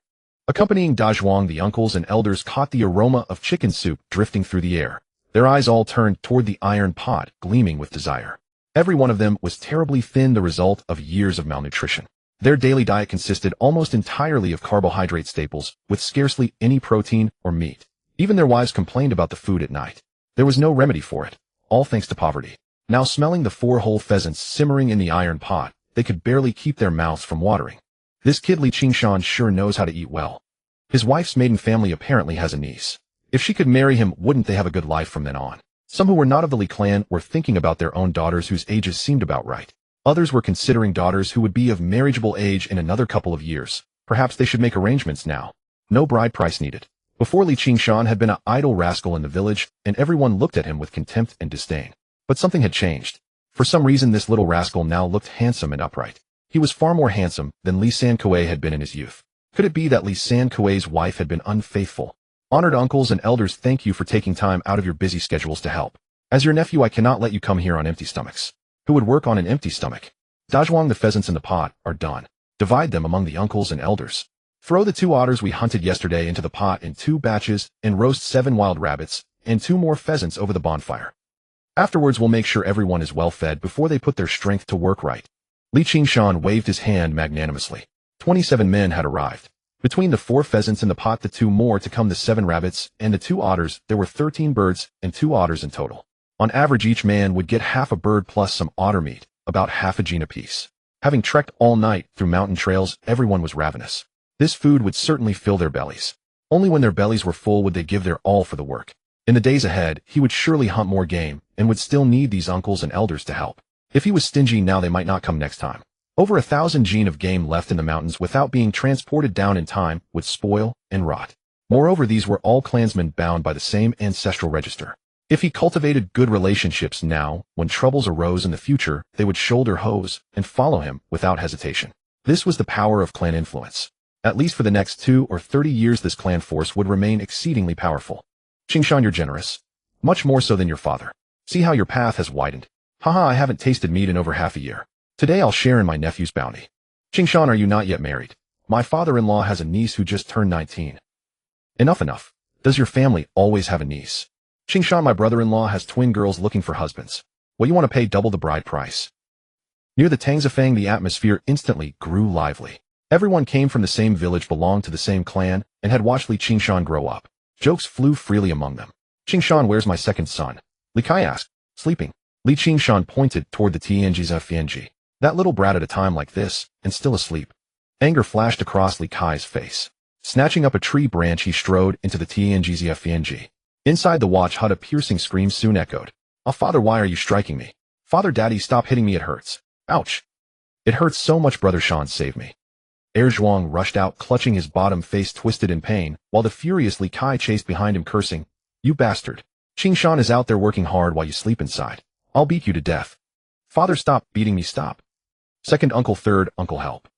Zhuang shouted as he scrambled toward the old forest, while Uncle Li Kai pursued him, brandishing a wooden stick. Over 20 Li clan members burst into laughter, along with a few well-liked outsiders who maintained close relations with the family. Qingshan, where's the game you hunted? Let us see it. Li the blacksmith spoke up. All right. Li Qingshan nodded, and then said to Li the blacksmith, Uncle Blacksmith, I need your help these days. I want to forge some arrowheads. Sure, small matter, leave it to me. Li the blacksmith patted his chest reassuringly. Li Qingshan led a group of people to the small watch hut, and Zhao Hongqi also emerged to help carry out the wild boar from the cellar beneath the hut piece by piece. Each piece weighed around 30 jin. Good heavens. A full 700 jin of wild boar meat was piled before everyone. The visual impact was absolutely staggering. They exchanged glances, each brimming with envy. If this meat were sold at the market, 200 coins would be easily secured. Li Qingshan wouldn't need to venture into the mountains this year. His whole family could feast on fine food daily. Gazing at the wild boar meat before him, this stirred thoughts among many uncles and elders who searched their minds for nieces of similar age to Li Qingshan. Each looked at him as though he were a priceless treasure. Qingshan, you're quite skilled. Catching one wild boar is one thing, but two is no easy feat. Our village has seen many years pass, yet no one has ever bagged 2 wild boars. Didn't Zhao Zhanshan intend to hunt wild boars recently? He ended up injuring himself without catching anything. I've always known this kid Qingshan had it in him. Enough, everyone eat quickly. Once finished, we'll head back with the game. This weather won't wait. Meat can't be left out. Half an hour to finish, no problem. Li the blacksmith took charge. Good. The men of Shirshi village nodded in agreement and set to work. After eating their fill, each man divided portions of meat, loading some onto stretchers so 2 people could carry heavier loads. 10 pheasants and 10 wild rabbits as well. 3 otter pelts. De Zhuang carried these himself, along with 1 live muntjac, led by Zhuang, with De Huang herding alongside, also bearing some wild boar meat on his back. As for the musk deer, Li Qingshan decided to carry it himself. This was the most valuable catch of the trip. The wild boar meat was insignificant compared to it. Hey Qingshan, that's a musk deer. It's still alive. How did you catch it? Li the blacksmith gazed at the musk deer in Li Qingshan's bamboo basket, astonishment crossing his face. Being folks from the mountain foothills, they all understood its worth. The musk inside was prized, nicknamed soft gold, commanding prices several times that of actual gold during certain periods. Those around gathered closer, their faces equally stunned at the musk deer in Li Qingshan's basket. This young man's skill had likely surpassed even Zhao Zhanshan. Even at his prime, Zhao Zhanshan could never have achieved such a feat. In another year or 2, Li Qingshan would likely become a top hunter himself. How could Li Sankuei have produced such an outstanding son? Absolutely, as if their ancestral graves had emitted auspicious smoke. Thinking of their own useless sons, anger and frustration welled up within them. Once they returned, they'd have to severely discipline their own disappointing boys. The younger generation of the Li family in Shirshi village had no idea that an unexpected disaster was about to descend. Lucky Catch took it alive. I plan to take it back and raise it, see if it can be domesticated, Li Qingshan explained. Domesticated? Haha, Qingshan, don't joke about that. No one's ever succeeded in raising one. If they could, musk wouldn't command such exorbitant prices. Before, a hunter surnamed Lin from our neighboring village caught 2 musk deer, both alive, hoping to rear them. One died on the way back, and the other didn't survive 3 days at home. These creatures simply can't be kept alive. Qingshan, between you and me, extract the musk, slaughter it for meat, and sell the hide. That'll fetch a good price too, the villagers suggested. I'll take it back and try raising it, Li Qingshan replied, not wanting to argue. Once he proved he could raise it successfully, they'd see what he was capable of. No harm in trying to keep it as a pet. Li the blacksmith chuckled.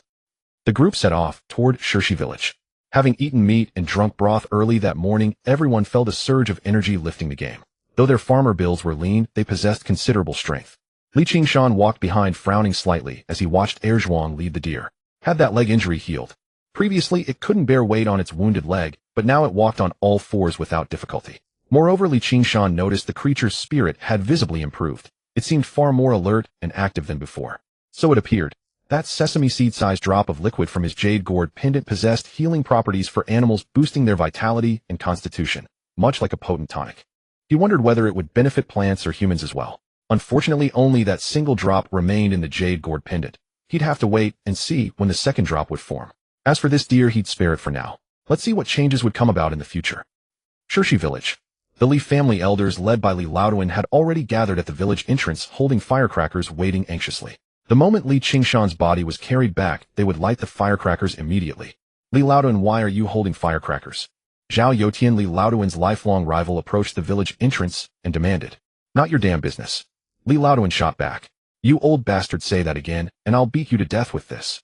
Zhao Yutian, bristled eyes bulging, and grabbed a nearby shovel, threateningly. Uncle Yutian, didn't Li Qingshan die in the mountains last night? De Zhuang came down to deliver the news, and many clan members went up the mountain to retrieve the body. We're simply waiting for them to return, Li Dakue interjected. What? Li Qingshan is dead. How good riddance. That Penid wouldn't even spare us scraps of meat for his grandson. When I asked for meat buns, he had the nerve to curse me. Serves him right. Aunt Motzi scolded while leading her grandson Nichio by the hand. That forest isn't somewhere you just stroll into. Dangerous terrain, I told you so. Look what happened to him. I've said it before, the old forest is perilous. Look, he died in the mountains, didn't he? Indeed. The youth lack wisdom. They believe 2 successful hunts make them masters of the forest. Now they've paid the price.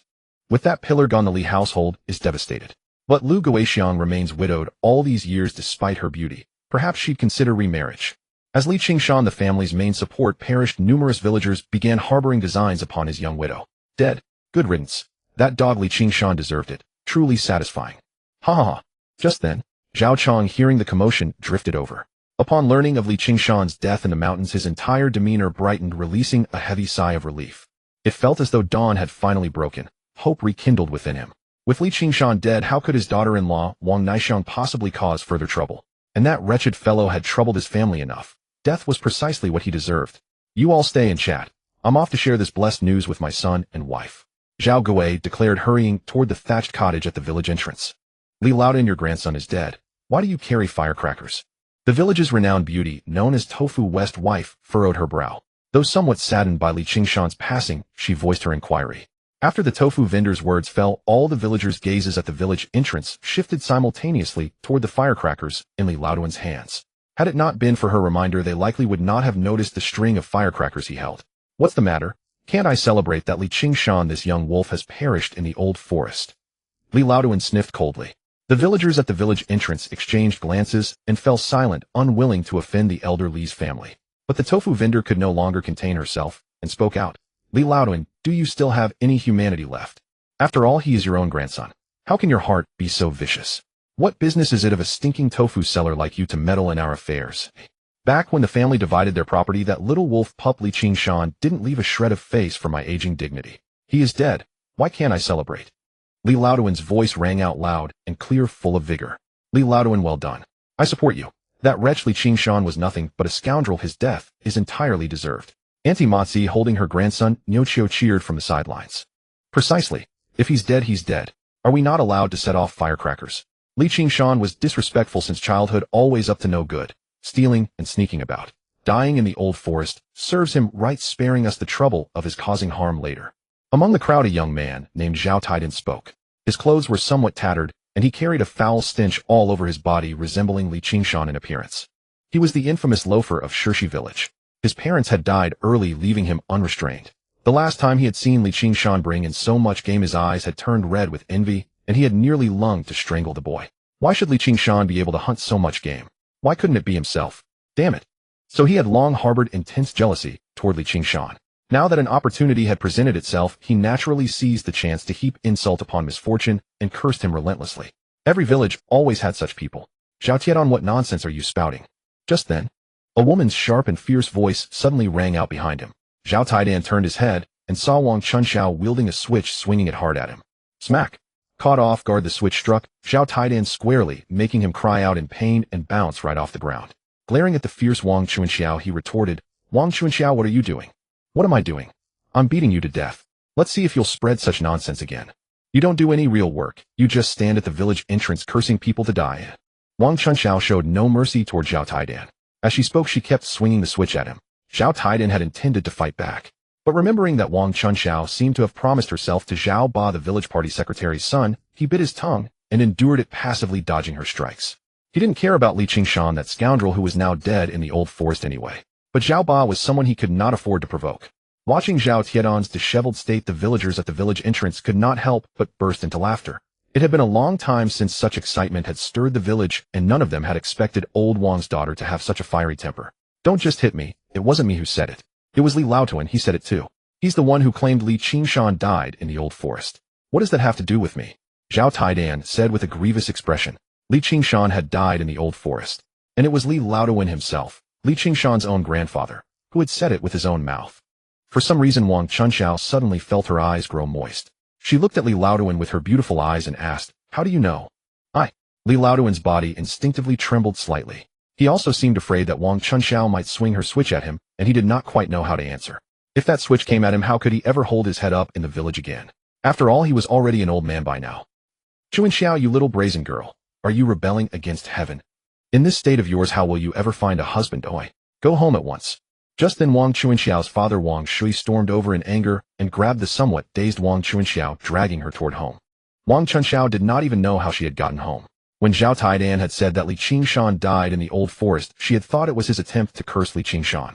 But when she heard him say that Li Laotuan himself had said it, Wang Chunxiao had been momentarily stunned. Li Laotuan was Li Qingshan's grandfather. Surely he would not be idle enough to speak such words, would he? Especially when she had questioned Li Laotuan, he had not denied it. And that expression of his made Wang Chunxiao feel that everything might truly be so. She just felt her mind going numb blank with a heavy ache in her chest. In a corner of the crowd at the village entrance, an unremarkable woman, upon hearing that Li Qingshan had died in the old forest, felt as though the sky had fallen upon her. Her steps home grew weak and unsteady. Before she even reached her door, tears fell to the ground like pearls from a broken string, crystal clear, overflowing with sorrow. This person was Rou Shui. Only 2 days ago she had been saying that she would spend the rest of her life with Li Qingshan, that she did not need any formal title or status. As long as she had someone to rely on, she would be content. Yet who could have imagined that only a few days later her pillar of support would have fallen? Could it be that she truly bore the ill-fated destiny of a wife who brings death to her husband? The sky had collapsed. Rou Shui felt that her life, which had just begun to fill with hope and color, had suddenly turned dark and gloomy. A desire to die surged through her heart in an instant. Life was too bitter to bear, especially in these past years. She was so exhausted.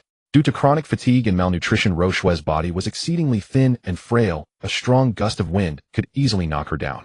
Why not just end it all? Shirshi village. Zhao Gui, having received word that Li Qingshan had died in the old forest, was overcome with excitement and planned to hurry back and inform his son and daughter-in-law. Coincidentally, he ran into Zhao Zatzi on the way. Today Zhao Zatzi walked with his head held high and chest puffed out, yet still emitted a foul stench that could be detected from afar, making one feel nauseous. "Zhao Gui, any happy occasion?" Zhao Zatzi asked. "Haha, a happy occasion. Indeed it is. Zhao Zatzi, this matter is even greater happy news for you." Zhao Gui gazed at Zhao Zatzi before him, his face unable to conceal his excitement. "Greater happy news? What greater happy news? Has your daughter-in-law agreed to remarry you?" Zhao Zatzi's eyes lit up as he asked. "Not quite. Do you know Li Qingshan?" "Li Qingshan is dead. He died in the old forest." "Haha, with Li Qingshan dead, that Wang Naixiang, a mere woman, will now be at our mercy. Marrying you is just a matter of time. The key point is that Li Qingshan, that scoundrel, is dead. Ha! How satisfying, truly satisfying." Zhao Gui laughed heartily. Li Qingshan is dead. For Zhao Zatzi, this truly turned out to be a fortunate turn of events. To begin with, without Li Qingshan scheming to sway her and stripped of him as her sole support, Wang Naixiang would easily fall under the Zhao family's manipulation. Before long, she would be compelled to marry him, and he could finally enjoy the pleasures of that lovely young woman. Beyond that, he was planning to go curse at Li Qingshan's doorstep. If Li Qingshan were still alive, a confrontation was inevitable, though Zhao Zatzi harbored no fear of that good-for-nothing rascal. But now Li Qingshan was dead. This was excellent news indeed. Li Sankui was a spineless coward who never dared to speak out, even when bullied by Li Laotuan. As for himself going to hurl insults at their door, they probably wouldn't dare open it. Haha, that truly is satisfying. Zhao Zatzi exclaimed with excitement. "What are you off to do?" Zhao Gui asked. "I'm going to Li Qingshan's house to curse them rotten." Zhao Zatzi spat indignantly. "If it weren't for that scoundrel Li Qingshan, your daughter-in-law would have been in my bed long ago. How much pleasure have I been deprived of? I have to go curse them to vent my wrath. Haha, go quickly. Upon hearing Zhao Zazi's words, Zhao Gui chuckled again. I ought to head back first and share this good news with my wife and son. With that said, the two parted hastily. Zhao Zazi soon arrived before Li Qingshan's courtyard cleared his throat, and a fierce expression spread across his face. Li Qingshan, you son of a bitch, get your sorry ass out here. What right do you have to meddle in others' affairs? You dare interfere with Zhao Zazi's business. Don't you want to live anymore? After all my effort to win a wife, you full of scheming went and ruined it for me. You cursed brute. Wait, your family is already extinct anyway, haha. Zhao Zazi cursed with unrestrained vigor, outside his voice resonating loudly. Many neighbors nearby emerged to watch the spectacle, and upon seeing Zhao Zazi hurling abuse at Li Qingshan's household, their curiosity was piqued. Zhao Zazi, how dare you curse so loudly at Li Qingshan's doorstep? Aren't you afraid he'll come back and fight you to the death? And Annie asked. Fight me? You mean he'll leap out of his grave to confront me? You don't know yet. Li Qingshan died in the old forest. That's what comes to those who do evil. He got what he deserved. Your old man was about to marry Wang Naixiang, but this brat had to stick his nose in like a SHT stirrer. Doesn't that make you angry? Today I'm going to curse the Li Qingshan family properly. You're a family without heirs. Zhao Zazi cursed with unrestrained satisfaction, his face twisted with ferocity. What? Li Qingshan died in the old forest. Li Sankui's eldest son only died a few years ago, and now this younger one is gone too. They've truly become a family without heirs now. That's strange. Wasn't he supposed to have killed quite a bit of game? He probably died after finishing his hunt. The old forest isn't somewhere one enters lightly. Countless brave men have perished within its depths. Look at Zhao Zhanshan, a hunter with decades of experience. What good did it do him? He nearly died on the mountain himself. If not for sheer luck, he would have remained there as well. Sigh, now both of Li Sankui's sons are dead. They've truly become a family without heirs. That elderly couple will surely be dominated by Li Laoduan and his faction once again. Their nephew might just seize their property entirely. The neighbors chattered among themselves. Some felt sorrow for Li Qingshan, while others relished in his misfortune.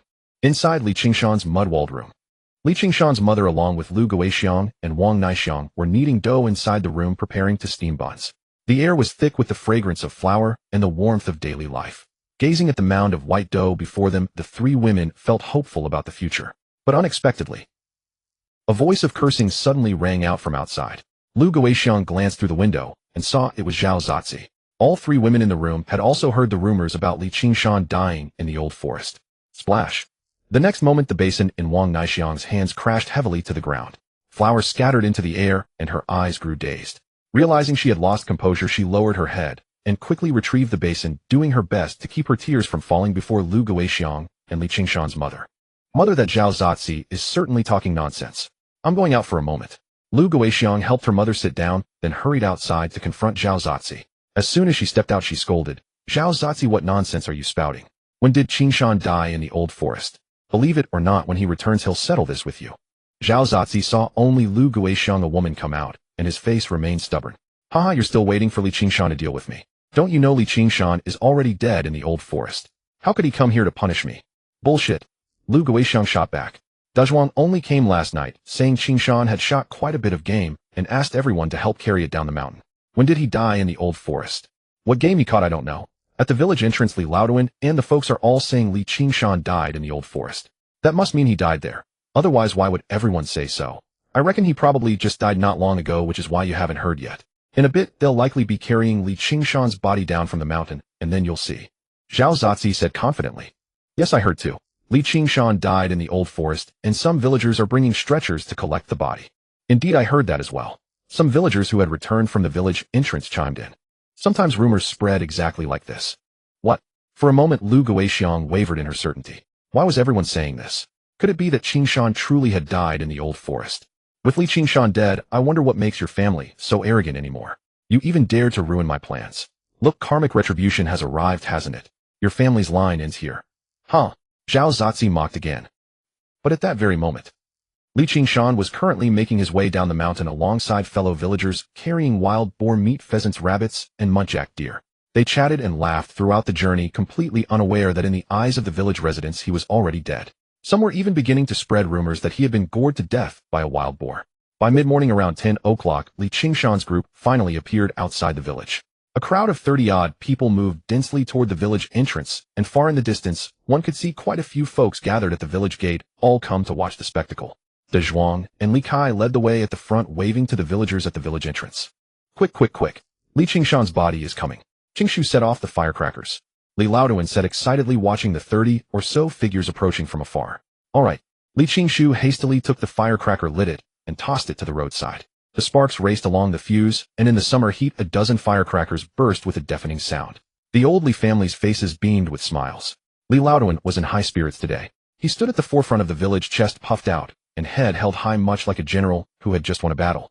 When the 20-odd villagers from Shirshi village reached the entrance, "Hey Sankue, where's your son? Which stretcher is he on?" Li Dakue stepped forward, looking at Li Sankue, standing behind Li Kai, and asked, "What's my son doing on a stretcher?"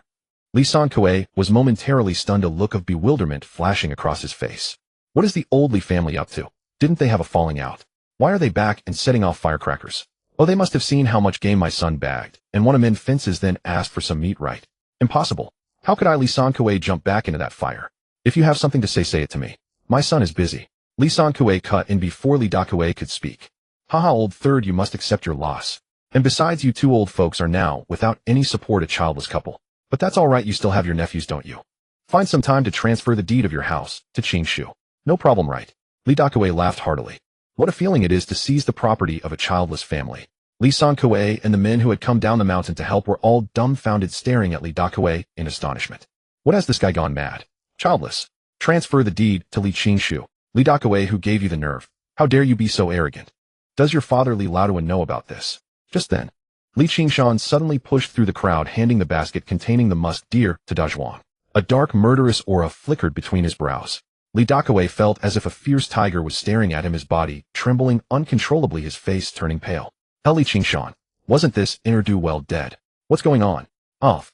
The villagers from Shirshi village at the entrance were all bewildered, craning their necks to stare at the living, breathing Li Qingshan, their eyes filled with horror and shock. What's happening? How is he still alive? Li Qingshan, how are you still alive? Weren't you dead? Li Qingshan pointed at Li Qingshan and blurted out, I'm dead. Li Qingshan narrowed his eyes, instantly grasping the situation. His voice was icy. You little bastard, did you think I was dead and come to seize my family's property? With that, Li Qingshan grabbed Li Qingshan by the collar with one hand, his grip like iron pincers, making it impossible for him to struggle free. Li Qingshan, I warn you, don't do anything rash. I'm an educated man, I just don't usually stoop to fighting you. And we only thought you were dead. We haven't done anything to you, so don't be impulsive. An educated man doesn't use his fists. Li Qingshan swallowed hard, his voice trembling. Damn it, I was hunting up in the mountains, and you were down in the village cursing me to die in the wilderness. Slap. The next second, Li Qingshan slapped Li Qingshan across the face. The sharp sound echoed, and 5 red finger marks instantly appeared on his cheek. Li Qingshan, what are you doing? Let go of my son. I'll fight you. Li Dakue roared, charging at Li Qingshan with flailing arms, trying to grab his neck.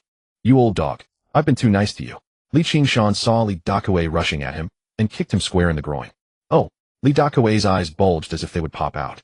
His legs went weak, and he crumpled to the ground like a curled-up shrimp. Oh. A long, drawn-out moan escaped his lips. The men around instinctively stepped back and clenched their legs, feeling a chill run through them. How terrifying. How much pain must that cause? You cursed me to die, you cursed me to die? And setting off firecrackers. You did that, didn't you? Li Qingshan slapped Li Qingshan with each word. The swelling on Li Qingshan's face, which had begun to subside, now visibly reddened and swelled again under the relentless blows. Hiss! The villagers of Shirshi village couldn't help but gasp. Lucky it wasn't their faces that took those slaps, or how much it would hurt. Stop hitting me. Stop it. Help. Help. Li Qingshan is trying to kill me. Li Qingshan's face was swollen and red, tears and snot streaming down. He cried out to the villagers for help. Li Qingshan felt disgusted. If the snot and tears got on his hand, it would be nauseating. He threw him to the ground and kicked him several more times, finally feeling avenged. Then Li Qingshan's gaze turned to Li Laoduan, a cold stare that made the old man shudder. Li Qingshan, what are you going to do? I'm your grandfather. Li Laoduan was terrified. If this young wolf cub hit him, he would never hold his head up in the village again. You're my grandfather? What grandfather curses his own grandson to die in the wilderness? I even doubt whether my father is your biological son. Damn it, Li Laoduan, don't think, because you're old and have seniority, that I wouldn't dare slap you. I've wanted to slap that wrinkled face of yours for a long time. Li Qingshan's words made Li Laoduan's heart sink. He looked at Li Sankue, his mind racing. Sankue isn't my biological son. Could Li Qingshan have found out? Slap. But before Li Laoduan could react, Li Qingshan's hand flew across his face. 5 red finger marks appeared instantly. Ouch! Li Laoduan cried out and fell to the ground, stars spinning before his eyes. The sky was falling. He felt his whole world had collapsed. At his advanced age, he had been beaten by Li Qingshan, this wolf cub. Qingshan, one slap on that old bastard is enough. Your hand is heavy. If you kill him with a single blow, it won't be worth it. The people around quickly stepped in to dissuade him. Li Erkawei hurriedly brought his 2 sons to help Li Laoduan up. Li Qingyu and Li Qingyu hid behind Li Laoduan, thinking that if more blows came, let Grandpa take them. At his age, he was at the perfect time to bear the brunt. Get out of here. What are you standing around for? Blacksmith Li stepped forward, grabbing Li Qingshan's wrist, and scolded Li Laoduan and the others. Then he said, Qingshan, don't be reckless. Beating Li Qingshu and Li Dakawei is one thing, but one slap on Li Laoduan is enough. His old bones. If you hit him a few times and he dies, you'll face a firing squad. It's not worth it. He's already halfway in the grave, and you haven't even found a wife yet. Don't do this. Uncle Blacksmith, I understand. Li Qingshan nodded. Blacksmith Li was well liked in the village. A few days ago, when he quarreled with Zhao Gui and was falsely accused of raping his daughter-in-law, Blacksmith Li had stood by his side. But this matter with the old Li family was far from over. After he dealt with all this meat, he would go to their door to collect the debt. He still had the IOU for 5 yuan. No matter what, he would get that money. 5 yuan meant nothing to him, but to Li Laoduan and his family, it was a fortune. Hey Qingshan, did you hunt 2 wild boars? That's so much meat. You know, I didn't notice until you mentioned it. That's at least 700 jin, isn't it? I've always known Qingshan was capable. He goes up the mountain and brings back all this game. Truly impressive. Our village hasn't seen anyone bring back so much game in a long time, has it? Oh, there's even a live musk deer. How did you catch that? Qingshan, you're really skilled. Only then did the villagers turn their eyes to the prey that had been carried back, their faces showing admiration. Of course, among them were some who felt envious, their eyes turning red at the sight of those plump pieces of pork. What's so great about it? Just luck, that's all. I don't believe he can be that lucky every time. Exactly, so what if he killed 2 wild boars? If I had gone up the mountain, I'd have caught even more than that. Damn, how did Li Qingshan get so lucky? If that luck were mine, I'd have brought back 7 or 8 boars this time. A few loafers and the jealous ones in the village gathered together, glaring at Li Qingshan with displeasure, wishing they could devour him alive. Why him? This kid goes up the mountain and catches all this game. You little bastard, say that to my face if you dare. Li Qingshan cast a fierce glare at the group. The ones who had been sneering just a moment ago immediately shut their mouths, scrambling to cover themselves. What did we say? We just said you were lucky we didn't insult you. Li Qingshan, don't pick a fight for no reason. Qingshan, why are you still here? Something's happened at your house. Just then Fugui from the village came running over in a hurry, alerting him. What? What's going on? A sense of foreboding rose in Li Qingshan's heart, and he asked anxiously. Blind Zhao is blocking your front door, cursing up a storm. Your sister-in-law can't out-talk him, she's crying in the house. Blind Zhao even said you were dead. Fugui spoke breathlessly as he ran over. Damn it, is Blind Zhao asking for death? Anger flared in Li Qingshan's eyes, and he hurried toward home. The other villagers, eager for a spectacle, followed along. Damn it, when did such mangy curs get the nerve to ride on his neck? Indeed. When Li Qingshan arrived at his house, Blind Zhao was standing arrogantly at the door, spewing filthy abuse, essentially blaming Li Qingshan for ruining his chance to find a wife, claiming that if not for Li Qingshan, Wang Naixiang would have married him long ago. Then came a stream of vicious curses aimed at Li Qingshan. In the yard, Lu Guoxiang was retorting, but her spirit was far weaker than Blind Zhao's. Besides, Blind Zhao was a man, and Lu Guoxiang, being a woman, didn't want to resort to fists, mainly because she feared she couldn't win. Wang Naixiang, standing nearby, was naturally soft-spoken and didn't know how to handle the situation. Otherwise, she wouldn't have been so bullied by Zhao Gui and his wife back in the ruined house. 3 women, all weeping. Most importantly, upon hearing the news of Li Qingshan's death, they couldn't bear it. Wang Naixiang still felt her legs going weak. With his fiery temper, how could Li Qingshan stand it? Especially seeing his 3 women bullied to tears. Rage surged within him like a volcano. Blind Zhao, look over here. Li Qingshan's voice boomed like thunder behind Blind Zhao. Blind Zhao turned to see Li Qingshan leaping into a kick aimed straight at him. Thump. A dull sound rang out. Blind Zhao felt his ribs nearly snap from the kick. His entire body flew through the air, landing heavily on the ground, kicking up a cloud of dust and dirt. Ouch, my chest, my ass. It hurts.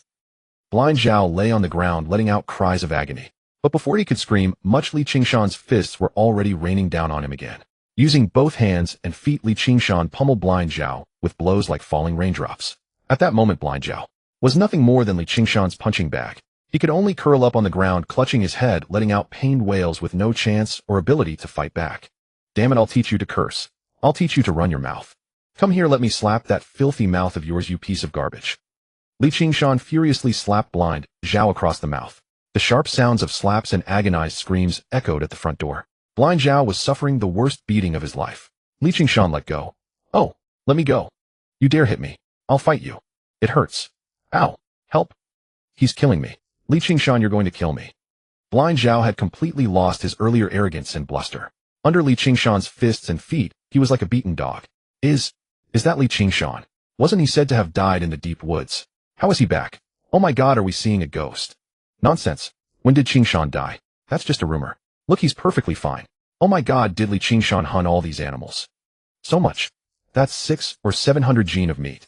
If he took it to the market, he could sell it for over 200 yuan. He's made a fortune, really made a fortune. My heavens, so much meat. Has Li Qingshan found a wife yet? Suddenly, the surrounding villagers began to chatter in low voices, saying all sorts of things. In the yard, Wang Naixiang and Lu Guixiang watched Li Qingshan beating blind Zhao outside. Their hearts skipped a beat, and the stone that had been hanging in their chests finally dropped. Li Qingshan wasn't dead. He was right there before them. How wonderful. They knew it. How could Li Qingshan die so easily?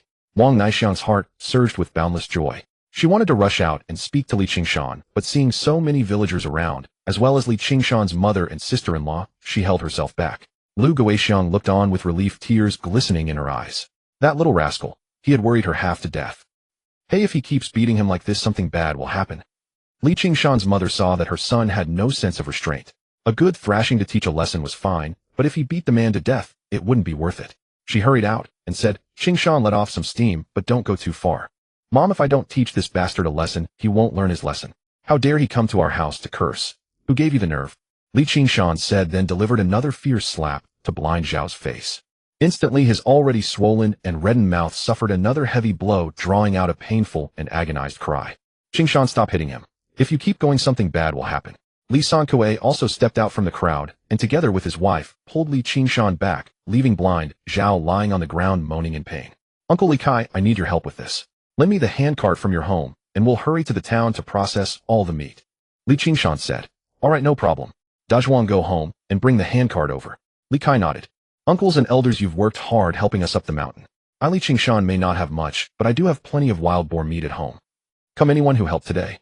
Each person gets 2 jin of meat, take it home, and have a good meal tonight. After saying this, Li Qingshan glanced at Zhao Hongqi, and said, Hongqi, you distribute the meat 2 jin per person. Okay. Zhao Hongqi quickly nodded and agreed, then picked up a knife nearby, and began cutting meat to distribute to the helpers. There were 27 people who went up the mountain today. 2 jin of meat per person, which was over 60 cents. Not much for Li Qingshan, just the worth of a wild rabbit. But for these uncles and elders who helped on the mountain, 2 jin of meat was a lot. The last time they had meat was during the New Year. A family would only buy 1 jin or 2 if there were many mouths to feed. Everyone had been craving meat for over half a year. Most importantly, they had just had meat soup and meat this morning, and now they could take 2 jin of wild boar home to treat themselves and reward their wives and children. Tonight their wives would surely be more accommodating. Qingshan, uncle was right about you. So generous. I knew at first glance that Qingshan would achieve great things, ha. Oh, tonight my wife will have to reward me well. Qingshan, thanks a lot. The uncles and elders who had gone up the mountain with Li Qingshan brightened up and quickly spoke. Don't mention it, this is all deserved. The journey was long, and everyone put in the effort. Li Qingshan said. Indeed. They had set out while it was still dark and had been traveling until now without a break. It had been most of the day, and they carried the pork on their shoulders along rough roads. Truly hard work. Qingshan, next time you have something like this, remember to call me. I'm free anytime. Right, call me too next time. Seeing this, the villagers who hadn't gone up the mountain showed envy in their eyes. It wasn't that they hadn't wanted to go with Dazhuang earlier, it was just that there were already enough people, and too many would be unnecessary. Sure, I'll definitely call everyone next time. Li Qingshan said with a smile. Li Qingshan, I'll kill you. Just then blind Zhao, who had lain on the ground recovering, heard the praises around him for Li Qingshan. The game Li Qingshan had hunted, and saw Wang Naixiang looking at Li Qingshan with adoration. His injuries turned into a thick resentment. He drew the dagger from his back and stabbed toward Li Qingshan. The dagger was clearly not an ordinary folk weapon. Its blade gleamed sharply, and it was unknown where blind Zhao had obtained it. Qingshan, watch out. Wang Naixiang was the first to see the dagger aimed at Li Qingshan's lower back, a look of panic flashing in her beautiful eyes. Her gentle nature suddenly showed a resolute expression as she gritted her teeth. She spread her arms and stood behind Li Qingshan, eyes tightly shut, unable to bear the sight of the dagger piercing her body. At this scene, the surrounding villagers also reacted. Blind Zhao, are you crazy? Stop. Up. Seeing this, some villagers shouted angrily, while some women screamed in fear and quickly covered their eyes. The atmosphere instantly tensed. Life and death hung by a hair's breadth. The jade gourd on Li Qingshan's chest had been emitting a chill, so he was already on alert, though he didn't know where the danger came from. Until he heard Wang Naixiang's voice beside him, Li Qingshan immediately became alert. He finally understood that when the jade gourd grew warm, it meant fortune was blessing him. Good luck was coming. When it grew cold, danger was imminent. He spun around, abruptly grabbed Wang Naixiang's soft, slender waist and pulled her into his embrace. At the same time, he kicked the back of Blind Zhao's hand holding the dagger. Up. Blind Zhao felt a tearing pain on his hand. His fingers opened involuntarily, and the dagger flew away.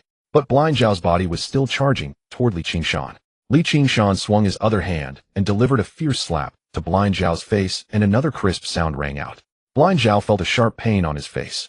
A tooth along with blood was knocked out of his mouth by Li Qingshan. As his body fell to the ground, he felt dizzy, his vision went dark, and only stars seemed to spin around him. Damn it, you're asking for death. Holy crap. Dazhuang and Erzwang rushed over, instantly pinned Blind Zhao to the ground and tied him up with a rope. Oh, my Qingshan's skills are amazing. No wonder he can hunt so much game. Where did he learn those moves? If my sister-in-law were a few years younger, I'd definitely have my father propose marriage for me. This kid Qingshan is really something. Why, if I remember you have a younger sister, she must be about. Nonsense, my sister is already betrothed. Just call it off. Could the family she's found be better than Qingshan? Well, that's true, but we don't know what Qingshan thinks. What if he doesn't want to? We'll just not ask for any bride price and give a generous dowry. Would he be a fool to refuse a free wife? The surrounding villagers started talking all sorts of opinions. Wang Naixiang naturally heard many people planning to set Li Qingshan up with someone. Feeling the firm chest before her, a sense of urgency flashed in her eyes. If Qingshan finds a wife, he won't abandon me, will he? If that happens, what should I do? But how could Qingshan not find a wife? For a moment, Wang Naixiang felt a bit agitated inside. Naixiang, are you all right? Li Qingshan asked, looking at the soft and delicate Wang Naixiang in his arms. In broad daylight, in front of everyone. Li Qingshan, a bachelor, was so bold as to embrace a pretty widow. In the past, he would have been drowned in people's spittle. But everyone had just seen what happened. It was a matter of life and death. Who could care about such things? Besides, wasn't Li Qingshan trying to save Wang Naixiang? The crowd didn't find anything unusual. No, it's nothing. Wang Naixiang quickly broke free from Li Qingshan's arms. A brief embrace was fine. Everyone would attribute it to being overly frightened, but if it continued, it would be inappropriate. Wang Naixiang also knew her limits. In this era, a widow could easily become the subject of gossip, and rumors and slander could truly kill. If not for Li Qingshan's strong personality, which silenced everyone from gossiping, Wang Naixiang's life would certainly have been hard. Of course, the most important thing was that Li Qingshan was a bachelor. Since both were single, even if the matter became open, others couldn't say anything bad. They could only say that Wang Naixiang had good fortune. A young widow found a pure bachelor. Li Qingshan savored the faint milky scent in the air, quite enjoying it, and his gaze at Wang Naixiang was full of passion. Just now, when Wang Naixiang fell into Li Qingshan's arms, he realized what it meant to be a woman made of water. Although Wang Naixiang was very thin, after all, she went hungry twice a day. Her body felt incredibly soft and tender, just like her personality. Shangge, what do we do with this bastard? Dazhuang asked, tightly gripping Zhao Xiazi. If Shangge had met with an accident, then in the future, he would never be able to go up the mountain with him. Damn it, this Zhao Xiazi deserved to die. Zhao Hongqi, standing nearby, almost grabbed a cleaver and rushed over to chop that useless Zhao Xiazi. His family had finally seen a glimmer of hope, and it was almost extinguished by Zhao Xiazi. Fortunately, Li Qingshan was fine. What's going on? What's going on? Just then a loud voice rang out from behind the crowd. Upon seeing the newcomer, the villagers quickly made way. Secretary is here. Secretary, have you eaten? Oh, Secretary, you look great today. The villagers greeted the village secretary of Shirshi village with obsequious flattery. Secretary Zhao held great authority in the village. Everyone had to show respect, and any domestic disputes or conflicts were resolved by the secretary. Whatever the village secretary said was final.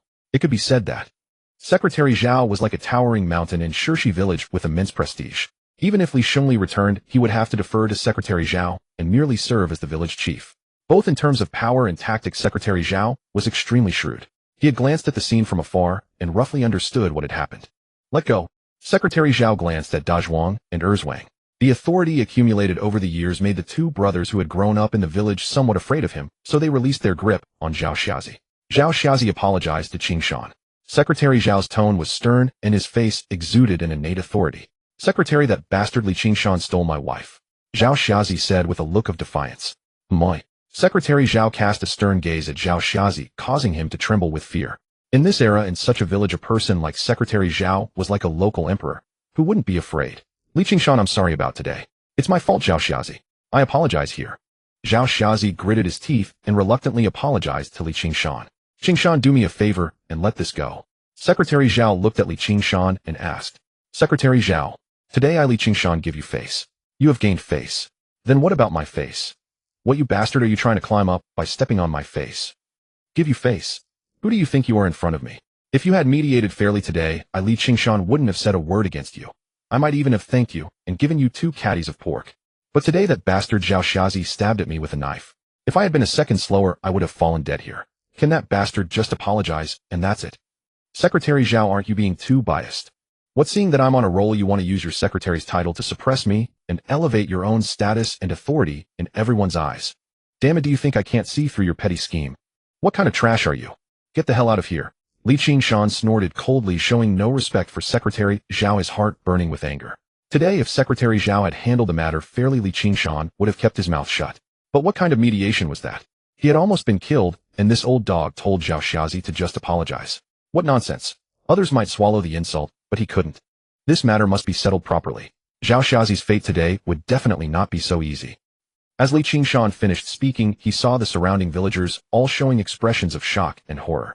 Even his own father Li Sankui, Uncle Li Cai, Li Hongqi Dazhuang, Wang Naixiang, Lu Guixiang, and others stared at him in disbelief. Their eyes were full of incredulity. They all thought he had gone mad, daring to speak to Secretary Zhao like that. Secretary Zhao's authority was indeed deeply ingrained in people's hearts. Secretary Zhao's expression shifted between gloomy and uncertain. Apart from the anger rising from having his authority challenged, he was also somewhat surprised. How did this kid Li Qingshan know his intentions? This kid had been too arrogant lately, and his prestige was gradually building up in the village. So he had planned to use this mediation to step on Li Qingshan's face and climb higher. In the future, whenever people thought of Li Qingshan, they would remember today's event. Look, no matter how capable Li Qingshan is, he still has to listen to Secretary Zhao. Secretary Zhao is the true emperor of Shirshi village. Unexpectedly, this kid Li Qingshan had seen through him. For a moment, Secretary Zhao's face was uncertain, but the composure accumulated over the years prevented him from flying into a rage. Instead, Zhao Tietan, standing beside him, said arrogantly, Li Qingshan, how dare you speak to Secretary Zhao like that? Are you rebelling? This is the secretary of our village. Zhao Tietan, am I being too accommodating to you? Come here. Li Qingshan chuckled softly, sizing up the village loafer, Zhao Taidan, from head to toe, then beckoned him forward with a gesture.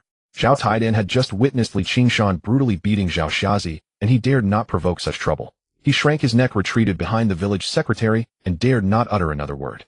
Li Qingshan, then how do you think this matter should be resolved? Village Secretary Zhao's face grew stern as he struggled to suppress his inner fury. You little brat, daring to openly oppose me. Just give me a chance. I'll make sure you can't stay in this village. The days ahead are still long. Handle it by the book. Report it to the government. Li Qingshan said in a calm tone. Li Qingshan knew exactly what kind of person Zhao Xiazi was. A mere loafer with nothing to his name, not even a proper house, living in utter destitution. A good-for-nothing who wasted his days eating and waiting for death. There was nothing to be gained from squeezing him. It would be better to turn him directly over to the Public Security Bureau. Zhao Xiazi's actions constituted attempted intentional injury with a weapon, but it did not reach the threshold of attempted murder. Attempted murder required repeated thrusts to vital areas, and Li Qingshan bore no injuries at all. At most, it could only be classified as attempted intentional injury with a blade. Under normal circumstances, this would warrant short-term detention. Typically, the village secretary would first attempt mediation. If that failed, township officials would step in. This was not the modern era where such matters were immediately reported to the police. After all, nothing serious had occurred. In the past, village disputes involving spades and hoes were commonplace. Some even resorted to hunting rifles. However, short-term detention and forced labor were hardly comfortable either. For someone like Zhao Xiazi, he would serve at least 3 months and suffer terribly. The re-education through labor system of this era was far harsher than in later years. Some were sent to build railways, others to quarry stone or work in mines. All of it was heavy manual labor with meager rations. They were treated like beasts of burden. This was the only way to achieve the purpose of re-education, ensuring they would not offend again. Li Qingshan's approach of directly reporting to the Public Security Bureau was frankly quite uncommon in this era. Therefore, when Li Qingshan spoke those words, Secretary Zhao's brows knit together in surprise. Matters within the village should be resolved within the village. Let's not make a spectacle. It damages our village's reputation.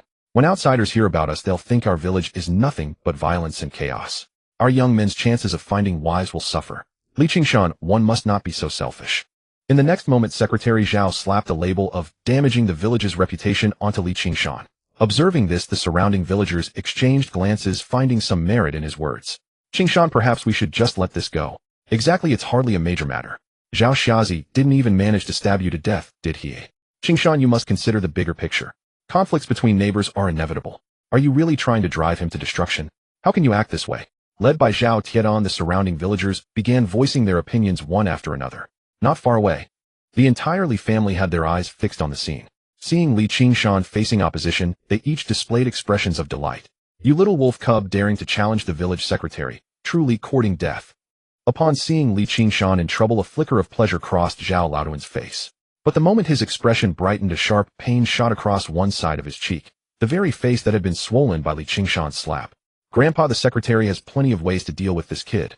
I wonder if this boy is genuinely foolish or pretends to be. He dares to oppose the village secretary. Li Qingshu sat on a nearby stone. Compared to his grandfather's injuries, his own were far more severe, as he had been beaten from head to toe. The Laoli family's home was only about 30 or 40 meters from where Li Qingshan now sat. Li Qingshan's current courtyard belonged to Zhao Gui. Between Zhao Gui's courtyard and the Laoli family's courtyard lay a small empty space. Without it, the two properties would have been directly adjacent. Zhao Gui's courtyard could be considered a small enclave within the village. Therefore, as soon as any commotion arose near Li Qingshan's home, Li Laoduan and Li Qingshu immediately heard it and rushed out to investigate. By the way, how is your father? Li Laoduan turned his gaze to his favored grandson, Li Qingshu, and asked. Still lying in bed. My mother says he's swollen up. Likely won't be able to leave the house for a couple of days. As Li Qingshu finished speaking, both grandfather and grandson suddenly felt a cold draft sweep between their legs, and they instinctively clenched their thighs together. Elders and uncles, Zhao Xiazi pulled a knife on me with intent to kill. If I don't turn him into the police today, our village will be seen as harboring a murderer in the eyes of outsiders. A murderer living among us with no family ties. Who knows when he might pick up a knife again and go on a killing spree? Which family would dare marry their daughter into such a village? One of these days someone could be stabbed to death right out on the road. Word about this will spread to neighboring villages within 3 days. It's impossible to keep secret that Zhao Xiazi tried to kill someone with a knife. But if we hand Zhao Xiazi over to the police after government education and reform, there will be no murderer in our village anymore. Only then will other families feel safe sending their daughters to marry into our village. That wretched Zhao Xiazi is a malignant tumor and a village bully. Uncle Fugui, let me ask you, would you want your daughter to marry into a village filled with bullies? Li Qingshan turned to a familiar face in the crowd. No, no, no. That would be pushing our own daughter into a fire pit. Fugui hurriedly shook his head. See, you yourself are unwilling. How could families from other villages be willing to marry their daughters into ours? If we hand Zhao Xiazi over to the police today, it shows our village's determination to root out malignant bullies. One cancerous bully at a time. Who doesn't want their daughter to marry into a village with harmonious neighbors free of bullies, where everyone lives in peace? Elders and uncles, am I right? Li Qingshan turned to the surrounding villagers. When people encounter problems, they never consider others' interests. They only think of themselves. Therefore, you must stand in their shoes, help them consider their own interests, and work towards securing those interests for them. Only then can you bring others onto your side. This is the art of leadership. Village Secretary Zhao had used that very tactic, and Li Qingshan had simply mirrored it back. As expected. As Li Qingshan finished speaking, Secretary Zhao's brows furrowed slightly, a flicker of surprise crossing his face as he once again appraised Li Qingshan from head to toe. When did this delinquent become so mature? I think Qingshan makes a valid point. If someone like Zhao the blind man isn't sent to the government for re-education, who's to say he won't end up stabbing us all someday? My family lives right next door to his. What happens if he loses his mind one day and comes after us? Damn it, he's got no family tying him down, just him eating for one. If someone in our village crosses him, well, it's hard to say what'll happen. Exactly. He needs to be sent to the government for re-education before he hurts someone else. After Li Qingshan's subtle reminders, the villagers began to realize just how dangerous this blind man truly was. This man was a lone wolf with nobody to answer to. The fact that he'd dare pull a knife on someone today raised serious concerns for what he might do tomorrow. It's like raising a vicious wolf in the village. How can anyone be certain it won't eventually turn on them? If we put down this wolf, the threat disappears. Are you with me? Of course. It's not like we'd be the ones dying. Might even get to feast on wolf meat. And if Zhao the blind man ends up behind bars, well, we could always eye that house of his. Li Qingshan, you weren't the one I stabbed. What gives you the right to send me to prison? Do you really think I'm someone who gets frightened easily? Zhao the blind man sneered, a look of disdain crossing his face. Go ahead and find the police.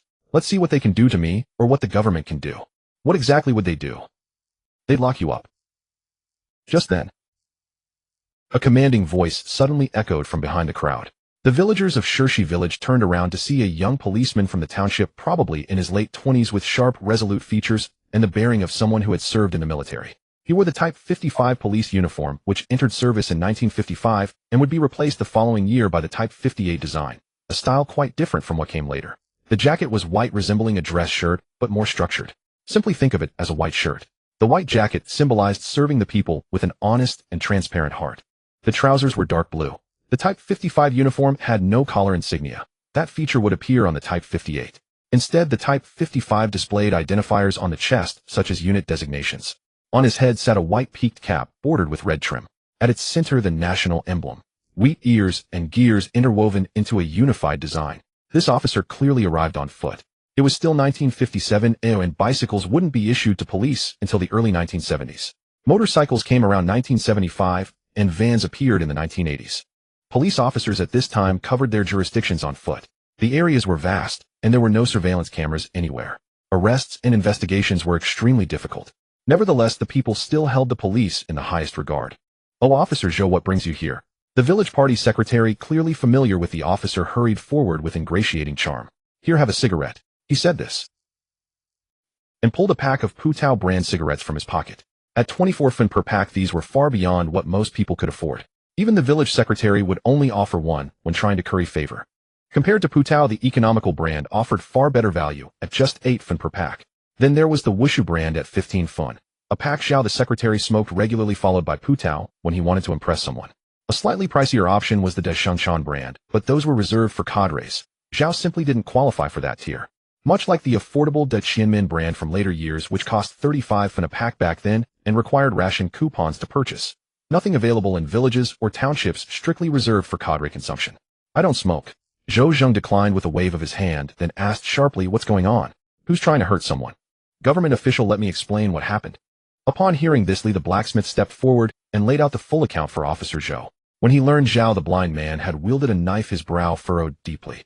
This was his jurisdiction, and any incident here would only bring trouble. "Come with me back to the station." "And you, Li Qingshan, correct? You'll need to come along too for a statement." Officer Zhou spoke with a stern tone. "Officer Zhou, these are just minor village matters. Perhaps you could let it go. We're all neighbors here." The village secretary finished speaking and immediately moved to intercept them. Today, if the officer were to take someone away, his face would be completely lost. He'd advocated for settling things quietly. What business did Officer Zhou have coming to his village on a day like this? Just terrible luck. Settle it quietly. He pulled a knife on someone. "How do you propose we handle that minorly?" Officer Zhou's voice turned sharp. "What kind of village secretary are you? Do you even recognize the law anymore? Were the township meetings and all the officials' warnings completely wasted on you?" "Officer Zhou, then how would you handle something like Zhao the blind man?" the secretary asked, frowning. "How should I handle it?" "Most likely 6 months of re-education through labor, depending on his behavior." Officer Zhou replied. "What? 5 yuan is not enough. Li Qingshan, you're asking for an exorbitant price. 7 yuan, how about 7 yuan? Zhao blind man gritted his teeth, added 2 more yuan, feeling heartbroken. 2 yuan. A jean of distilled liquor cost only 1 yuan, a jean of brown sugar only 60 cents, and a jean of pork only 40 cents. 10 yuan, not a cent less. Li Qingshan shook his head and said. Zhao blind man's family was wealthy, which Li Qingshan had not expected. He had originally thought Zhao blind man was a pauper and planned to have him sent directly to re-education through labor, but who would have thought this guy could actually pull out some money? Since that was the case, he might as well squeeze him dry. He was also short of money now. Squeezing out 10 yuan was actually quite good. If he asked for too much, Zhao blind man would surely grit his teeth and choose re-education. Besides, Officer Zhou had just intentionally exaggerated a bit. For such an attempted offense with no injury, 2 or 3 months of re-education was the most likely outcome. But today's matter was not over yet. This Zhao blind man must be properly dealt with. Stop farting around, just agree. Secretary Zhao kicked Zhao blind man on the backside and scolded him with a stern tone. As long as Zhao blind man was not taken away, his own face would not be completely lost. Why was he still dawdling at this time? He should just pay up quickly since it wasn't his own money anyway. Alright, 10 yuan it is. Zhao blind man gritted his teeth. Under the fear of half a year's re-education and the authority of the secretary, he had no choice but to nod in agreement. After all, besides this 10 yuan, he still had plenty of money on him, enough to get married.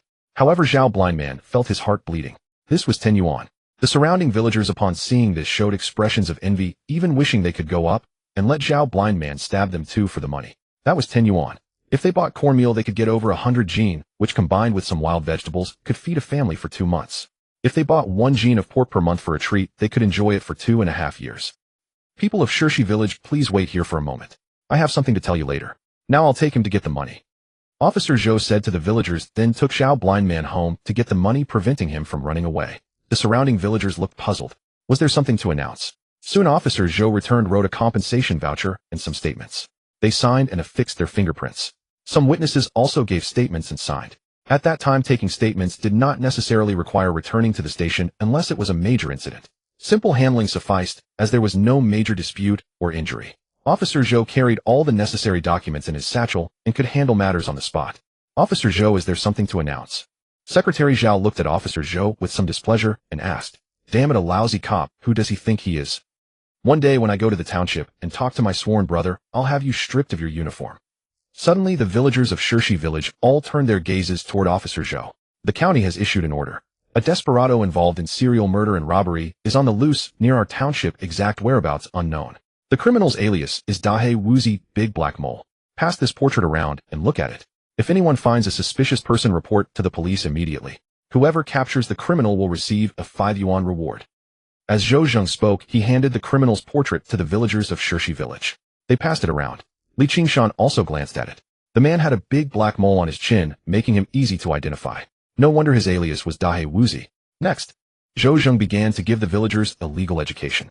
After obtaining the 10 yuan, Qingshan put it away, and then instructed Zhao Hongqi Dazhuang and others to load the pork onto the cart, tie it up, and prepare to go to the township to sell it. As for otter pelts and such, Qingshan had not yet processed them. Taking them now would result in a lower price, so he planned to process them next time and sell them together with the musk deer's musk. This musk deer had some musk in its musk gland, but it was not convenient to extract it now to avoid stress. He would keep it for a couple of days first. Qingshan also kept that deer, planning to see any changes. He also wanted to know what exactly the thing in his jade gourd was used for. Hongqi Dazhuang Erzwang will give you the money after we sell the meat. Here are some pheasants and hares. Each of you gets 1 pheasant and 1 hare plus 5 gene of wild boar meat. Take them home first. Especially you, Zhao Hongqi, your mother, wife, children, and mother-in-law must be waiting anxiously. Take the stuff home, then hurry back, and we'll head straight to the township to sell the meat. Qingshan instructed. Thanks, Brother Shan. Zhao Hongqi's face immediately showed excitement, and he nodded quickly. After distributing the pheasants and hares, there were still 7 pheasants and 7 hares left, all salted for long-term preservation. Qingshan asked his mother to find a place to hang them somewhere cool and well-ventilated. Later, when he built the brick and tile house according to his own blueprint, he could dig out the underground chamber for use. That place would be a natural refrigerator along with a drying room, enough to store meat for a very long time. The upcoming collectivization would not affect his family. Eat and drink as they pleased. After returning home, Zhao Hongqi placed the 5 gene of wild boar meat, pheasant, and hare on the table, feeling a great sense of accomplishment. Mom, stew the pheasant and hare quickly and salt the pork. I still need to go to the township. I'll probably get about 6 yuan, and I'll buy some cornmeal tonight. Don't be stingy with eating, and don't wait for me to eat. I've already eaten quite a lot these past 2 days. Oh, Hongqi, did you hunt all this? Zhao Hongqi's mother-in-law looked at the wild boar meat, pheasant, and hare on the table, asking with surprise.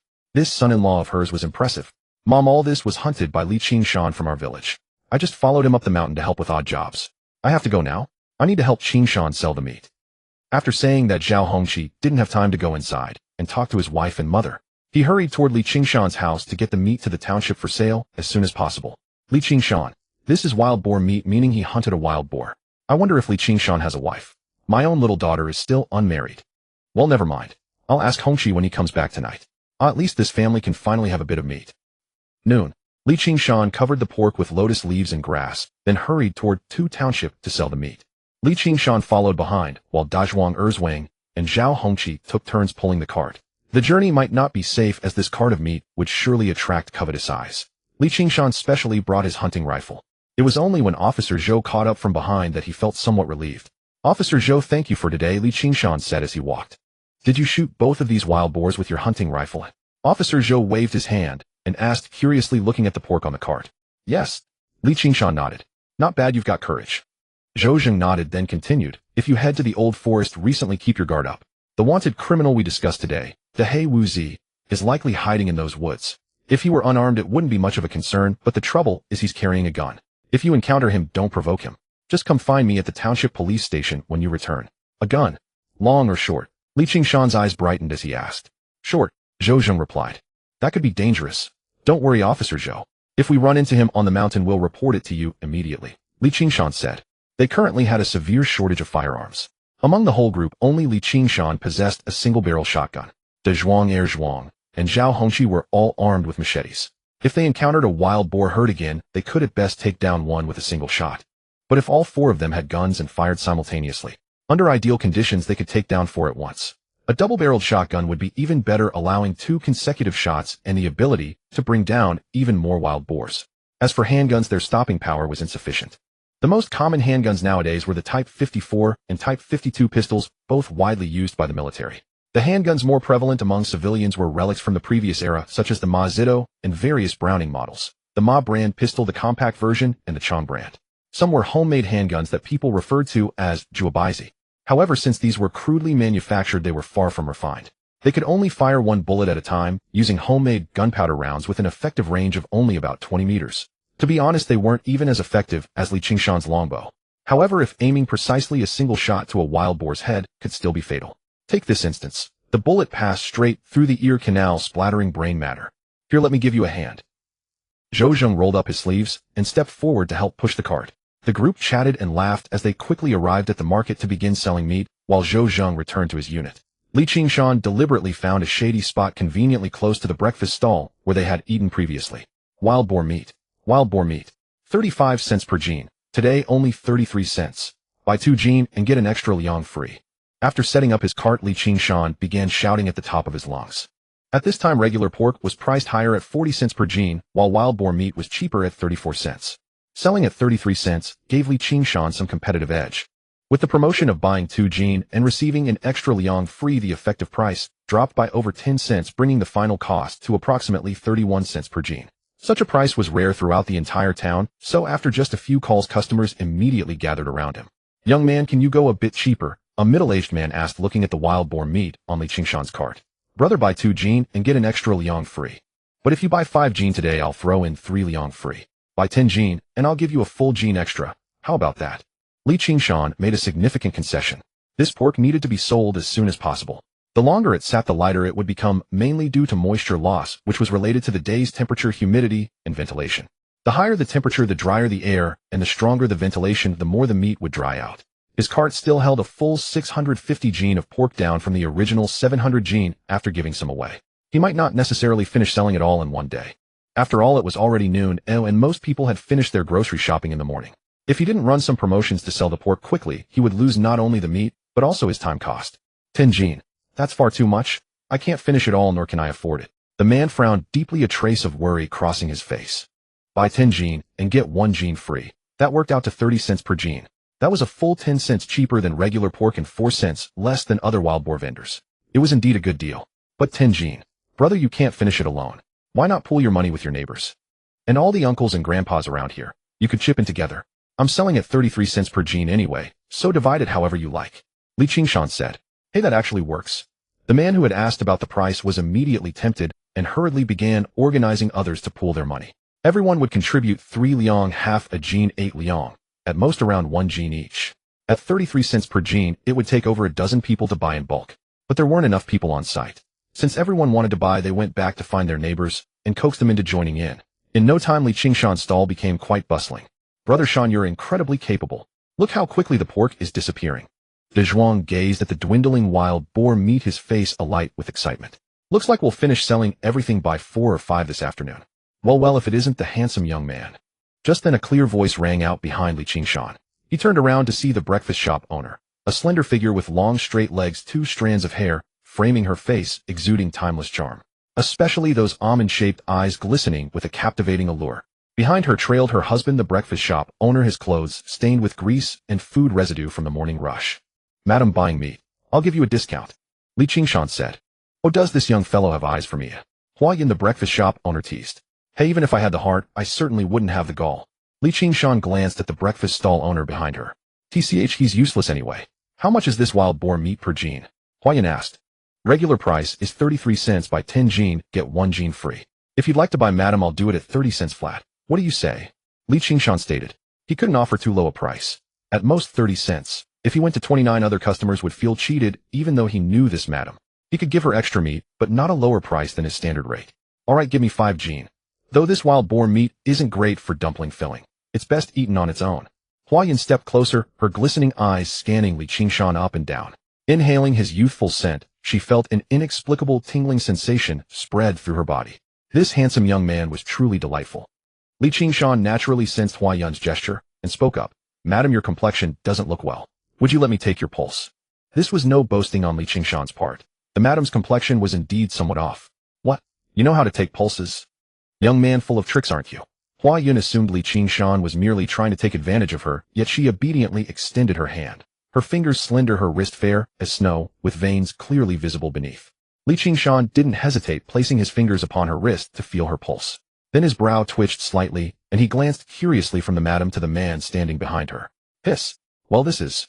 Li Qingshan withdrew his hand at a loss for words. What's wrong? Do tell what illness has befallen this sister. Huang Yun asked in a mellifluous voice. Madam, you are. Very well, don't call me madam from now on. Just call me Sister Yun. Huang Yun spoke. All right then, Sister Yun. Li Qingshan leaned closer to Huang Yun and whispered, Your husband, does he not perform well in bed? The moment the words fell, Huang Yun was momentarily stunned, then a look of astonishment spread across her face as she scrutinized Li Qingshan up and down. How do you know such a thing? Her husband had been rendered incapable since he returned from the old forest as a teenager. Whatever had transpired within those woods remained unknown to all, for he never spoke of it. To tell the truth, she was his second wife. The first had simply walked away, unable to bear it. She had only learned the truth after marriage, though she was young then, and thought so be it. Their family was well off enough to ensure she never went hungry, and so she carried on. Later neighbors began calling her a hen that never laid eggs. Unburdened by guilt, she simply ignored the taunts and offered no rebuttal. Over the years, few outside knew her husband's condition, until this young man read everything at a glance. How had he seen through it so instantly? Sister, your status as a maiden woman cannot be faked. It is not merely your age. Your lack of a normal intimate life has caused a yin-yang imbalance within, which is why your complexion has grown dull. Li Qingshan enumerated Hua Yun's symptoms one by one, every detail strikingly accurate. Astonishment flickered across her face. All of it is correct. You truly know medicine. Naturally, Li Qingshan nodded proudly. Then how do I treat these symptoms, sister? Huang Yun furrowed her brow. Bring your husband here for me to examine. After Li Qingshan spoke, the madam summoned her husband. After taking his pulse, his frown deepened, and he let out a long sigh. Sister Yun, I am truly powerless. Even an immortal could do nothing here. Hearing this, the man walked to the side with an expressionless face. He knew his own condition best. The injury sustained while sleeping in the old forest had left him no different from a eunuch. However, I do possess a form of acupuncture therapy that may help relieve your yin-yang imbalance. Li Qingshan said. Really? That would be wonderful. Do you have your needles? Let me give it a try, sister. A surge of hope lit up Huang Yun's face as she hurriedly asked. Well, if it isn't the madam. Why such a bright smile? What are you so delighted to see this young master that your heart blooms like flowers? Care to join me for a little outing? It's a fine sunny day, perfect for admiring the blossoms. Madam, grant this one a chance. Just then, a burly man with a centipede-like scar across his face approached, flanked by two local hoodlums. He reached out toward Hua Yun's chin as though petting a puppy. Slap. What do you think you're doing? A flash of irritation crossed Hua Yun's face. Oh, the madam has a fiery temper. Just my type. Haha. Madam, is all of this real or fake? It's rather large. Is it not deception if false? No, I must inspect it myself, ha ha ha. As the scar-faced man continued his lewd remarks, he reached for the madam once more. Li Qingshan's brow furrowed as he glanced toward Hua Yun's husband. Surely this was the moment the man would intervene. For Li Qingshan to step in himself would seem odd. However, just as Hua Yun's husband stepped forward, one of the hoodlums pointed at him and sneered, Coward, get lost. This is none of your business. Want me to kill you? Hua Yun's husband actually took 2 steps back, head bowed, daring not to approach. What the hell? Li Qingshan was dumbfounded. The man was so burly, covered in facial hair. Why such a timid nature? He acted like a woman, scared off by a mere scare tactic. Had castration truly shaped his personality as well? Still, after a moment's thought, Li Qingshan understood. A man who lost his virility in his teens, when pride and ambition burned brightest, would inevitably fall silent and cower. Anyone would. That scar-faced brute and his gang. May they rot in hell, harassing people in broad daylight. Should keep your voice down. Those fellows are not to be trifled with.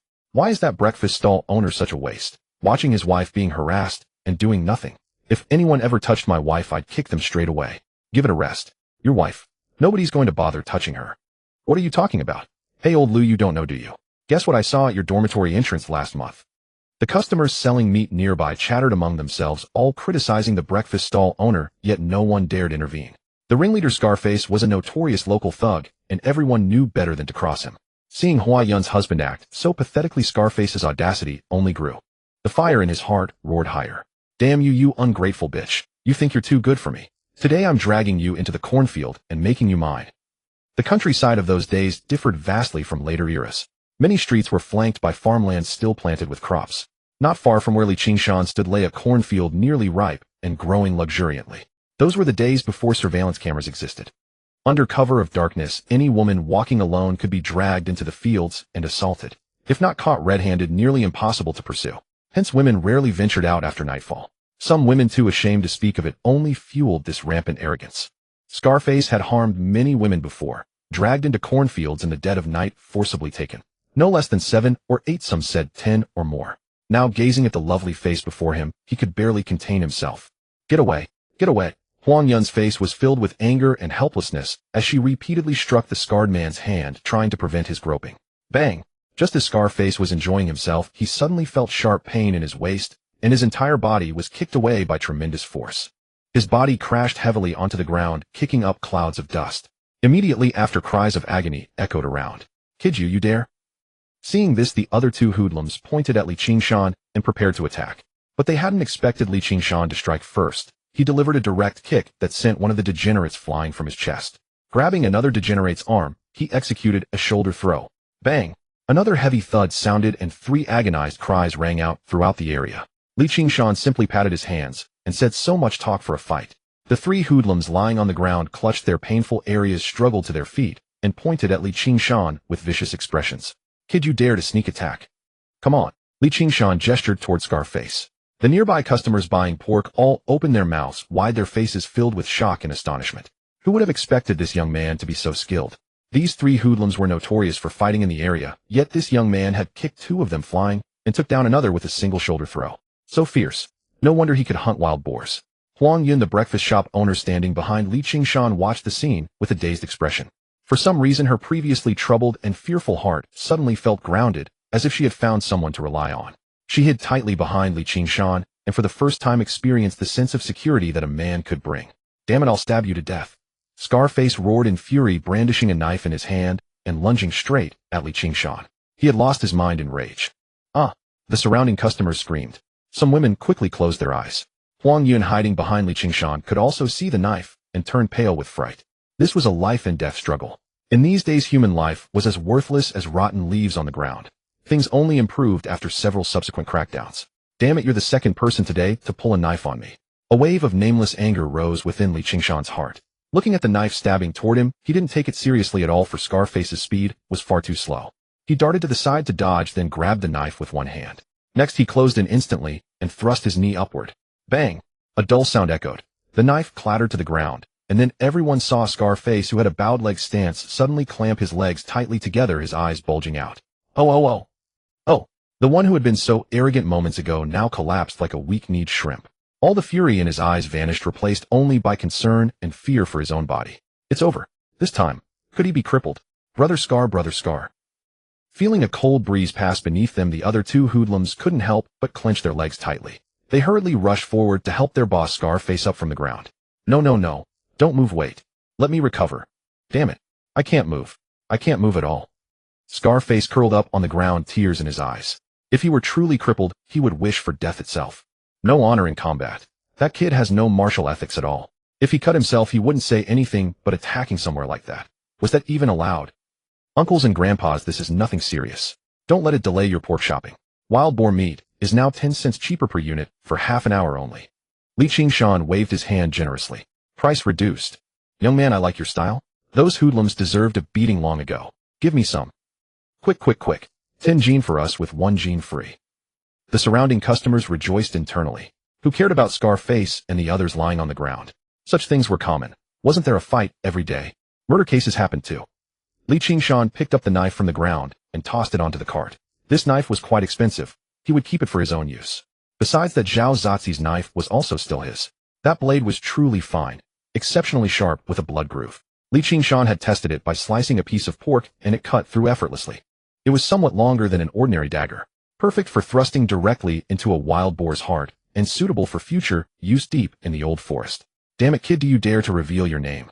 Scarface, lying on the ground, pointed at Qingshan and said, I'm Qingshu. What gonna kill me?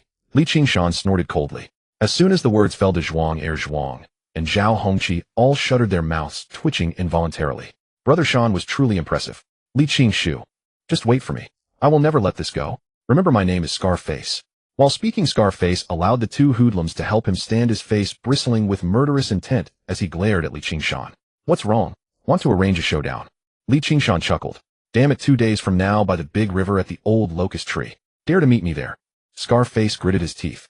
The reason for the 2-day delay was that his injuries were not slight. Scarface was unsure whether he could recover in 1 or 2 days, so he chose to give himself more time. Sure. See you in 2 days, don't be late. Qingshan smiled lightly, looking at Scarface as if he were a fool. 2 days. Go to hell. You go stand at the riverside for a day by yourself? You fools. Let's go. To the hospital quickly. I feel like I'm dying. Scarface's face turned ashen white as he gritted his teeth and held on. Brother Scar, hang in there. Sister-in-law hasn't conceived yet. Yeah, Brother Scar, brothers can't help with this sort of thing. If sister-in-law hasn't conceived yet, you need to work harder on your own. You can't be incapable. The two hoodlums hurriedly supported Scarface. At this moment, Scarface's face was twisted in pain, and the words from the two hoodlums were twisting his soul. He wanted to beat these two good-for-nothings senseless. Why did they blurt out everything? Thanks. Huang Yun's face was still somewhat pale. The man beside her stood like a wooden stake, head bowed, his cowardly demeanor utterly incongruous with his appearance. No problem. Here's your wild boar meat. Qingshan handed over the pork. I don't have enough money on me. Come home with me to get it. Huang Yun patted her pocket, then looked resentfully at her husband. We're out of soy sauce. Go to the South Township to buy a bottle, then go to the North Township to buy vinegar. The breakfast shop had its front as a storefront while the rear served as a living space. Yet even in a township like two, most houses were not brick and tile structures, but rammed earth dwellings, merely denser in population than the countryside with more traders around. The concentration of institutions like the township government and clinic lent an air of bustle. Qingshan. Huang Yun handed the money to Qingshan, her eyes shimmering with emotion. Her slender fingers brushed against his palm as she said, Your name is lovely.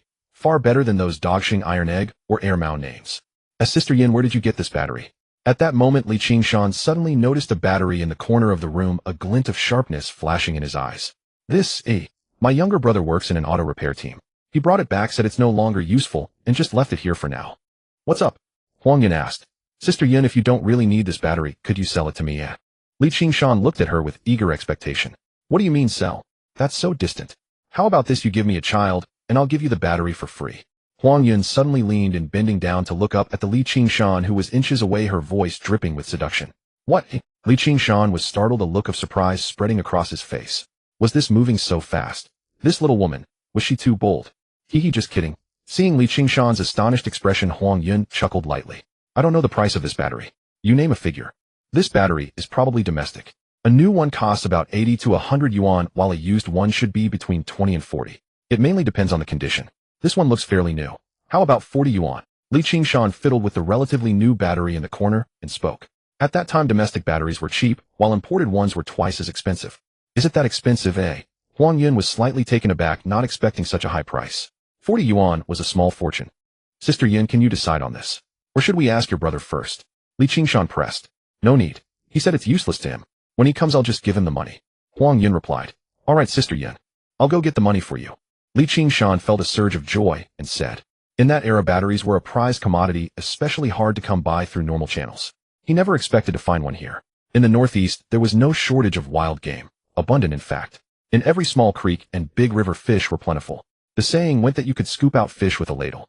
It was widely circulated, illustrating the abundance of fish in the Northeast. Compared to land game, river fish were harder to catch. People usually used nets, but how much could they haul up? At that time, electric fishing wasn't banned yet. If he could slightly modify this battery and find a small boat, he could rig up an electric fishing device. He could catch a few hundred catties a day. Qingshan figured it wouldn't be a problem. At the market, small to medium fish like Crucian carp, common carp, and assorted fish sold for about 12 cents per catty, with smaller ones cheaper and larger ones pricier, much cheaper than pork. Bringing in several dozen yuan a day would be a breeze, wouldn't it? This was mainly because no one else was using batteries for electric fishing yet. They didn't even know about it. He had the first mover advantage. Don't rush. My brother will be back in a few days. Let me ask him how much he wants first. You can bring the money then. Huang Yin thought for a moment, and then spoke. If she took the money now, it would be done. But if she delayed it a few days, wouldn't she get to see him again? Some things needed time to grow familiar. All right then. Qingshan nodded. He had only about 600 catties of pork left on his stall, which would fetch at most less than 200 yuan. He still owed Dazhuang Erzwang and Zhao Hongqi 6 yuan each in commission. In the end, he'd only have about 190 yuan left. He had planned to buy some clothes, pants, and shoes at the supply cooperative to improve his family's life, but that might not be enough. Paying next time might actually be better. Besides that, the otter skins, roe deer skins, and rabbit skins from home would be ready to sell in a few days after tanning. And the musk from the musk deer could be taken to an underground black market to sell at a high price. The 40 yuan for the battery would be more than sufficient. After paying for the modifications to the electric fishing rig and the small boat, he'd still have some money left to improve the family's living conditions. If he could save a few hundred yuan from this electric fishing venture, who knows? He might even be able to renovate the house and build a proper brick and tile home. Sister Yin, can I take this battery out now, eh? With that said, Qingshan, beaming with joy, carried the battery outside and placed it beside the handcart, waiting to haul it back to the village. The pork on the cart was almost all sold, leaving only some ribs and other bony cuts that were hard to move. In those days, everyone was starved for fat. Living on chaff and vegetables, people were naturally drawn to fatty pork, just like how you crave an ice-cold drink after a steaming hot pot. Lean meat and bones were hard to sell, though vendors usually forced a few bones in with the meat, otherwise they'd never move them. Brother Shan, there are still some ribs left. They're not selling well. Zhao Hongqi frowned, looking at the dozen caddies of ribs on the cutting board. Forget it, we'll stop selling. We'll take them home and eat them ourselves. Qingshan waved his hand grandly. Let's go to the supply cooperative. Got it. Dazhuang Erzwang and Zhao Hongqi, who had been waiting eagerly, quickly followed Qingshan as he pulled the cart toward the supply cooperative. That little rascal has such a sturdy build. If I could borrow a seed from him, that might not be half bad. At least whether it's a daughter or a son, they'd be incredibly handsome. Huang Yun watched Qingshan's retreating figure, already quietly plotting her scheme. But such things required patience. Haste could lead to trouble. She had to plan slowly. Suddenly asking someone to help you have a child would raise suspicion. What was she up to? The supply cooperative. It was already 5 o'clock and the cooperative was about to close. Su Wanyin and a young woman of similar age were tidying up the merchandise. When she saw Qingshan arrive, Su Wanyin, dressed in a white blouse with a ponytail exuding an intellectual air, said happily, "Qingshan, what brings you here?" "I've come to buy some things for the family," Qingshan replied. "Sister Su, do you know him?" Meng Qian, standing beside Su Wanyin, looked at Qingshan with interest. "Yes, he's a friend of mine. Qingshan from Shirshi village," Su Wanyin said with a smile. "Oh." Meng Qian nodded, then asked, "What would you like to buy?" "Dezhuang Erzhuang Hongqi, these are yours." Qingshan first took out the money. This trip to the mountain lasted 3 days. According to the split of 2 yuan per person per day, it would be 6 yuan, which is 18 yuan. If the money from selling the hunted goods was only 50 yuan, the three of them would split 30%, which is 15 yuan, 5 yuan per person. This was agreed upon before the trip as proposed by Dezhuang and the others. For now, let's not talk about the future. At present, Qingshan must take the lion's share, otherwise they wouldn't go up the mountain with him. Once everyone's skills are honed later, giving more money is fine. "Thank you, Brother Shan. Mother, I've never had so much money." Dezhuang and Zhao Hongqi received the money, their faces showing surprise. This money finally in hand. Dezhuang and Erzhuang planned to buy some snacks, while Zhao Hongqi intended to buy rice flour, oil, and grain. With 6 yuan, even if buying rice they could get 40 or 50 jina flour, would be even cheaper. This time they sold goods for a total of 195 yuan. After giving Dezhuang and the others their share, 177 yuan remained. This was only part of it. For example, the otter skin, roe deer skin, and musk hadn't been sold yet. Just the otter skin could fetch over 90 yuan. The musk would have to be sold on the black market to know its price, but it was certainly more valuable than gold. Oh, so much money. Meng Qian's eyes lit up when she saw the stack of cash in Qingshan's hand, and she exclaimed in surprise. The Qingshan before her, dressed in ragged clothes and looking like a rural fellow, unexpectedly had so much money. Even the sales clerks in her own supply and marketing cooperative only earned about 20 yuan a month. It would take them over half a year to save this much. The director of the supply and marketing cooperative earned 30 to 40 yuan a month. Next year, when the commune system is fully implemented, the commune secretary and director would earn about 60 yuan, the deputy director about 50 yuan, and some assistants in charge of various departments within the commune would earn over 30 yuan a month. Also, the commune's broadcasters and health workers had incomes of about 20 yuan, but not as much as the supply and marketing cooperative sales clerks. The advantage was that they didn't have to work in the fields, so life was quite leisurely. Currently, state-owned enterprise employees earned about 25 yuan a month. Nowadays, most regions were implementing the advanced cooperative model, but two townships had not done so. This situation was extremely rare across the country. Next year, the commune system would be implemented directly, starting the commune movement. The current situation was that the wage gap between rural people and state-owned enterprise employees was extremely large. This was why many rural residents later desperately wanted to become urban residents.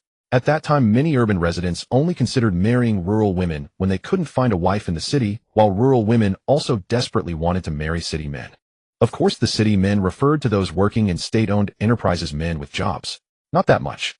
Come, write this down: 6 sets of men's shirts and trousers, 12 sets of women's shirts and trousers, 4 blouse dresses, 6 pairs of liberation shoes, and 13 pairs of round-toe embroidered cloth shoes. Qingshan thought for a moment, and then listed the items he planned to buy. What? You're buying so many? That's a lot of money. As soon as he finished, Meng Qian and Su Wanyin both looked at Qingshan with astonishment. I made money from hunting in the mountains. I'm just improving the family's conditions first. Money is a small matter, Li Qingshan said. All right then, Su Wanyin said, taking out an abacus. Men's shirts and trousers total 42 yuan plus women's shirts and trousers. Total 184 yuan and 50 cents. Li Qingshan put all the money on the table, counted it, and found that it was only 177 yuan, 7 yuan short. Forget it, I'll put the 7 yuan on your tab. Make sure to bring the money next time you come, Su Wanyin said after thinking for a moment. That's great. Li Qingshan rejoiced and quickly nodded in agreement. Soon, all the clothes were packed up. Li Qingshan, full of joy, left with De Zhuang and the others. Before leaving De Zhuang, and heir Zhuang bought some peach cakes, mung bean cakes, and glutinous rice sticks as snacks, and kept the rest of the money for marrying. Zhao Hongqi bought 20 jin of cornmeal for 2 yuan, 2 jin of brown sugar for his wife, to nourish her body, for a total of 1 yuan, 1 jin of sesame oil, some soy sauce, and vinegar, and finally, 2 red headbands. All sorts of miscellaneous items added up, and 6 yuan was not enough. In the end, De Zhuang lent him 50 cents. Sister Su, does Li Qingshan have a wife? Meng Qian asked, looking at Li Qingshan's departing figure. Why do you ask? Su Wanyin's heart tightened. My father keeps urging me to meet this one and that one. I just want to bring him home to show my father. Meng Qian said. But he's a rural person. If your father finds out, will he agree? Su Wanyin said. He definitely won't agree. But it's fine. I just want to anger him, and besides, this guy is quite good-looking, Meng Qian continued. Wait until he comes next time, and ask him then. Su Wanyin shook her head helplessly. When Li Qingshan and Zhao Hongqi returned home, it was not yet dark, around 6 in the evening. However, the villagers were gradually going home to rest. Since it got light early, everyone got up at 4 or 5 in the morning, so they went to bed at 7 or 8. Some elderly people unable to sleep at night could get up as early as 3 in the morning. The cart was taken home by De Zhuang, and the 10 jin of spare ribs were divided among them. Li Qingshan brought back 4 jin. As soon as he entered the door, he saw his mother fetching water. He said, Mom, there's some spare ribs left. Put them in the pot, and stew them with sauerkraut. I'm a bit hungry. All right. Mother Han Xiu nodded, took the spare ribs from Li Qingshan's hand, and then looked at the clothes in his hand, asking, What's this bulging thing? Mom, you'll know in a moment. Li Qingshan said, and went into the house. He took out all the clothes and shoes. First he took off his ragged clothes and threw them aside, then put on new trousers, a white shirt, and liberation shoes. This young man was really neat. Then he picked out 3 sets of men's shirts and trousers, 9 sets of women's shirts and trousers, 2 blouse dresses, 3 pairs of liberation shoes, and 9 pairs of round-toe embroidered cloth shoes, and walked out. At that moment, sister-in-law Lu Guixiang and Wang Naixiang were tidying up in the yard. Mother was cooking meat for Li Qingshan. Father sat on a chair staring blankly. If it were other men, they might be smoking dry tobacco. Unfortunately, father back in the Li family had no privilege to smoke dry tobacco, nor did he have time to idle. Now that he suddenly had leisure time, he didn't know what to do. So he just stared. Dad, is my musk deer okay? Li Qingshan asked his father, sitting on the chair. It's in the side room, doing well. I fed it some grass leaves. The pig offal you left behind, I boiled some and fed it to Da Huang, father said. Nyang Saozi Naixiang, please come in for a moment. Li Qingshan placed the clothes on the table and plopped down onto the nearby chair, saying, Qingshan, what is this? Father Li Sankue gazed curiously at the clothes bundled in a piece of cloth bulging outward. Qingshan, what's going on? Lu Guixiang and Wang Naixiang along with mother also came in, and after glancing at the bundle on the table, looked at Li Qingshan with curiosity. Our clothes are all too worn out. This time I specially went to the supply and marketing cooperative and bought some clothes for you all. Li Qingshan opened the bundle before him as he spoke. Dad, these 3 sets of clothes and 3 pairs of shoes are yours. These 3 sets are for Saozi. These 3 sets are for mother. These 3 sets are for Naixiang. And there are also 2 dresses, 1 each for Saozi and Naixiang. Li Qingshan took out the clothes one by one, portioning them out for everyone and arranging them on the table. This. Qingshan, how much did all these ready-made garments cost? Does that include me? I'm already old. What do I need new clothes for? You kid, why are you wasting money like this? Hurry and return my share. Yes. So many clothes must have cost quite a bit. This isn't even a festival or holiday. Why buy so many clothes? Hurry and return them. Yes, Qingshan, you'll need to save money for your future marriage. You can't spend like this. Father, mother, and Saozi along with Lu Guixiang all spoke up to refuse, wanting Li Qingshan to return the ready-made clothes. Though they didn't know the exact price, they knew it wouldn't be cheap. Even buying fabric now to make their own clothes would cost quite a bit per set. And that dress must be even pricier. They were just a farming family. What did they need such fine clothing for? Money can always be earned again. Let the whole family change into new clothes today. I'm planning to tear down this earthen house soon and build a brick and tile one. Our life will only get better from here, and we won't need to worry about money anymore. Anyway, these clothes are absolutely not going back. If anyone doesn't want to wear them, just throw them in the stove and burn them. Li Qingshan said firmly. This? Sigh. You kid, you can't be so reckless with money in the future. Father and mother sighed heavily and with no choice but to comply they accepted the clothes. Though their faces showed pain at the expense, their happiness was genuine. Qingshan, I understand you bought things for uncle and aunt, but please don't get me anything, Wang Naixiang said, biting her lip. Though she really liked the clothes Li Qingshan had bought her, she pushed them back toward him. Lu Guoxiang and Li Sankue were Li Qingshan's own relatives. Buying them gifts was understandable, they were family. But what about her? What exactly was she to this family? Naixiang, I brought you out from Zhao Gui's home, so I'm responsible for your well-being. Stop speaking so formally. If you don't want these clothes, just burn them in the kitchen stove, Li Qingshan said firmly. All right. Deeply moved, Wang Naixiang nodded and accepted the clothes. Enough standing around. Go try them on and see how they look, Li Qingshan urged. The family returned to their rooms full of joy and soon emerged in their new garments. The difference was striking. Everything looked sharper, more spirited. Wang Naixiang and Lu Guoxiang wore cotton print dresses. Their slender legs were exposed to the air, their small feet encased in round-toed embroidered shoes. Lu Guoxiang exuded an air of quiet grace, while Wang Naixiang appeared delicate and ethereal, like moonlight made flesh. Nice, really nice. Li Qingshan surveyed Wang Naixiang from head to toe, nodding in satisfaction. Already he was thinking about picking up some face cream and the like. Qingshan, thank you. This is the first time I've ever worn a dress like this. Wang Naixiang gazed at the dress on her body, her heart swelling with sweetness. Childhood, she had never worn fine clothes at home, and after marrying into the Zhao household, it was even worse. She had worn nothing but rags. This new outfit was the most beautiful, newest, and most expensive thing she had ever owned. This night's memories would stay in her heart forever. Li Qingshan gazed at Wang Naixiang's slender waist and couldn't help but swallow. Such a slim figure. If it weren't for the fact that Wang Naixiang and Lu Guoxiang were staying at the health clinic with mother, he would have taken this young widow right then. Oh, the meat in my pot. Just as everyone was admiring their new clothes, mother suddenly remembered something and rushed to the kitchen, retrieving a pot full of pork ribs and setting it on the table. There were fully 14 of them. The family, dressed in their new clothes, sat in the courtyard and devoured the meal. A cool summer breeze swept through quietly. Li Qingshan's family, wearing their new clothes, Wang Naixiang and Shaozi in dresses, enjoyed the faint fragrance wafting from their garments, chewing on ribs that most farming families could only dream of eating all year round, chatting leisurely.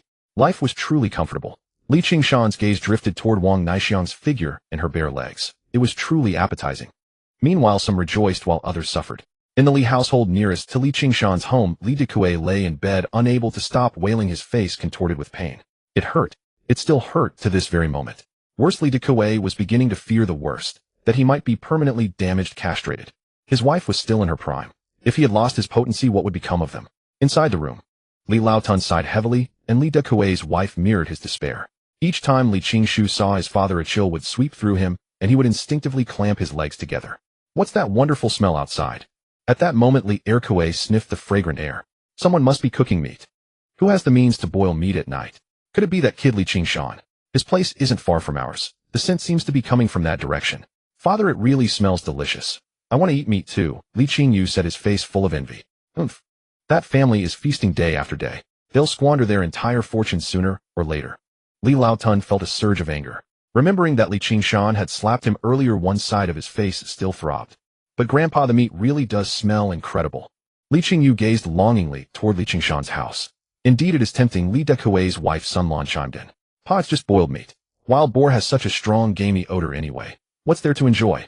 Wait until your brother gets that job in town next month, and I'll bring back regular pork. That's what you call real meat. No gamey taste at all, far superior to wild boar. Don't be fooled by how comfortable Li Qingshan's family seems now. Keep spending like this, and they'll starve one day. Li Qingshu seethed with jealousy. Damn it, why him? Why could Li Qingshan enjoy fine food and drink while he, who was far more educated than that kid, had to subsist on coarse grains? It was unbearable. Meanwhile, the Zhao family in Shirshi village, including blind Zhao and secretary Zhao, lay awake plotting how to settle things with Li Qingshan. As for Li Qingshan, he slipped out under cover of darkness. He was heading to Rochue's home to give her the clothes and spend some intimate time with the young widow. Ever since tasting her passion, Li Qingshan had found himself utterly captivated by Rochue's fiery devotion. Late at night, Li Qingshan was the first to knock on the door of Wang Chunxiao's home. Wang Shui, draped in a coat, looked him up and down and said, "What are you here for again? Didn't Chunxiao mention setting me up with someone last time? Is there any news yet? As a single young man, I'm waiting anxiously every day, can't even sleep at night. Call her out and let me ask. If she can't find someone, then give me back the money." Li Qingshan wore an impatient expression. Fine, wait a moment. As soon as Wang Shui heard about the money, he immediately agreed and walked toward his daughter's room. Wang Chunxiao's boudoir was the smallest room in the entire house. Barely enough to fit a single bed, not even a wardrobe. She had to use a stool-like object as a nightstand, piling clothes on top of it. But the poor family had few clothes anyway, just a few pieces for winter, one pair of summer pants, and 2 ragged patch tops. At this moment Wang Chunxiao sat on the bed, hugging her knees, gazing at the bright moon outside the window through the mud wall. Her mind replayed that night, when Qingshan saved her, the two of them alone in the shelter, their breaths clearly audible, yet they maintained decorum, huddling together for warmth against the rain. The rough masculine scent lingered, and a sweet smile occasionally flickered across her lips, only to be replaced by bitterness. Why did such a good man have to die in the old forest? Before he left, he had promised to send her to the rural part-time high school class. Thinking of this, Wang Chunxiao hugged her knees tightly, her knuckles turning white from the strain, unaware of the pain. Tears welled in her eyes, and the pillow was already soaked, her tears nearly spent. Her eyes were red and swollen. After learning that Qingshan had died in the old forest, Wang Chunxiao was dragged home by Wang Shui and had been hiding in her room, unaware of what had happened outside. Naturally, she didn't know that Qingshan's death was just a rumor. "Chunxiao, come out, someone is looking for you." Wang Shui knocked on his daughter's door. "Dad, I'm not feeling well, I won't go." Wang Chunxiao said numbly. "You have to go. That Qingshan kid says if you don't introduce him to someone, he wants the money back." "Where would we?" Bang! Before Wang Shui could finish, Wang Chunxiao's door was pushed open, violently knocking him over. "Ouch! Daughter, why are you so reckless? It hurts." Wang Shui clutched his bruised nose and aching backside, staggering to his feet. "Dad, I'm going out." With that, Wang Chunxiao didn't spare another glance at her father on the floor and ran out the door. Under the bright moonlight, Wang Chunxiao finally saw the man she had longed for day and night, the one who had nearly made her cry all her tears. The tears she had been holding back burst forth freely, streaming down her face uncontrollably. At that moment, Qingshan stood outside the door when he saw a shadow rushing toward him. As it drew closer, he recognized Wang Chunxiao. Before the fragrant breeze could settle, she leaped onto him like an octopus. "Hey!" Caught off guard, Qingshan was taken aback by the fierce embrace of this sturdy girl. He stumbled back 2 steps, but managed to steady himself, feeling her arms tightly locked around him. Wang Chunxiao's pent-up anguish finally released. She held him tight, unwilling to let go. "What's wrong with you?" Qingshan asked, bewildered. "It's not like I died." "What does this mean?" She suddenly did this, leaving him at a loss. Wang Chunxiao slipped down from his embrace and carefully examined him. She reached out, grabbed his chin, and looked him over several times, wiping her tears. "Are you really Qingshan?" "Of course, if I'm not Qingshan, am I a ghost?" "What's wrong with you?" Qingshan asked again. "Wah, you scared me. The villagers said you were dead. I thought you really were." Wang Chunxiao sobbed. "Oh." Qingshan instantly understood. He had been tricked by Li Laoduan and the others. Looking at Wang Chunxiao, who was usually fierce but now weeping, he felt quite pleased. "To make up for the tears you shed for me, I'll give you something." With that, Qingshan handed her a ready-made dress. "What's this?" Wang Chunxiao's eyes lit up at the floral pattern. Ordinary clothes didn't have such designs. When Qingshan unfolded the dress, her mouth dropped open, her face filled with surprise and joy. "What a beautiful dress. I went to the township today and saw this at the supply cooperative. I bought a few and brought one for you. Do you like it?" Qingshan asked. I love it. I've never worn a dress before." Wang Chunxiao gazed at the dress he offered her, beautiful eyes full of adoration. Besides the dress itself being lovely, what mattered most was the special meaning Qingshan had given it. "All right, go back now," Qingshan said. Tomorrow I'll wear it for you to see." Wang Chunxiao replied. "Good. I'll go now." Qingshan nodded and hurried away under the cover of night. He still had to go to Rochue's place. Reaching the alley, he picked up a bundle of clothes from the corner and rushed over. Wang Chunxiao hurried back to her room and eagerly changed into the dress. She turned back and forth in front of the small mirror, but the mirror was too tiny to see her full figure.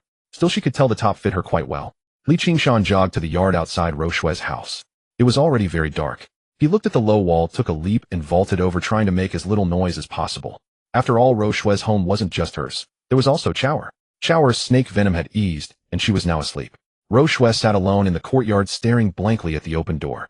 They say that after a person dies, their spirit returns home on the 7th day. She was Qingshan's woman. What if his soul came back from the old forest? Wouldn't it come to her? So after putting her daughter to bed, Rochue had opened the courtyard gate, pale-faced and vacant-eyed, staring at the entrance, waiting for Qingshan to return from the old forest. After the 7th day, Rochue planned to take her daughter and cross the river of death together.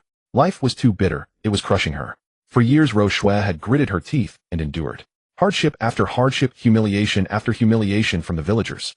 None had broken her. But Qingshan's death in the old forest was the final straw. Thump. Suddenly a dull sound came from outside the wall. Rochue's withered gaze turned toward the noise. Their eyes met, and her vacant stare sharpened, her eyes widening. Qingshan was also puzzled. What was she doing sitting out here in the middle of the night? "Rochue, why are you sitting outside so late?" He walked over with the bundle in hand. "Qingshan, you You. Roshua forced herself to stand slowly, rising from the chair. Her beautiful eyes were filled with shock as she stared at Qingshan, as if too stunned to speak. You didn't think I died in the old forest, did you, eh? It's a lie, a rumor spread by Li Laoduan. How could I die so easily in the old forest? See, I'm here safe and sound. That bastard Li Laoduan. I'll have to give him a good thrashing when I find the time. Not dead. Not dead is good, not dead is good. Unlike Wang Chuanxiao's fierce octopus hug, Roshua was much gentler. She took small steps till Li Qingshan reached out several times as if to touch him, but held back. She simply looked up at him, eyes brimming with tears. Seeing this, Li Qingshan pulled her slender waist close, making her let out a soft gasp. If I died, wouldn't that be a huge loss? I've been holding back these past few days. Shameless. Roshua blushed. You're a widow, I'm a bachelor. What's shameless about us? Li Qingshan gazed at the lovely Roshua, feeling a growing restlessness within. Let me bolt the door. Roshua pointed at the gate. Li Qingshan released her. The village gate was different from later times. There was a wooden bolt on the inside that could be slid into place, keeping outsiders out. Shower was resting in the eastern room. Naturally, Li Qingshan and Roshua couldn't go there. They headed to the western room. Though the family was poor, the room was kept tidy. It was empty with nothing but a thin straw mat on the floor which Roshua had laid out. The tiny flame of the kerosene lamp illuminated the cramped room brightly. Here's 10 caddies of white flour, a dried chicken, and a dried rabbit, a jar of lard, freshly rendered today, and some snacks, fried dough sticks, mung bean cakes, walnut cookies. Keep them well. But the dried chicken and rabbit aren't fully cured, so eat them soon with shower. Don't keep them too long. I'll be going back to the old forest to hunt in a while. Surely bring back many wild animals. Li Qingshan opened the package and laid out the contents on the straw mat. The dried chicken and dried rabbit were hunted by himself in the old forest. To preserve them for a long time, he used this method of storage which could keep them for a considerable period. Qingshan, the old forest is too dangerous. Maybe you shouldn't go. After this incident, Roshua was still apprehensive about Li Qingshan going to the old forest, and said with a worried expression, Don't worry. How could I bear to leave you, my little pretty widow? How could I die in the old forest? Li Qingshan then opened another package which contained shirts and pants, a dress, and 3 pairs of round-toed embroidered cloth shoes. Qingshan, what are these clothes? Roshua looked at the ready-made clothes Li Qingshan opened from the package, slightly stunned with a hint of surprise on her face. Bought for you. You've been wearing these clothes for so long, it's time to change them. Li Qingshan said. These ready-made clothes weren't cheap, were they, eh? And besides, this is too much. Roshua looked at the small pile of clothes, sweetness welling up in her heart. Maybe I should try them on for you. Roshua looked at the clothes in front of her and spoke. Sometimes other people's good mood can be spoiled by your refusal. For example, when you buy a gift for someone you care about, but that person adamantly refuses to accept it, and even asks you to return it, or when you take someone you care about out for a trip and meal, and they keep complaining that it's too expensive and suggest eating at home. What you gain is not happiness, but irritation. Roshua came from a scholarly family, so she naturally understood some principles early on. However, if someone's gift crossed the line, she naturally would not accept it. For example, with so many ready-made clothes, it was naturally acceptable that Li Qingshan gave them.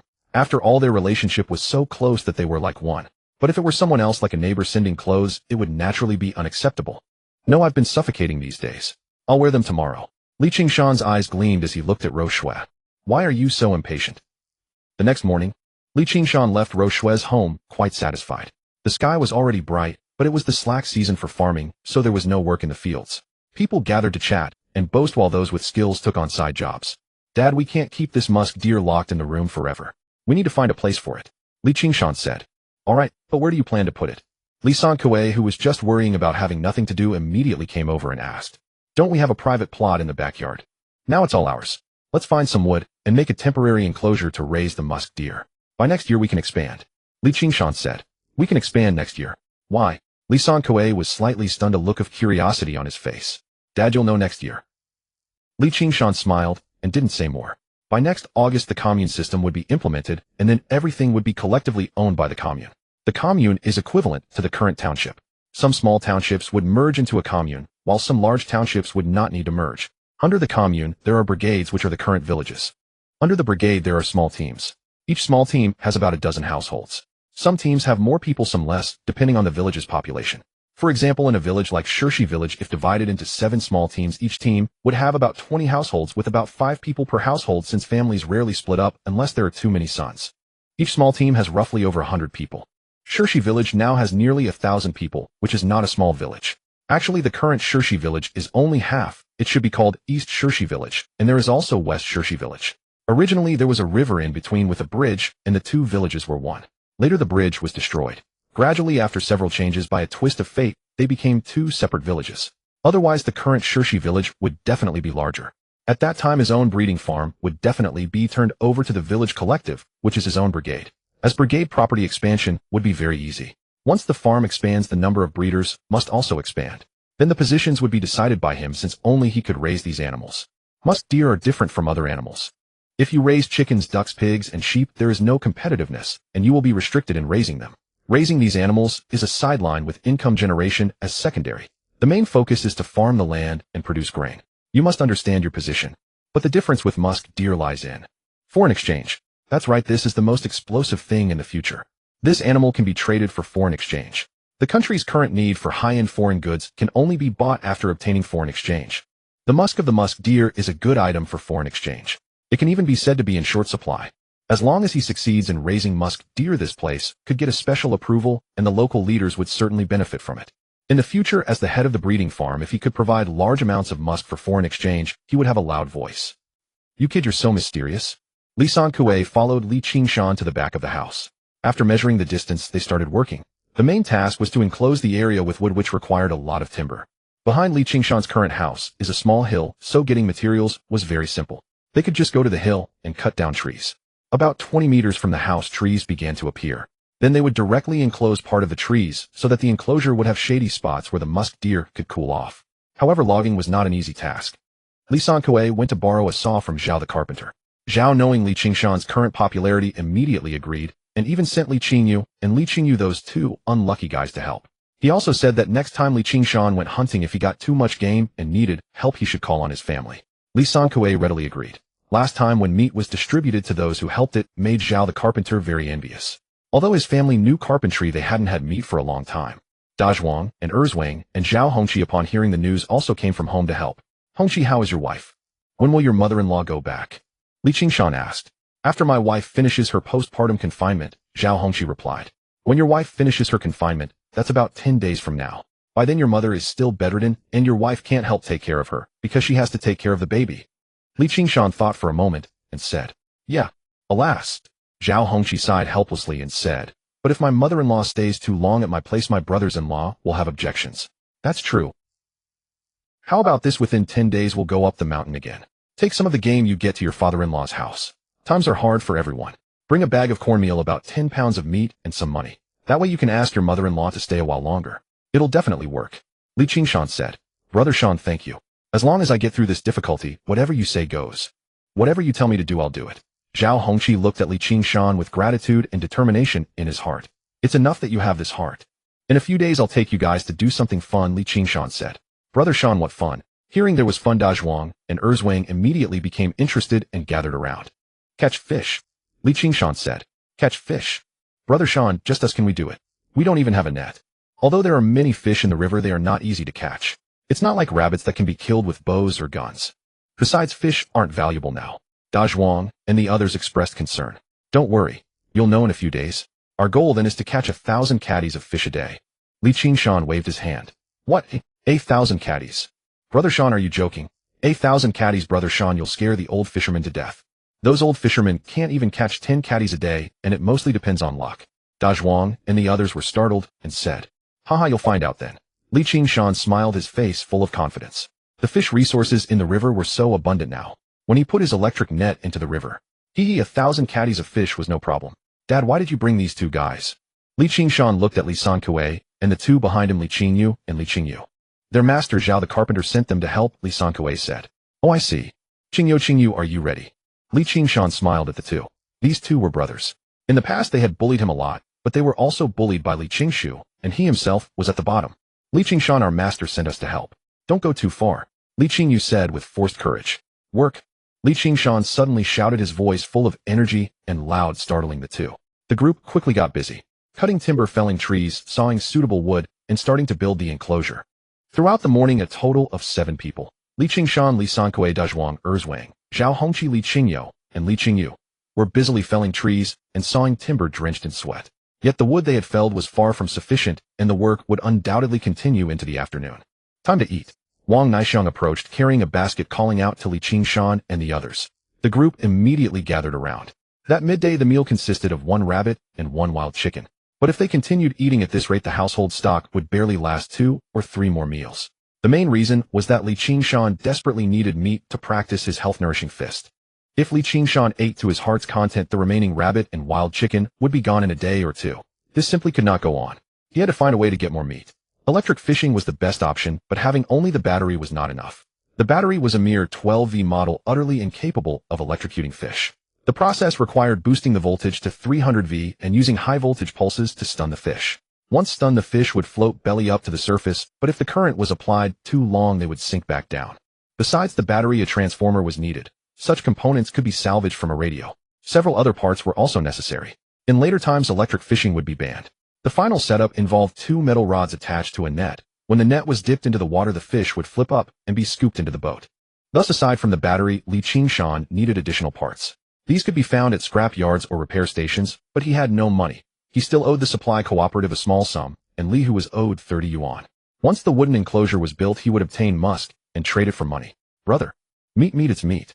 On the makeshift log table at the small back hill, the fresh scent of cut grass still lingered.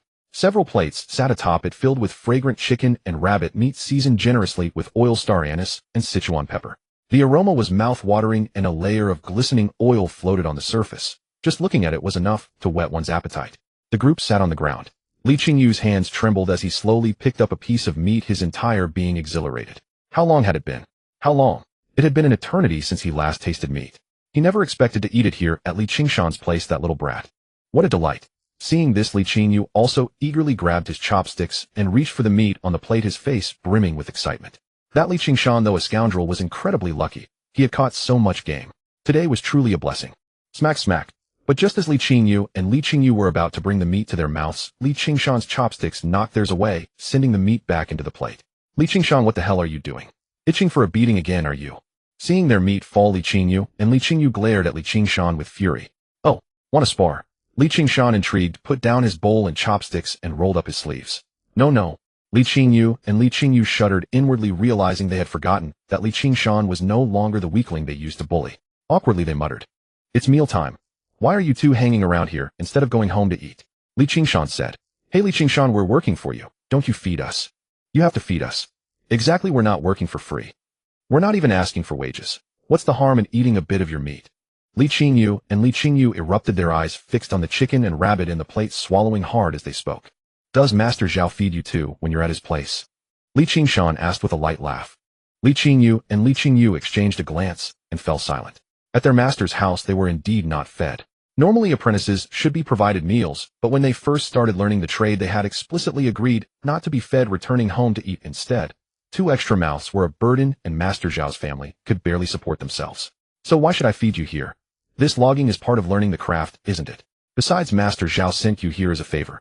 Otherwise, why would he let you work for me for free? Can't you see that? Go on, go home and eat. Stop bothering me. Li Qingshan shooed them away. Oh, and come back this afternoon to help. If you don't, I'll tell Master Zhao. TCH, stingy. Really stingy. Li Qingyu reluctantly cast one last longing glance at the plate and left in frustration. Wang Naixiang had brought only 1 chicken and 1 rabbit, barely enough for Li Qingshan and his group. There was no extra for those two. Every time Li Qingshan remembered how they had bullied him back home, he wanted to beat them. Feeding them was out of the question. Damn it, those two had often stolen food and framed him. He had constantly argued with Li Laotuan because of it, and his reputation as a good-for-nothing was partly due to those quarrels with elders. Once that label stuck, finding a wife became difficult. Naixiang, what did you sister-in-law and mother eat? Li Qingshan looked at the dishes on the plate and asked. We had the same, and we saved some for you. Wang Naixiang replied in a gentle tone. Naixiang, go back and tell mother and sister-in-law to cook another chicken or rabbit for yourselves. Don't be reluctant to eat. If I go back and find the chickens or rabbits haven't decreased, I'll toss one into the river. The legs, head, and wings are all in this plate. How could you have saved any? Li Qingshan urged. Go on, it's still early. Make it in time for the meal. Sister Naixiang, don't try to fool Brother Shan anymore. He's too clever, Dazhuang said with a laugh. After lunch, Li Qingshan and the others rested for an hour and a half before resuming work. They aimed to finish the wooden enclosure by the end of the day. Li Qingyu returned home just in time for their meal. Li Erkue looked at his 2 sons and asked, What's wrong? Did your master scold you? Immediately, Li Qingyu recounted the day's events, especially when describing the wild chicken and rabbit. Everyone at the table secretly swallowed, their eyes gleaming with desire. Just thinking about that meat made their mouths water. Dad, can I make a suggestion? Li Dakue, tempted by his nephew's words, looked at his father and asked. Speak. Li Laotuan, seated at the head of the table, nodded. Dad, we eat vegetarian every day, but Li Qingshan's family eats meat every day. When they cook, the whole village can smell the aroma. This can't go on. What will the villagers say? That the third branch of the family is living better after leaving us, eating meat every day. Well, we can't compare to Li Qingshan's family, to that little wolf cub Li Qingshan. Dad, can you swallow that anger? Li Dakue asked. Oomph. Li Laotuan slammed his hand on the table, his face flushed with rage. A pack of wolf cubs, so capable now. But no matter what, they're still my offspring. After saying this, he glanced guiltily at his wife. Dad, we can't go on like this. Why don't we take out some money and buy some meat from the town to satisfy our cravings? I need to nourish my body too. Li Dakue said, looking at his injured spot with a pained expression. You're right. We can't let Li Qingshan outshine us. Later, Qingshu. Come and take 2 yuan from me to buy meat in town. If we're going to eat, we'll eat well. We'll move the table outside and eat in the open. Let the villagers see how good life is in the Li family. It's wonderful. Li Laotuan gritted his teeth and said, 2 yuan. That was enough to buy 4 jin of meat, more than even during holidays. The family exchanged glances, and suddenly the atmosphere became lively. Everyone beamed with joy, and even the cornmeal in front of them tasted delicious. Oh, Dad, about that niece from my mother's family we mentioned introducing to Li Qingshan. Are we still going through with it? Li Erkue's wife suddenly asked. Go through with what? That little wolf cub Li Qingshan doesn't deserve it. Li Laotuan snorted angrily. Grandpa, I think we should do it. Li Qingshu thought for a moment, and then spoke up. What? We don't need to pressure him to go to the old forest anymore. Is there still a need to add pressure about marriage? Li Laotuan frowned and asked. Grandpa, there is a need. We can use it to discuss that little wolf cub. That little wolf cub is close to Wang Naixiang. That little widow, that seductive little widow. Once word spreads that Li Qingshan is going on a blind date with second aunt's niece, will have the niece accuse him of carrying on with Wang Naixiang. Then Li Qingshan's reputation will be ruined, and he'll never marry a decent girl again. Second aunt's family gets the betrothal gift, and Li Qingshan's name is tarnished. Kill 2 birds with 1 stone. Li Qingshu said, full of cunning. But what if Li Qingshan really isn't involved with that little widow? Li Erkue's wife worried. Impossible. Second aunt, trust me. As the saying goes, no gain, no pain. If Li Qingshan didn't have something going on with Wang Naixiang, why would he help her so much? Besides, that little widow is so tempting. How could a bachelor like Li Qingshan resist? Who knows, he might have already gotten involved. Li Qingshu asserted. All right. I'll go back to my mother's house in the next couple of days to make the arrangements. Li Erkue's wife nodded solemnly. After the Li family's lunch, Li Qingshu took a short nap, then went to ask Li Laotuan for 2 yuan before heading out to buy meat. Qingshu, be careful on the road. Wrap the meat in paper and don't let it show. Li Laotuan instructed, and the whole family watched him leave with hopeful eyes, all anticipating the good meal that evening. Grandpa, don't worry. Li Qingshu waved the 2 yuan bill in his hand, turning to look at Li Laotuan and the others, his face beaming with excitement. But before Li Qingshu could even warm the money in his hand, he suddenly felt it snatched away. Startled, he looked ahead and saw Li Qingshan with the 2 yuan note now in his hand. Hey Li Qingshan, what are you doing? Robbery. Li Qingshu immediately tried to grab the money back, but seeing Li Qingshan's fierce expression and remembering the beating he had received earlier that day, he held himself back. You little wolf cub, what are you doing? Have you learned to rob? Li Laotuan hurried over, pointing at Li Qingshan in anger. Li Qingshan, give back the money right now, or don't blame us for being rude. Robbery is a capital offense. Li Dakue and the others also chimed in, accusing him. Hearing the commotion from the Li family again, the villagers gathered around with interest. Uncles and elders, you all saw it. Li Qingshan robbed me. That's a robbery.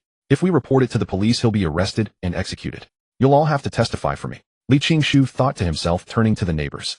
Li Qingshan, you're too arrogant. You even dared to rob me. This is robbery. Today he had to make something of this incident.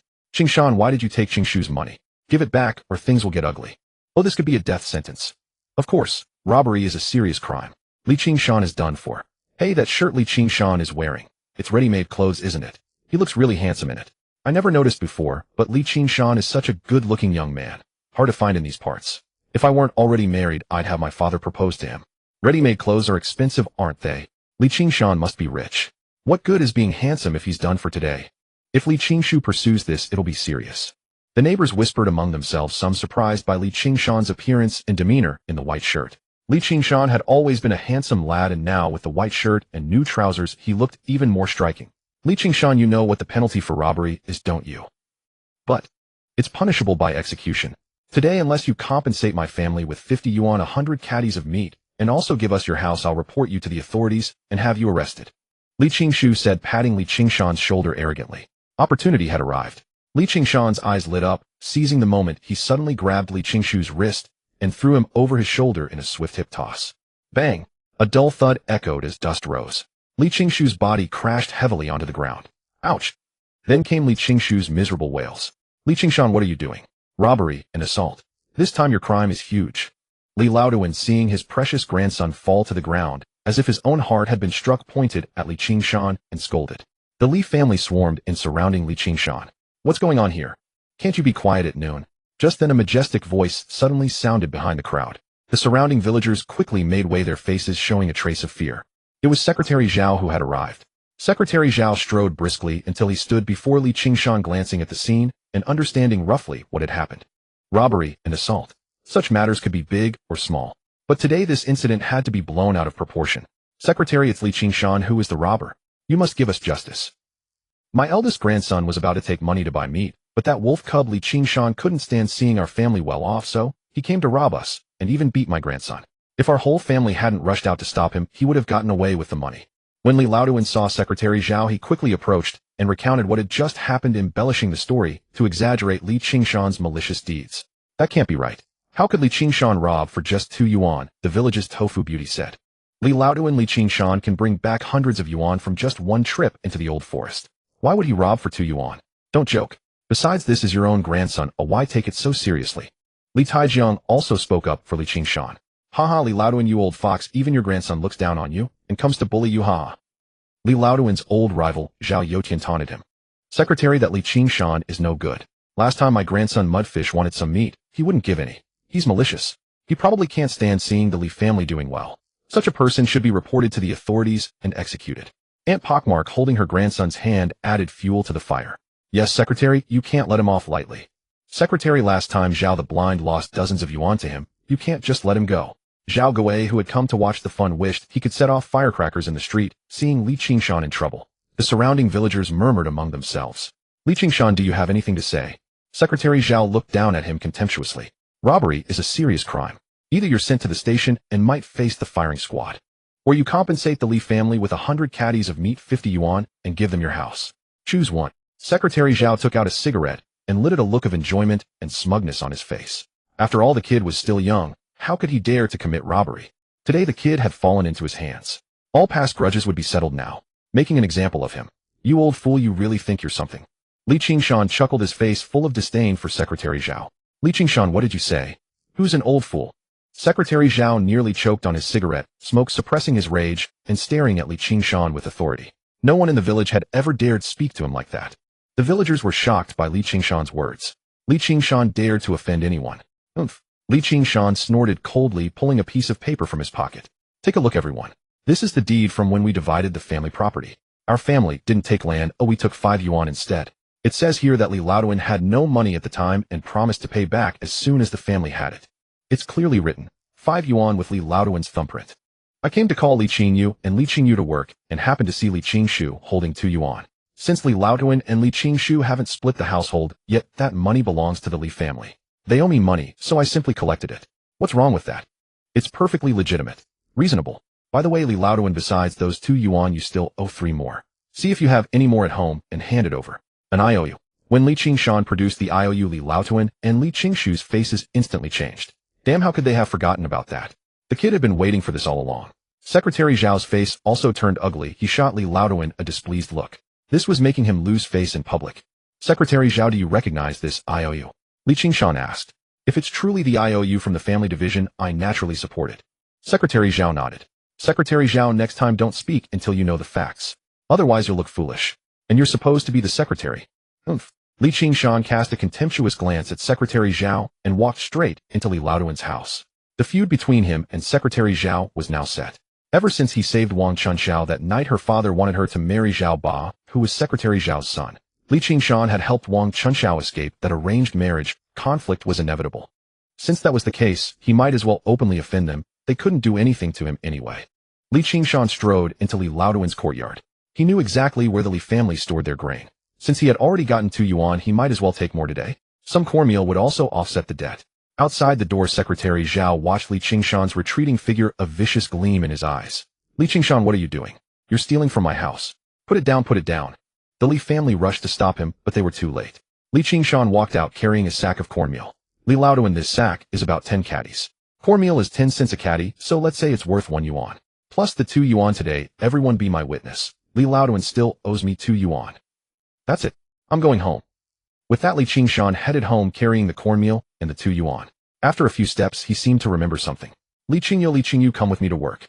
Your master asked you to. If you do a good job, this is for you too. He lifted the cornmeal sack, implying the sack itself, not the contents. Go, go. Li Erkuei's eyes lit up, and he hurriedly urged his 2 sons, whispering in their ears, when you come back, be smart and hide some. Oh. Li Qingyu quickly followed. Dad, don't worry. The cornmeal will be back by tonight. Li Erkuei grinned. Damn. What did it matter if the cornmeal was taken? The family's finances weren't in his hands anyway. Ever since Li Sankuei left, the sweet potatoes became their family's staple, and the cornmeal was the old man's and the eldest son's rations. If Li Qingshan took the cornmeal, they'd all have to eat sweet potatoes. When his 2 sons came back at night, they could hide some and sell it on the sly. That would be his private stash. How delightful. Qingshan is clever, pulling out the IOU only at the last moment. It shows he's steady now, not like before. Alas, look at Qingshan, then look at my son. It's so frustrating. Li Qingshan can already stand on his own while mine is still clueless. Li Sankuei is truly blessed to have such a son. I think in a few decades, when the next generation comes, Qingshan might become the village chief or secretary of Shirshi village. Yes, I agree. Li Qingshan is capable now. The surrounding villagers discussed their admiration for Li Qingshan growing.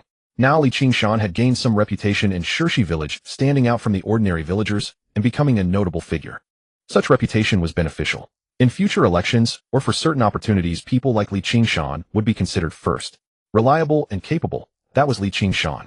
When families thought of marrying off their daughters or recommending a young man, naturally, they would first consider men who could stand on their own. Wait! A clear voice rang out. Everyone turned to see who it was. It was none other than Wang Chunxiao. Wang Chunxiao wore a plaid dress, her slender waist, and fair calves visible beneath the hem.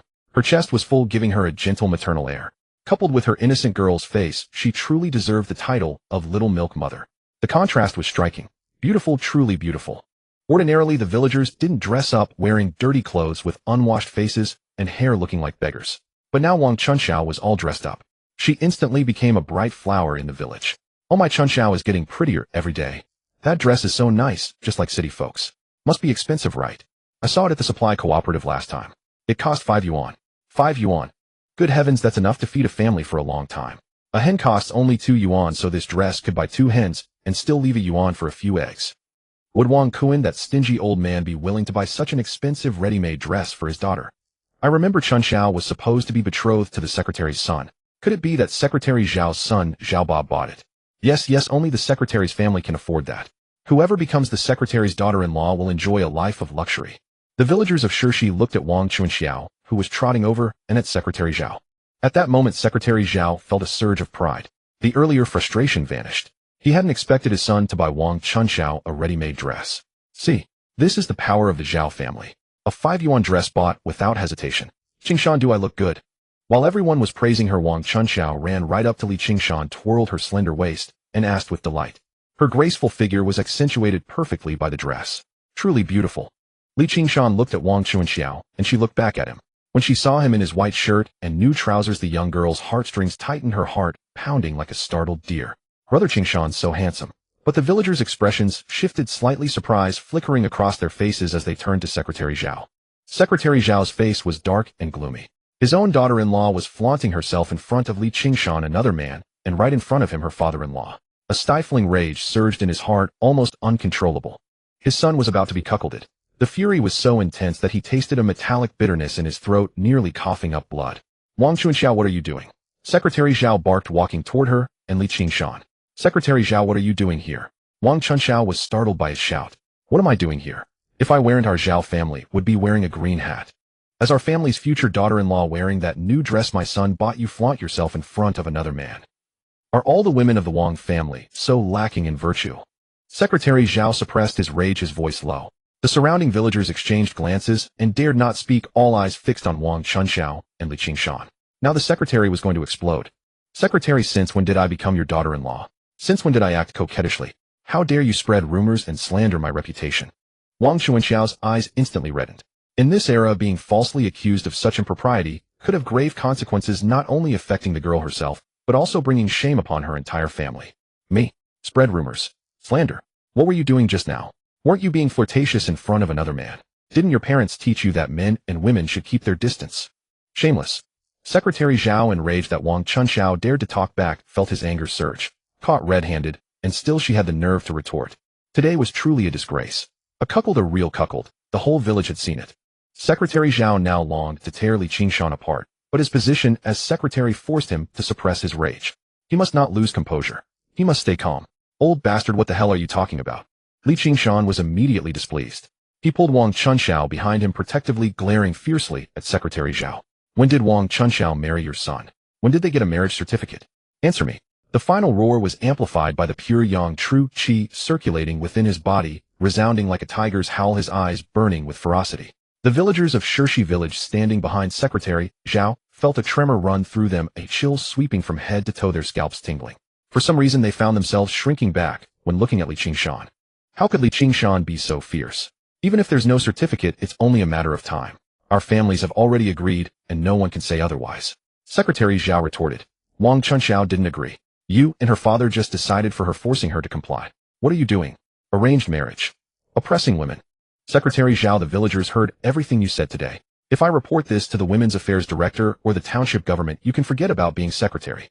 Qingshan's tone carried a threat. Arranged marriage. Oppressing women. Secretary Zhao felt a chill run down his spine, breaking out in a cold sweat. These were serious accusations. The township had repeatedly warned against such practices, and as secretary he knew it well. Though often treated as an unspoken rule, if exposed the consequences could be dire. If it came to light, it could be either trivial or catastrophic. Most importantly, as secretary he couldn't afford to be seen as no different from these ignorant villagers. An arranged marriage might only earn him a scolding. But if he were made an example, it would be a real problem. How did this kid know so much? Qingshan, don't talk nonsense. My son bought Chunxiao a ready-made dress that cost 5 yuan. By wearing it she accepted my son, didn't she? Since she accepted him, calling her our daughter-in-law, is that wrong? Even if not now, calling her a future daughter-in-law, is that wrong? Fiancé, yes, that's the city folks' term. Secretary Zhao suddenly remembered, speaking up. Huh. Your son bought it. Can your family afford it? Qingshan sneered, his face full of disdain. To be honest, this dress worth 5 yuan, I bought it from the supply and marketing cooperative. I gave it to Wang Chunxiao. No sooner had he spoken than the crowd erupted in chatter. Everyone was like they had stumbled upon the biggest gossip of the year in Shirshi village. The village head's family was being cuckolded. Qingshan, you little bastard, are you seducing my future daughter-in-law? Secretary Zhao pointed at Qingshan, feeling blood rush to his head. What was this kid up to? What woman could resist such a sweet-talking bribe? Old bastard, don't you dare spout nonsense. Every word you say slanders both me and Chunxiao's reputation. Let me tell you, I gave Chunxiao the dress because she was going to help me find a wife. And what do you mean by seduce your daughter-in-law? Where's your daughter-in-law? Qingshan's voice was stern. Exactly. I was going to introduce a wife to brother Qingshan, so he gave me the dress. How is that seduction? Don't talk nonsense. Though Wang Chunxiao wanted to admit that Qingshan cared for her and gave her the skirt, she knew the power of gossip. As an unmarried girl, she couldn't be so reckless with a bachelor. Even if they later married, it would invite gossip. So she followed Qingshan's lead and spoke in a pretend angry tone. Damn it, do you take me for a fool? Secretary Zhao wanted to curse. If it were just for that reason, why would she have been acting coquettishly in front of Qingshan just now? And the look in her eyes when she looked at him. It was unmistakable. Absolutely unmistakable. It was the same look the woman he once loved gave to another man. Now the whole village knew. The Zhao family had been cuckolded. Less of your damn nonsense. You slandered the reputation of me and Chunxiao today, and that's wrong. Apologize to me and Chunxiao in public and approve the other 2 plots of homestead land for my family. Then this matter is over. Otherwise I'll report you to the township government. Qingshan declared. Although homestead land wasn't strictly regulated back then, it still required some procedure. The village committee would submit it to the township government, which usually approved it without delay. The key was that the village committee, specifically the secretary, had to initiate the process. Secretary Zhao, already offended, would certainly not cooperate. Though Qingshan had other ways, it would be too much trouble. Seizing the opportunity, he decided to get the homestead land under his sister-in-law and his father's names approved as well. The regulations for homestead land were quite lenient now. Best to get the brick and tile house built now before future complications arise. Qingshan. The road is long and winding. Just you wait. Secretary Zhao glared at Qingshan, his teeth nearly grinding to dust. But after years of being village head and secretary, he had some composure. In a calm tone, regaining his usual authority, he said, I spoke out of turn today. Chunxiao, don't take it to heart. Enough, no more nonsense. Let's handle the homestead matters. Once that's done, I have to get back to work. Qingshan then led Secretary Zhao home first to fetch the household registers of his father and sister-in-law. He had Qingyu and Qingyu help with the work, wrote an application, stamped it with the official seal, and planned to personally deliver it to the township government later. The application specified the location and size of the homestead plots. At that time, the property deed was officially called the Land and House Ownership Certificate, made in triplicate. After finishing the errands, it was already past 3 in the afternoon. Qingshan was in high spirits. He had originally planned to call Qingyu and Qingyu to help with work, but unexpectedly gained extra rewards. Not only 2 yuan and 10 caddies of cornmeal, but also the approval of 2 homestead plots. Moreover, he had driven that old dog secretary Zhao half crazy. Satisfying. Word of today's events spread through Shirshi village like wildfire. Qingshan's reputation soared rapidly, and in the eyes of the villagers, he was now a formidable man. Amazing daring to stand up to the village secretary, and in the end forcing the secretary to back down. Truly impressive. As for Secretary Zhao, he was nearly fuming with rage. He returned home in a huff, waiting for his son to discuss how to deal with that little punk. His son Zhao Ba was no pushover either. He usually had a gang of followers. If Qingshan continued to be so arrogant, he'd have him taken care of. Wang Shui also heard about the day's events and was panicked. When he saw his daughter return, especially wearing that dress, he immediately scolded. "You little girl, when did you start hanging around with that Qingshan? What future do you have with him?" "Dad, what are you talking about? Qingshan bought me the dress because I was going to introduce him to a wife. And he didn't buy it just for me," Wang Chunxiao retorted. "No more nonsense. Later you'll come with me to the secretary's house to apologize." Wang Shui said firmly. "I'm not going. Go yourself if you want, humph." Wang Chunxiao resolutely returned to her room. "Dad, don't bother me. I'm definitely not going to apologize to Secretary Zhao. You little brat, your mother has spoiled you rotten." Wang Shui gritted his teeth in anger. "Dad, why are you being so hard on your own daughter? If Chunxiao doesn't want to go, let her be. It's not like the secretary is going to eat us alive." Wang Chunxiao's elder brother spoke up. "What do you know? If our Wang family could forge a connection with Secretary Zhao's family, we'd have a firm footing in Shirshi village. Don't you remember how we were bullied during the water dispute last year?" You'll understand when you're older," Wang Shui sighed. "Husband, if our daughter doesn't want to go, then don't force her. You can go yourself later." Wang Chunxiao's mother came out and advised. "Fine, I'll swallow my pride and go myself." Wang Shui sighed. Around 6 in the afternoon. The sky was still bright. Summer here was like this. Long days not getting dark until after 8 in the evening and bright before 3 in the morning. Qingshan had thought they'd work until night. But unexpectedly by around 6 in the afternoon, they had simply built a wooden fence. Musk deer could jump about 1.8 meters high, so Qingshan set the fence at about 2.5 meters above ground. He had planned to build a larger enclosure, but with so few people it was difficult to finish in a short time. This was only the first phase, a small enclosure of just over 100 square meters, about 0.2 mu. After all, felling trees, cutting wood, burying posts, and binding the sawn logs together with ropes and vines was no easy task. Without the 7 of them working together, who knew how long it would have taken? They could only take it slowly, expanding when they had time. In addition to the wooden fence, they had also built a small shelter inside. Qingshan calmed the musk deer, let it out of the house, and had entered in. The freed musk deer immediately began pacing within the wooden enclosure. Besides that, Qingshan also brought another deer into the enclosure from his home, but this one was tethered with a rope. It was tied to a corner of the wooden enclosure with soft dry grass placed on the ground for it. This one certainly didn't enjoy as favorable conditions as the musk deer. "Dazhuang, don't you think this deer is a bit larger and more robust?" Qingshan said, gazing at the deer he had fed with the liquid from his jade gourd pendant. "Not only is it more robust, but it also seems more energetic. How has this deer's leg healed so quickly? It looks as though nothing happened." Dazhuang and Zhao Hongqi and the others chimed in one after another. Indeed, the deer before their eyes was more spirited than before, its build more robust, and even its leg wound had improved considerably. From all this, it seemed the liquid inside his jade gourd pendant might be a powerful tonic for these wild creatures. Qingshan asked his father Dazhuang and the others to go home and eat first, saying he would join them shortly. Qingyu and Qingyu exchanged a glance and said, "Qingshan, you two go to my house first and wait for me. I'll bring it to you in a bit." After urging everyone to leave, Qingshan took out the jade gourd pendant from his chest, unscrewed the stopper, and found a drop of pale green liquid inside, exactly the same as last time. This filled Qingshan with great joy. Hey, another drop had appeared, but he had no idea how it was formed or under what circumstances it came into being. Woo. The musk deer seemed to have found something it desired, trotting over with an expectant gaze fixed on the jade gourd pendant in his hand. This little creature seemed to want the liquid from the jade gourd pendant. Qingshan glanced over at the other deer. As expected, it was struggling constantly, trying to get closer, but the rope around its neck restricted its movement within a certain range. He found a tender leaf nearby, poured the green liquid onto it, and fed it to the musk deer before him. The deer curled its tongue and swallowed the leaf whole, chewing and swallowing it down. After consuming the green liquid, the musk deer showed no immediate changes, just like the other deer's reaction. Qingshan decided not to fuss over it and prepared to return home for dinner. He planned to check on the musk deer the next day. If everything was fine, he would harvest the musk, then take the otter and roe deer pelts to the township to sell. A portion of the money would go to repay the supply and marketing cooperative, another portion to Li Hu, and the rest would be used to purchase relays, small boats, and other electric fishing equipment. Whatever remained, Li Qingshan intended to use to visit Lu Guoxiang's maiden home and buy back the silver bracelets she had left there. Unfortunately, neither of these two mountain trips had yielded much game. Next time he went up the mountain, he needed to bring back more and should try to buy Lu Guoxiang a gold one. After all, his first hunting bow had been obtained by exchanging her own dowry, a kindness he could never forget. Dinner was already served at home with the same dishes as lunch, 2 chickens and a rabbit. Li Qingyu and Li Qingyu gazed longingly at the meat on the table, truly envious.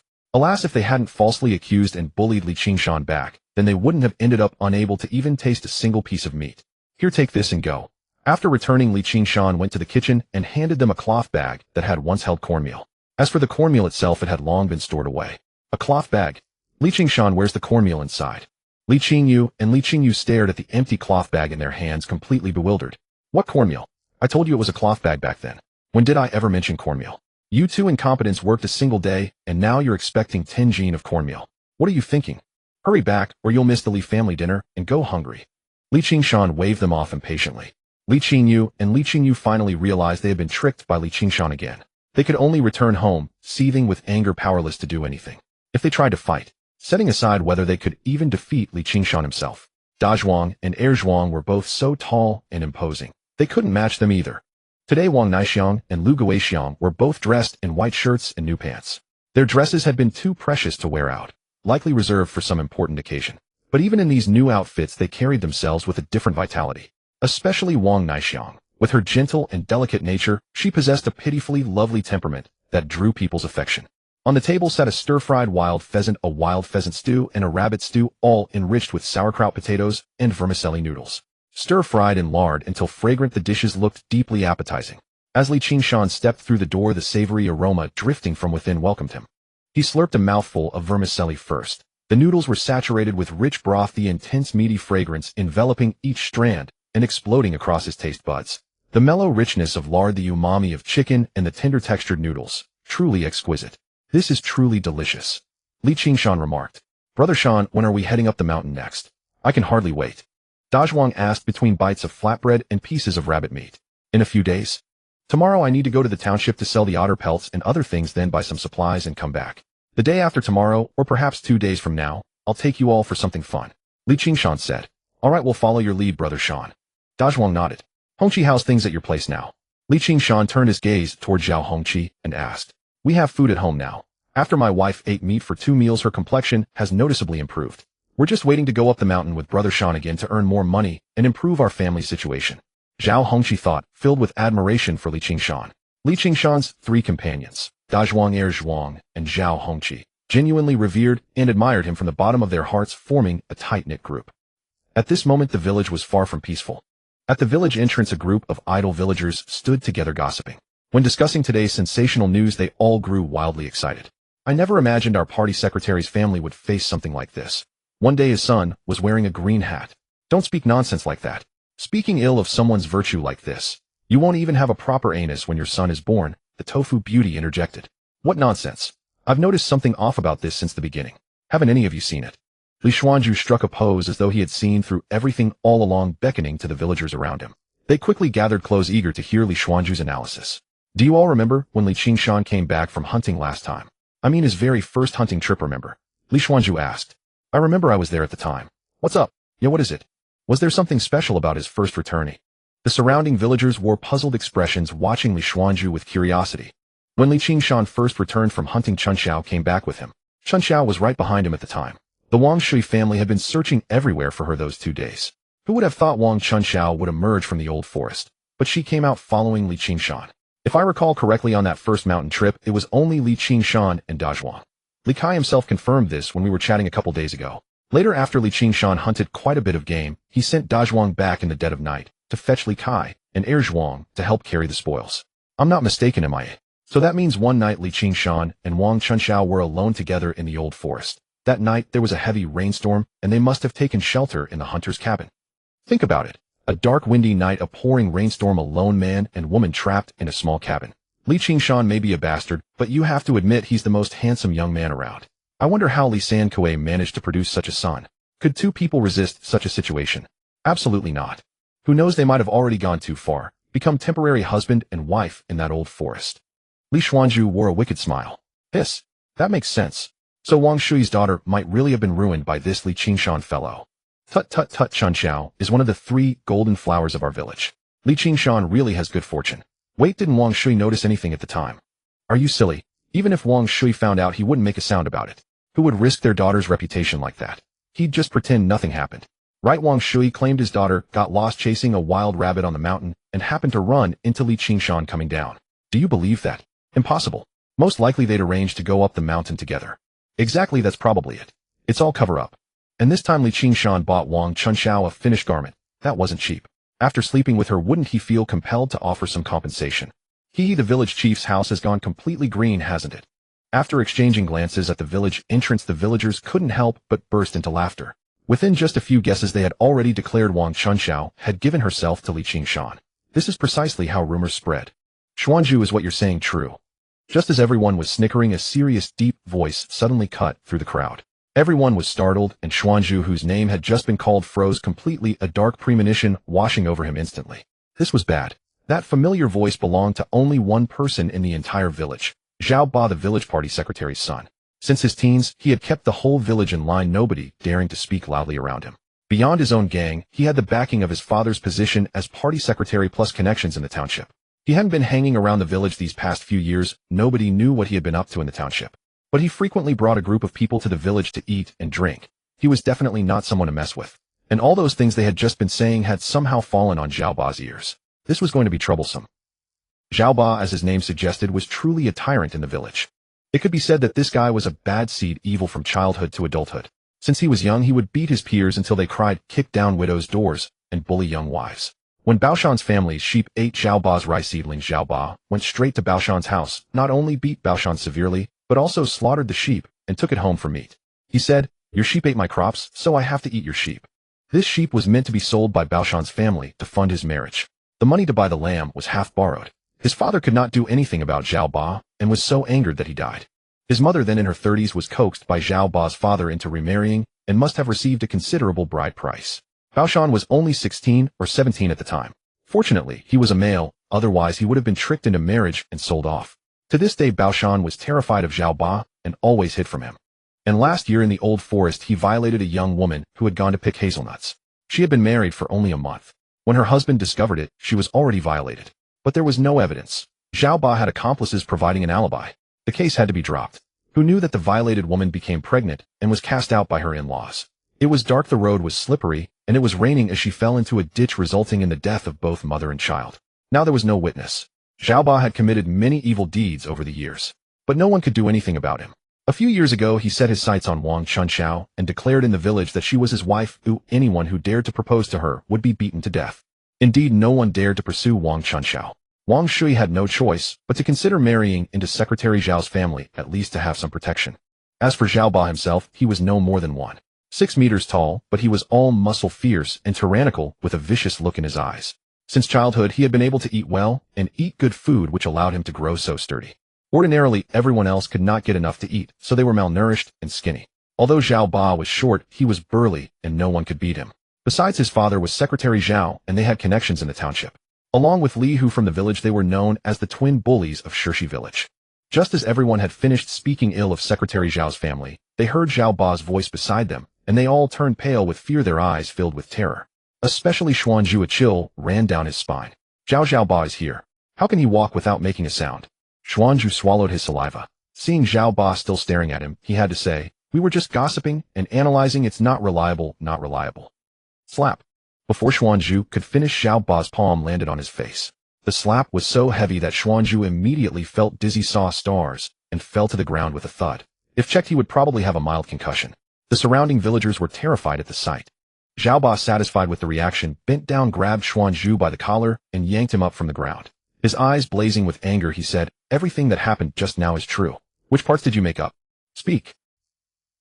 Xuanzhu, his legs weak with fear, hurriedly said, it's true that Li Qingshan gave Wang Chunxiao a ready-made dress, and it's also true that Wang Chunxiao came back from the old forest with Li Qingshan. But as for what actually happened in the old forest, I don't know. Another crisp slap sounded. Zhao Ba with a gloomy face said, "If anyone dares to spread this rumor, I'll kill him." Having said that, he dropped Xuanzhu, whose legs had gone weak, and walked home, but the ferocity on his face grew stronger. He wanted to go home and ask his father what had been happening in the village. He had not been in the village for a few days, and he did not expect such things to have happened. And Qingshan, that little bastard. He had been beaten by Zhao Ba since childhood, yet he dared to mess with Zhao Ba's woman. To be honest, Zhao Ba could not quite believe it. If it were Li Hu who dared to touch his woman, Zhao Ba might believe it. But Qingshan, that coward, how did he dare? Secretary Zhao was in a very bad mood because of today's events. He was sitting in the yard drinking alone, thinking about how to punish Qingshan, not letting that brat get away with being so arrogant. Dad, has anything happened in the village these past 2 days? Zhao Ba pushed the door open and walked in, telling Secretary Zhao what he had just heard at the village entrance. His face dark. It's probably true, but whether Qingshan actually violated Wang Chunxiao is unknown, but there's definitely something between them. Secretary Zhao then told his son about today's events, including Qingshan buying a dress for Wang Chunxiao, and Wang Chunxiao wearing the dress to show Qingshan. Then he said, "I'm thinking of ways to teach this kid a lesson." Slap. Zhao Ba slammed his hand on the table, his face showing anger, and said, "Dad, with a situation like this, what is there to think about? Just go to his house and beat him up. As for whether Wang Chunxiao has been defiled by him, we don't need to go through all that trouble. In a few days I'll find a chance to test it myself. You child, why are you always so impulsive? Use your brain, use strategy. Brute force won't do, understand?" Secretary Zhao frowned and said, "Dad, you're too fussy. This isn't that complicated. I'm going out now." Zhao Ba finished, and without waiting for his father to finish, strode out the door, heading straight for Wang Shui's house. This kid, why is he so impulsive? Secretary Zhao watched his son leave, frowned, but did not stop him. Sometimes his son's brute force was needed to solve problems. After all, as long as no one was killed, it would not be a big issue. Zhao Ba kicked open the door of Wang Shui's house and strode in on his short, thick legs. Wang Shui was busy sorting farming tools and was knocked to the ground before he could react. He fell flat on his face, looking utterly wretched. Before he could recover, he felt a rain of fists and feet landing on him, producing dull thuds. "Old bastard, you let your daughter fool around and seduce other men. Do you think I, Zhao Ba, am easy to bully? You deserve a beating, you old dog. I'll kill you today. Damn it, you deserve a beating, you really do." Zhao Ba kept punching and kicking Wang Shui, really hitting him hard, causing Wang Shui to cry out in pain. Zhao Ba, what are you doing? Why are you hitting me? Stop, please stop. My old bones. It hurts so much. Help, help. Wang Shui begged for mercy as he was beaten. His wife and son came out of the house and quickly tried to pull Zhao Ba away. Unexpectedly, Zhao Ba had no intention of sparing them. He turned and started punching and kicking the mother and son. The commotion at Wang Shui's house gradually attracted the attention of the neighbors. They came out of their homes and stood curiously outside Wang Shui's gate, peeking inside. When they saw Zhao Ba beating people, they dared not enter. Among Wang Shui's family, only the son had some fighting ability, but he had been beaten by Zhao Ba many times since childhood. Now being beaten again, he did not dare to fight back, only desperately trying to pull Zhao Ba away, while weakly saying, "Stop, stop. What are you doing? Why are you hitting me?" None of the family dared to fight back. This showed Zhao Ba's authority in the village. Tisk Wang Shui's family is really under Zhao Ba's thumb. They don't even dare to fight back when beaten. What? Go and provoke Zhao Ba yourself. You'll probably end up the same as Wang Shui's family. Alas, Wang Shui's family is really unlucky. How did their daughter catch Zhao Ba's eye? Should keep your voice down, or Zhao Ba will beat you. The villagers of Shirshi village, hiding outside and peeping, whispered among themselves. Zhao Ba the bully not only had his father, Secretary Zhao, but also a group of rogue friends and connections in the township. He ran rampant in the village, and everyone had to swallow their grievances. A few hotheads tried to confront him, but they all ended up subdued. "Zhao Ba, I'll kill you." At that moment, Wang Chunxiao suddenly rushed out of the kitchen with a cleaver, looking fierce but cute, charging at Zhao Ba. She really looked like she was going to hack him. Zhao Ba was about to strike back, but when he saw it was Wang Chunxiao, he held back. He quickly retreated while saying, "Wang Chunxiao, you are my woman. I won't hit you, but you must behave yourself. No one else is allowed to touch you. If anyone dares, I'll kill him." With that, Zhao Ba hurriedly ran out of Wang Shui's house. By normal standards, no one would dare to cause trouble in their future father-in-law's home, let alone beat him up. But Zhao Ba was who he was, the village bully. He came to beat Wang Shui to make a point. "Keep your daughter in check. Today your daughter is my wife. I'm just giving you a routine beating. If your daughter marries someone else or sleeps with another man, then you won't be my father-in-law anymore, and I'll beat you without mercy, and it won't be a minor matter." If Wang Shui was afraid, he would keep his daughter in line. This would save Zhao Ba trouble. At the same time, it would make everyone in the village know that Zhao Ba was not to be trifled with, and Secretary Zhao was still the local tyrant of the village. As for Qingshan, that kid won't get away either. Now, that night he would take action, and it would never be as simple as just a beating. He would cripple the young man's manhood. That way Li Qingshan would never dare to provoke his own wife, Wang Chunxiao, again. However, he could not act just yet. He had to wait until dark. If he struck now, everyone would come out to watch. Although crippling someone was not murder, it was still assault. While handling the aftermath would not be complicated, why add unnecessary trouble for himself? Once night fell, he would quietly sneak over and disable Li Qingshan. The villagers would surely know he was behind it, and the intimidation factor would be achieved. Li Qingshan would have no evidence, so he would have to swallow his humiliation. As for fabricating an alibi, that would be easy enough to arrange. In the darkness, Zhao Ba's shorter stature made him easy to conceal. The sky gradually grew dark. By 9 o'clock the sky was completely pitch black. As for watching the musk deer on the back mountain, Li Qingshan had entrusted the task to his father Li Sankue, while his mother and sister-in-law went to the clinic to keep Wang Naishang company. Li Sankue understood how valuable the musk deer were. He no longer slept indoors, but instead took his straw mat directly to the wooden enclosure. In addition, Huang also stood guard on the outskirts. The village had good people, but there were also bad ones. When they saw you suffering and pitiful, they would scold you out of misguided concern, then treat your misfortune as entertainment. They would look down on you to elevate themselves and satisfy their own ego. But if a family started living well, that was unacceptable. Their eyes would turn green with envy. After the reforms, many people contracted fish ponds and made some money, but the following year pesticide was thrown into those very ponds. Jealousy was terrifying. You had to guard against it carefully. Of course, there was a solution. Profit sharing through joint investment. Give dividends to the villagers, more for those who invested heavily, a share even for those who did not. Though hard to accept, it was the best approach, tying everyone to the same boat. Li Qingshan saw the time was right and prepared to go out to find Ro Shui. Ro Shui's captivating beauty, refined literary temperament, and graceful figure were unforgettable to Li Qingshan, truly captivating to the bone. What a deadly little widow she was. Li Qingshan did not use the main gate since it would not allow him to latch it from inside, so he simply climbed over the wall instead. Just as he climbed over the wall, he suddenly felt the jade gourd pendant against his chest grow cold and vibrate slightly, making Li Qingshan instantly alert. Was there danger? This jade gourd pendant had helped him greatly during hunts. It was entirely thanks to this pendant that he could encounter so much game. So when the jade gourd pendant grew cold, Li Qingshan did not doubt it at all. There was definitely danger. He walked toward Ro Shui's home, slightly more alert, his peripheral vision scanning around. As expected, a dark figure suddenly darted from the shadows, wielding a stick, swinging it hard at the back of Li Qingshan's head. Li Qingshan quickly ducked to dodge, and the stick grazed his scalp as it swung past. Oomph! The shadow figure let out a light grunt of surprise, never having expected Li Qingshan to dodge his blow. In the next moment, severe pain shot through his abdomen as his entire body was struck with the force of a wild donkey's charge, sending him flying backward. Damn it! Zhao Ba immediately let out a painful scream, his face showing disbelief. How could this brat have such strength? How was this possible? When he had beaten the boy before, he had been so weak. Zhao Ba's burly frame crashed heavily onto the ground, his abdominal cramps causing his muscles to tense, his face contorted and eyes bulging. He could never have imagined being knocked down by Li Qingshan, that little bastard. When did this kid become so sharp? That should not be possible. But before he could even scramble to his feet, Li Qingshan's fists and kicks rained down upon him like a storm. Zhao Ba. So it was this bastard. Li Qingshan quickly recognized the person on the ground. He had been bullied by this kid since childhood. In fact, every child in Shirshi village had suffered under his tyranny. This was the same kid who wanted to marry Wang Chunxiao. Who would have thought tonight that he would end up in Li Qingshan's hands? Good. Since you have fallen into my hands today, I will not merely beat you. Li Qingshan silently drew a silver needle from his pocket while his hands and feet kept moving. Zhao Ba fought back fiercely, but each strike from Li Qingshan's iron fists brought a cry of pain. Pure yang true energy flowed into the silver needle, instantly hardening it beyond measure. Actually, stainless steel needles would be far superior to silver needles in both resilience and durability. However, pure yang true energy worked better with silver. With steel needles, it lacked something. If golden needles were used with pure yang true energy, it would be even more convenient. Swish!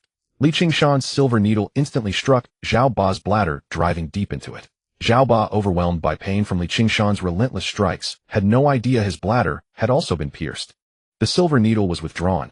Zhao Ba's hidden acupoint had been damaged by Li Qingshan. From now on, he would likely become a eunuch in all but name. Why a eunuch? Because he was still technically a man, but unable to perform as one. Indeed, a fake eunuch. Damn it, who dares ambush me? Li Qingshan brushed off his hands, and ignoring Zhao Ba, curled on the ground like a shrimp, walked into the darkness. Ouch! Crap, how is this brat so strong? Damn it, my knee, damn it. Li Qingshan, just you wait. After cursing, Zhao Ba remained curled on the ground. The pain made it difficult for him to rise immediately. After waiting a long time, he barely managed to get up and stagger home.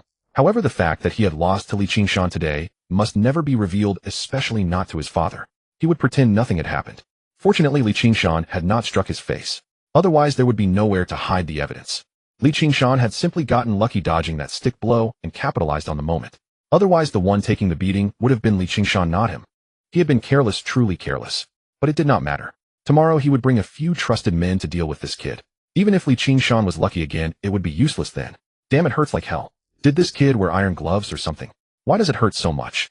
Before, this brat used to go down easy as a limp turtle. Today he had been careless, lost his advantage through a moment of oversight. After beating Zhao Ba and ending his manhood, Li Qingshan could not wait to enter Rou Shue's courtyard. Keep it down, she just fell asleep.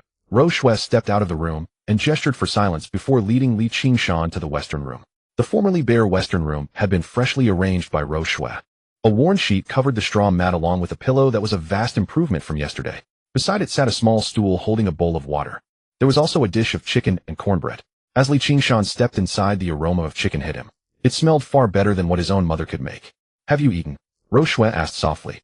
Unlike Wang Naixiang's fragility, Rou Shue possessed a gentle grace. She was like an elder sister from a scholarly family, her warmth and learning like a spring breeze. I have already eaten. Li Qingshan nodded. The game I brought is not much to begin with. Save it for you and shower to nourish yourselves. Why keep any for me? A woman should save the best for her man. Eat it. Just taste my cooking. Rou Shue said. Li Qingshan accepted without hesitation. Sitting down, he picked up his chopsticks and tasted it. Indeed, the chicken was better than his mother's cooking. The heat was perfectly controlled. Li Qingshan's eyes lit up in surprise as he looked at Rou Shue. Before, I had a cook in my family. I used to sneak into the kitchen to sample dishes and got close to the cook's wife. I watched him cook often and even read some of his books. Unfortunately, I did not have access to many seasonings, so this is the best I could manage. Do you like it, eh? Rou Shue sat beside Li Qingshan and turned to ask. Delicious. This is far better than what my mother makes. With proper seasonings, it would be even more wonderful. Next time I go to the township, I will bring some back for you. I never expected your cooking skills to be so impressive. Li Qingshan had been hungry from practicing the health-preserving boxing techniques over the past few days. Though he had eaten his fill, he had to ration the game meat at home, so he had not eaten much before. He had been saving it all along. Now tasting such delicious food awakened his appetite. Within moments, the chicken and 4 large flatbreads were gone. Truly satisfying. As the saying goes, after being fed and warm, one begins to desire. Li Qingshan's gaze shifted to Rou Shue beside him. Their eyes met and mutual passion ignited instantly. The hand of a bachelor and that of a village widow intertwined silently. When do you plan to propose to Qingshan's family? In an instant, Rou Shue's words chilled Li Qingshan's heart. Oh no, she is jealous. When a woman gets jealous, things become difficult. Why bring this up now? Li Qingshan asked. The whole village is talking. You bought Wang Chunxiao a finished dress and were seen with her in the old forest. Tell me honestly, while you were in the old forest, did you take advantage of her? After speaking, Rou Shue leaned closer with her graceful figure and captivating face. Her tender eyes gazed intently at Li Qingshan as her slender fingers gripping his hand tightened slightly. I bought the clothes, but nothing much happened in the old forest, Li Qingshan explained truthfully. Really? Rou Shue continued to gaze into Li Qingshan's eyes, asking. Li Qingshan nodded. Actually, Chunxiao is quite a fine girl. In our village, and even in the surrounding villages within 10 li, she stands out like a golden flower. She is still an untouched maiden. I'm just a widow raising a daughter on my own. You can't marry someone like me. I'm not a woman without propriety. Even if you wanted to marry me, I wouldn't accept. If you also think Chunxiao is suitable, go marry her. Otherwise, if Chunxiao marries another man, you'll regret it for the rest of your life. And this girl surely harbors feelings for you. Otherwise, she would never have accepted that dress of yours. What about after you're married? If you still remember me and wish to seek me out, come find me, and we'll be a pair of wild mandarin ducks. If you no longer want me, it's fine. Just forget about me entirely. Rou Shue gazed at Li Qingshan, her voice tender as she spoke. These are my true feelings, everything I hold in my heart. Li Qingshan fell silent, looking at Rou Shue before him. She was a woman who understood boundaries and proprieties so well. If he was willing to seek her out, they could be wild mandarin ducks together. If not, it would simply pass as if nothing had occurred. So sensible, it broke his heart. Marriage may not last a lifetime, but we can be mandarin ducks together for a lifetime. Li Qingshan looked at the sensible Rou Shue before him, and his words had already given her the answer she sought.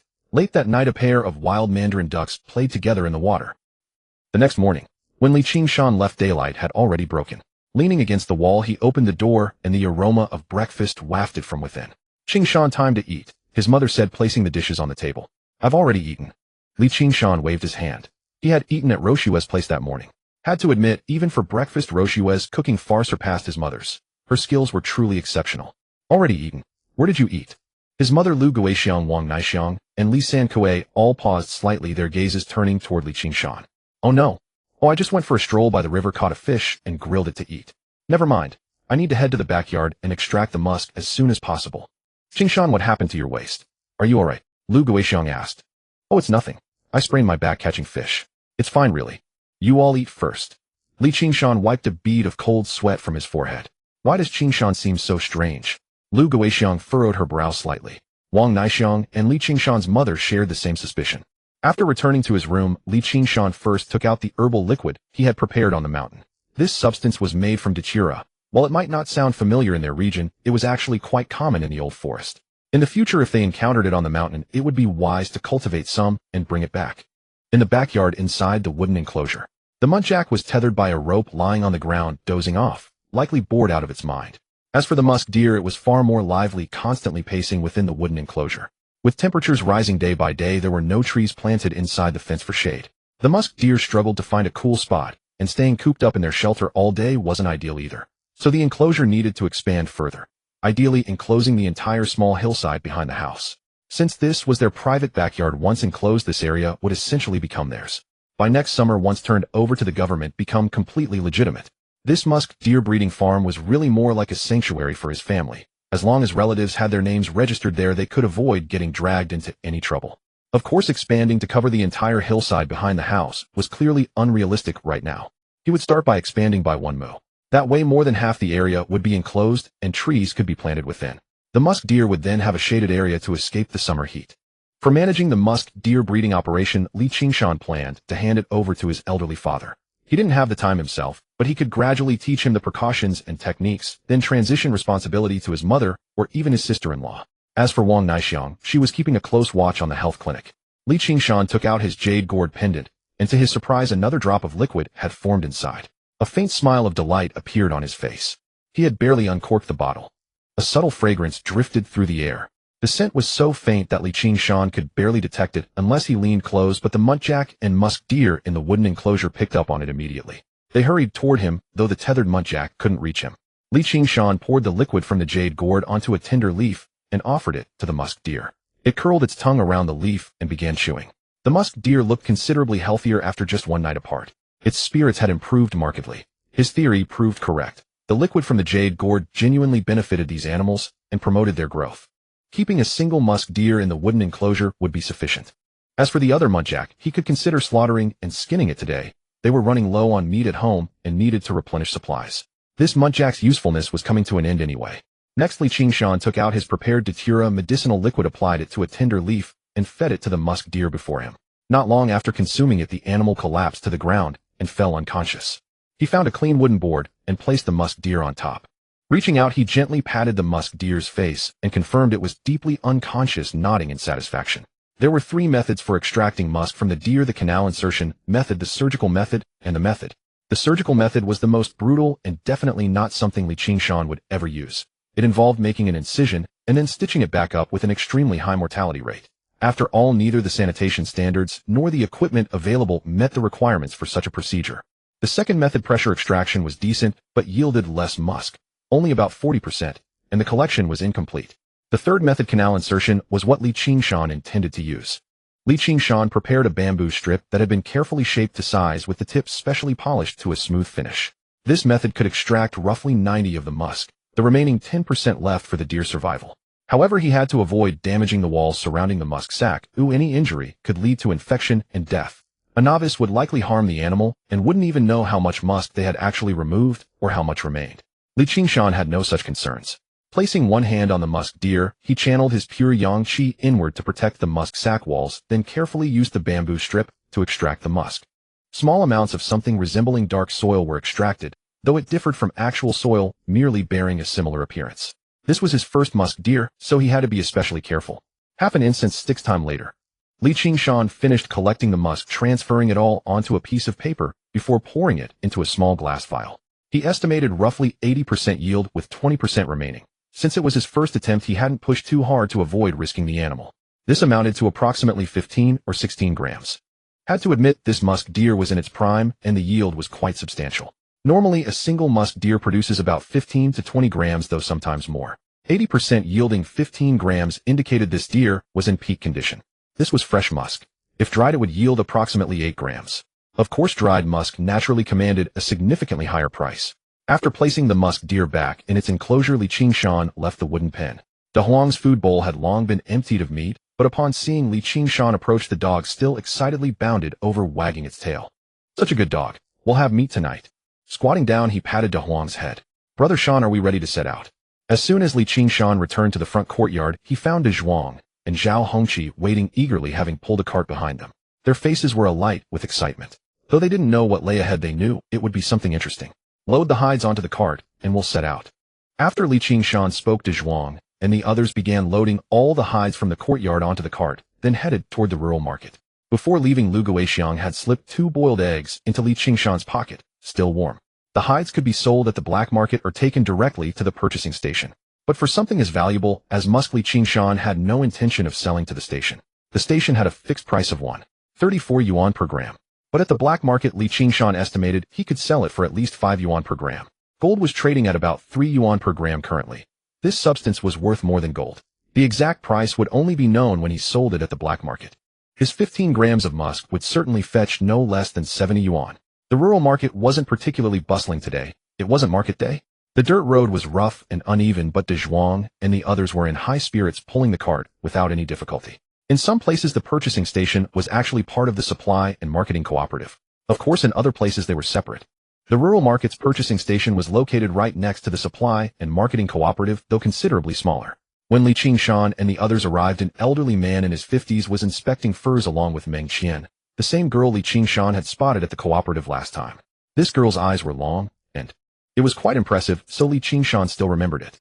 Huh, Qingshan, what are you doing here? Dream Qian's eyes lit up when she saw him, and she asked. I hunted some game a few days ago, and now I'm preparing to sell the pelts. Qingshan pointed behind him where De Zhuang and Zhao Hongqi were unloading goods, and then said, Comrade Meng Qian, aren't you at the supply and marketing cooperative? Why did you come to the purchasing station? Someone is off today at the purchasing station, so I came to help out. Old Han, come take a look at my friend's goods.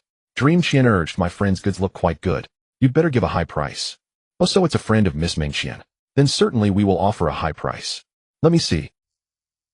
Old Han rose from his chair and walked over, wearing refined reading glasses, somewhat hunched over.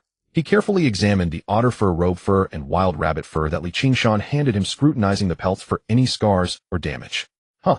After inspecting the first otter pelt, Old Han let out a sound of surprise and inquiry, saying, Did you hunt this otter with a hunting bow, eh?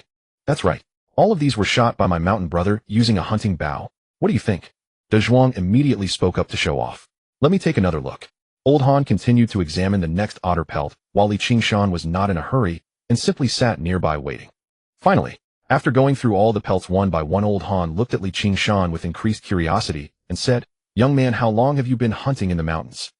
Not long, only 2 trips. Qingshan replied. 2 trips? How is that possible? Old Han frowned tightly and said, The accuracy of your hunting bow technique is remarkable. Almost every shot hits the neck, avoiding damage to the pelt and preserving its integrity. Even veteran hunters deep in the mountains couldn't ensure every arrow strikes the neck. How did you manage that? It wasn't that Old Han didn't believe it. The scene before him was simply too astonishing. If you said that by luck 1 or 2 prey animals were hit in the neck, preserving the pelt's quality, that might be normal. But hitting every shot, that would be extraordinary. Even experienced veteran hunters couldn't achieve that. Qingshan, I didn't expect you to be so skilled at hunting. No wonder you've earned so much money. If this were back in the military days, wouldn't you be considered a sharpshooter? A look of admiration appeared on Meng Qian's face as she said, Haha, just born at the wrong time. This accuracy is truly impressive. If I could get a hunting rifle soon, I'd definitely catch more game. After flipping through all the pelts, Old Han said, Young man, since you're a friend of Miss Meng Qian, I won't lowball you. I'll just be straightforward with you. Now isn't the right season. It's not winter. Winter pelts are the best quality, but summer ones are a grade lower. For instance, this otter. If you'd hunted it in winter with thick, smooth fur and no damage, it would be first grade. But since it's summer, I can only give you second grade at most. The same goes for the roe deer, rabbit, and weasel pelts. First grade must be winter hunted. Summer ones certainly won't do. Usually summer pelts are third grade, but yours are intact, so I'll give you second grade. Don't mention this to others if you go elsewhere. In total, 3 otter pelts at 35 yuan each. The roe deer is cheaper at 8 yuan per pelt, plus all these miscellaneous weasel and rabbit pelts. I'll round it up to 140 yuan. What do you think? Old Han asked. Qingshan calculated in his mind that the actual price might be slightly lower, mainly differing on the otter pelts. He was already quite satisfied that an otter pelt could fetch 35 yuan, so he nodded and agreed. Miss Meng Qian, give your friend the money. Write out a receipt too. Old Han happily gathered the pelts and said, these pelts were also processed quite carefully afterward. Young man, if you have more pelts in the future, you can bring them to me. Since you're a friend of Miss Mengqian, I'll definitely give you a high price. All right.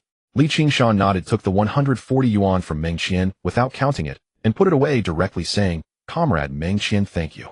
Such a large amount of money, aren't you going to count it? Aren't you afraid I'd short you? Seeing Li Qingshan carelessly pocket the money, Mengqian reminded him. No worry. Whatever amount Comrade Mengqian gives me, I'll accept it. Money is merely an external possession, it's nothing. Li Qingshan felt the money in his pocket, his face full of excitement. His handsome features paired with the youthful smile made Mengqian gaze at him intently, especially after hearing his words. A sense of joy and sweetness welled up in her heart.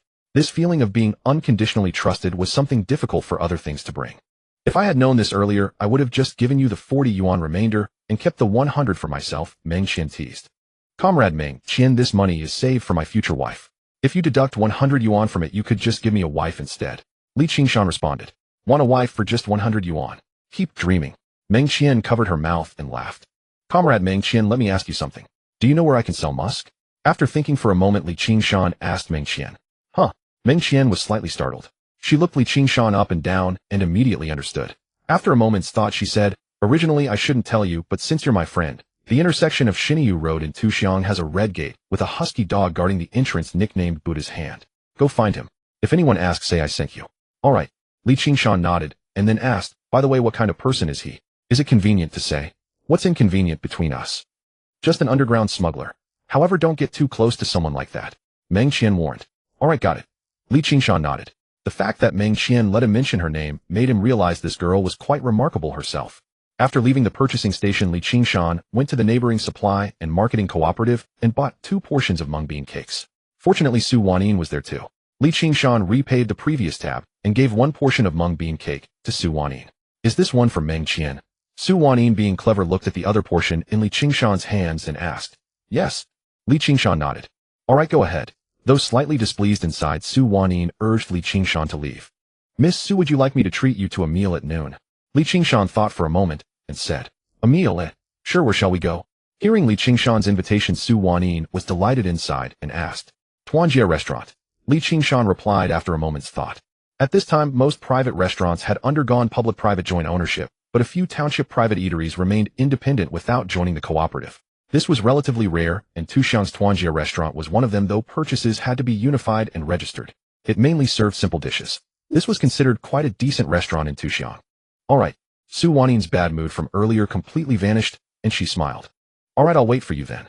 After leaving the supply and marketing cooperative, Li Qingshan headed back toward the purchasing station, which was only a short walk away. The reason for treating her to a meal was mainly due to his battery issue. Shirshi village did not have electricity. In fact, there were very few places in the entire Tuxiang with power. Only the township government office and the supply and marketing cooperative had electricity. If he wanted to charge his battery, he would definitely need to come to these places, and the only connection he had was through the supply and marketing station. When Li Qingshan arrived at the purchasing station, he handed the mung bean cakes to Mengqian and said, I really need to thank you. Mung bean cakes. Those aren't cheap. Is that from the money you just made selling the pelts? Didn't you say you were saving it for a wife? How could you bear to buy me mung bean cakes? What if you run out of money and can't marry? Mengqian teased. Then you'll have to compensate me with a wife. I'm heading out now. After saying this, Li Qingshan waved goodbye and left the purchasing station with De Zhuang and the others. All right, I'll compensate you with a wife then. But you should come visit often and bring me good food. Mengqian called out from behind. Watching Li Qingshan's departing figure, a spark of inspiration flashed in Mengqian's bright water-like eyes. After telling Old Han, she ran into the supply and marketing cooperative. My dear Su Wanyin, wasn't Li Qingshan inviting you to dinner just now? Mengqian hugged Su Wanyin. How did you know? Su Wanyin was slightly startled. I accidentally overheard it outside. Mengqian said eagerly, trying to please her. Can you take me along? I'll give you a massage tonight and be your maid. How about that? I wouldn't dare act like a landlord. Su Wanyin said. Oh, come on. Beautiful Miss Su, I'm begging you. All right, I'm really defeated by you. At this moment, Li Qingshan brought De Zhuang and the others to the location Mengqian specified. If Mengqian hadn't known, Li Qingshan had originally planned to try his luck at the black market. But now that he had a lead, there was no need to go there. Xinyu intersection, just like its name suggested. At the bend of a barren and dilapidated mud road stood a stone bull sculpture, though time had blurred its features. Nearby was indeed a house with a red gate, and a dog was kept at the entrance. You wait here for me. I'll go over there. Li Qingshan told De Zhuang and the others before walking toward the red gate. The husky spotted the approaching figure and stretched its neck forward, but upon seeing Li Qingshan it quickly retreated its head back inside. This wolfhound seems pretty good. Li Qingshan eyed the wolfhound that had retreated into its kennel, a new thought rising in his mind. Now that he had been up the mountain twice, it was time to select a pack of hunting dogs to accompany him. Without hunting dogs, even if he bought a shotgun later, he Dazhuang Erzwang and Zhao Hongxi would only be for people. If they encountered a herd of wild boars or roe deer, it would be difficult to surround and kill them all. At most they could take down a few. But with a pack of hunting dogs it would be different. When hunting in a circle, if trained well, these dogs could drive the game. After all, in the old forest, human movements were no match for the dog's speed. The lead dog would guide the barking dogs to quickly locate the prey, followed by a group of assisting dogs. These terms might vary by region's hunting customs, but the meaning was similar.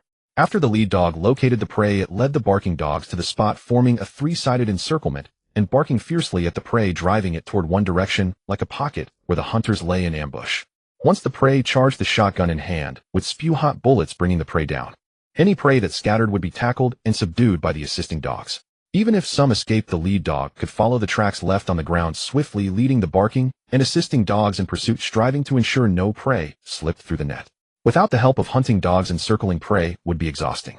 In fact, on these 2 hunting trips, Li Qingshan had hunted alone on the mountain, while Dazhuang and the others served as laborers, carrying the prey, making fires, keeping watch, and doing all kinds of odd jobs. The wolfhound before him, also called a wolf blue dog, was clearly male, large in build, weighing at least 120 gene, indicating it had been well fed. Its broad chest meant it ran steadily, swiftly, and with great stamina. Its erect, pointed ears indicated acute hearing, and the many wrinkles on its black nose signified excellent olfactory senses, crucial for a hunting dog. Its brown-black pupils and triangular eyes all testified that this wolf blue dog was an excellent hunting dog. Unfortunately, this wolf blue dog was already adult. The best hunting dogs should be trained from 3 to 6 months of age, with 3 months being optimal. Bang, bang, bang. Li Qingshan knocked on the copper door knocker of the red gate, producing a series of dull echoes. Soon a middle-aged man's voice came from inside. "Who is it?" "Someone recommended me." "Who recommended?" The voice gradually drew closer. "Mengxian." Squeak, squeak, squeak. As Li Qingshan's words fell, the heavy red wooden door in front of him emitted a creak from bearings that had long been ungreased. A fat middle-aged man with a round face appeared before Li Qingshan, wearing a kind smile.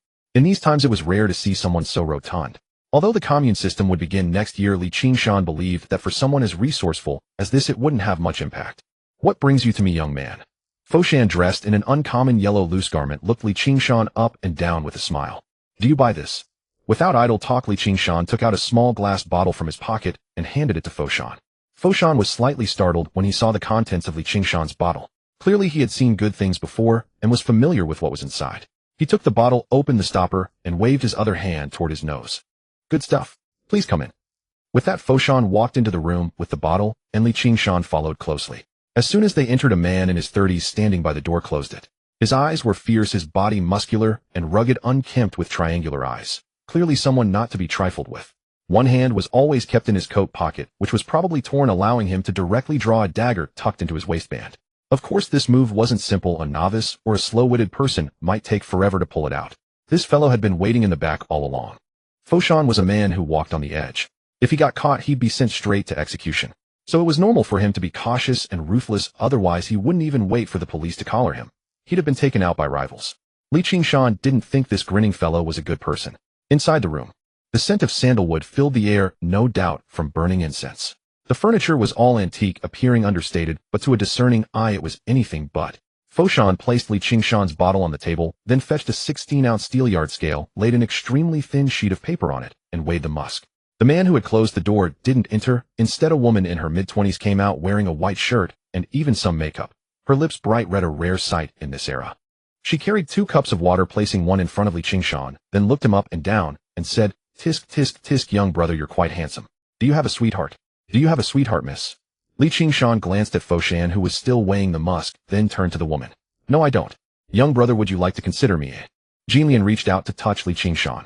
Her slender fingers were clearly well-maintained, fair and smooth, landing on him gently. She smelled of a mix of perfume and sandalwood. "I won't take responsibility, miss, so think carefully." Li Qingshan gave Jinlian a once-over. Free goods were not to be refused. Young brother, with those words I feel at ease." Jinlian's voice carried a hint of coquettishness. "Young brother, it's 15 grams in total. Fresh musk currently goes for 7 yuan and 70 cents per gram on the market, so total is 115 and a half. How about it? Foshan looked at Li Qingshan and spoke. 115 yuan. 770 per gram. Li Qingshan was startled by Foshan's offer. His own mental price was at most 4 or 5 yuan per gram, so he hadn't expected 770, far exceeding his expectations. Unmoved, he said calmly, we can do long-term business. Long-term business. A look of doubt flickered across Foshan's face, then he smiled kindly. Young brother, hunting is full of uncertainties. You were lucky to bag a musk deer today, but next time you might not be so fortunate. How long would I have to wait for your cooperation? I can raise musk deer and extract musk alive. I've already succeeded. Li Qingshan said seriously.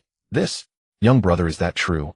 A flicker of surprise crossed Foshan's kind face as he looked Li Qingshan up and down again. Truly, this musk was extracted alive by me. Li Qingshan nodded. In that case, for long-term cooperation, I should naturally give you some benefit. The 770 I mentioned earlier is off the table. How about 9 yuan per gram? That's already a lot. If it weren't for these special times, I wouldn't pay so much. Foshan said sincerely. Deal. Give me the money. Li Qingshan nodded. 9 yuan per gram was already satisfying for Li Qingshan. If he sold to a purchasing station, it would be only 1 yuan 35 cents. Gold was now 3 or 4 yuan per gram, so musk at 2 to 3 times that was a normal price. Besides, this was fresh musk. Dried musk would be even more expensive. Of course, there was still profit in it. But Foshan's profit came with the risk of being shot. The 3 people in this room were no ordinary characters. 135 yuan. What's your name, young brother? Foshan handed the money to Li Qingshan. Shirshi Village, Li Qingshan. By the way, I only have 1 musk deer now, but the number I raise will definitely grow. Li Qingshan took the money. 135 plus the previous 140 minus the debt repayment, and the cost of mung bean cakes left about 267 yuan. That was certainly not enough to build a brick house, but it was sufficient to buy electric fishing equipment. As for the remaining money, Li Qingshan planned to buy some bullets and inquire about the price of a shotgun. However, shotguns and bullets were not available at the Township Supply Cooperative. They could only be found at the county-level supply cooperative or a forestry station sales outlet. The county was too far, and Li Qingshan wasn't keen on going. But there was a forestry station sales outlet in the neighboring Linzhuang Township. In a couple of days, he would go to Linzhuang Township to ask.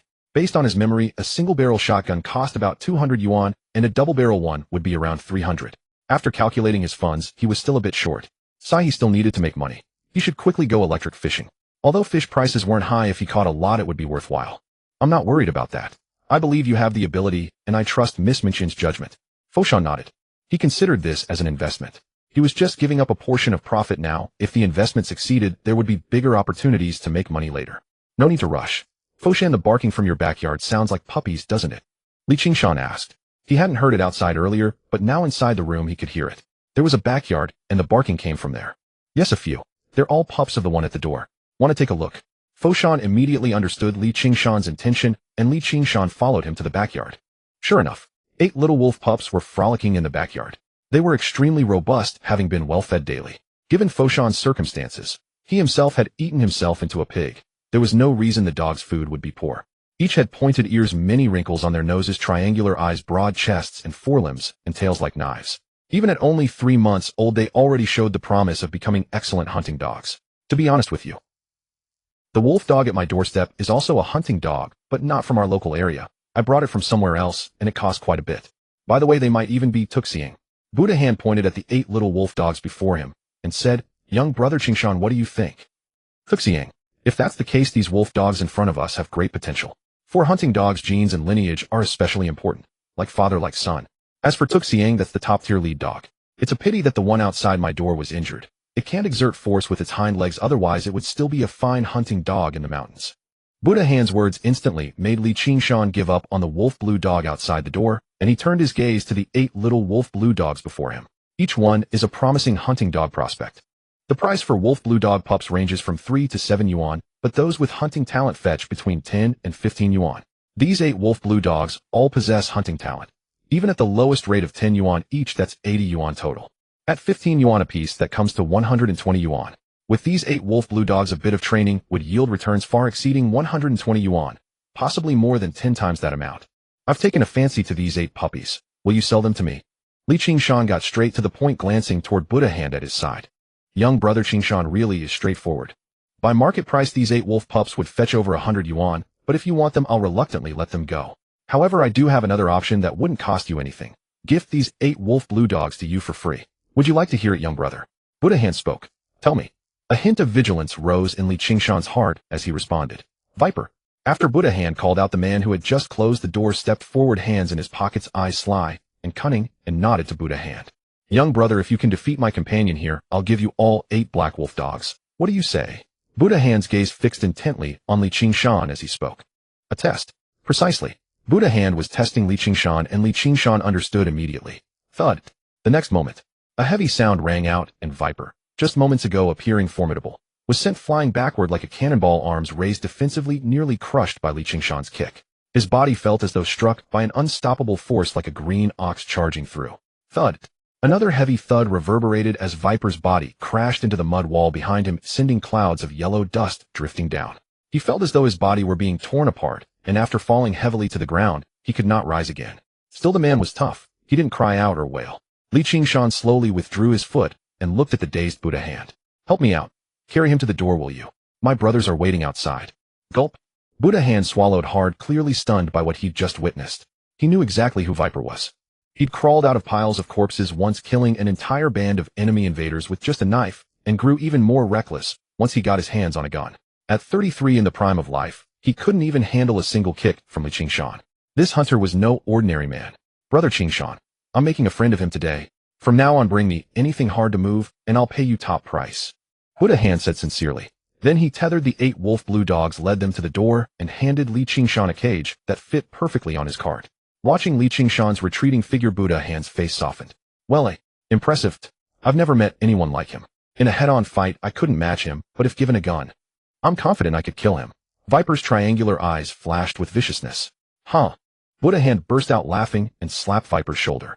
Even with a gun, you wouldn't stand a chance against this kid. He's a hunter. His whole body is full of power. His reflexes are razor sharp. Do you think he wouldn't know how to handle a gun? In the future, never provoke him. Brother Shan, these 8 wolf dogs weren't cheap, were they? De Zhuang asked, gazing at the dogs in the cage. Not a single penny spent. They were given to me. Qingshan felt pleased about it. Free wolf dogs at his door, why not take the opportunity? More importantly, he'd shown his strength. If anyone had ulterior motives, they'd better reconsider. Our brother Shan really knows how to handle things. It's all because our brother Shan has such prestige. De Zhuang and Zhao Hongqi chimed in. Soon, Qingshan pushed his wooden cart to the nearest repair station, where broken radios and various electrical parts were scattered about. For 5 yuan, he managed to assemble a complete electro-fishing rig. At noon, inside the Unity restaurant, Qingshan had reserved a private room early. Meanwhile, De Zhuang, Zhao Hongqi, and Heir Zhuang ate at tables outside, keeping watch over the wolf dogs to prevent anyone from making a move. Brother Shan, go ahead and enter. Where we eat doesn't matter. Getting married is what's important, Zhao Hongqi said with a knowing smile. Don't talk nonsense. I've already ordered dishes. If you need more, just add. Eat your fill, and we'll settle the bill together, Qingshan replied. Today he'd earned over 200 yuan, plus the wolf dogs worth more than 100. He was in excellent spirits. A few dozen yuan for a meal was nothing to him. Before long, Su Wanyin and Meng Qian arrived, and upon seeing De Zhuang and the others seated outside, asked, Where's Qingshan? He's in the private room inside, come on in. Zhao Hongqi said. Should we all go in together? Su Wanyin asked, glancing at De Zhuang, Heir Zhuang, and Zhao Hongqi outside. No need, we have to keep an eye on the pups out here. It's the same eating inside or out, Zhao Hongqi replied. Exactly. If we went in, we wouldn't eat comfortably anyway. Hurry and go inside, De Zhuang urged. Su Wanyin and Meng Qian exchanged glances, nodded, and walked into the restaurant's private room. Brother Red Flag, brother, is our brother Shan marrying too at once? Heir Zhuang asked in surprise, watching the 2 women's retreating figures. Immediately, the 3 men began to gossip. Qingshan was somewhat surprised to see Su Wanyin and Meng Qian arrive together, but he didn't dwell on it. Meng Qian had been helpful today. She'd introduced him to Buddha Hand after all. Plus, she was a supply and marketing cooperative staffer, so she could assist if Su Wanyin wasn't available. Qingshan, am I not welcome? Meng Qian took the initiative and sat beside Qingshan, asking, What are you talking about? Of course you're welcome. Qingshan nodded. Oh dear, you'll be spending another chunk of your bride fund now. If you can't find a wife, don't blame Meng Qian and Wanyin, okay? Meng Qian stared into Qingshan's eyes playfully. But it's fine. Once you've spent all your bride fund, let Wanyin be your wife. Meng Qian, what nonsense are you talking about? The moment Meng Qian finished speaking, a flush of crimson rose on Su Wanyin's face as she hurriedly protested, yet somehow her heart began to flutter wildly. All right. Then if you lose your bride fund, I'll be your wife, how about that? Meng Qian's words trailed off. Her foot beneath the table grew restless, slipping silently onto Qingshan's calf and gliding up and down, stirring the desires of a bachelor. This little woman, the fox herself, ready to order. The landlady entered from outside the private room. What would you 2 comrades like to eat? Qingshan looked at Meng Qian and Su Wanyin. I'm fine with whatever, Su Wanyin said. Me too. All yours. Meng Qian gazed into Li Qingshan's eyes. All right. 1 serving of twice-cooked braised pork ribs, braised fish, stir-fried greens, tofu, and vermicelli soup, plus a portion of chicken stewed, with mushrooms, and 3 bowls of white rice. Li Qingshan thought for a moment before ordering. Twice-cooked pork at 5 mao braised ribs, also 5 mao braised fish 4 mao. All told, it was considerable money for an ordinary person, but for Li Qingshan it hardly registered. Once the dishes arrived, the 3 in the private room began eating. Meng Qian held chopsticks in one hand, while her other hand grew restless. You even have abs. Meng Qian lowered her head, an involuntary blush rising on her pretty face. Li Qingshan had thought this little fox lacked shame, but she was also the boldest girl he'd ever met. Comrade Su Wanyin, Meng Qian, I invited you both to dinner today, because I have a favor to ask. I recently acquired a storage battery, but our village doesn't have much electricity. The battery needs charging. I was wondering if I could use the supply and marketing cooperative's power. Li Qingshan looked at Su Wanyin and Meng Qian expectantly. Storage battery. Charging. You're not some enemy spy, are you? Su Wanyin paused briefly before blurting it out. Instantly Li Qingshan felt Meng Qian's hand withdraw, and her foot stopped, moving, her expression one of surprise as she stared at him. A storage battery could power a radio transmitter. That was one of the hallmarks of a secret agent, since radio operators needed electricity to send telegrams. The battery could solve that problem. Reluctantly, Li Qingshan had to explain his electro-fishing plans to both women, promising to accept their supervision. In that case, it's doable. But you can't let others find out. It would create a bad impression. When the time comes, come through the back door of the supply and marketing cooperative. After all, it's just Meng Qian and me handling things there. Su Wanyin pondered for a moment before responding. Then I must thank you both, beautiful comrades. Li Qingshan was pleased. It had worked. Immediately afterward, he felt that small hand reach out again, and the foot beneath the table grew restless once more. Everything was settled. Next he would head home, buy or rent a small boat, and begin electro-fishing. Inside a dilapidated city god temple in Guo village, Qingshan. Once upon a time. This place once flourished with incense smoke curling around its beams, but now it had fallen into utter disrepair. It had become a gathering spot for Zhao Ba and his cronies, a bunch of idle ruffians who would come here daily to wait for news from their leader. The shabby city god temple, after being tidied up by this group of hooligans, now was somewhat cleaner, at least having enough floor space for them to gamble and frolic. Within the room were about 5 of these ruffians, and with Zhao Ba that made 6. Sigh.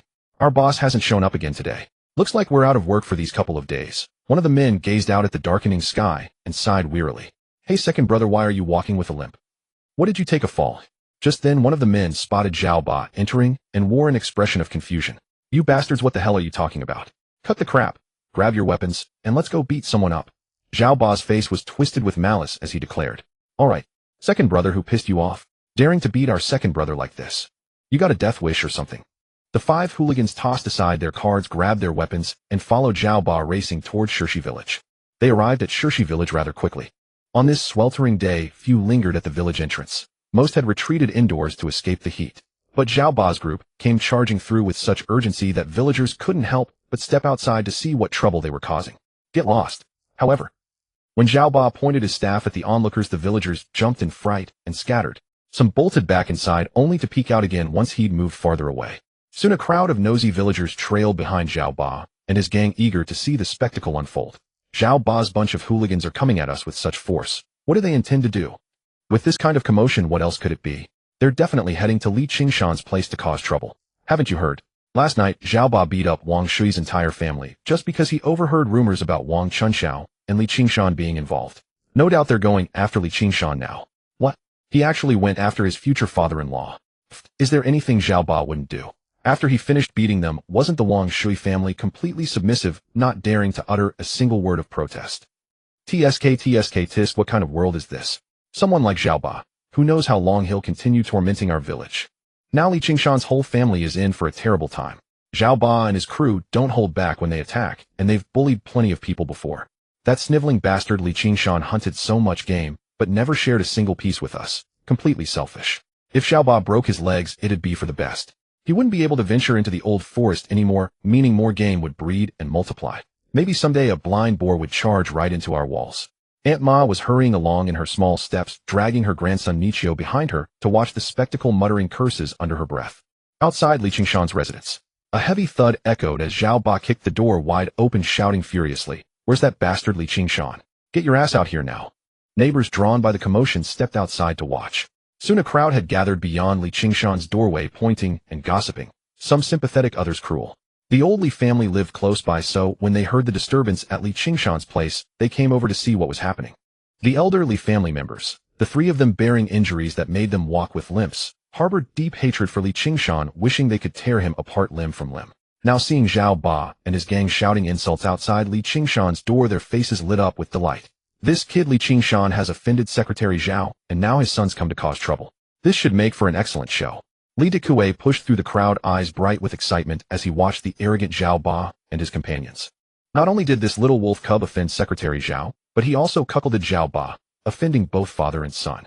Who could blame Zhao Ba for wanting revenge? I hope he breaks both of that brat's legs. Then he won't be able to hunt in the old forest anymore. With his family's wasteful spending habits, their savings will run out soon enough, and they'll come begging to our Li family. Li Dekue spoke up.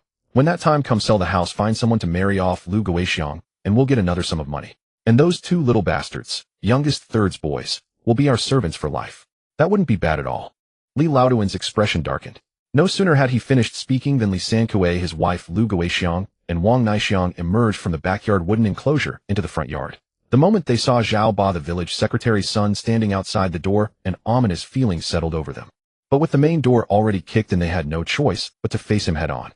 As the sole man of the household, Li Sankue approached with a voice tinged with fear. Zhao Ba, what do you want? Where's that little shit, Li Qingshan? One of Zhao Ba's cronies spoke up first from behind him. Qingshan isn't home. He went out on an errand. You can talk to me about whatever it is. Li Sankue gritted his teeth as he said. Haha, talk to you. What can you take the beating for him? One of the hooligans casually rolled up his sleeves, gripping his stick as he advanced toward Li Sankue with a menacing look in his eyes, clearly ready to strike. What do you think you're doing? This is our Shirshi village. If you're a stranger daring to lay hands on people here, our villagers aren't anyone to be trifled with. Lu Guoxiang noticed her father-in-law Li Sankue, looking flustered, clearly unnerved by the hooligan's aggressive stance. Wang Naixiang, naturally timid, had turned pale at the scene unfolding before her. She stepped forward to speak. Your village? So what? Today I'm going to teach Li Qingshan's family a lesson. Which one of you punks wants to stick your neck out for them? Come on, step forward and show yourself. The hooligan sneered, turning to glare at the onlookers gathering to watch the spectacle. What's the matter? Does anyone here want to embarrass me, Zhao Ba? Zhao Ba snorted coldly, his fierce gaze sweeping across the villagers of Shirshi village. The villagers knew all too well of Zhao Ba's reputation for cruelty. Seeing him in such a menacing mood, they all bowed their heads to avoid provoking him and risking retaliation later. That bastard Li Qingshan dared to seduce my woman. Even if he didn't succeed, I'm not someone to be trifled with. Today, for every hour Li Qingshan is late, I'll break one of your legs. We'll start with you, old man Li Sankue. 2 hours means 2 broken legs. If he still hasn't returned after that, I'll break his mother's legs, then his sister-in-law's, and that little widow's too. Zhao Ba waved his hand dismissively and declared, You have 1 hour. You'd best pray that boy returns quickly. With that said, Zhao Ba and his men took seats nearby waiting. Today they would break Li Qingshan's legs no matter what. Time dragged on. Li Sankue and the others showed visible anxiety on their faces. Lu Guoxiang wanted to slip out and find Li Qingshan, urging him to bring the police, but the hooligans kept a tight watch on them, making escape impossible. An hour has passed. Li Qingshu called out to Zhao Ba and his gang, glancing at the sky. Oh, an hour already. That went by fast, didn't it? Zhao Ba slowly rose from his chair, stretching, then pointed at Li Sankue. Fetch him over. Today I'll personally break this old man's leg. Yes, second brother. 2 of the hooligans responded and approached Li Sankue with cold, menacing expressions. Zhao Ba, what do you think you're doing? Just as the 2 hooligans were about to strike and break Li Sankue's leg, Wang Chunxiao pushed through the crowd wielding a kitchen knife, positioning herself between them and Li Sankue in defiance. The villagers of Shirshi village murmured nervously at the sight. No one expected Wang Chunxiao to stand her ground with a knife against Zhao Ba's gang at such a critical moment. It seemed Wang Chunxiao and Li Qingshan might have something between them after all. Zhao Ba's expression darkened as he witnessed her defiance. What was she doing? Green lighting him in front of everyone. She was supposed to be his future wife, yet she dared to stand before Li Qingshan's family with a cleaver pointed at him. Zhao Ba felt as though the sky had crumbled around him. The cuckold's hat sat heavily upon his head, undeniable and raw. Oh, this young woman has quite the fiery temper. Who exactly is she? The hooligan appraised Wang Chunxiao with lewd interest, but before he could act on it, a sharp kick to his rear sent him yelping. He turned to curse, only to freeze when he recognized his own second brother Zhao Ba. Second brother, why did you kick me? Get lost, she's your future sister-in-law, Zhao Ba snapped.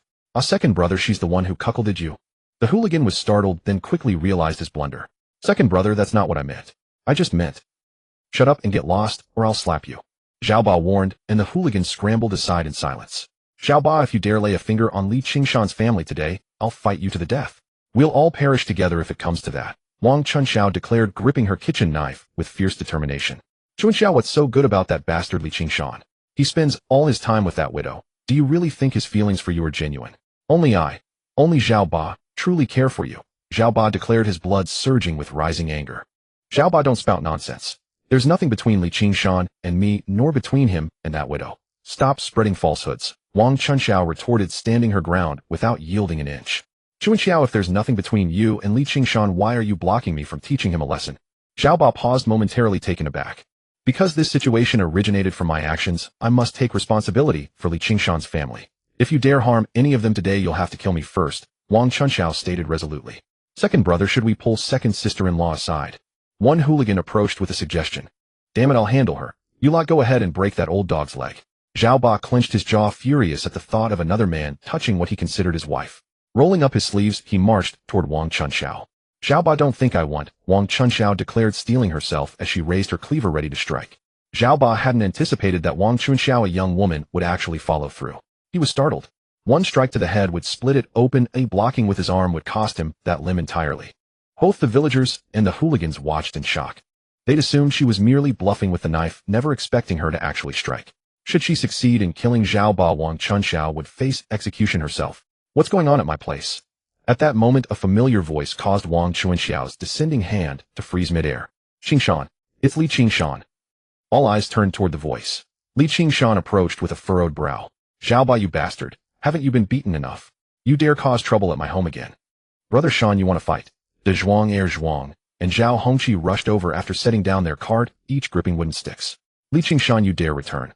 Zhao Ba signaled his men, who drew their daggers from behind. 6 armed assailants against 1. If they attacked as a group, Li Qingshan couldn't guarantee he'd escape unscathed. People pursue avoiding damage while hunting and defeating enemies throughout their lives. Li Qingshan preferred to sidestep unnecessary risks when possible, especially with his family present. He couldn't afford to get them harmed. How dare you speak to me like that? Zhao Ba, judging by your preparations today, you're looking for a fight with me, aren't you? Li Qingshan's tone was sharp and commanding as he stood his ground.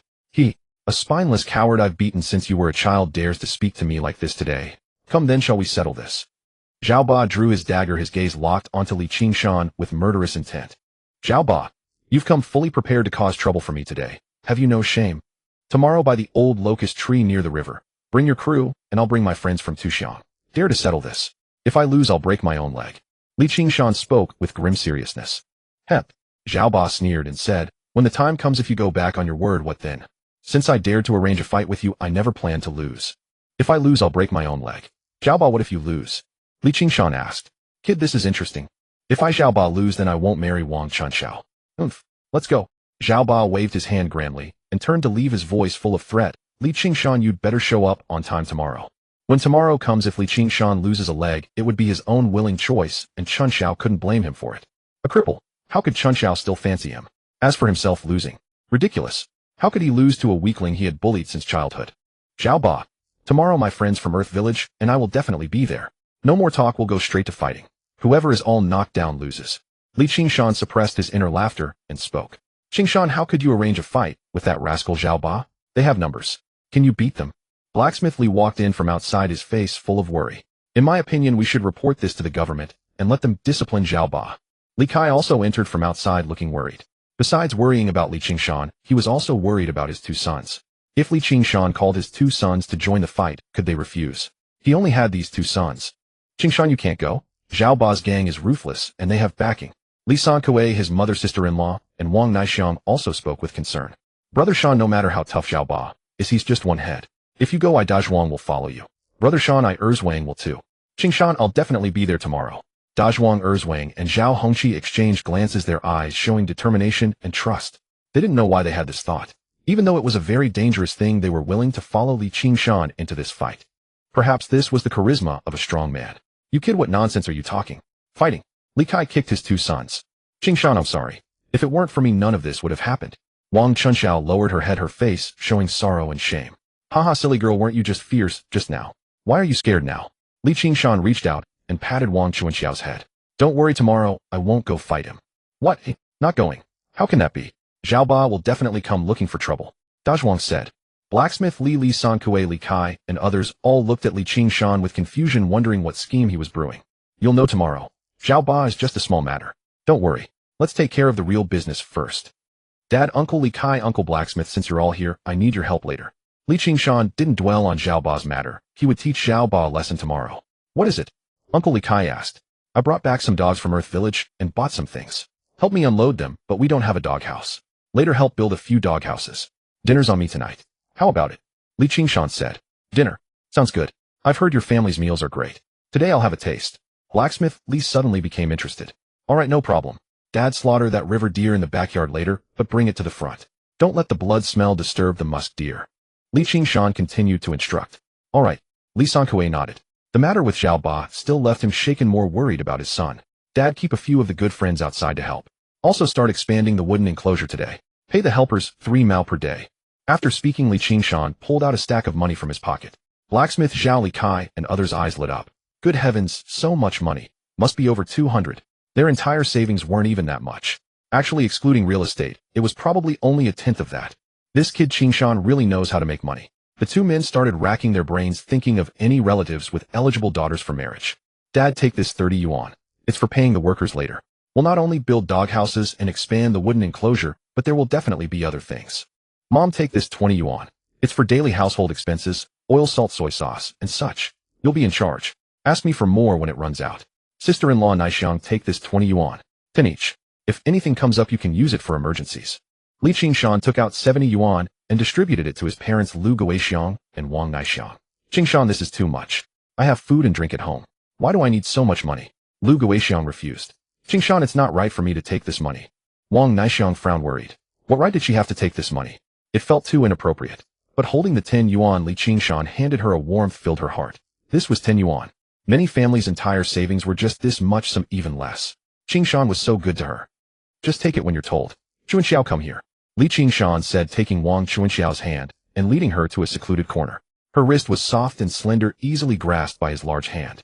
Wang Chuanxiao felt the roughness of his broad hand, a strange sensation rising in her heart.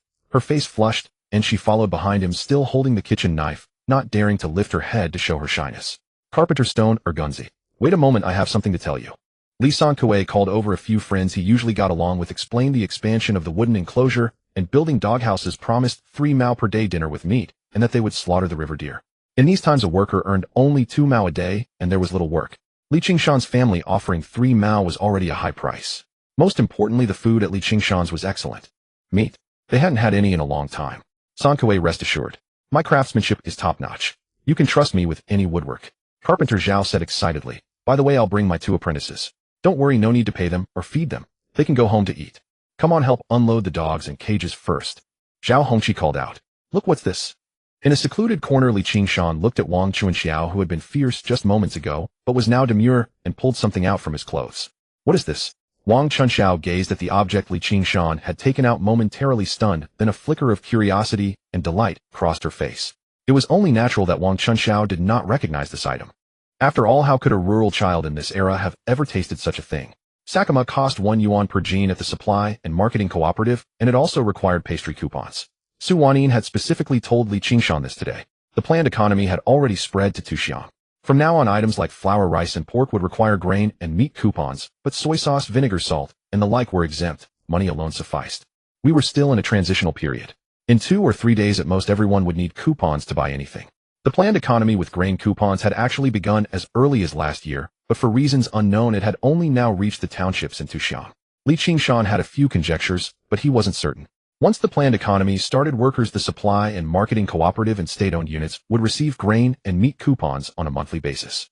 These grain coupons did not mean you could simply exchange them for goods. They merely granted you the right to purchase. However, these coupons were not issued to agricultural households, i.e., farmers. Farmers had their own private plots. After growing crops and paying the public grain tax, they would have some surplus. They could raise livestock and poultry on their land, which served as their sources of meat and grain. But there were limits on the number of livestock and poultry they could raise. For instance, only 1 pig could be raised, not 2. Chickens were limited to about 5, no more. Moreover, when a pig was slaughtered, 60% of the meat had to be turned over to the state, but in return the farmer could obtain some grain coupons in grain. This was also one of the ways farmers could acquire various coupons. These matters were flexible and negotiable. For example, they could exchange for pastry coupons or industrial coupons. Li Qingshan had now split his household into 3. 1 for himself, 1 for his parents, and 1 for Lu Goshawks. In a few days, if he could manage to transfer Wang Naixiang's household registration out, that would make 4 households. In theory, they could raise 4 pigs and about 20 chickens. With the advent of grain coupons, farmers who wanted to buy sweets, meat, rice, or flour would have to purchase coupons on the black market. That was when coupon brokers emerged. However, this practice was illegal, and getting caught would be disastrous. But the profits were truly substantial. For example, a 10 jin flour coupon, a broker would buy it from a worker for the price of 3 jin of flour, then sell it to someone in need for the price of 6 jin of flour. The profit margin was considerable. Moreover, the types and quotas of coupons varied from place to place, and some differences created opportunities for arbitrage. Qingshan estimated that before long some grain coupon brokers would appear in Qingshan engaging in speculative activities. This year many places had already begun implementing the advanced cooperative model. But in Qingshan not even the primary cooperative model had been adopted, and the grain coupon system had also arrived later than elsewhere. For Qingshan this was actually a good thing. However, after next summer Qingshan would become Qingshan Commune. In his memory, Qingshan would merge with Linzhuang Township to form a single commune, which would be one of the largest in the entire county. Because he knew the planned economy was coming. So Qingshan directly bought 500 jin of rice and 500 jin of flour, totaling 1,000 jin. Rice and flour were 13 cents per jin, so the total cost was 130 yuan. However, this time, he only brought back 100 jin of rice. The rest remained at the supply and marketing cooperative and would be fetched after dark. There were many envious eyes in the village. Bringing back such a large quantity of grain at once would inevitably cause problems. If they ate to their heart's content, these fine grains wouldn't even last until next summer. The main reason was that the family had many mouths to feed, and he himself had a big appetite. If they wanted to eat fine grains again, they would have to buy grain coupons on the black market, and then go to the supply and marketing cooperative. It would just be a bit more expensive. At present, 1 jin of pork cost just over 40 cents, 1 jin of brown sugar was 60 cents, and 1 jin of rice was 13 cents. But this sakama cost 1 yuan per jin. Outrageously expensive. The clerk said, "This is sakama. Try it." Qingshan held a piece of sakama to Wang Chuanxiao's lips. Chuanxiao, a young girl, had actually dared to brandish a kitchen knife to stand in front of her family today. This truly surprised Qingshan. This little woman with that fierce yet adorable spirit would surely become someone remarkable in the future. So Qingshan decided to give her a special reward. "It's quite expensive, isn't it?" Wang Chuanxiao looked at the sakama Qingshan offered, the air thick with unspoken intimacy. She felt quite pleased, opened her thin lips, and took a bite. The rice fragrance was sweet and moderate, soft yet chewy, with a hint of floral and fruity notes, far more delicious than pastries like peach cookies or glutinous rice sticks. Her eyes lit up and her voice was full of surprise. "It's delicious. Since you like it, these are all for you." With that, Qingshan wrapped up the half jin of sakama and handed it to Wang Chuanxiao. Then he continued, "By the way, don't worry about Zhaoba. He can't do anything to me. Don't let it weigh on your mind." This was also the main reason Qingshan had called Wang Chuanxiao over. If he didn't ease her mind, she would be feeling anxious and miserable for the next few days. "Qingshan, maybe I should just run away. At worst, I'll go live in the old forest. You can help me build a trap house there. The forest is so big no one will find me. If you have time, you can come to the trap house and see me. Zhaoba won't find me, so he'll give up. And he won't be able to start a conflict with you anymore." Wang Chuanxiao's face was full of worry. "What's wrong? Did you forget about the wolves in the old forest?" Qingshan chuckled. "What's there to be afraid of? When we were in the trap house, the wolves couldn't do anything to us. I'll stay inside at night, not come out, and I'll clear a few acres to grow food. That'll be enough. If you have time, you can bring me some salt and soy sauce or something. And you can come here to hunt. I'll wash your clothes and cook for you. How about that?" As Wang Chuanxiao spoke, she actually began to long for such a life. She leaned closer to Qingshan and said, "Sounds good. If I can't handle Zhaoba, I'll do as you say, okay?" Qingshan reached out and patted Wang Chuanxiao's head again, looking at her expectant eyes. "Once we get more familiar, it won't be just patting her head. The pristine snow peak presumably has never been climbed. Okay, you said that. When the time comes, you have to help me build the trap house. If I help you, shouldn't you give me some reward? What reward do you want?" "Ah, here. It's not quite right." Qingshan and Wang Chuanxiao lingered in a secluded corner for a while, whispering sweet nothings before they emerged. Wang Chuanxiao's face was flushed red, her head lowered, and the top button of her shirt was carelessly undone, her clothes slightly disheveled. "Qingshan, I'll go back now." Wang Chuanxiao's voice was as soft as a mosquito's hum. Take it slow." Qingshan nodded, watching Wang Chuanxiao's figure gradually disappear into the distance, then turned his gaze toward the courtyard. The wolf dogs on the cart, the rice, and some daily necessities had all been unloaded. His father had taken Li Kai the carpenter, the blacksmith, and a few others to the backyard. Qingshan planned to set up the dog kennel in the backyard next to the wooden fence so they could guard the musk deer in the enclosure. When he had some free time in the next couple of days, he intended to train these wolf dogs, but for now he would let Da Huang lead them. De Zhuang and Zhao Hongqi had already brought the musk deer to the front yard, slit its throat, and were now letting it bleed out. His mother Lu Guixiang and Wang Naixiang were lighting a fire, boiling water, and preparing for the meal. The musk deer meat would also need to be processed soon. Mother sister-in-law Naixiang, why are you still wearing these old clothes? Qingshan looked at his sister-in-law and the others still dressed in tattered garments and spoke. These clothes are fine, they can still be worn for a while. No need to throw them away yet. Lu Guixiang replied. Qingshan frowned, walked into the room, and gathered all the clothes belonging to his father, mother, and sister-in-law. As for Wang Naixiang, she only had the clothes she had arrived and no others. He threw them all into the pile of firewood beneath the stove. The flames instantly consumed the worn-out garments. Hey child, what are you doing? These are all clothes that can still be worn. His mother rushed over trying to salvage the clothes, but it was too late. Lu Guixiang also looked at Qingshan in astonishment. I've told you to throw away these rags long ago, but you still wear them. So I'll burn them all. From now on you'll only wear the new clothes I bought for you. And as for the ones you're wearing now, take them off tonight and give them to me. I'll burn them too. Qingshan's face showed displeasure. He could understand the frugality of this era, but deliberately suffering when there was no need, that he would correct. By now Qingshan was the pillar of the family. Seeing his displeased expression, his mother and Lu Guixiang said nothing more, though they felt a pang of regret for the clothes they had burned. Enough. If you don't wear the new clothes tomorrow, I'll burn those too. With that, Qingshan walked toward Zhuang and the others. All right, you're the boss. We'll all wear new clothes tomorrow, his mother said helplessly. The three women, though saddened by the loss of the clothes, felt more touched than anything. The musk deer had finished bleeding out. It was now placed on a wooden board. A single cut from the throat downwards, then the skin was removed. The deer meat was then divided by parts: the legs, the ribs, the belly meat, the organs, and the head. Brother Shan, why have you been sniffing your hand all this time? The sun was scorching, and Zhuang wiped the sweat from his forehead as he spoke. You wouldn't understand. Qingshan smiled. Could he tell her that his hand carried the scent of Chun Shao? Huh. Zhuang looked utterly bewildered, then said, Brother Shan, the roe deer meat has been divided up. You two go help Xiao Hongqi process the roe deer hide. All right. Mom, later boil all the goat offal in plain water, chop it up, mix in some cornmeal and soybean cake, and feed it to those wolfhounds in the backyard. Okay. Naixiang, come with me out. After saying this, Qingshan led Wang Naixiang out of the house and walked all the way to the village entrance before stopping. Qingshan, why are we here?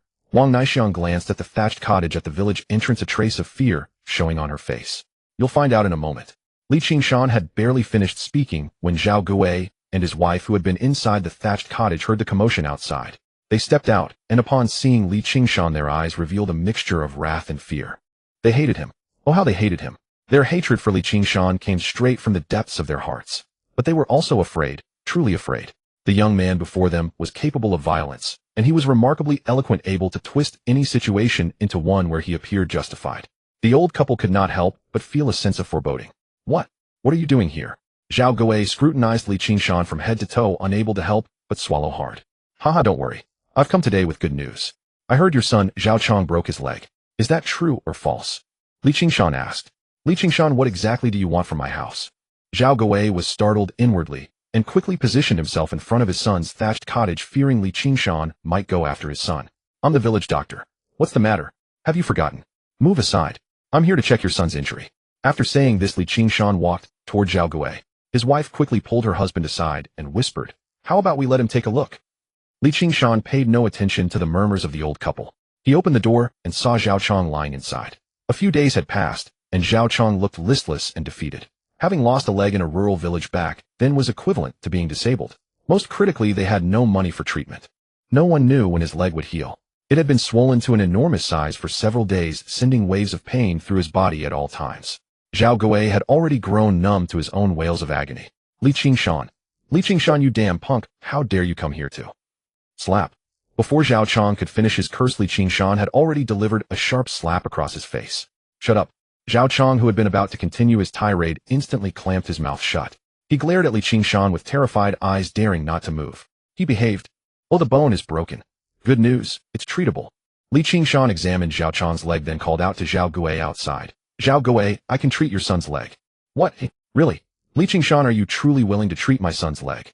As soon as Qingshan finished speaking, Zhao Gui and his wife rushed in from outside. Their faces revealed a mixture of surprise and anxiety as they looked at Qingshan. A weasel paying respects to a chicken.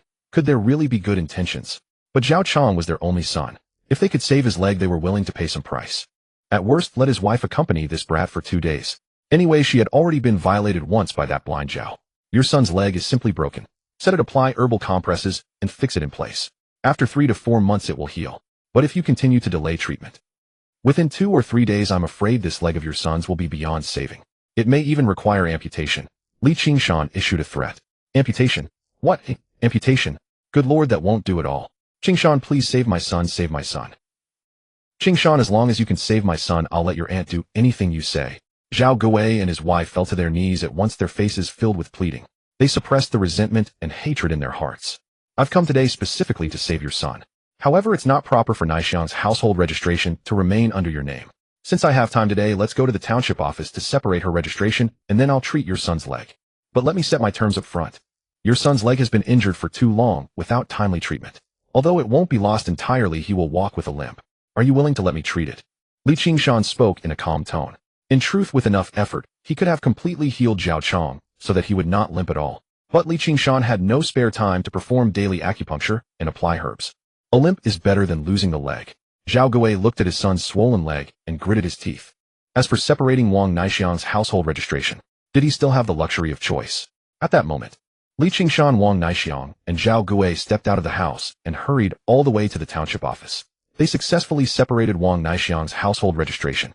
It was now 1957, and the requirements for splitting households were not yet strict. By next year, a situation like Wang Naixiang's would be nearly impossible to achieve. After all, a single household registration represented a surplus of resources. At present, without these resources, everyone was indifferent to household registration matters. Whether it was her parents or Lu Guixiang, Wang Naixiang's registration was independent, but her address was still listed under their family compound. This was called splitting a household within the same courtyard. It was common for one courtyard to hold 2 household registrations, typically father and son. But it was not unheard of to have 3 or 4, depending on policy and leniency. When officials came to inspect, for example, if 3 households shared one courtyard, there had to be 3 separate entrances. However, Qingshan did not worry about such matters. Lu Guixiang and his parents' homestead application had already been submitted to the township office and was nearly approved. Once he earned money, he would build 2 large tiled roof rooms. As for Wang Naixiang, she could apply for her own homestead when the opportunity arose. Still, he needed to find some fault of the village party secretary first. Along the way, Wang Naixiang gazed absently at the household registration booklet in her hand. She had finally escaped the place that had haunted her nightmares for years. Looking at the broad-shouldered figure ahead, Wang Chuanxiao's slender little hand was held and enveloped by Qingshan's calloused rough palm, which filled her with a profound sense of security. It felt so good. At this moment, Wang Naixiang truly felt a sense of security and a faint yet undeniable feeling of belonging. This was the first time a man had ever held her hand like this. As they walked, her face grew flushed, and she lowered her head, unwilling to let passers-by see. The heart of a young widow long sealed shut had quietly made room for a new man, none other than Qingshan, the first man to make her feel a sense of belonging and security. Her heart tingled and fluttered. If it were not for Zhao Gui and the other villagers nearby, Wang Naixiang would have wanted to jump for joy the entire way. Damn couple. What a pair of adulterers. Zhao Gui glanced at Qingshan and Wang Naixiang beside him, muttering angrily under his breath. Yet on his face, he wore an obsequious expression, daring not to offend Qingshan, who had not yet treated his son. Back at the old house at the village entrance, Qingshan kept his word. He briefly treated Zhao Gui's son and then left, leaving instructions on aftercare. Following his method, a cripple would appear in the village within 3 to 4 months. And the limp would begin from the knee, a severe kind of lameness. Most cripples suffered injuries at the ankle, resulting in a milder limp. Zhao Chong's limp, however, would be much more pronounced. Of course, it was still better than having a leg amputated entirely. When Qingshan returned home, the village had arrived and delivered some good news. Qingshan had been promoted to a temporary doctor at the health station. However, he needed to spend some time studying at the county hospital before becoming a full-fledged physician. Village head, do I really need to study at the county hospital? Qingshan furrowed his brow. Others have to, but you're a connected man. You don't need to. Old man Hua from our township clinic heard you'd be becoming the village health station doctor. He said he'd put in a good word. If you want to go, you may, or if not, wait until the time comes, and I'll issue your certificate. At your level, going to the county hospital, would you be training them, or would they be training you? Old man Hua also said there's not much serious illness in the village health station. It's all minor headaches and fevers. With your medical talent, you could teach yourself by simply reading a book or 2. There are hardly any medicines involved. The village head continued. Oh, and old man Hua also said whenever you have time, he'd like you to come to his house for a meal to discuss medical matters. I reckon old man Hua is probably looking for a grandson-in-law. Having said this, the village head shot Qingshan a mischievous look. Not that it's surprising old man Hua would take a liking to you, boy. You're handsome enough, quite the pretty lad for 10 villages around. Enough, village head. Stop making fun of me. Thank you for this. Here, let me give you some acupuncture for your leg. Qingshan produced his silver needles. In a short while. Ow. Qingshan, why does it hurt so much? Are you taking revenge on me? My old legs. Village head stay for a meal. Qingshan asked, watching the village head shake his leg. No. I can't accept unearned favors. My old legs really are nimble now. The village head felt the newfound agility in his legs, his face brimming with excitement. Qingshan, your medical skills are truly impressive. After the village head departed, large chunks of muntjac meat simmering in the iron pot on the earthen stove, fragrant with dark soy sauce, star anise, Sichuan peppercorns, and dried chili peppers, wafted through the mud brick courtyard and drifted over Shirshi village. This time an entire muntjac had been braised. After removing the skin with bones still attached, roughly 30 catties remained. Fortunately, the pot on the earthen stove was quite large, packed to the brim with succulent chunks cut to egg size, releasing an intoxicating aroma with every bite. Aside from the muntjac meat, the iron pot also contained chunks of potato, wild mushrooms, boiled eggs, and various other dried ingredients. One could say this pot of meat was full of nutrition and perfected in color, aroma, and taste. The scent of the braised muntjac drifted across the entire sky of Shirshi village, and many villagers at home, catching the meaty fragrance, felt an unbearable itch in their hearts. So fragrant, truly intoxicating. Many villagers out for a stroll found themselves unable to resist, gazing toward Qingshan's home, their eyes straining with longing. What is Qingshan cooking? Why does it smell so incredible? What else could it be but meat? Good heavens, how much meat must they be cooking to create such a rich aroma? I passed by this afternoon and took a peek. Qingshan seems to have slaughtered a muntjac. Perhaps they're braising a whole one. What? A whole muntjac braised? Can they even finish it all? That's far too wasteful. Today didn't the carpenter Li Kai, Li Gang, the blacksmith De Zhuang Hong Qi, and several others work at Qingshan's place? Plus Qingshan's own family. There must be over a dozen people. They'd likely finish most of it with some leftovers for tomorrow, so it wouldn't be too wasteful. Damn, if I had known, I would have gone to help too. Who knew they'd be eating so well? With meat to eat, I'd work for free. Useless man, how dare you speak shamelessly? Since marrying you, I've barely had any meat. Look at Qingshan, eating meat every day. What good are you? Wife, didn't you have meat last night? The man said with a lecherous grin. You worthless piece of trash, how dare you mention that? Some useless fellow who can't last a minute. If you stay this useless, I'll make you end up just like the party secretary's family. I think Qingshan is quite fine of. A young wife who had recently married into the family sniffed coldly. Haha, when we were bathing in the river last year, I knew you were inadequate. Who would have thought you were truly useless? Huh? The crowd erupted in mocking laughter, leaving the man's face flushed with embarrassment and anguish. You, dare you give me a green hat? Damn it, so what if he shot a few wild animals? What's so great about that? In a few days I'll get a shotgun and go up the mountain. I'll definitely hunt more than Qingshan. Do you think Qingshan needs help tomorrow? If so, I'll go assist and see if there's meat to be had. They probably have enough people already and won't need anyone else. Those carpenters were lucky bastards. Damn, if I'd known, I would have stayed 2 steps later. Mom, I want to eat meat. You want meat? Your mom wants meat too. Who asked her father to be so useless? The woman finished speaking and shot her husband a vicious glare, leaving him looking deeply embarrassed and helpless. I truly envy Li Sankuei for having such a son. Look at my worthless kid. He doesn't measure up to half of Qingshan. Sigh. The villagers buzzed with chatter, gazing toward Qingshan's courtyard full of envy. Meanwhile, many villagers regretted leaving Qingshan's house too early. If only they had lingered a bit longer, they could have savored the braised muntjac meat from that iron pot. More of them blamed their husbands' incompetence, their sons' failures, their father's inadequacies. Particularly among the young wives in the village, fragile marital bonds began to tremble. Everyone was young. If only they had married Qingshan. At the old Li residence. Upon catching the muntjac fragrance drifting on the wind, there was no need to think twice. It was undoubtedly the meat cooking at Qingshan's home. Damn, this meat smells so fragrant. It truly gnaws at one's heart. Honey, is Qingshan's family cooking meat again? At the dining table in the courtyard, the family was eating cornmeal and sweet potatoes with pickled vegetables. Amidst the meat fragrance in the air, they felt miserable. A family of spendthrifts. Let them waste. Sooner or later they'll regret it. Wasting meat so recklessly, let's see how long Qingshan can sustain it. Li Laoduan grumbled resentfully. Sigh, if we hadn't driven Qingshan away back then, perhaps we'd be eating meat too. Exactly, who said we should drive Qingshan away back then? Don't look at me, it wasn't me. Not me either. I never said that. Eventually all eyes shifted to Li Laoduan, carrying a touch of blame. Li Laoduan never expected that Qingshan's luck would be so extraordinary, managing to hunt such abundant game time after time. What's wrong? You brats blaming me now. Li Laoduan's authority in this household brooked no defiance, and he bristled and glared. The family quickly bowed their heads to eat. Only Li Qingyu and Li Qingyu, gazing at the sweet potatoes before them, could not swallow no matter what.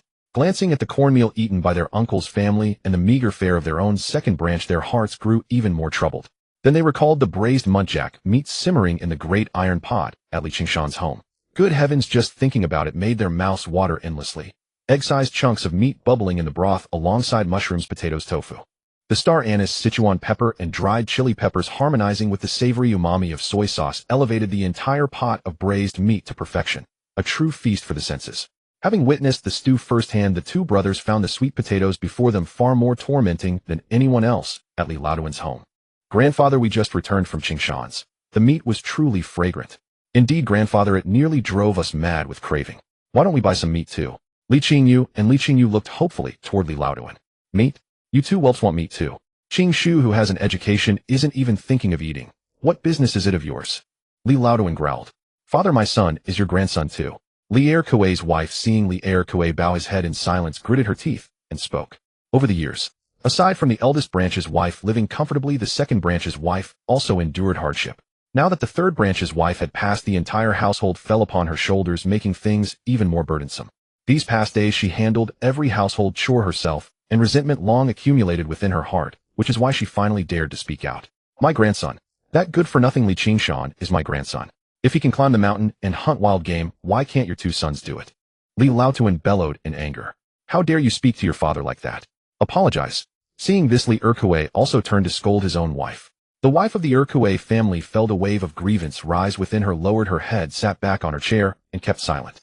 Her own husband wouldn't stand up for her, so what strength did she have to be stubborn? If she had known things would turn out this way, she would have rather married someone else. Grandpa, from what I see, the reason Li Qingshan has managed to hunt so much game twice in a row must be because he's been lucky enough to draw upon the fortune of our old Li family ancestral grave. He's essentially consumed all the blessings of our ancestors, otherwise how could he possibly bring home so much wild game? Therefore those wild animals he hunts should rightfully be shared with us. Li Qingshu suddenly spoke. At the table, the members of the Li family were eagerly gnawing on the fine grains, their heads turning in unison toward the food. This reasoning seemed somewhat reasonable. Ahem. At that moment, Li Laoduan's wife gave a dry cough twice. A trace of displeasure appeared on Li Laoduan's face as he said, "All right, that kid Li Qingshan isn't going to give us any meat because of this." The main issue was that if this matter were dragged out further, some elderly villagers who knew the truth might just expose the secrets of the past, and what would become of his precious face? Would he still have any dignity left? The old Li family fell silent once more. Oh my, what's going on over here? Everyone's looking so dejected and glum. Just then, Li Qingshan's figure suddenly appeared from outside the courtyard. A smile played on his face as he looked at the old Li family members in the yard who were eating coarse cornmeal and sweet potatoes. In his hands, he carried a twin-handled earthenware basin brimming with roe deer, meat, mushrooms, tofu cubes, and eggs. As soon as he entered, the aroma spread through the air, making one's heart itch with craving. Li Qingshan, what are you doing here? Li Qingshu shrank his neck upon seeing Li Qingshan, as though he still bore the after-effects of being beaten by him. Oh Qingshan, are you here to bring us meat? I always knew you were a good boy. Bones may break, but the sinews remain connected. We are all of the old Li family. How could we let a minor incident ruin our relationship? Li Dakuai then kicked his own son and stared longingly at the earthenware basin in Li Qingshan's hands. Ahem, well, Qingshan, that incident in the past was because we were all too impulsive. How about this? Since there are no outsiders here, you kneel and apologize to me, and we'll consider the matter settled. We can still live as one family. You and your parents should move back in. What do you say? As for that house of yours, sell it for money. Anyway, our family doesn't need so many houses. Use the money to seek a job for your eldest brother Qingshu in the township. If Qingshu can secure a position in the township in the future, he'll be able to look after you all. How does that sound? Li Laoduan sat upright, his gaze fixed on the pieces of meat in the earthenware basin, while his mind continued to calculate the value of their house. I just came to see what you're having for dinner. Why are you still eating cornmeal? Li Qingshan said, holding the earthenware basin. Why cornmeal? Damn it, didn't they want to eat meat? Li Laoduan and the others sensed the deep mockery and felt thoroughly embarrassed, but for the sake of the roe deer meat in that basin, they forced themselves to swallow every vulgar word on their lips. Wait, doesn't second uncle's family not even have cornmeal? You're eating sweet potatoes. Li Qingshan glanced at what the Erkuei family was eating and continued. Ugh. The entire Erkuei family fell silent, a bitter, tearless sensation rising in their hearts. Li Qingyu and the wife of Li Erkuei had just been feeling somewhat desolate about eating cornmeal far inferior to the smell of Li Qingshan's meat, but now they suddenly realized their own family couldn't even afford cornmeal and could only eat the cheapest sweet potatoes. Already in a bad mood, the whole family felt even more gloomy. But for the sake of Li Qingshan's roe deer meat, they had to endure it, forcing cheerful smiles onto their faces as they looked at him. Tisk, why aren't you eating meat? Meat smells so delicious. Look, our family is eating meat now. Meat is the best, cornmeal isn't tasty, and sweet potatoes are even worse. Alright, I won't say more. I'm going home to eat my meat now. Sigh, what fools, why aren't you eating meat? After Qingshan had strolled around and delivered his mocking remarks, he turned and dashed away with the earthenware basin. That's right, he left. Not a single step of hesitation, not a single piece of roe deer meat left behind. He departed without the slightest trace of indecision. At this moment, every member of the Oldley family felt a profound sense of mockery and loss. Their hearts truly ached. Damn it, how could there be someone like that good-for-nothing Qingshan? How incredibly shameless. What was the meaning of carrying a basin of meat, strolling around, and leaving without a word? Smack! Li Laoduan could no longer suppress his inner fury. He slammed his bowl and chopsticks heavily onto the ground, producing a sharp sound of shattering fragments. Bristling with rage, he bellowed, "That little punk rebelling against heaven itself. It's truly heaven rebellious. He just ate 2 meals of meat, and now thinks he can eat meat at every meal for the rest of his life. Damn it, what nonsense. It's just hunting, isn't it? Couldn't I also go up the mountain to hunt? Eldest second son and Qingyu. Tomorrow you prepare yourselves, and come with me up the mountain. We'll hunt wild game too, and we'll be able to eat meat every day." Li Dakwai was also furious, his heart burning with rage. Exactly, if that good-for-nothing Qingshan can hunt wild game, we certainly can too. Let's go up the mountain together. Oh my, if Qingshan, that punk, can go up the mountain alone and bring along those silly lads like Zhuang and still manage to hunt so much game, then all of us going up the mountain would surely bring back even more. We'll need to bring more baskets when we go, otherwise we won't be able to carry everything back. We'll also need to buy some salt. If we get too much game, we should pickle and smoke it immediately before it spoils. Li Qingshu slapped his forehead and exclaimed, That makes sense. Tomorrow we'll go to the supply and marketing cooperative first to buy salt." Li Qingshan had no idea about the plans being hatched at the Li Laoduan household. Anyway, after passing by Li Laoduan's house, he felt thoroughly satisfied. "Qingshan, where are you going?" a villager he encountered asked, noticing the roe deer meat in Li Qingshan's basin. "Going to Ro Shue's house to deliver the meat," Li Qingshan replied openly. "What? Going to Ro Shue's house? You aren't planning to give that meat to that young widow, are you?" "Qingshan, you shouldn't associate with widows. It brings bad luck. I think this meat would be better off with me. I'll take it home for my grandson Nyochio to eat. My Nyochio is at a stage where he's growing fast and needs some meat to nourish himself." Aunt Motsi gazed greedily at the roe deer meat inside the earthenware basin. "What does your grandson growing taller have to do with me? He's your grandson, not the son born to me and my daughter-in-law, so what business is it of mine? If you're craving meat for nothing, why don't you lend me your daughter-in-law to strengthen my body?" Li Qingshan said discontentedly. "Li Qingshan, what kind of talk is that? Why on earth should I lend you my daughter-in-law to play with? Moreover, why can't I give this meat to my grandson if you're feeding a widow? When my grandson was born, a fortune teller prophesied that he had a destiny of wealth and honor. He will achieve great things in the future and was destined to be a golden boy. If you give this meat to my grandson today, you are sowing seeds of goodwill. Should he become a high official someday, just a simple gesture of support or favor from him would be enough to benefit you for life." Aunt Motsi spoke with an air of smug pride. Li Qingshan smiled and replied, "Aunt Motsi, if your grandson truly has a destiny of wealth and honor, why is your family unable to afford meat? Unable to afford this? Perhaps the time hasn't come yet." Aunt Motsi was momentarily at a loss, saying somewhat uncomfortably, "Aunt Motsi, could it be that the fortune teller, envious of your grandson's destiny for wealth, stole his promising fate? I think you should go ask that fortune teller yourself." Li Qingshan paused and spoke. "Smack. That's right."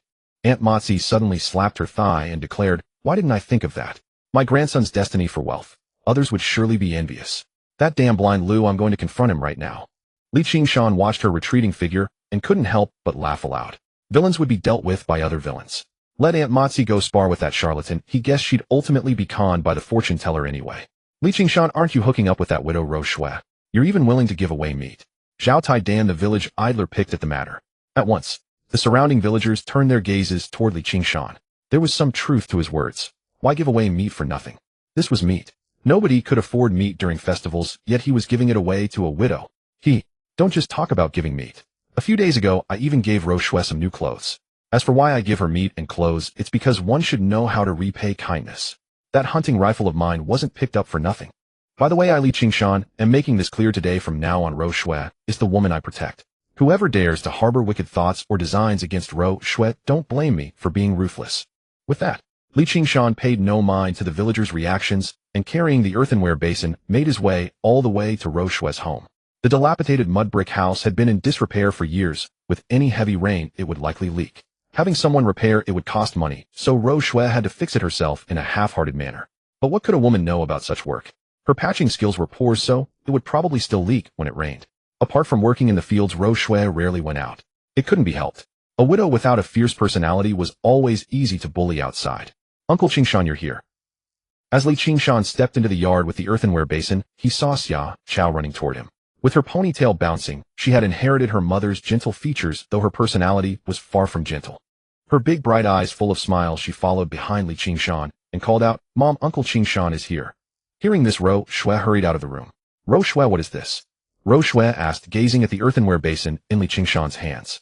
"We're stewing meat at home today, so I brought some over. Xia Chao is growing and needs nutrition, doesn't she?" Qingshan replied. "Thank you, Uncle Qingshan." Before Rou Shui could say anything, Xia Chao immediately came over and said, "Uncle Qingshan, here, give it to Xia Chao. You talk with my mom."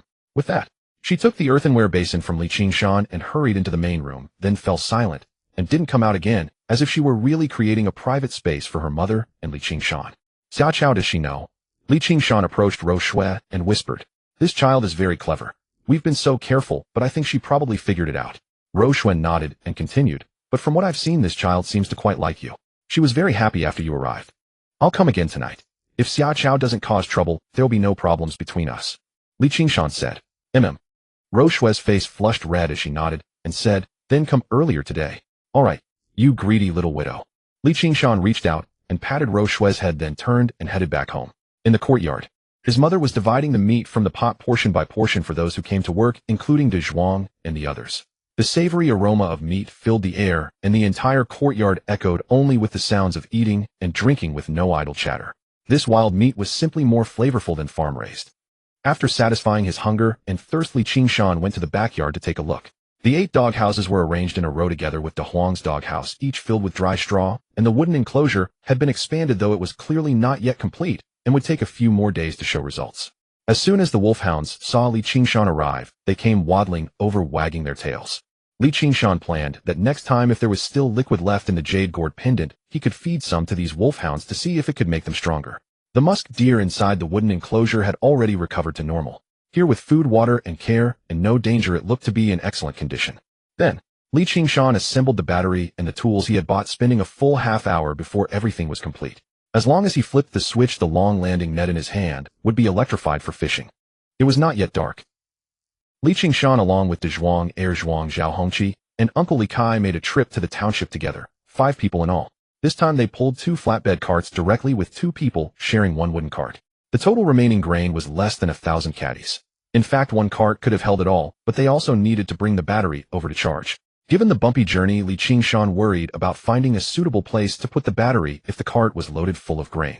By the time they reached the township supply and marketing cooperative, it was already almost dark. De Zhuang and the others began loading the carts, while Qingshan plugged in the battery to charge. Since the battery already had some charge, this round of charging wouldn't take long. This battery could last an entire day with intermittent electric fishing. Comrade Su Wanyi and Comrade Meng Qian, thank you both today. Inside the supply and marketing cooperative, Qingshan said with a face full of gratitude. "No need to thank us. We couldn't just eat your food for nothing, could we?" Before Su Wanyi could speak, the more vivacious Meng Qian chimed in. After waiting for about an hour, the battery was finally fully charged, and all the grain had long been loaded onto the carts. Qingshan had wanted to hurry home, for he was supposed to go to Rou Shui's house later to feed that young widow. But Meng Qian stopped him, insisting that he see them both home. Having no choice, Qingshan could only let De Zhuang and the others return first and personally escort the 2 women home. Their residences were not in the same direction, so under Meng Qian's guidance, he first dropped off Su Wanyi. Only after confirming the light was on in her room did he proceed to see Meng Qian home. It was now past 8 o'clock in the evening, approaching 9. The sky had grown nearly dark, and there were few people on the road. Only Qingshan and Meng Qian walking together in solitude. So Meng Qian leaned very close to Qingshan, almost as if she were hiding in his embrace. Physical contact between a man and a woman was hard to avoid in such circumstances. As a salesperson at the supply and marketing cooperative, Meng Qian's appearance was undoubtedly at the beautiful level, and her figure was also excellent. After all, age was evident. She had a curvaceous silhouette with a prominent bust and slim waist, her legs round, long, and straight, and even her breasts stood tall and firm without the slightest sign of sagging. Her youthful face, with strands of black hair falling casually on both cheeks, was captivating. "Qingshan, do you have a sweetheart?" Meng Qian asked. "Yes." Qingshan nodded in the darkness and said, "Huh." Meng Qian felt her heart skip a beat. Her footing faltered and she nearly toppled to the ground, but Qingshan reached out in time, pulling her swiftly into his embrace. As her soft petite frame settled against his chest, an unexpected desire stirring within him. Then he noticed Meng Qian casting a discontented glance his way. Who? Oh, there are quite a few of them. Li Qingshan pondered for a moment before replying. I would say 4 or 5. 4 or 5. Get lost. Hearing Li Qingshan's answer, Meng Qian let out a half-amused, half-annoyed laugh. She pinched him hard, drawing a sharp intake of breath from him as his eyes widened in shock. In Li Qingshan's eyes, the girl he was supporting was no ordinary woman. She was a cunning little vixen. Meng Qian, however, assumed he was merely teasing her. Had Li Qingshan named one person, or two, Meng Qian might have taken it seriously. After all, in this era, romantic relationships were rare. Most couples met through arranged introductions, and even those who chose their own partners tended to do so within their own village or the surrounding area. The customs were exceedingly conservative. The vast majority of people had only one sweetheart. In later generations, the sort of man playing multiple women against each other would be scandalous. But in this era, such behavior was almost unthinkable. At least that was how Meng Qian saw it. So when Li Qingshan honestly admitted to having 4 girlfriends, she assumed he was simply making fun of her. Oh dear, I can't walk anymore. I twisted my ankle just now. Why don't you give me a piggyback ride instead? Meng Qian suddenly painted a pained expression across her face, putting on a pitifully charming act. It's fine. I practice traditional Chinese medicine. I can set it right for you. No way. A man and a woman should keep their distance. How can a single man like you touch the foot of an honorable maiden? Stop wasting my time. As soon as Meng Qian finished speaking, she moved behind Li Qingshan and attempted to leap onto his back. But Li Qingshan was rather tall, and with him standing upright, it proved difficult for her to climb aboard. An awkward silence fell between them. Li Qingshan stood at approximately 1.87 meters, while Meng Qian was barely over 1.60 meters. And yet, before Meng Qian could react, Li Qingshan bent down, one hand sliding beneath her thighs from behind. Instinctively, Meng Qian wrapped her arms around his neck, and then she felt her body slowly lifting off the ground. With one arm cradling the pretended sprained ankle of Meng Qian and the other carrying her bag, Li Qingshan hurried toward Meng Qian's home. Sensing the powerful masculine strength in his solid arms and the faint, uniquely male fragrance that no other man possessed, Meng Qian felt her heart race. A flush of embarrassment rose to her cheeks as her thoughts grew flustered. After walking for roughly 10 minutes, Meng Qian realized Li Qingshan showed no sign of fatigue. His face remained composed, revealing no trace of exhaustion. This startled her. How could this rough-hewn man possess such enduring stamina? After all this time, he hadn't even slowed down. Don't I remember passing this place 3 times already? Another 10 minutes passed. Even with the support of his pure yang true energy and his formidable physique, Li Qingshan was beginning to feel the strain. Gazing at the familiar scenery before him, he asked, "Excuse me. Oh, the environment around here is all alike. We're almost there. That 2-story building over yonder. See it?" Meng Qian pointed ahead to a 2-story structure and said, the 2-story building was not a standalone residence. It housed roughly 4 or 5 families, each with their own room. 3 households occupied the lower floor, while 2 occupied the upper level. The 2 upstairs apartments were slightly larger. What era was this, after all? Most people still dwelled in mud brick houses. In an entire village, it was rare to find even a single brick and tile dwelling. This 2-story building stood out among the few notable structures in the earthen township. This was the township government dormitory building. Moreover, it was reserved for leadership. Ordinary employees could never hope to live here. Anyone granted residence in this building must have held a position within the township government. Li Qingshan had never expected that Meng Qian lived here. Employees of the supply and marketing cooperative certainly couldn't be allocated rooms in such a place. The most likely explanation was that her parents had been assigned this dormitory. Oh, the township government's building. What does your family do? Li Qingshan asked curiously. Farming. I don't believe it. Honestly, my father once served alongside a leader here in Tudo Township. Since I work at the township supply and marketing cooperative and have nowhere to stay, I was allowed to lodge here temporarily. Meng Qian explained. What a coincidence. Li Qingshan smiled, not taking her words too seriously. She was likely fibbing 9 times out of 10. Hey old, go look at these young folks nowadays, such strong bodies. Just then a middle-aged couple's voices drifted over from across the way. A well-dressed woman pointed at Li Qingshan toward her husband beside her. Youth is such a precious thing. Back in my day, didn't I carry you on my back too? A middle-aged man spoke up. Still, these young people are rather bold, daring to be so affectionate in public. Indeed, I did carry you, but we barely made 2 steps before I tripped and fell, and my father happened to witness it. Otherwise, he would never have consented to our relationship.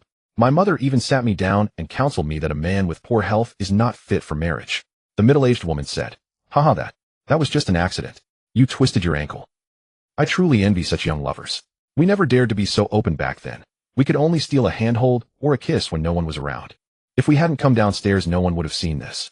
To be honest, we weren't even this bold in our day. Damn it, what a coincidence of excuses.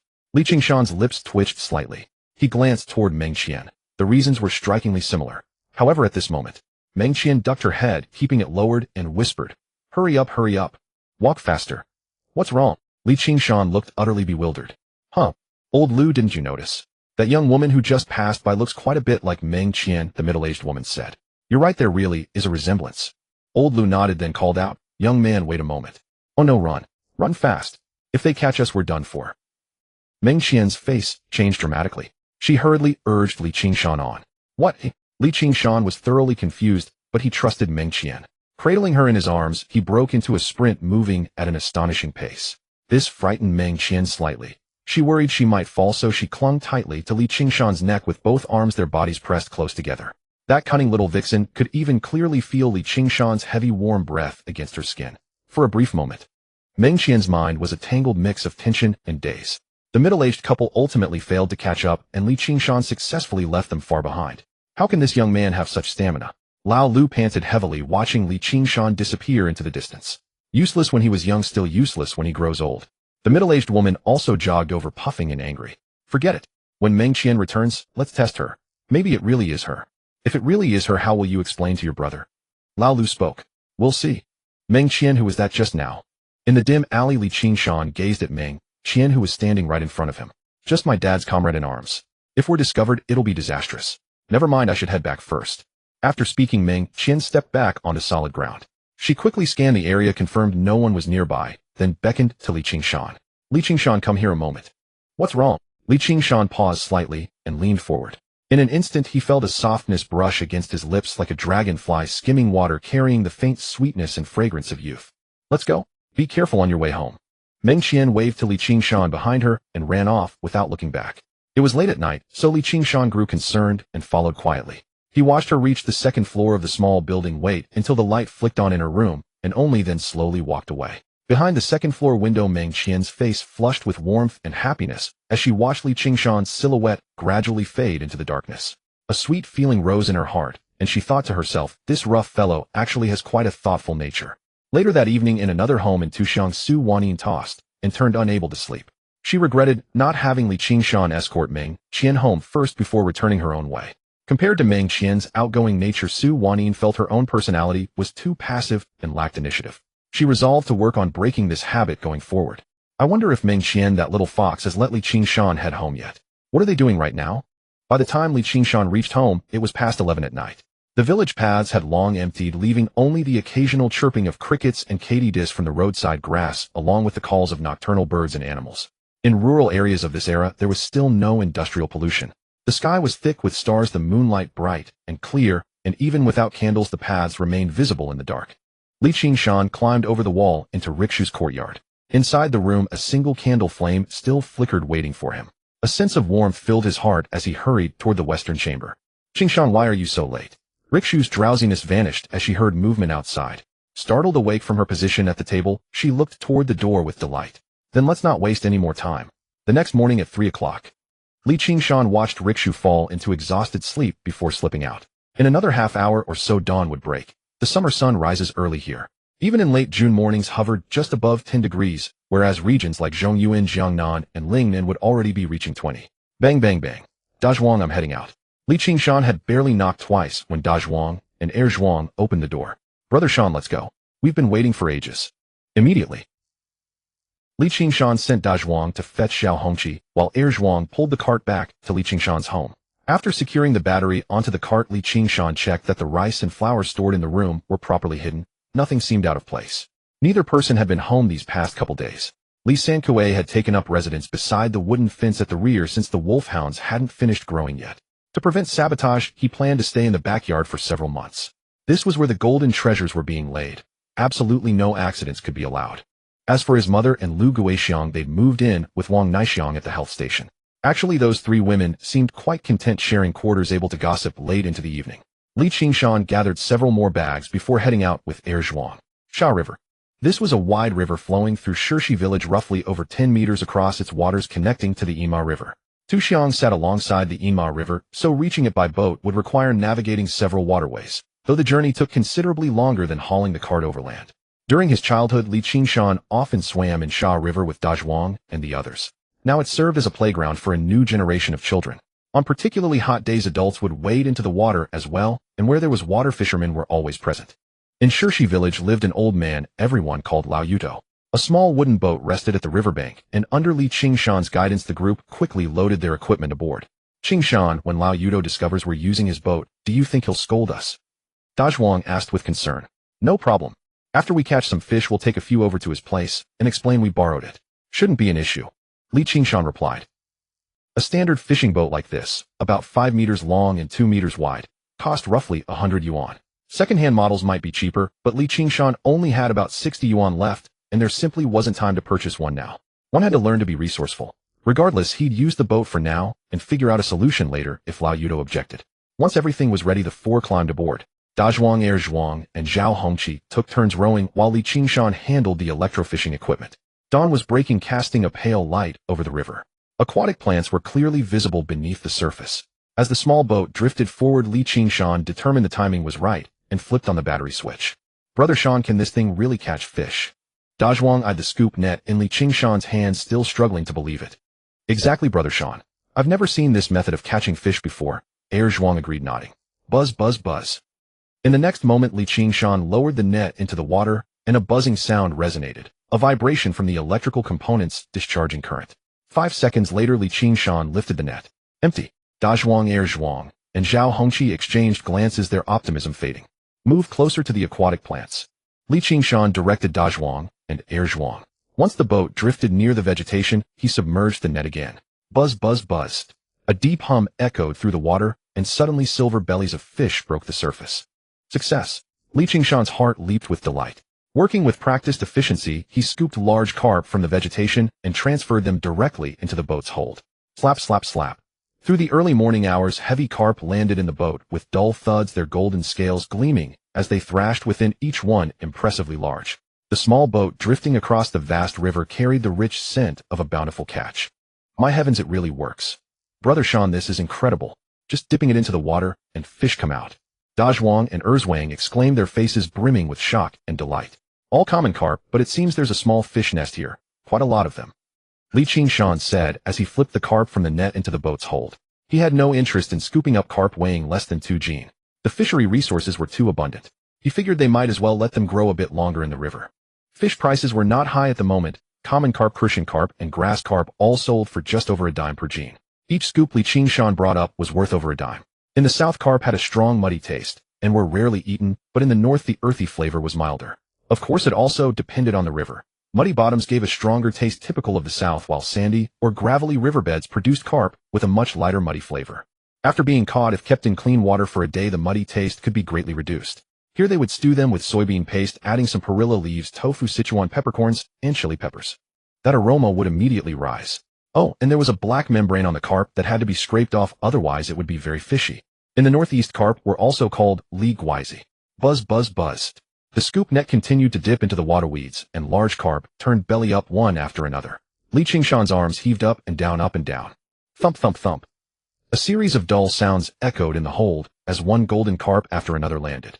Some, still lively and not fully stunned, flopped about a few times. Heavens, this is really like picking fish out of the river. So many. Dazhuang gazed at the patches of white bellies floating on the water and said, who'd have thought there were so many fish in our river? Even the bitterlings are swimming in schools. Oh, a big one's coming.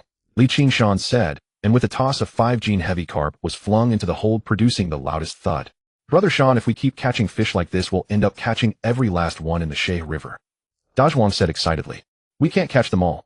The small ones have to be released, and we should leave some big ones behind. Otherwise, we'll have little next year. Fortunately, the waterways here are all connected, so after we catch today, fish from other places will come in a while. Oh, a grassroot stick. Just then Li Qingshan spotted a large patch of white, quickly moved the scoop, net closed, scooped it up, heaved it, and dumped it heavily into the hold. Grassroot stick was the local name for grass carp. Ouch, damn, it landed on my foot, really heavy. Must be over 8 jin, right? Dazhuang said with delight. Close, it should be over 8 jin. But this one's average, not too big. A large grassroot stick can weigh 40 or 50 jin. A flicker of excitement crossed Li Qingshan's face, but then he shook his head. Too bad our equipment isn't effective against really big fish. They'll just swim away when shocked. Anything under 10 jin is fine. Electrofishing couldn't catch every type of fish. For instance, black carp, grass carp, and silver carp weighing 30 or 40 jin would sense the current and flee. However, those on the borderline like 10 or 12 jin still had a chance. In the Shay River, it was sufficient. In the northeast, there was the saying of 3 flowers 5 loaches and 18 suns, plus 72 miscellaneous fish, indicating the richness of the fishery. The 3 flowers were the mandarin fish brim and crucian carp flower, among which the mandarin fish was quite expensive. There was also the sturgeon, which was once a tribute-grade fish. Brother Sean, there's a farlow here. Here comes another catch, mountain carp. Hey, a big crucian carp flower. This one's perfect for steaming. Sand gudgeon grunting catfish red-eyed fish. Brother Sean over here. There's a dogfish stick too, on the river surface. Qingshan Dazhuang and the others were exhilarated. One big fish after another entered the hold. Some were relatively small like the sand perch which rarely exceeded 1 jin, but were already mature, so they were scooped up. But the most common were crucian carp and grass carp. As for bitterlings and topmouth gudgeon, they were too small to bother with. The small hold soon filled up with the catch, and the boat began to approach the shore. Less than 2 hours later, over 400 jin of fish were landed, all bagged, and stacked on a handcart waiting to be pushed to Qingshan for sale. Hongqi, take a few fish to old Yudo's place. Erzwang, stay and watch the cart. Dazhuang, come with me for another round, then we'll head straight to Qingshan. After Qingshan gave his orders, Dazhuang and the others nodded in agreement and began their tasks. Half an hour later, Qingshan's small boat reached the shore. Zhao Hongqi reported that old Yudo had agreed to lend the fishing boat for a few days, but he had to give him a few fish each day. In that half hour, Qingshan had hauled up another 100 jin. With roughly 500 jin in total, they pushed the handcart towards Qingshan. Just past 6 in the morning, the sky was fully bright. Qingshan found a stall and dumped all the fish from the sacks onto the ground. The sight of over 500 jin of fish piled together was quite striking. A fishy smell filled the air. Many fish were bleeding from the gills, and they had to be sold before the sun got too strong, or they'd lose their appeal. Qingshan had also placed plenty of waterweed nearby to make the fish look more tempting. Oh, so many fish. Young man, how did you catch all these? How much per jin? Impressive. These fish look freshly caught, and they're all big ones. You're a man of taste, young fellow. The uncles, aunties, and elder folks from Qingshan, who were out buying morning groceries, gathered around, pointing at Qingshan's fish and chattering. Come take a look, uncles and aunties. Fish are cheap. This pile, 9 fin a jin. This pile, 12 fin a jin. Buy 10 jin, and I'll give you 1 free regardless of size. Qingshan waved his hand and shouted to the crowd around the market. Qingshan had specifically checked the prices. Different fish had different prices, but the common 4 major domestic fish were around 12 fin a jin with some cheaper varieties. The other small pile, about 50 jin, had been specially selected by Dazhuang and the others, and included pricier types like bream and dogfish stick, which usually sold for about 15 fin a jin in the market. This was a significant discount, and on top of that, buy 10 jin and get 1 free. To sell quickly, you had to cut prices drastically. After all, it was a no-cost venture. Time was money, and getting rid of the stock was the priority. As expected, the moment Qingshan finished speaking, a crowd of 30 or 40 people gathered around, their eyes gleaming with excitement. 9 fin per jin. The value was extraordinarily high considering sweet potatoes cost 8 fin per jin, cornmeal had already reached 1 mao, and rice was priced at 13 or 14 fun, with rumors of further price increases. Of course, the most appealing part, buy 10 jin and get 1 free. Although most villagers couldn't calculate properly, fish at 9 fin per jin was essentially equivalent to 8 fun. Whether they could work out the exact price per jin, these village folk truly couldn't. Anyway, it was very cheap. They usually ate dried sweet potatoes, so today they wanted to try something substantial. As for the ones at 1 mao too, the higher price was justified. Rare, delicious, with firm cloves like flesh and few bones. This grass carp is quite good, probably around 10 jin. Give me 1 of these. I'll braise it with soy sauce at home, should be delicious. Give me a few carp. I'm going home to make stew. This big head carp is quite nice. Give me a few of those as well. You won't short-weight me, will you? Young man, how did you catch so many? Will you have more tomorrow? I didn't bring much money today. The villagers around were eagerly selecting the fish they wanted, then handing them to Qingshan to weigh. Tomorrow morning, same time, we'll definitely be here. Same prices as today. Catching these fish took enormous effort, and we're not the only ones catching fish. We're just the ones here to sell. Auntie, your daughter-in-law, just gave birth. Then get a crucian carp. Crucian carp tofu soup brews into a milky white broth, surely very nourishing. And this snakehead, it promotes milk production. Braise it with tofu, tasty and nutritious. The milk will be rich. Your grandson will surely grow white and plump. Grandpa, your teeth aren't good. Hey, fish meat isn't pork. Even a 3-year-old can chew it thoroughly. It's perfectly suitable. Uncle, look, the scale is generous, not a single gram short. While speaking, Qingshan began weighing the fish. Over 500 jin of fish were nearly sold out quickly, leaving only 2 eels that few people wanted to buy. The main issue was the price, 12 fin per jin, and not many people here knew how to cook it. But this was considered a powerful tonic for men, also known as men's waterside vitality booster. The eels from this era were far larger than those from later generations. In later years, many eels were caught at only chopstick thickness, with the largest barely reaching thumb thickness. But the two Li Qingshan caught today were as thick as a baby's arm, each weighing around 3 jin, resembling small eels. At 36 fin, each villagers would choose cheaper options like carp, bighead carp, or grass carp.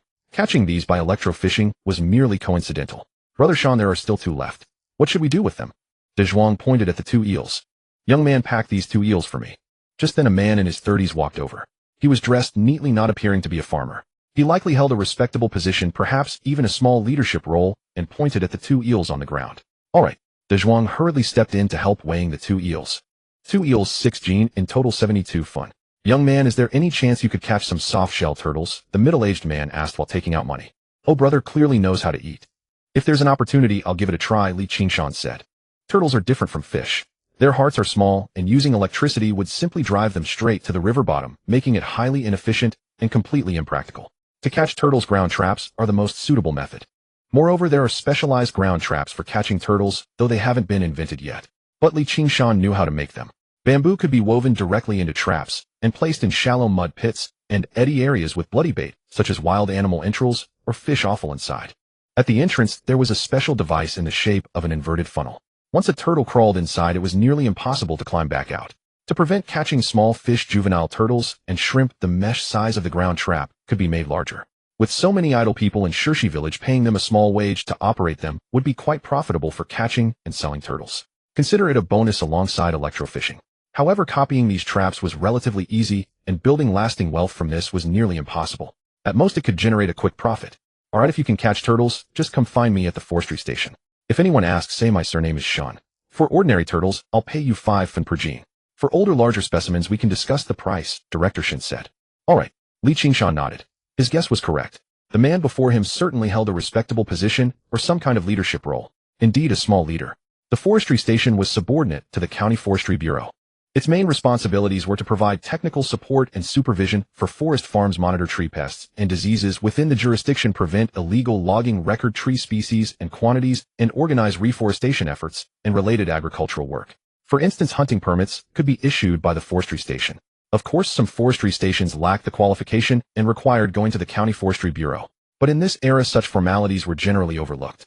The price of turtles was somewhat higher than pork. An ordinary turtle weighed about 2 or 3 jin, while larger ones could reach 3 or 4 jin, commanding even higher prices. Setting a few ground traps while electrofishing and catching over a dozen turtles would amount to 40 or 50 jin, easily fetching 20 or 30 yuan. After Director Shun left, Li Qingshan counted his money. 500 jin of fish, a total of 45 yuan. It was only 7 or 8 in the morning, and this overnight harvest was truly impressive. Brother Shan, shall we go back now? De Zhuang asked. Not going back. Let's electrofish one more time now, Li Qingshan said, clutching the 45 yuan in his hand. Hongqi, Da Zhuang, you two go wait at the intersection ahead. If Xiaoba shows up, he'll definitely come through that crossing. Once he arrives, one of you come back and report to me, and the other one tell him. Li Qingshan explained his strategy to Zhao Hongqi and Da Zhuang in detail. Brother Shan, that move is ruthless. Zhao Hongqi and Da Zhuang exchanged glances, then couldn't help but give Li Qingshan a thumbs up. Soon after, Da Zhuang and Hongqi headed to the intersection ahead, while Li Qingshan waited on site. Normally these brawls happened in the morning, since fights early or late would cause too much trouble. A morning fight followed by afternoon drinking celebrations was just right. Of course, local unwritten rules could vary from place to place. Half an hour later, Da Zhuang came running over in a hurry. Seeing him, Li Qingshan gave a subtle glance to Zhuang beside him. Zhuang quickly rushed toward the group of thugs from Tuxiang, while Li Qingshan hurried to the Tuxiang police station. Xiaoba, why did you bring only a few small fry? Zhao Hongqi summoned his courage and stepped forward, addressing the men Xiaoba had brought. This time Xiaoba had brought 5 men, 6 in total, including himself. Exactly the same crew that had caused trouble at Li Qingshan's house last time. Not a one more, not a one less. Each carried a baton with hidden machetes as well. They all wore menacing expressions. Street fights were nothing new to them. Zhao Hongqi and Da Zhuang, along with Li Qingshan's generation, had all been bullied by Xiaoba since childhood. Though Zhao Hongqi felt a twinge of fear seeing Xiaoba, remembering Brother Shan standing behind him bolstered his courage once more. Zhao Hongqi, you little punk, who are you calling small fry? Believe it or not, I'll kill you right here today. Xiaoba brandished his homemade machete, pointing it at Zhao Hongqi, his arms corded with veins, looking as though he might charge forward and hack someone apart at any moment. Xiaoba, don't put on airs here. What, you lot think you can take on just one person? Is that bullying the outnumbered? I came here specifically to tell you where my brother Shan's men are waiting. Otherwise, with Inma River so vast, where would you even look for us? Zhao Hongqi said. Damn it, that bastard Li Qingshan. Didn't he say the old locust tree? Zhao Ba frowned. Oh, I forgot Brother Shan already told you. Fine, but before we start fighting, he sent me over to lay down a few rules. Zhao Hongqi, stalling for time, wore on Zhao Ba, whose impatience and rising fury could barely be contained. He figured the cowardly Qingshan was clearly terrified. If he weren't, why so many excuses? Just come out and fight already. Seeing the time was right, Zhao Hongqi led Zhao Ba and his men charging forward, pointing far ahead toward the giant locust tree. See that? Those are my brother Shan's boys from Qingshan. Come at us if you dare, you country bumpkins. Can you really beat the big shots from Qingshan? Damn you, you bastard. I'll break their legs today. Zhao Ba cursed loudly. Zhao Hongqi, you annoying kid, I'll beat you senseless first. Second brother, that guy's running the other way. Just as Zhao Ba was about to pounce on Zhao Hongqi, he turned his head and saw Zhao Hongqi already bolting. A nearby thug called out the warning. Second brother, the thugs from Qingshan are charging, another thug shouted. Fuck, let's go. At Zhao Ba's command, both sides crashed into each other, eyes wild with rage. Zhao Ba's own wife had been taken by that bastardly Qingshan. He had to win this battle no matter what. Meanwhile, on the other side, Scarface wore a face full of venomous hatred. The doctor had told him whether he'd spend the rest of his life as a eunuch depended on his recovery luck. With a certain probability, it might happen. This was unbearable for Scarface. It was as if his life had been ripped away. He had to crush that kid. Second brother, we don't see Li Qingshan. But those punks really are Qingshan's second-rate ruffians. Damn it, who cares? They're charging at us. If we run or refuse to fight, I'd lose all face. Besides, I've long wanted to deal with this bunch from Qingshan, who calls us country dogs. Fuck them, aren't they country dogs too? Brother Scarface, where's that bastardly Qingshan? Never mind him. Their leader is Zhao Ba, from Shirshi village. I know him. Fuck him. Attack. In an instant. The two groups collided, batons swinging, cries of pain filling the air. For now, neither side had drawn their machetes. A tacit understanding existed between them. Everyone carried machetes, yet none were used, only batons were wielded. If anyone went crazy and pulled out a machete, the other side would certainly follow suit. But these thugs hardly had such self-restraint. Soon tempers flared. One thug grabbed his machete and charged, and the opposing side didn't hold back either, drawing their own blades and hacking wildly. Blood quickly appeared. Several thugs were slashed open, but with adrenaline surging, they howled in fury, feeling no pain, cursing loudly as they continued fighting. Bang! At that moment, a crisp gunshot rang out. Zhou Zheng and an official police officer accompanied by more than 20 security guards rushed over. Some guards had been temporarily dispatched. The police station simply didn't have enough manpower. Seeing things had reached the desired point, Li Qingshan nodded with satisfaction. He took Hongqi Dazhuang and Heir Zhuang to Qingshan to fetch a cart and an electric bike. As for the mass brawl, the outcome depended on whether anyone suffered minor injuries, serious injuries, or death. If there were serious injuries, Zhao Ba and Scarface, as the ringleaders, would be in deep trouble. They'd undoubtedly end up behind bars. However, that probability was slim. Both sides would likely reconcile, claiming it was all in fun, and with no deaths, proper handling plus Section Chief Zhao's influence made a few days' detention the most probable outcome. But a criminal record would remain. Breakfast stall. Qingshan, if you arrive early and have nowhere to eat, come to my stall.